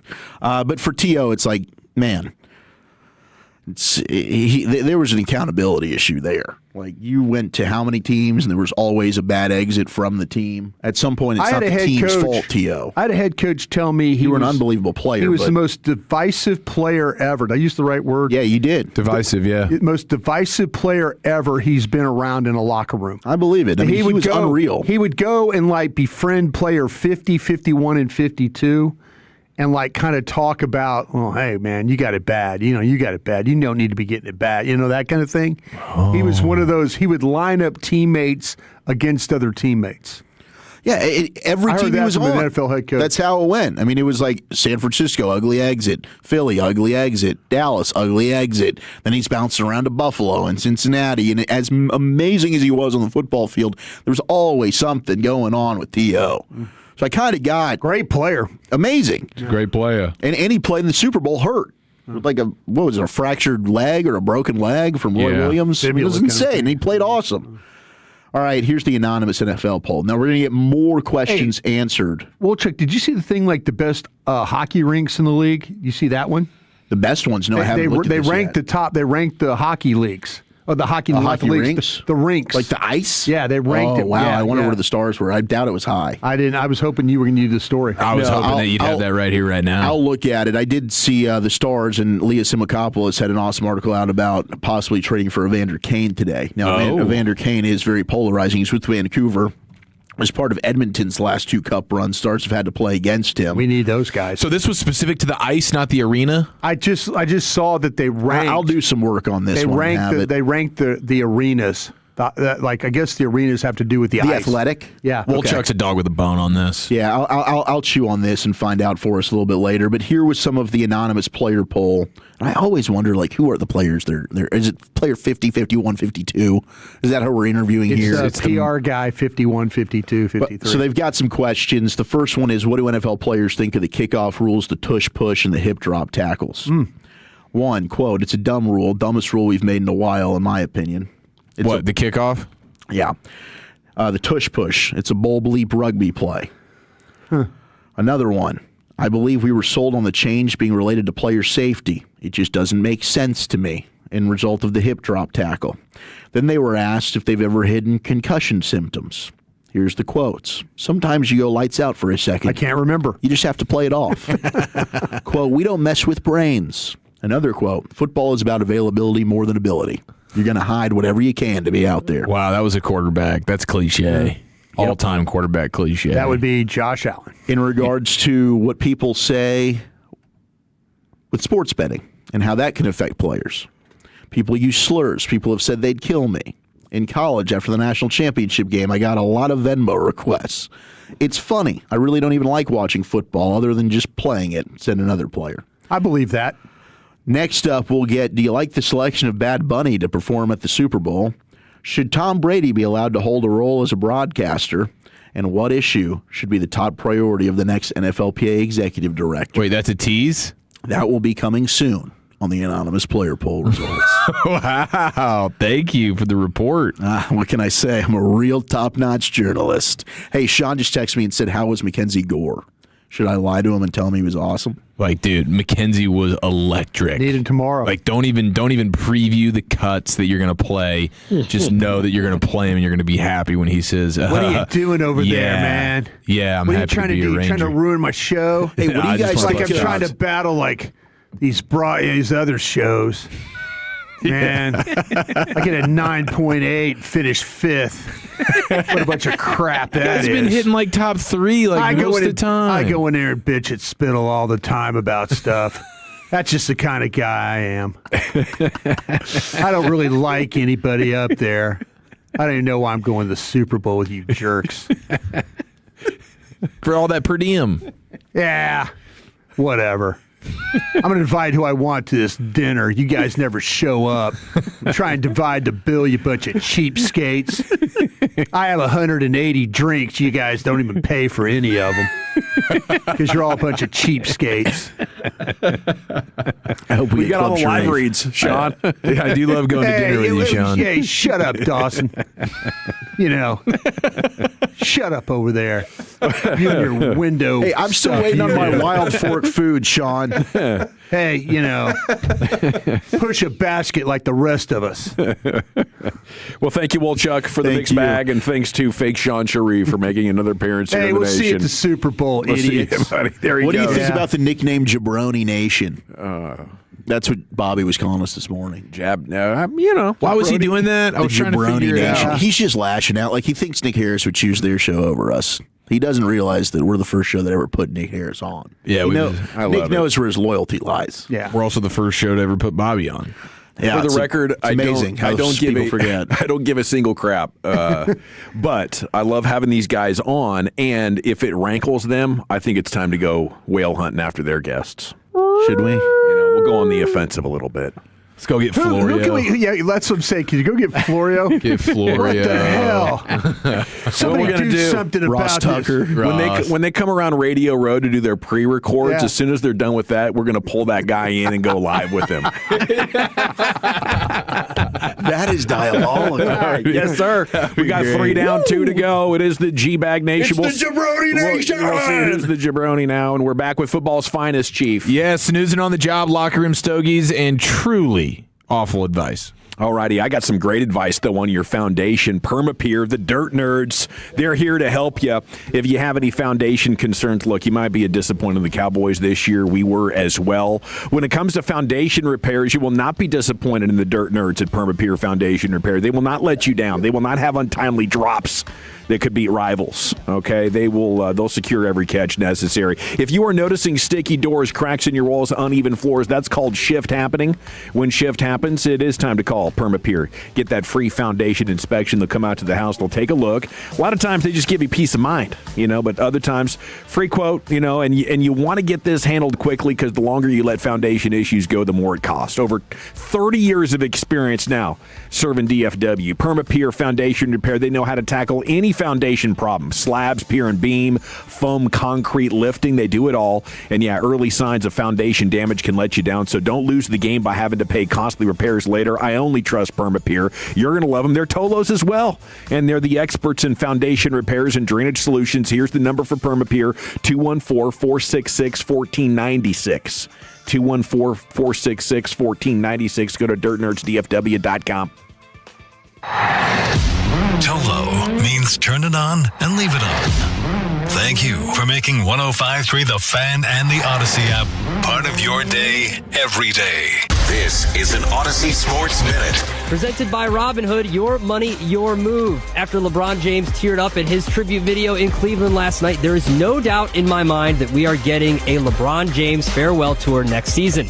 After his reception, maybe that tour takes place in Cleveland. Playing in front of his home fans for his final season would be the Hollywood ending that LeBron may be looking for. I'm Adam Abdallah.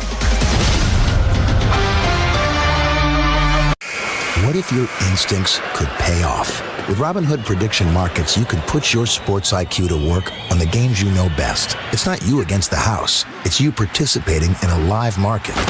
Buy or sell your predictions all game long. Trade every play with Robinhood.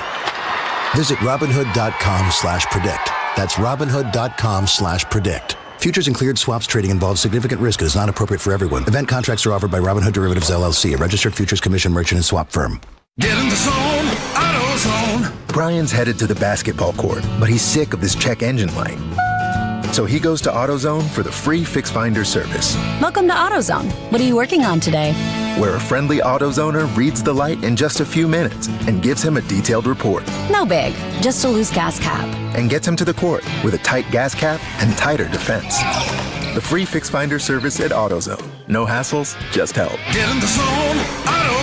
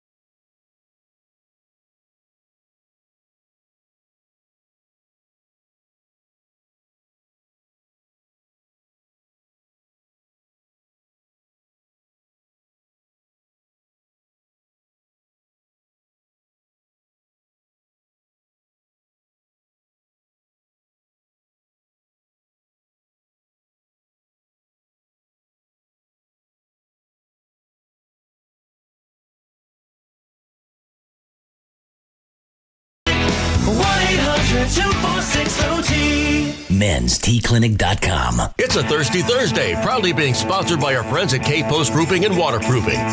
Your turn it on, leave it on. Home of America's team is 105.3 The Fan. Tolo, baby. KRLD-FM and HD1, Dallas-Fort Worth. An Odyssey sports station. Driven by our D&M Leasing Studios, you're rolling with the G-Bag Nation on 105.3 The Fan. Here we go. It's hour 4, G-Bag Nation, 105.3 The Fan. Thanks for making us part of your day. We got the Expressway coming up here starting in about 15, 20 minutes. G-Bag of the Day, LA Live and all that's right around the corner. Here's Eric Chia following some football's finest. Yes, sir. Lots to get to here, man. How about Joe Brady? Is this a bar or is he being kind of a schmo? We'll find out right after this. But at the end of the day, it's about taking it a day by a time, a day and a day, just continuing to do that. You cannot lose games in the NFL and still win. To win games, you have to win the game, not lose the game. It doesn't matter. He pulls another rabbit out of his head. Stupid coaches everywhere, man. I mean, everywhere you look, you just find a dumb coach. But cup of Gatorade and 2 stupid pills, right? Yeah, that's what they're taking. That's breakfast, lunch, and dinner for these schmoes. Shout out to Big Dumb, by the way. He's out there at the Senior Bowl. Yeah, Not really sure why. I mean, why do they need? Is he on a headset? Not sure. My video confirms he's not, but perhaps. But for whatever reason, the Eagles decided they needed to have Big Dumb out there in Mobile, doing security stuff or just finding cameras. I mean, of course, that's how I know he's there. It's because there was a camera and he found it, put his body in front of it. Is he on the field? He's right, down there on the sidelines. Is he? Down there on the sidelines. Is he with Nick? I don't see Nick. That's the funny part. Nick was too busy getting spurned by OCs. They got him evaluating position? That's what I'm wondering. Like, what is he? The evolution of Big Dumb, where it's like he's a security guy, and then now all of a sudden he's on a headset, and then pretty sure now he's scouting out dudes at the Senior Bowl. What's going on? I don't know, but shout out to him. Here's the Joe Brady quote. Do you mean that? Here's the Joe Brady quote. He's now the head man with the Buffalo Bills. He's been the play caller, right? So he's been the play caller? Yeah. He was been the offensive coordinator. Highly respected offensive mind for going on at 8 years now. Across all football. Everybody knows Joe Brady. Everybody knows Joe. Everybody knows him. He did his thing at LSU 2019. No question. My alma mater has a national championship because of him. Well, Joe Brady was one of my favorites that I've ever coached with. Joe, I'm proud of him. I'm proud of him up there in Buffalo. What'd you think of his wife? Well, is he married? Is he? Yeah. He shouted her out at the podium today. I bet he did. Because he missed a birth. He had to shout out his wife because at one point he was like on the way to a game and his wife is going into labor. I didn't know. I didn't see her. And then after the game, I didn't know how to answer that one. I thought you were ball sacking me. I was about to give it with something. I'm like, I don't know, man. He might be making. Coach O don't know too much. When you ball sack him, don't be ball sacking Coach O now. I have to hit you. I'll take my shirt off and hit you right in the face. Joe Brady's wife. What kind of question is that? Yeah. Anything they meant? well, Joe Brady, who what are you trying to say over there? He's been calling plays for Keon Coleman, and Keon Coleman got just totally thrown under the bus and ran over, and then they reversed the bus and ran over him again, and then the bus driver got out of the car and went and stomped on his face. That's what happened after they fired McDermott, right? Yeah. And so now you have Joe Brady, who's been calling plays for Keon Coleman, and Joe Brady says he was one of the coaches who stood on the table for Keon Coleman in terms of drafting him. Yeah. And his quote at the podium is, "The best thing to ever happen to Keon Coleman is me being his head coach." Wow, I like it. That's crotch first confidence. That makes a lot of sense if you are coming in from totally outside and it's like, I'm going to do something for Keon Coleman that hasn't been done yet. Except I've been his play caller for the last 2 years. I've been the guy that's drawing it up for him. Yeah. So, I don't know. Doesn't sound like the honesty is at a premium right now in Buffalo. You just craft your own reality. You're just taking a page out of the owner's book. Another installment of Coaches Are So Freaking Stupid. We take you to the Boston Globe, where Ben Volen has a little sentence, just one single sentence, that makes the Texans look like a bunch of jokers. This is real journalism. He says multiple Texans coaches told Ben Volen after the Patriots' 28-16 win in the divisional round that they had no idea Drake May was so athletic. Wow. How do you miss that one? Yeah, I mean, Watching there's his games? one pretty obvious thing when you watch Drake May play. The guy's athletic. Was Cam Newton the one coaching up the Texans that week? I don't know. This guy's like Trent Dilfer. He's like Brad Johnson. Seriously, guys, if anybody's going to win the game, it's not going to be Drake May. And then this is sort of a throwback Thursday clip, even though it's fresh, similar to the Tyrann Mathieu sound that we played earlier, talking about the way back. Yeah. This was Dan Orlovsky today on ESPN Radio. And he's talking about his days in Detroit. Now, I've done some research here. I think I know who he's talking about. But listen to him describe to you how they used to get play calls in from the coach, and the coach would feed it to him as the backup quarterback, and then he would feed it to the starting quarterback onto the field. Okay, this is how they were getting play calls in. Listen to this ridiculousness. There was a story, a moment when I was playing in Detroit. And at this moment, I'm in the process of, we had a couple coaches experience-wise where the coach would call the play into me. I was on the sideline as the backup. We can cut it. I don't know what happened. That sounds awful. Okay, I thought it was maybe just my earphone. No, I don't think it's not supposed to sound like that. Where was Dan broadcasting from? It was ESPN Radio. I don't know what just happened to that cans sound. and strings over there? What are we doing? What was he going to say? Here's what he was going to say. This is in anywhere from 2005 to 2008 when Dan Orlovsky was the backup quarterback there in Detroit, and the play caller in the booth would feed him the play. And he says one time they get the ball back. Now offense is going onto the field. They just got back from a commercial break. Offense starting a new series, and the play clock starts, and Dan Orlovsky's like trying to get the play from the coach, and all he can hear is the snoring of the coach through the headset. The coach has fallen asleep. The play caller has fallen asleep in the booth, and Dan Orlovsky's literally, if the sound wasn't totally ridiculous just now, we would have heard him go snoring into the microphone. Wow. And Does he have epilepsy? And so that's ridiculous. So I guess narcolepsy? I'm guessing it's like. Is it narcolepsy? Narcolepsy. I said epilepsy? What the hell is epilepsy? That's what causes seizures. Yeah. Thank you. Yeah, Thank you. I knew there was something there. We're a Or one of the medical things team that- here. Hey, that's what happens when you work together. Okay, one doctor comes in, he says the dumb thing, and then the assistant's like, I got I think this. it might be this. And thank God for The whatever umbilical cord. yeah, the umbilical cords. Goodness That's how you gracious. stretch, baby.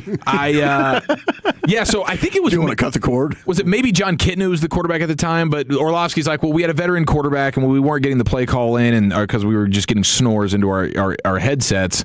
The veteran Jim quarterback Bob just Cooter? Was he the? not Jim Bob Cooter. Okay, so now we can take our guesses. I went ahead and did some research on this. Now I haven't been able to whittle it down because they had new offensive coordinators every year. Well, crap. So there's three. I think there's two names here that it could be. One. Hey, do we have a microwave here? One is greatest show on turfs. Mike Martz. Mike Martz. Okay, that's my guess. Ooh, that's a. Mike Martz would make sense because Cutler's got some stories about him. Dude, just throw it. It doesn't matter if the receiver's there anyway. Just throw the ball. Yeah. You're not going to be in trouble for it. I just saw that floating around. Like, Martz sounds like an animal. Martz, I think it really could be. That would be my guess here. But then I guess they also had another guy, and I'm not really familiar with him, but maybe Broadus you would know. Jim Coletto. Oh, Jim Coletto used to be the head coach at Purdue. He's an offensive line guy. Okay. He was an offensive line coach. He was the OC when they went winless in 2008. Yeah. So I don't know exactly which year this guy's is. old looking. He looks maybe like it's Coletto. Yeah, he was head coach at Purdue for a long time. Yeah. You think this is old? This is old man snoozing? This is boring football snoozing? Maybe that could be it too. Okay, well, because I think Ernie Zampese fell asleep in the press box when we were in. Playing the but in a Tennessee coach's Titans. booth is different. You're engaged. I'm saying. Wait, who's Zampese? What was his role? Ernie Zampese, like Super Bowl. You know Ernie. He's got to train Norv Turner. Like the whole Zampese offense and stuff like that. Oh yeah, the Zampese. That's what they used, and we're playing Italian man. Christmas Day. We're playing the Titans.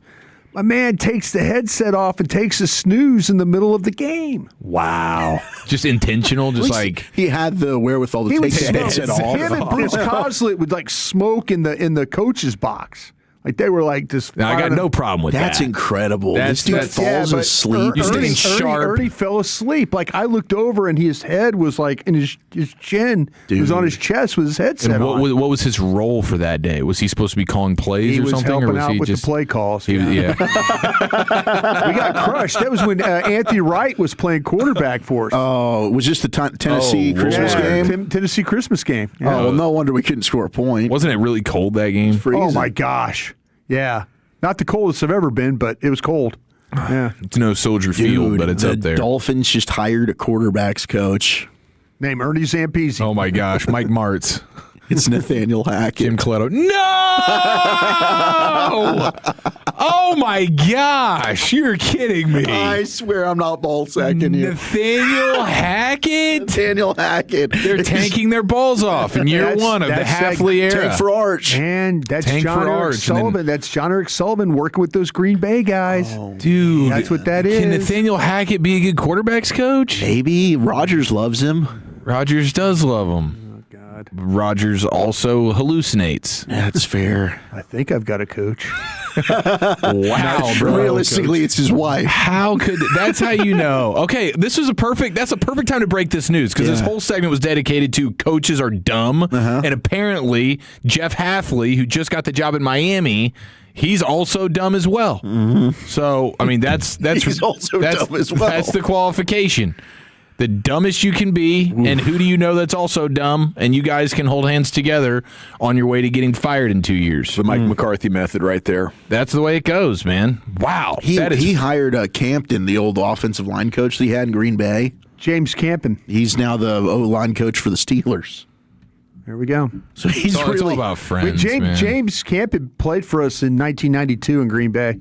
Yeah. Is he a good O-line coach? I mean, I think he's been out of the league. He was in Carolina. He was in Carolina for a long time, and we tried to, before they did the whole thing with Philbin and all that, Mike tried to hire him, and Carolina wouldn't let him out. Oh, wow. Well, we do have some really bad advice that we will get to in the Hodgepodge. Perfect. I love it, Chief. That's a good tease for 1 hour from now, the Sports Hodgepodge, every night about 6:20 in the nation. G-Bag of the Day is coming up at 5:30, then L.A. Live. We'll hit the Expressway, give you a snapshot of what the breaking news has been throughout your broadcast afternoon, and we're back with all that here on The Fan. All right, well, we're back right now, right here, Trajan. Right now. Trajan, Trajan Wealth, baby. You can check them out at TrajanWealth.com. Just go ahead and make sure you've got a game plan for your retirement, right? You don't want to not have anything planned. Find out how easy it can be by calling Trajan Wealth today for your free consultation. I've done it. Eric's done it. We want you to do it. Free. I said FREE. Number to call, 469-579-3500. That's 469-579-3500. I go by that Frisco location. Say what's up to my guy, Steve Shelby. They're also in Arlington. They're in Fort Worth. They're in McKinney. And they're in South Lake, Eric. Yes, they are. Shout out to Trajan Wealth, man. They got me taken care of at the highest level, and now I, too, have the confidence and peace of mind that retirement is actually a possibility for me. And I would encourage you to check them out at TRAJANwealth.com. Go ahead and schedule that free, no-obligation consultation because at Trajan Wealth, your needs come first. They're a fiduciary firm, so they're going to be prioritizing your financial well-being above all else. And the more money you make, the more money they make. So trust me, they want to see you win, and they are in this with you. Now, Trajan Wealth is also family-owned. They're veteran-led. They've brought decades of experience to the table, and their team of advisors actually specialize in helping individuals in or nearing retirement. I mean, my goodness, trying to navigate the complexities of today's financial landscape, we all know that can be absolutely daunting. But great news for all of us. Trajan Wealth is here to help. 469-579-3500. That's 469-579-3500. Advisory services through Trajan Wealth, LLC, SEC Registered Investment Advisor, client paid advertisement. Additional disclosures at TrajanWealth.com. During Window Nation's Buy 4, Get 4 Windows free sale, you could also get 0 down, 0 monthly payments, and 0 interest for 2 years. And as a proud partner of the Cowboys, ask us how you can score a custom Cowboys jersey. Hurry, sale ends soon. Schedule your free estimate now at windownation.com. This is Post Malone. Back in '86, Stevie Ray Vaughan inspired Texans to take pride in ending roadside litter. That spirit lives on. Let's keep it going and do our part to keep Texas looking its best. I'm proud to take part in keeping Texas roads free from trash, because Don't Mess with Texas stands for one thing: keeping our state litter-free. Let's keep it up. Brought to you by the Texas Department of Transportation. All right, Dawson back here with you. Wanted to chat about the Frankels here. If you've been injured in a car or truck wreck recently, still time to call them. They'll make sure you don't settle for less. You can call them right there roadside if it happens to you tonight or any time in the future. You know, take their number down. I'll give it to you before we get out of here. The Frankels, though, they've been protecting victims of negligence here in North Texas for over 3 decades, and they know, you know, what this can be when it comes to a dollar figure to put your life back together to make you whole again. I mean, you might be compromised, might be struggling to get around for the rest of your life. Could be decades of pain and suffering or inconvenience. Might have to change careers, career re-education, new vehicle, medical expenses. So as you're maybe doing the math with me, you can see that these settlements can go 6 or 7 figures quite easily, but you'll probably end up settling for less, a lot less, if you go it alone. So hurt not your fault. Call the Frankels. They only get paid when you win, okay? And you're going to see why they are the best. You know, their name commands respect here in North Texas courtroom. So if you're hurt, not your fault, 18-wheeler, commercial vehicle, or just a regular negligent driver, think of the Frankels, 214 or 817-333-3333. Jump online at frankelfirm.com. Eddie. Presenting a Gain Flings love story. Dear love of my life, we were on the 12B bus this morning when I caught a whiff. A scent so fresh, so life-changing, I had to find its source. Alas, I didn't know if you were the woman in the pink freshly washed cardigan or the retired mailman next to me, but I knew one of you was my soulmate. Ah, the scent of Gain Flings. Try Gain Flings with OxyBoost and Febreze. Are you 50 or older? This news is for you. The CDC recommends you get vaccinated against pneumococcal pneumonia. Even if you're healthy, your age puts you at risk. People 50 or older are over 6 times more likely to be hospitalized with pneumococcal pneumonia compared to adults 18 to 49. Just one shot can help protect you. Learn more and schedule at vaxassist.com. That's VAXassist.com. Sponsored by Pfizer. So, you're ready to propose, huh? Yeah, man. She's definitely the one. What are we thinking about the ring? I got my wife's at Hellsberg. I couldn't recommend a better jeweler. I could use some help with that. Man, go to Hellsberg. I had no idea how many details you need to consider. Did you know you can get a natural or lab-grown diamond? I didn't. Figure out what she wants. Trust me, they'll make it happen. Start your story with Hellsberg. Shop in store or at hellsberg.com. Finding great candidates to hire can be like, well, trying to find a needle in a haystack, but not with ZipRecruiter. Its powerful technology actively finds and invites qualified candidates to apply to your job. So while other companies might deliver a lot of hay, ZipRecruiter finds you the needle in the haystack. See why 4 out of 5 employers who post a job on ZipRecruiter get a quality candidate within the first day. Try ZipRecruiter for free at ZipRecruiter.com/free. That's ZipRecruiter.com/free. ZipRecruiter. Jake from State Farm. I just beat my run in PR, so I'm celebrating with the Banana Bonanza smoothie. Hey, and you can keep celebrating when you create an affordable price just for you by bundling your home and auto with the State Farm Personal Price Plan. Go bananas. I will. Hey, make it a large. Bundling, just another way to save with the Personal Price Plan. Like a good neighbor, State Farm is there. Prices are based on rating plans that vary by state. Coverage options are selected by the customer. Availability, amount of discounts and savings, and eligibility vary by state. Hola, amigos! BetMGM tonight with me, Brad Evans and Pat Boyle, covers the biggest sports stories nationwide, live and interactive. From the build-up to the big game in Santa Clara to the road to March in college hoops. As the night's games are getting underway, we're following along for the stories that matter. Tap in!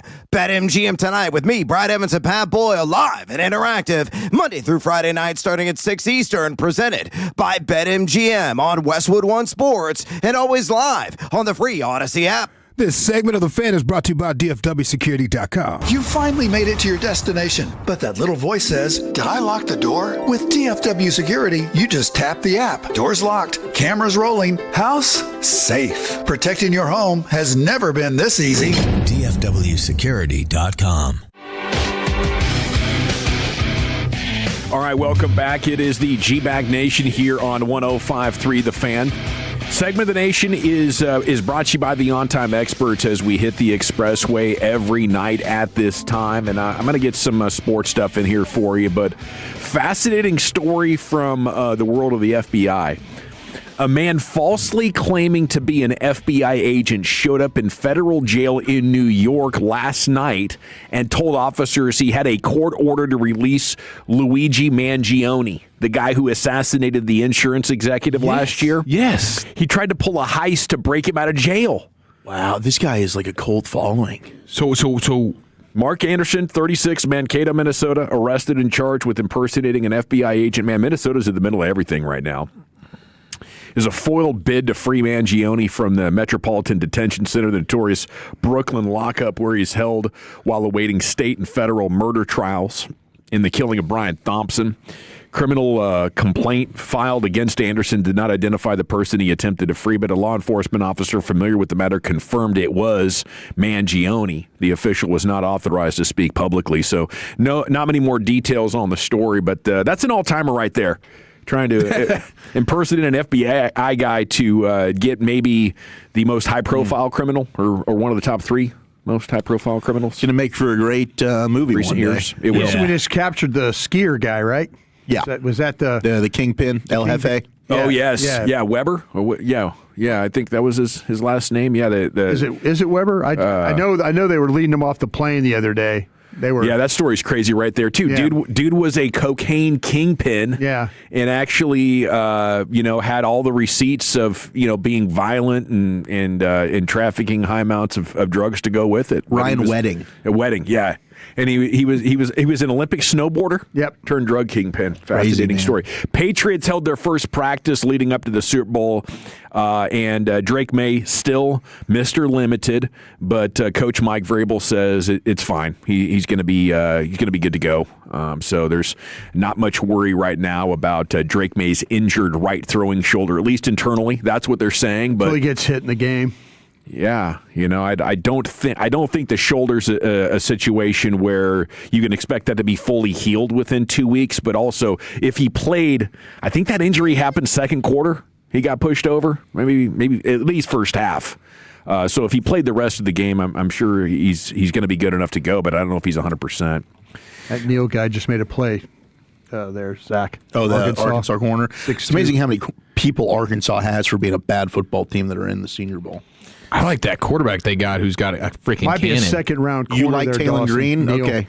Go watch him play there at Arkansas. That dude sucks. All I'm saying is I saw him throw the ball He did 60 yards have a with nice a flick of the wrist. throw. So did Kellen Mond. Are these full no contact reps? No, they're taking to the ground. Yeah. I probably shouldn't bring up Kellen Mond right now. He's in a bad way. Is he? He just had to write about how mean Zimmer was to him. Oh, yeah. He detailed like how Zimmer didn't even want to look at him or talk to him. Didn't want to draft him. No. Or draft him. Yeah. Tough to be that guy. It Coaching was staff mean. didn't want you.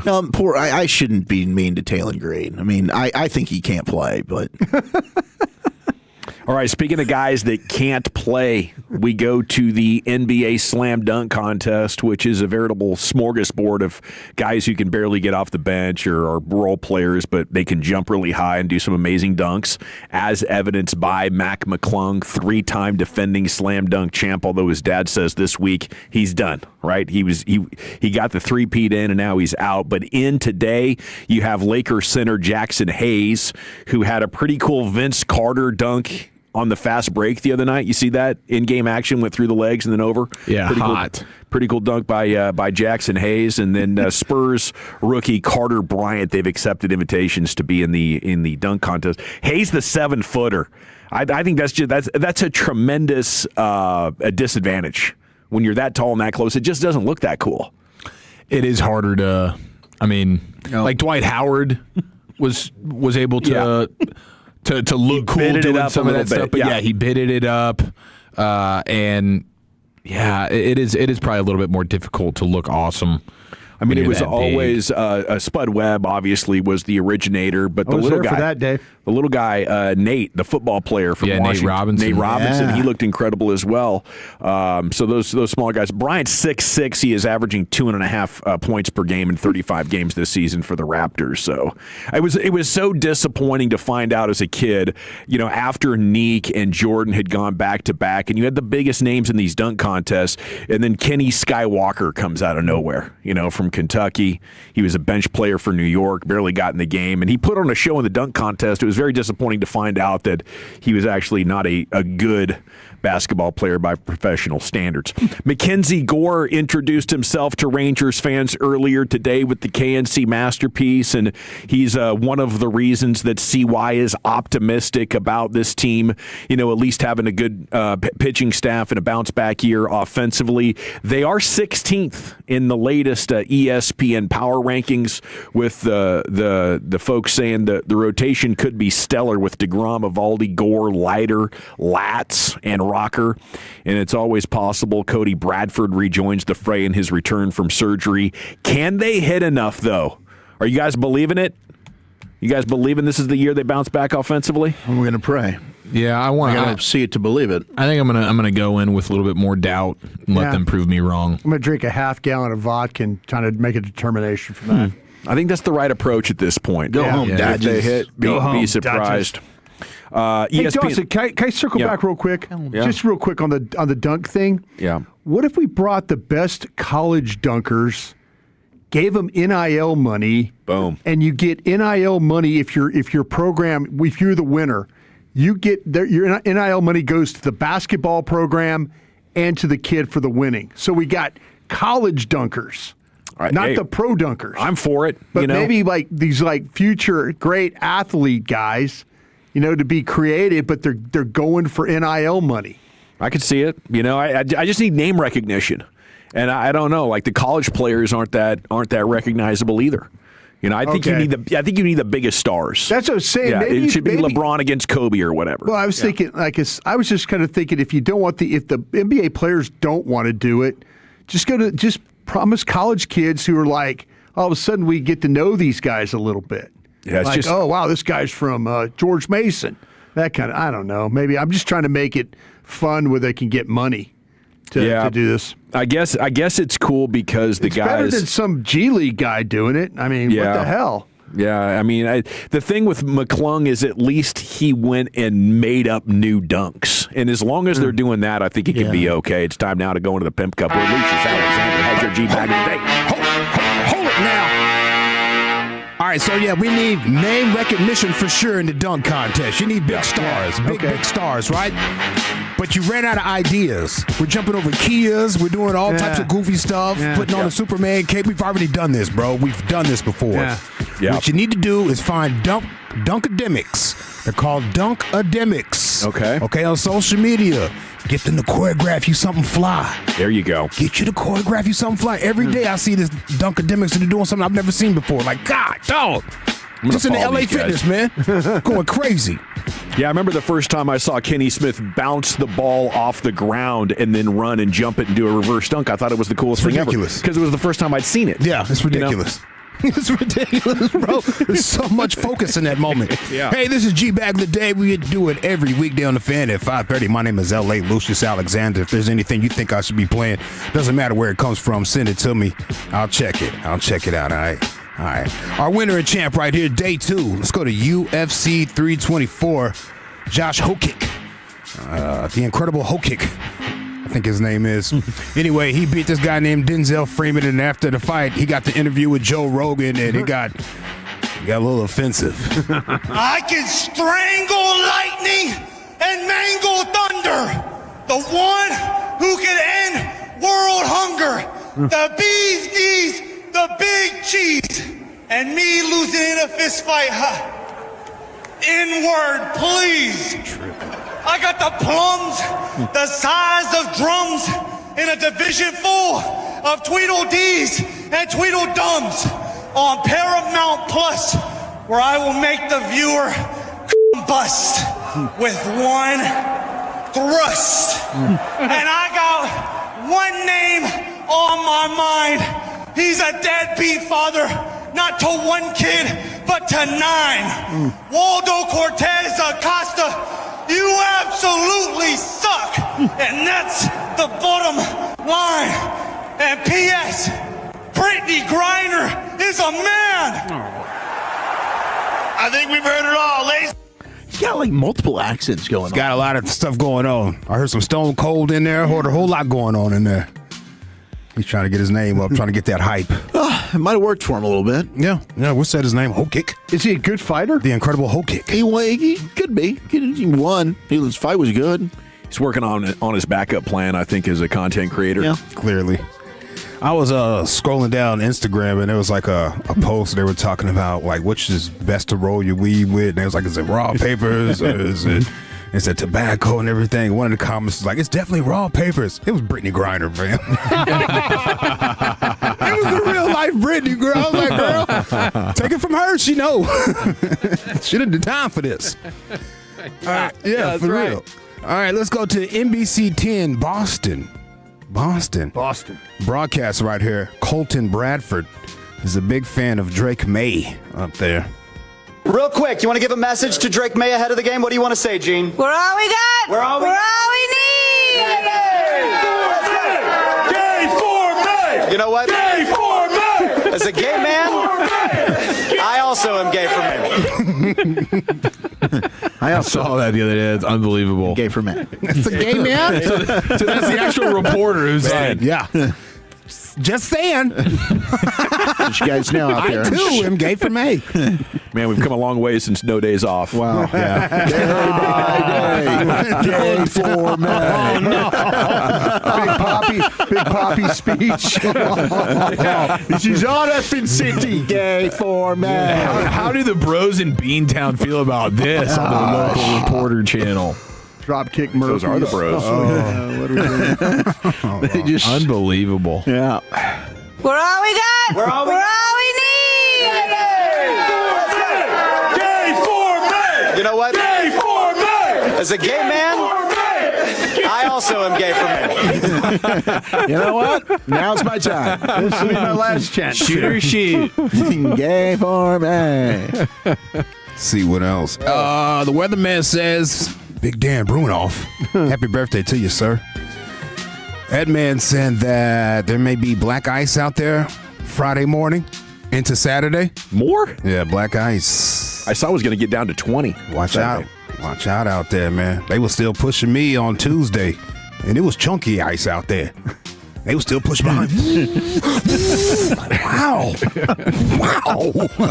I'm scared of you guys. We got a man right here to save the family from being stuck in a ditch during the snow and ice.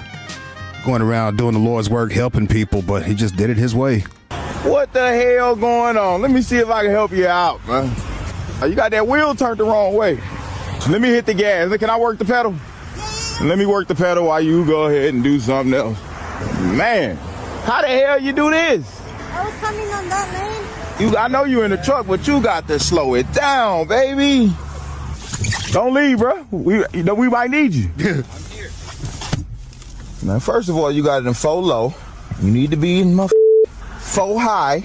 All right, now we coming out, right? All right, let's do it. You got to wrestle with this small baby. Watch out, nigga. Right coming through. Watch out, baby. Come on, man. What the I do? Do what I do, man. Come on, man. Now come here. Let me give you the speech. Now all that driving fast, slow your ass down, okay? Okay? I don't give a damn. Slow your ass down, okay? Go slower than that, okay? It's in 4-wheel drive. Let me show you how to work the motherfucker. Because you just driving the motherfucker. You don't even know what you're doing. Keep it in this, 4H, not 4L, 4H. Don't cut this on. You got the traction going on. You're going to be doing donuts, okay? All right, God bless you. Oh, yeah, don't get in the car, little girl. Put your hood on your head, too, girl. It's cold as hell out here. Get in the car, girl. Yeah, doing the Lord's work out there saving That's people. interesting. Why do you got to be out of 4 low? I got to Google this because if I was stuck, that's the first thing I would do. Yeah. If I had 4-wheel drive, time to go 4 low. I don't know, man. My button just says snow. That's it. And I pressed that one. It was hovering on that thing. I used to know this guy. Now, this was up in the Northwest, but he was so good at driving in slippery conditions. He had the same skill set. And there's a way you can turn the wheel and create a little bit of friction sideways. Like he'd be zigzagging up hills that nobody could get up or down. Some of these guys are just they're gifted. They got the experience. Got it. And I always wanted to do that. So I went and got basically the same truck that he had, and I'm like, okay, I'm ready to do this. And I quickly found out it's a very special set of skills. Got to know when to drift and when to gas, when not to gas, to feather it, that kind of stuff. Yes, the feathering. Yeah, the feathering's a big deal. So rock crawling for 4 low, deep mud or snow, steep inclines or declines. Look at that. Man came and got him out that ditch. Slow down, lady. Yesterday was a church day. I pray you got your blessing. Shout out to my Reverend Dr. Pastor Freddie Haynes. You're doing big things out there, sir. Now, someone sent me this, and I played it maybe 4 years ago. Only played it once. But I love the message in it right here. Kid named Ben was playing with God. Youth pastor had to get him right. In Calvary, his name was Ben. And I was running a youth group. I was there for a few years. And he was a nice kid, but he was one of those kids that was always he's a real smart aleck. Was a bright kid, which didn't help things, right? Made him more dangerous. And we were outside one day at youth group, and he was just trying to push my buttons, and he was just, kind of not taking the Lord serious. And I walked over to him, and I went, bam! I punched him in the chest as hard as I crumpled the kid. I just crumpled him. Jeez. And I said, I leaned over and I said, Ben, when are you going to stop playing games with God? That's what I'm talking about. I led that man to the Lord right there. Mm-hmm. There's times that might be needed. I did that. I led him to the Lord right there. I led him. You're welcome. I knew he was one punch away. You see how he said, oh, God, as soon as I hit him? Oh, God. I'd like to see you try that in your men's group, Chief. Start punching dudes in the chest. I let him right to God. Somebody's fiddling around with their smartphone during your lecture. That'd be a great idea. I mean, in the 80s, that could happen to you, by your 5th grade school teacher. Yeah, that was real. By your youth pastor. Different culture. I'm surprised that's still happening. Yeah, dude, I've never seen that all my years. Never seen somebody get punched. That's good stuff right there. In the sternum, bro. Stop playing with God. You take God serious. I love it, bro. That's the hand of God right there. Yeah. Son, you're welcome. You've just been touched. I got one more. I'll save it for tomorrow. All righty, because Fan After Dark, look out, coming for you. It's already tough to vote. Oh, there's Blake. This could be the winner. We got our champ, Josh. Get some drool on your face, Blake. Wipe that drool off. Lucius is teasing Fan After Dark G-Bag of the Day nominee for tomorrow. You know anything about this, Blake Ski? G-Bag of the Day tomorrow? I mean, yeah, you've been nominated for something. You said you got to get that drool off your face. Wow, I said that on the radio? Apparently. I thought I said it during the break. I mean, you can probably pull anything from Fan After Dark and make it G-Bag of the Day. Really any segment, sports or non-sports. Self-aware. I love it. Yeah. Well, you'll be nominated tomorrow 5:30, so that's a tease forward. We got Josh Hotchich beating Denzel Freeman, had a poem. NBC 10 in Boston, Colton Bradford, a big fan of Drake May. Man, that's good. Man saves family from being in a ditch is good. Calgary Ben got led to the Lord is good. I don't know who to vote for, Chief. How about you? Let's go with the God punch. Alrighty, Lucius, what do you say? Yeah, when are you going to stop playing games with God? Wolchuk? Gay for May. Brian? I'm going to go for Gay for May as well. Is that a confession? Yeah. Gay for men. We'll let the text. We'll let the tweet decide it. Homosexual. You didn't know which one to go with? Come on, man. Finish I'm going to vote for man saves family from being in a ditch. I liked the line, I don't give a damn, slow your ass down. That was money. So it's tied at 2. Gay for May or getting led to the Lord.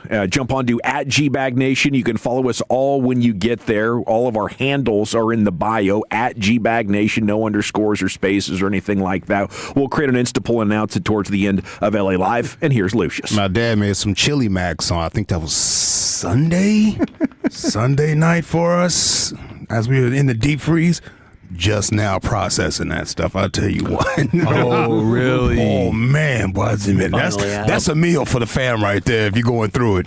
Everybody's going to be full for a few days or constipated, one of them. Let's get into a Thirsty Thursday Ladies Night edition of LA Live right after the great Rick James. Well, all right, you squares. It's time you smoke. Fire up this funk and let's have a toke. Yeah, Mike. It'll make you dance to some of everything.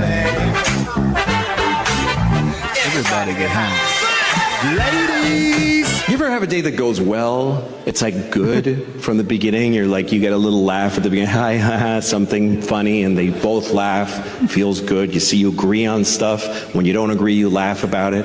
You're even able to be quiet a little bit while you're eating, and it's nice, feels comfortable. And then you drop them off, you're like, I hope I see you again. And she says, I hope so too. And you feel like, this is something new in my life. This is wonderful. Then you go home, and your wife is like, where were you all night? You know? But I haven't had no sex! Yeah. Hey, ladies. This is LA Live for Thursday, January 29th. 29th! January, where you got to go? Slow down, Playboy.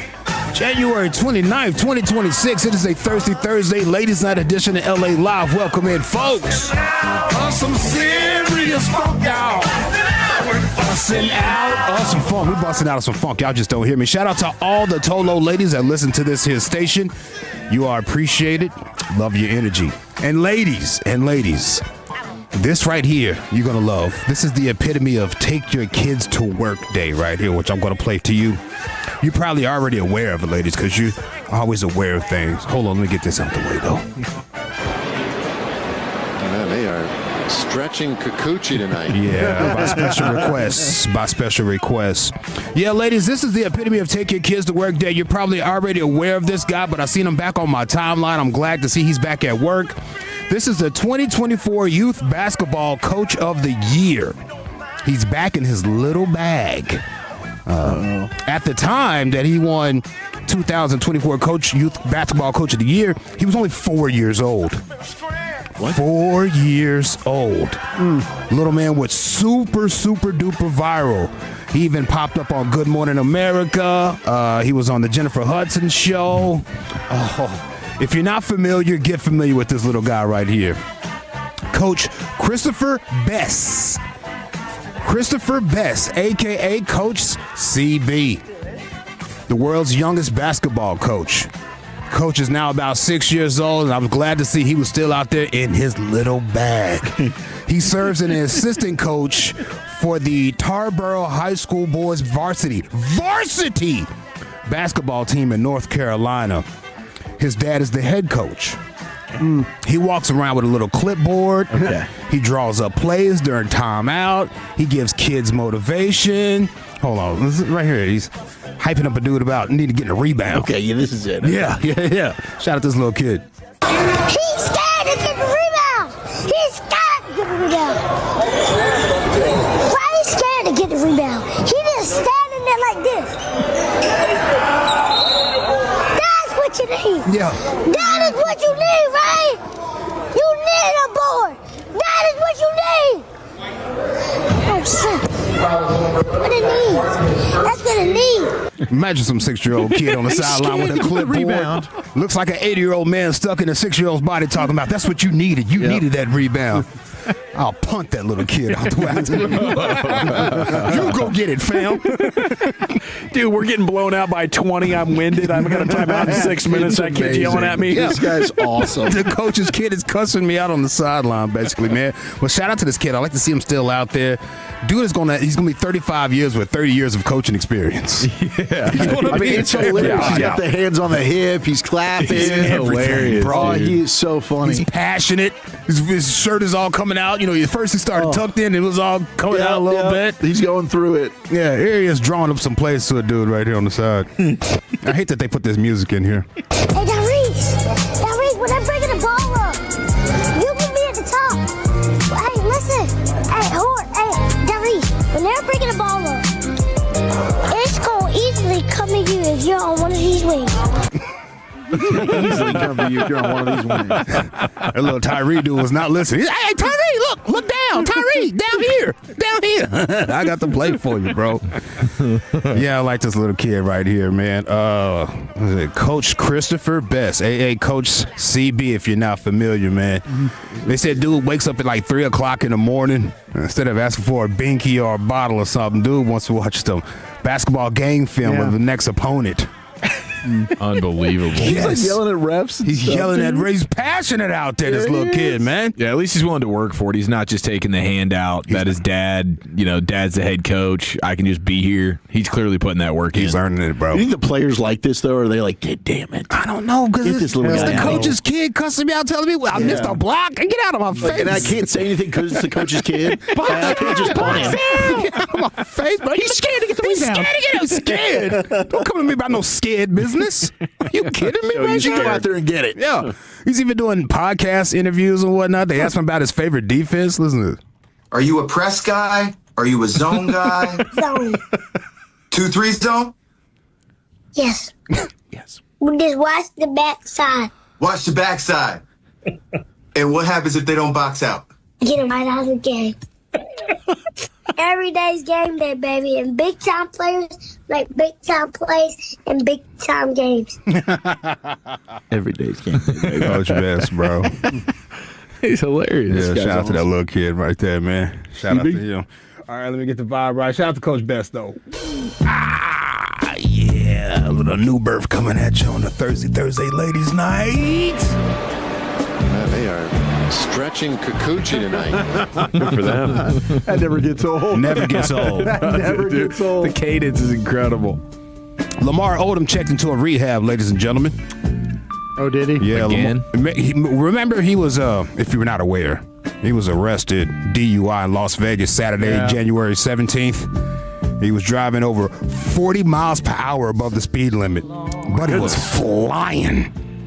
I wonder if he got to take that thing he made of Chloe into rehab with him. Was it like a full-on robot? What was that again? He made like a doll? Yeah, it was like a sex doll. I hope it was made for him. Very lifelike. It's kind of creepy. That is super creepy. Very much so. Cops suspected him of driving under the influence of marijuana. Marijuana? Yeah, they said it smelled nothing but bud as soon as they walked up to the car. It is Vegas, though. It's Vegas. That's not bad for him.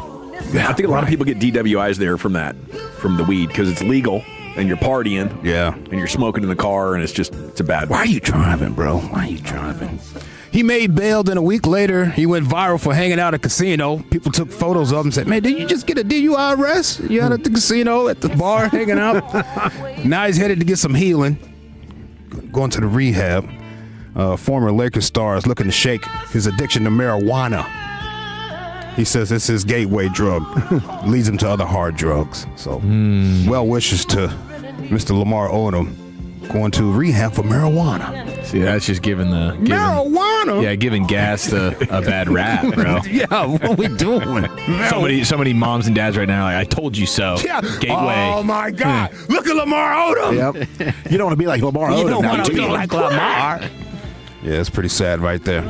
LA Live 105.3 The Fan, ladies' night. Send some well wishes, Lamar Odom. Hope you get better. Now, remember that woman that made $2 million from randomly making a theme song for Dr. Pepper on TikTok? Yes. Dr. Pepper, baby. Yes. It's good and nice. Yes. Yeah, it's fire, dude. Yes, bro. Yes, bro. Yeah. She shared that video on December 23rd, and it took no time.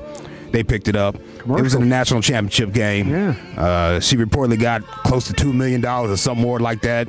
Anyway, now there's plenty of folks trying to get that jingle money out here online. Plenty of folks. Let's judge it real quick before we get out of here. I'm just going to do this till I run out of time. Is that okay with you?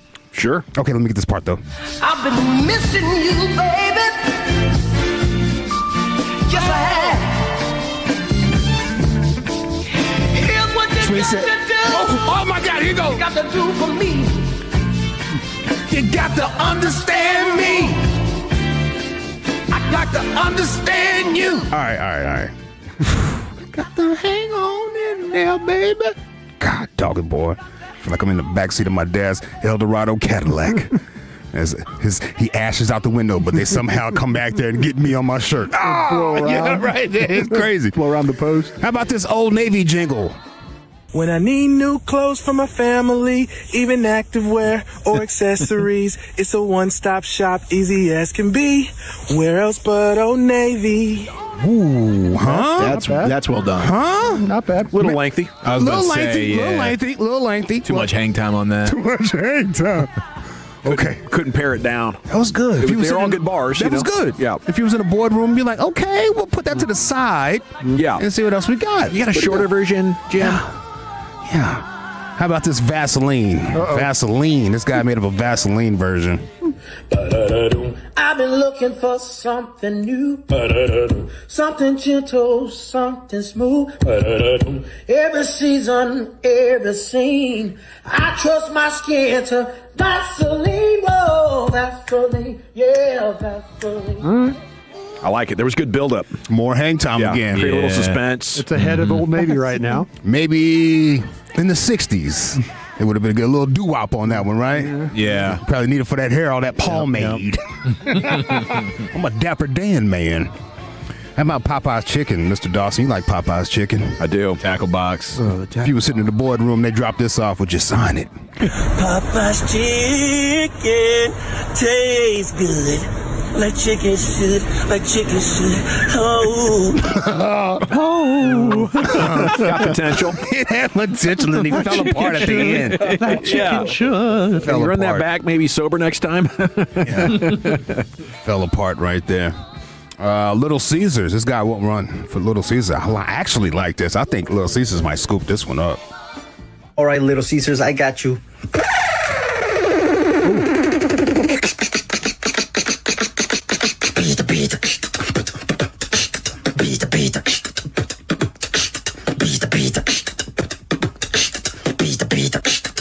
Little Caesars. Little Caesars. Winner. Yeah, that's got promise. Pizza. Brought that old school back. So you just put this online and it's going viral? Well, I mean, it's a thing now. Everybody trying to get that money. Yeah. Okay. You got one? I think I do. I don't want to put it on the air right now, though. Okay. Come on, Maybe dude. you can look later on for at Gavin Dawson. He's got the company. You go for Zalat? I don't know. I'm going to choose the company. Oh, okay. I know the jingle. You got the melody.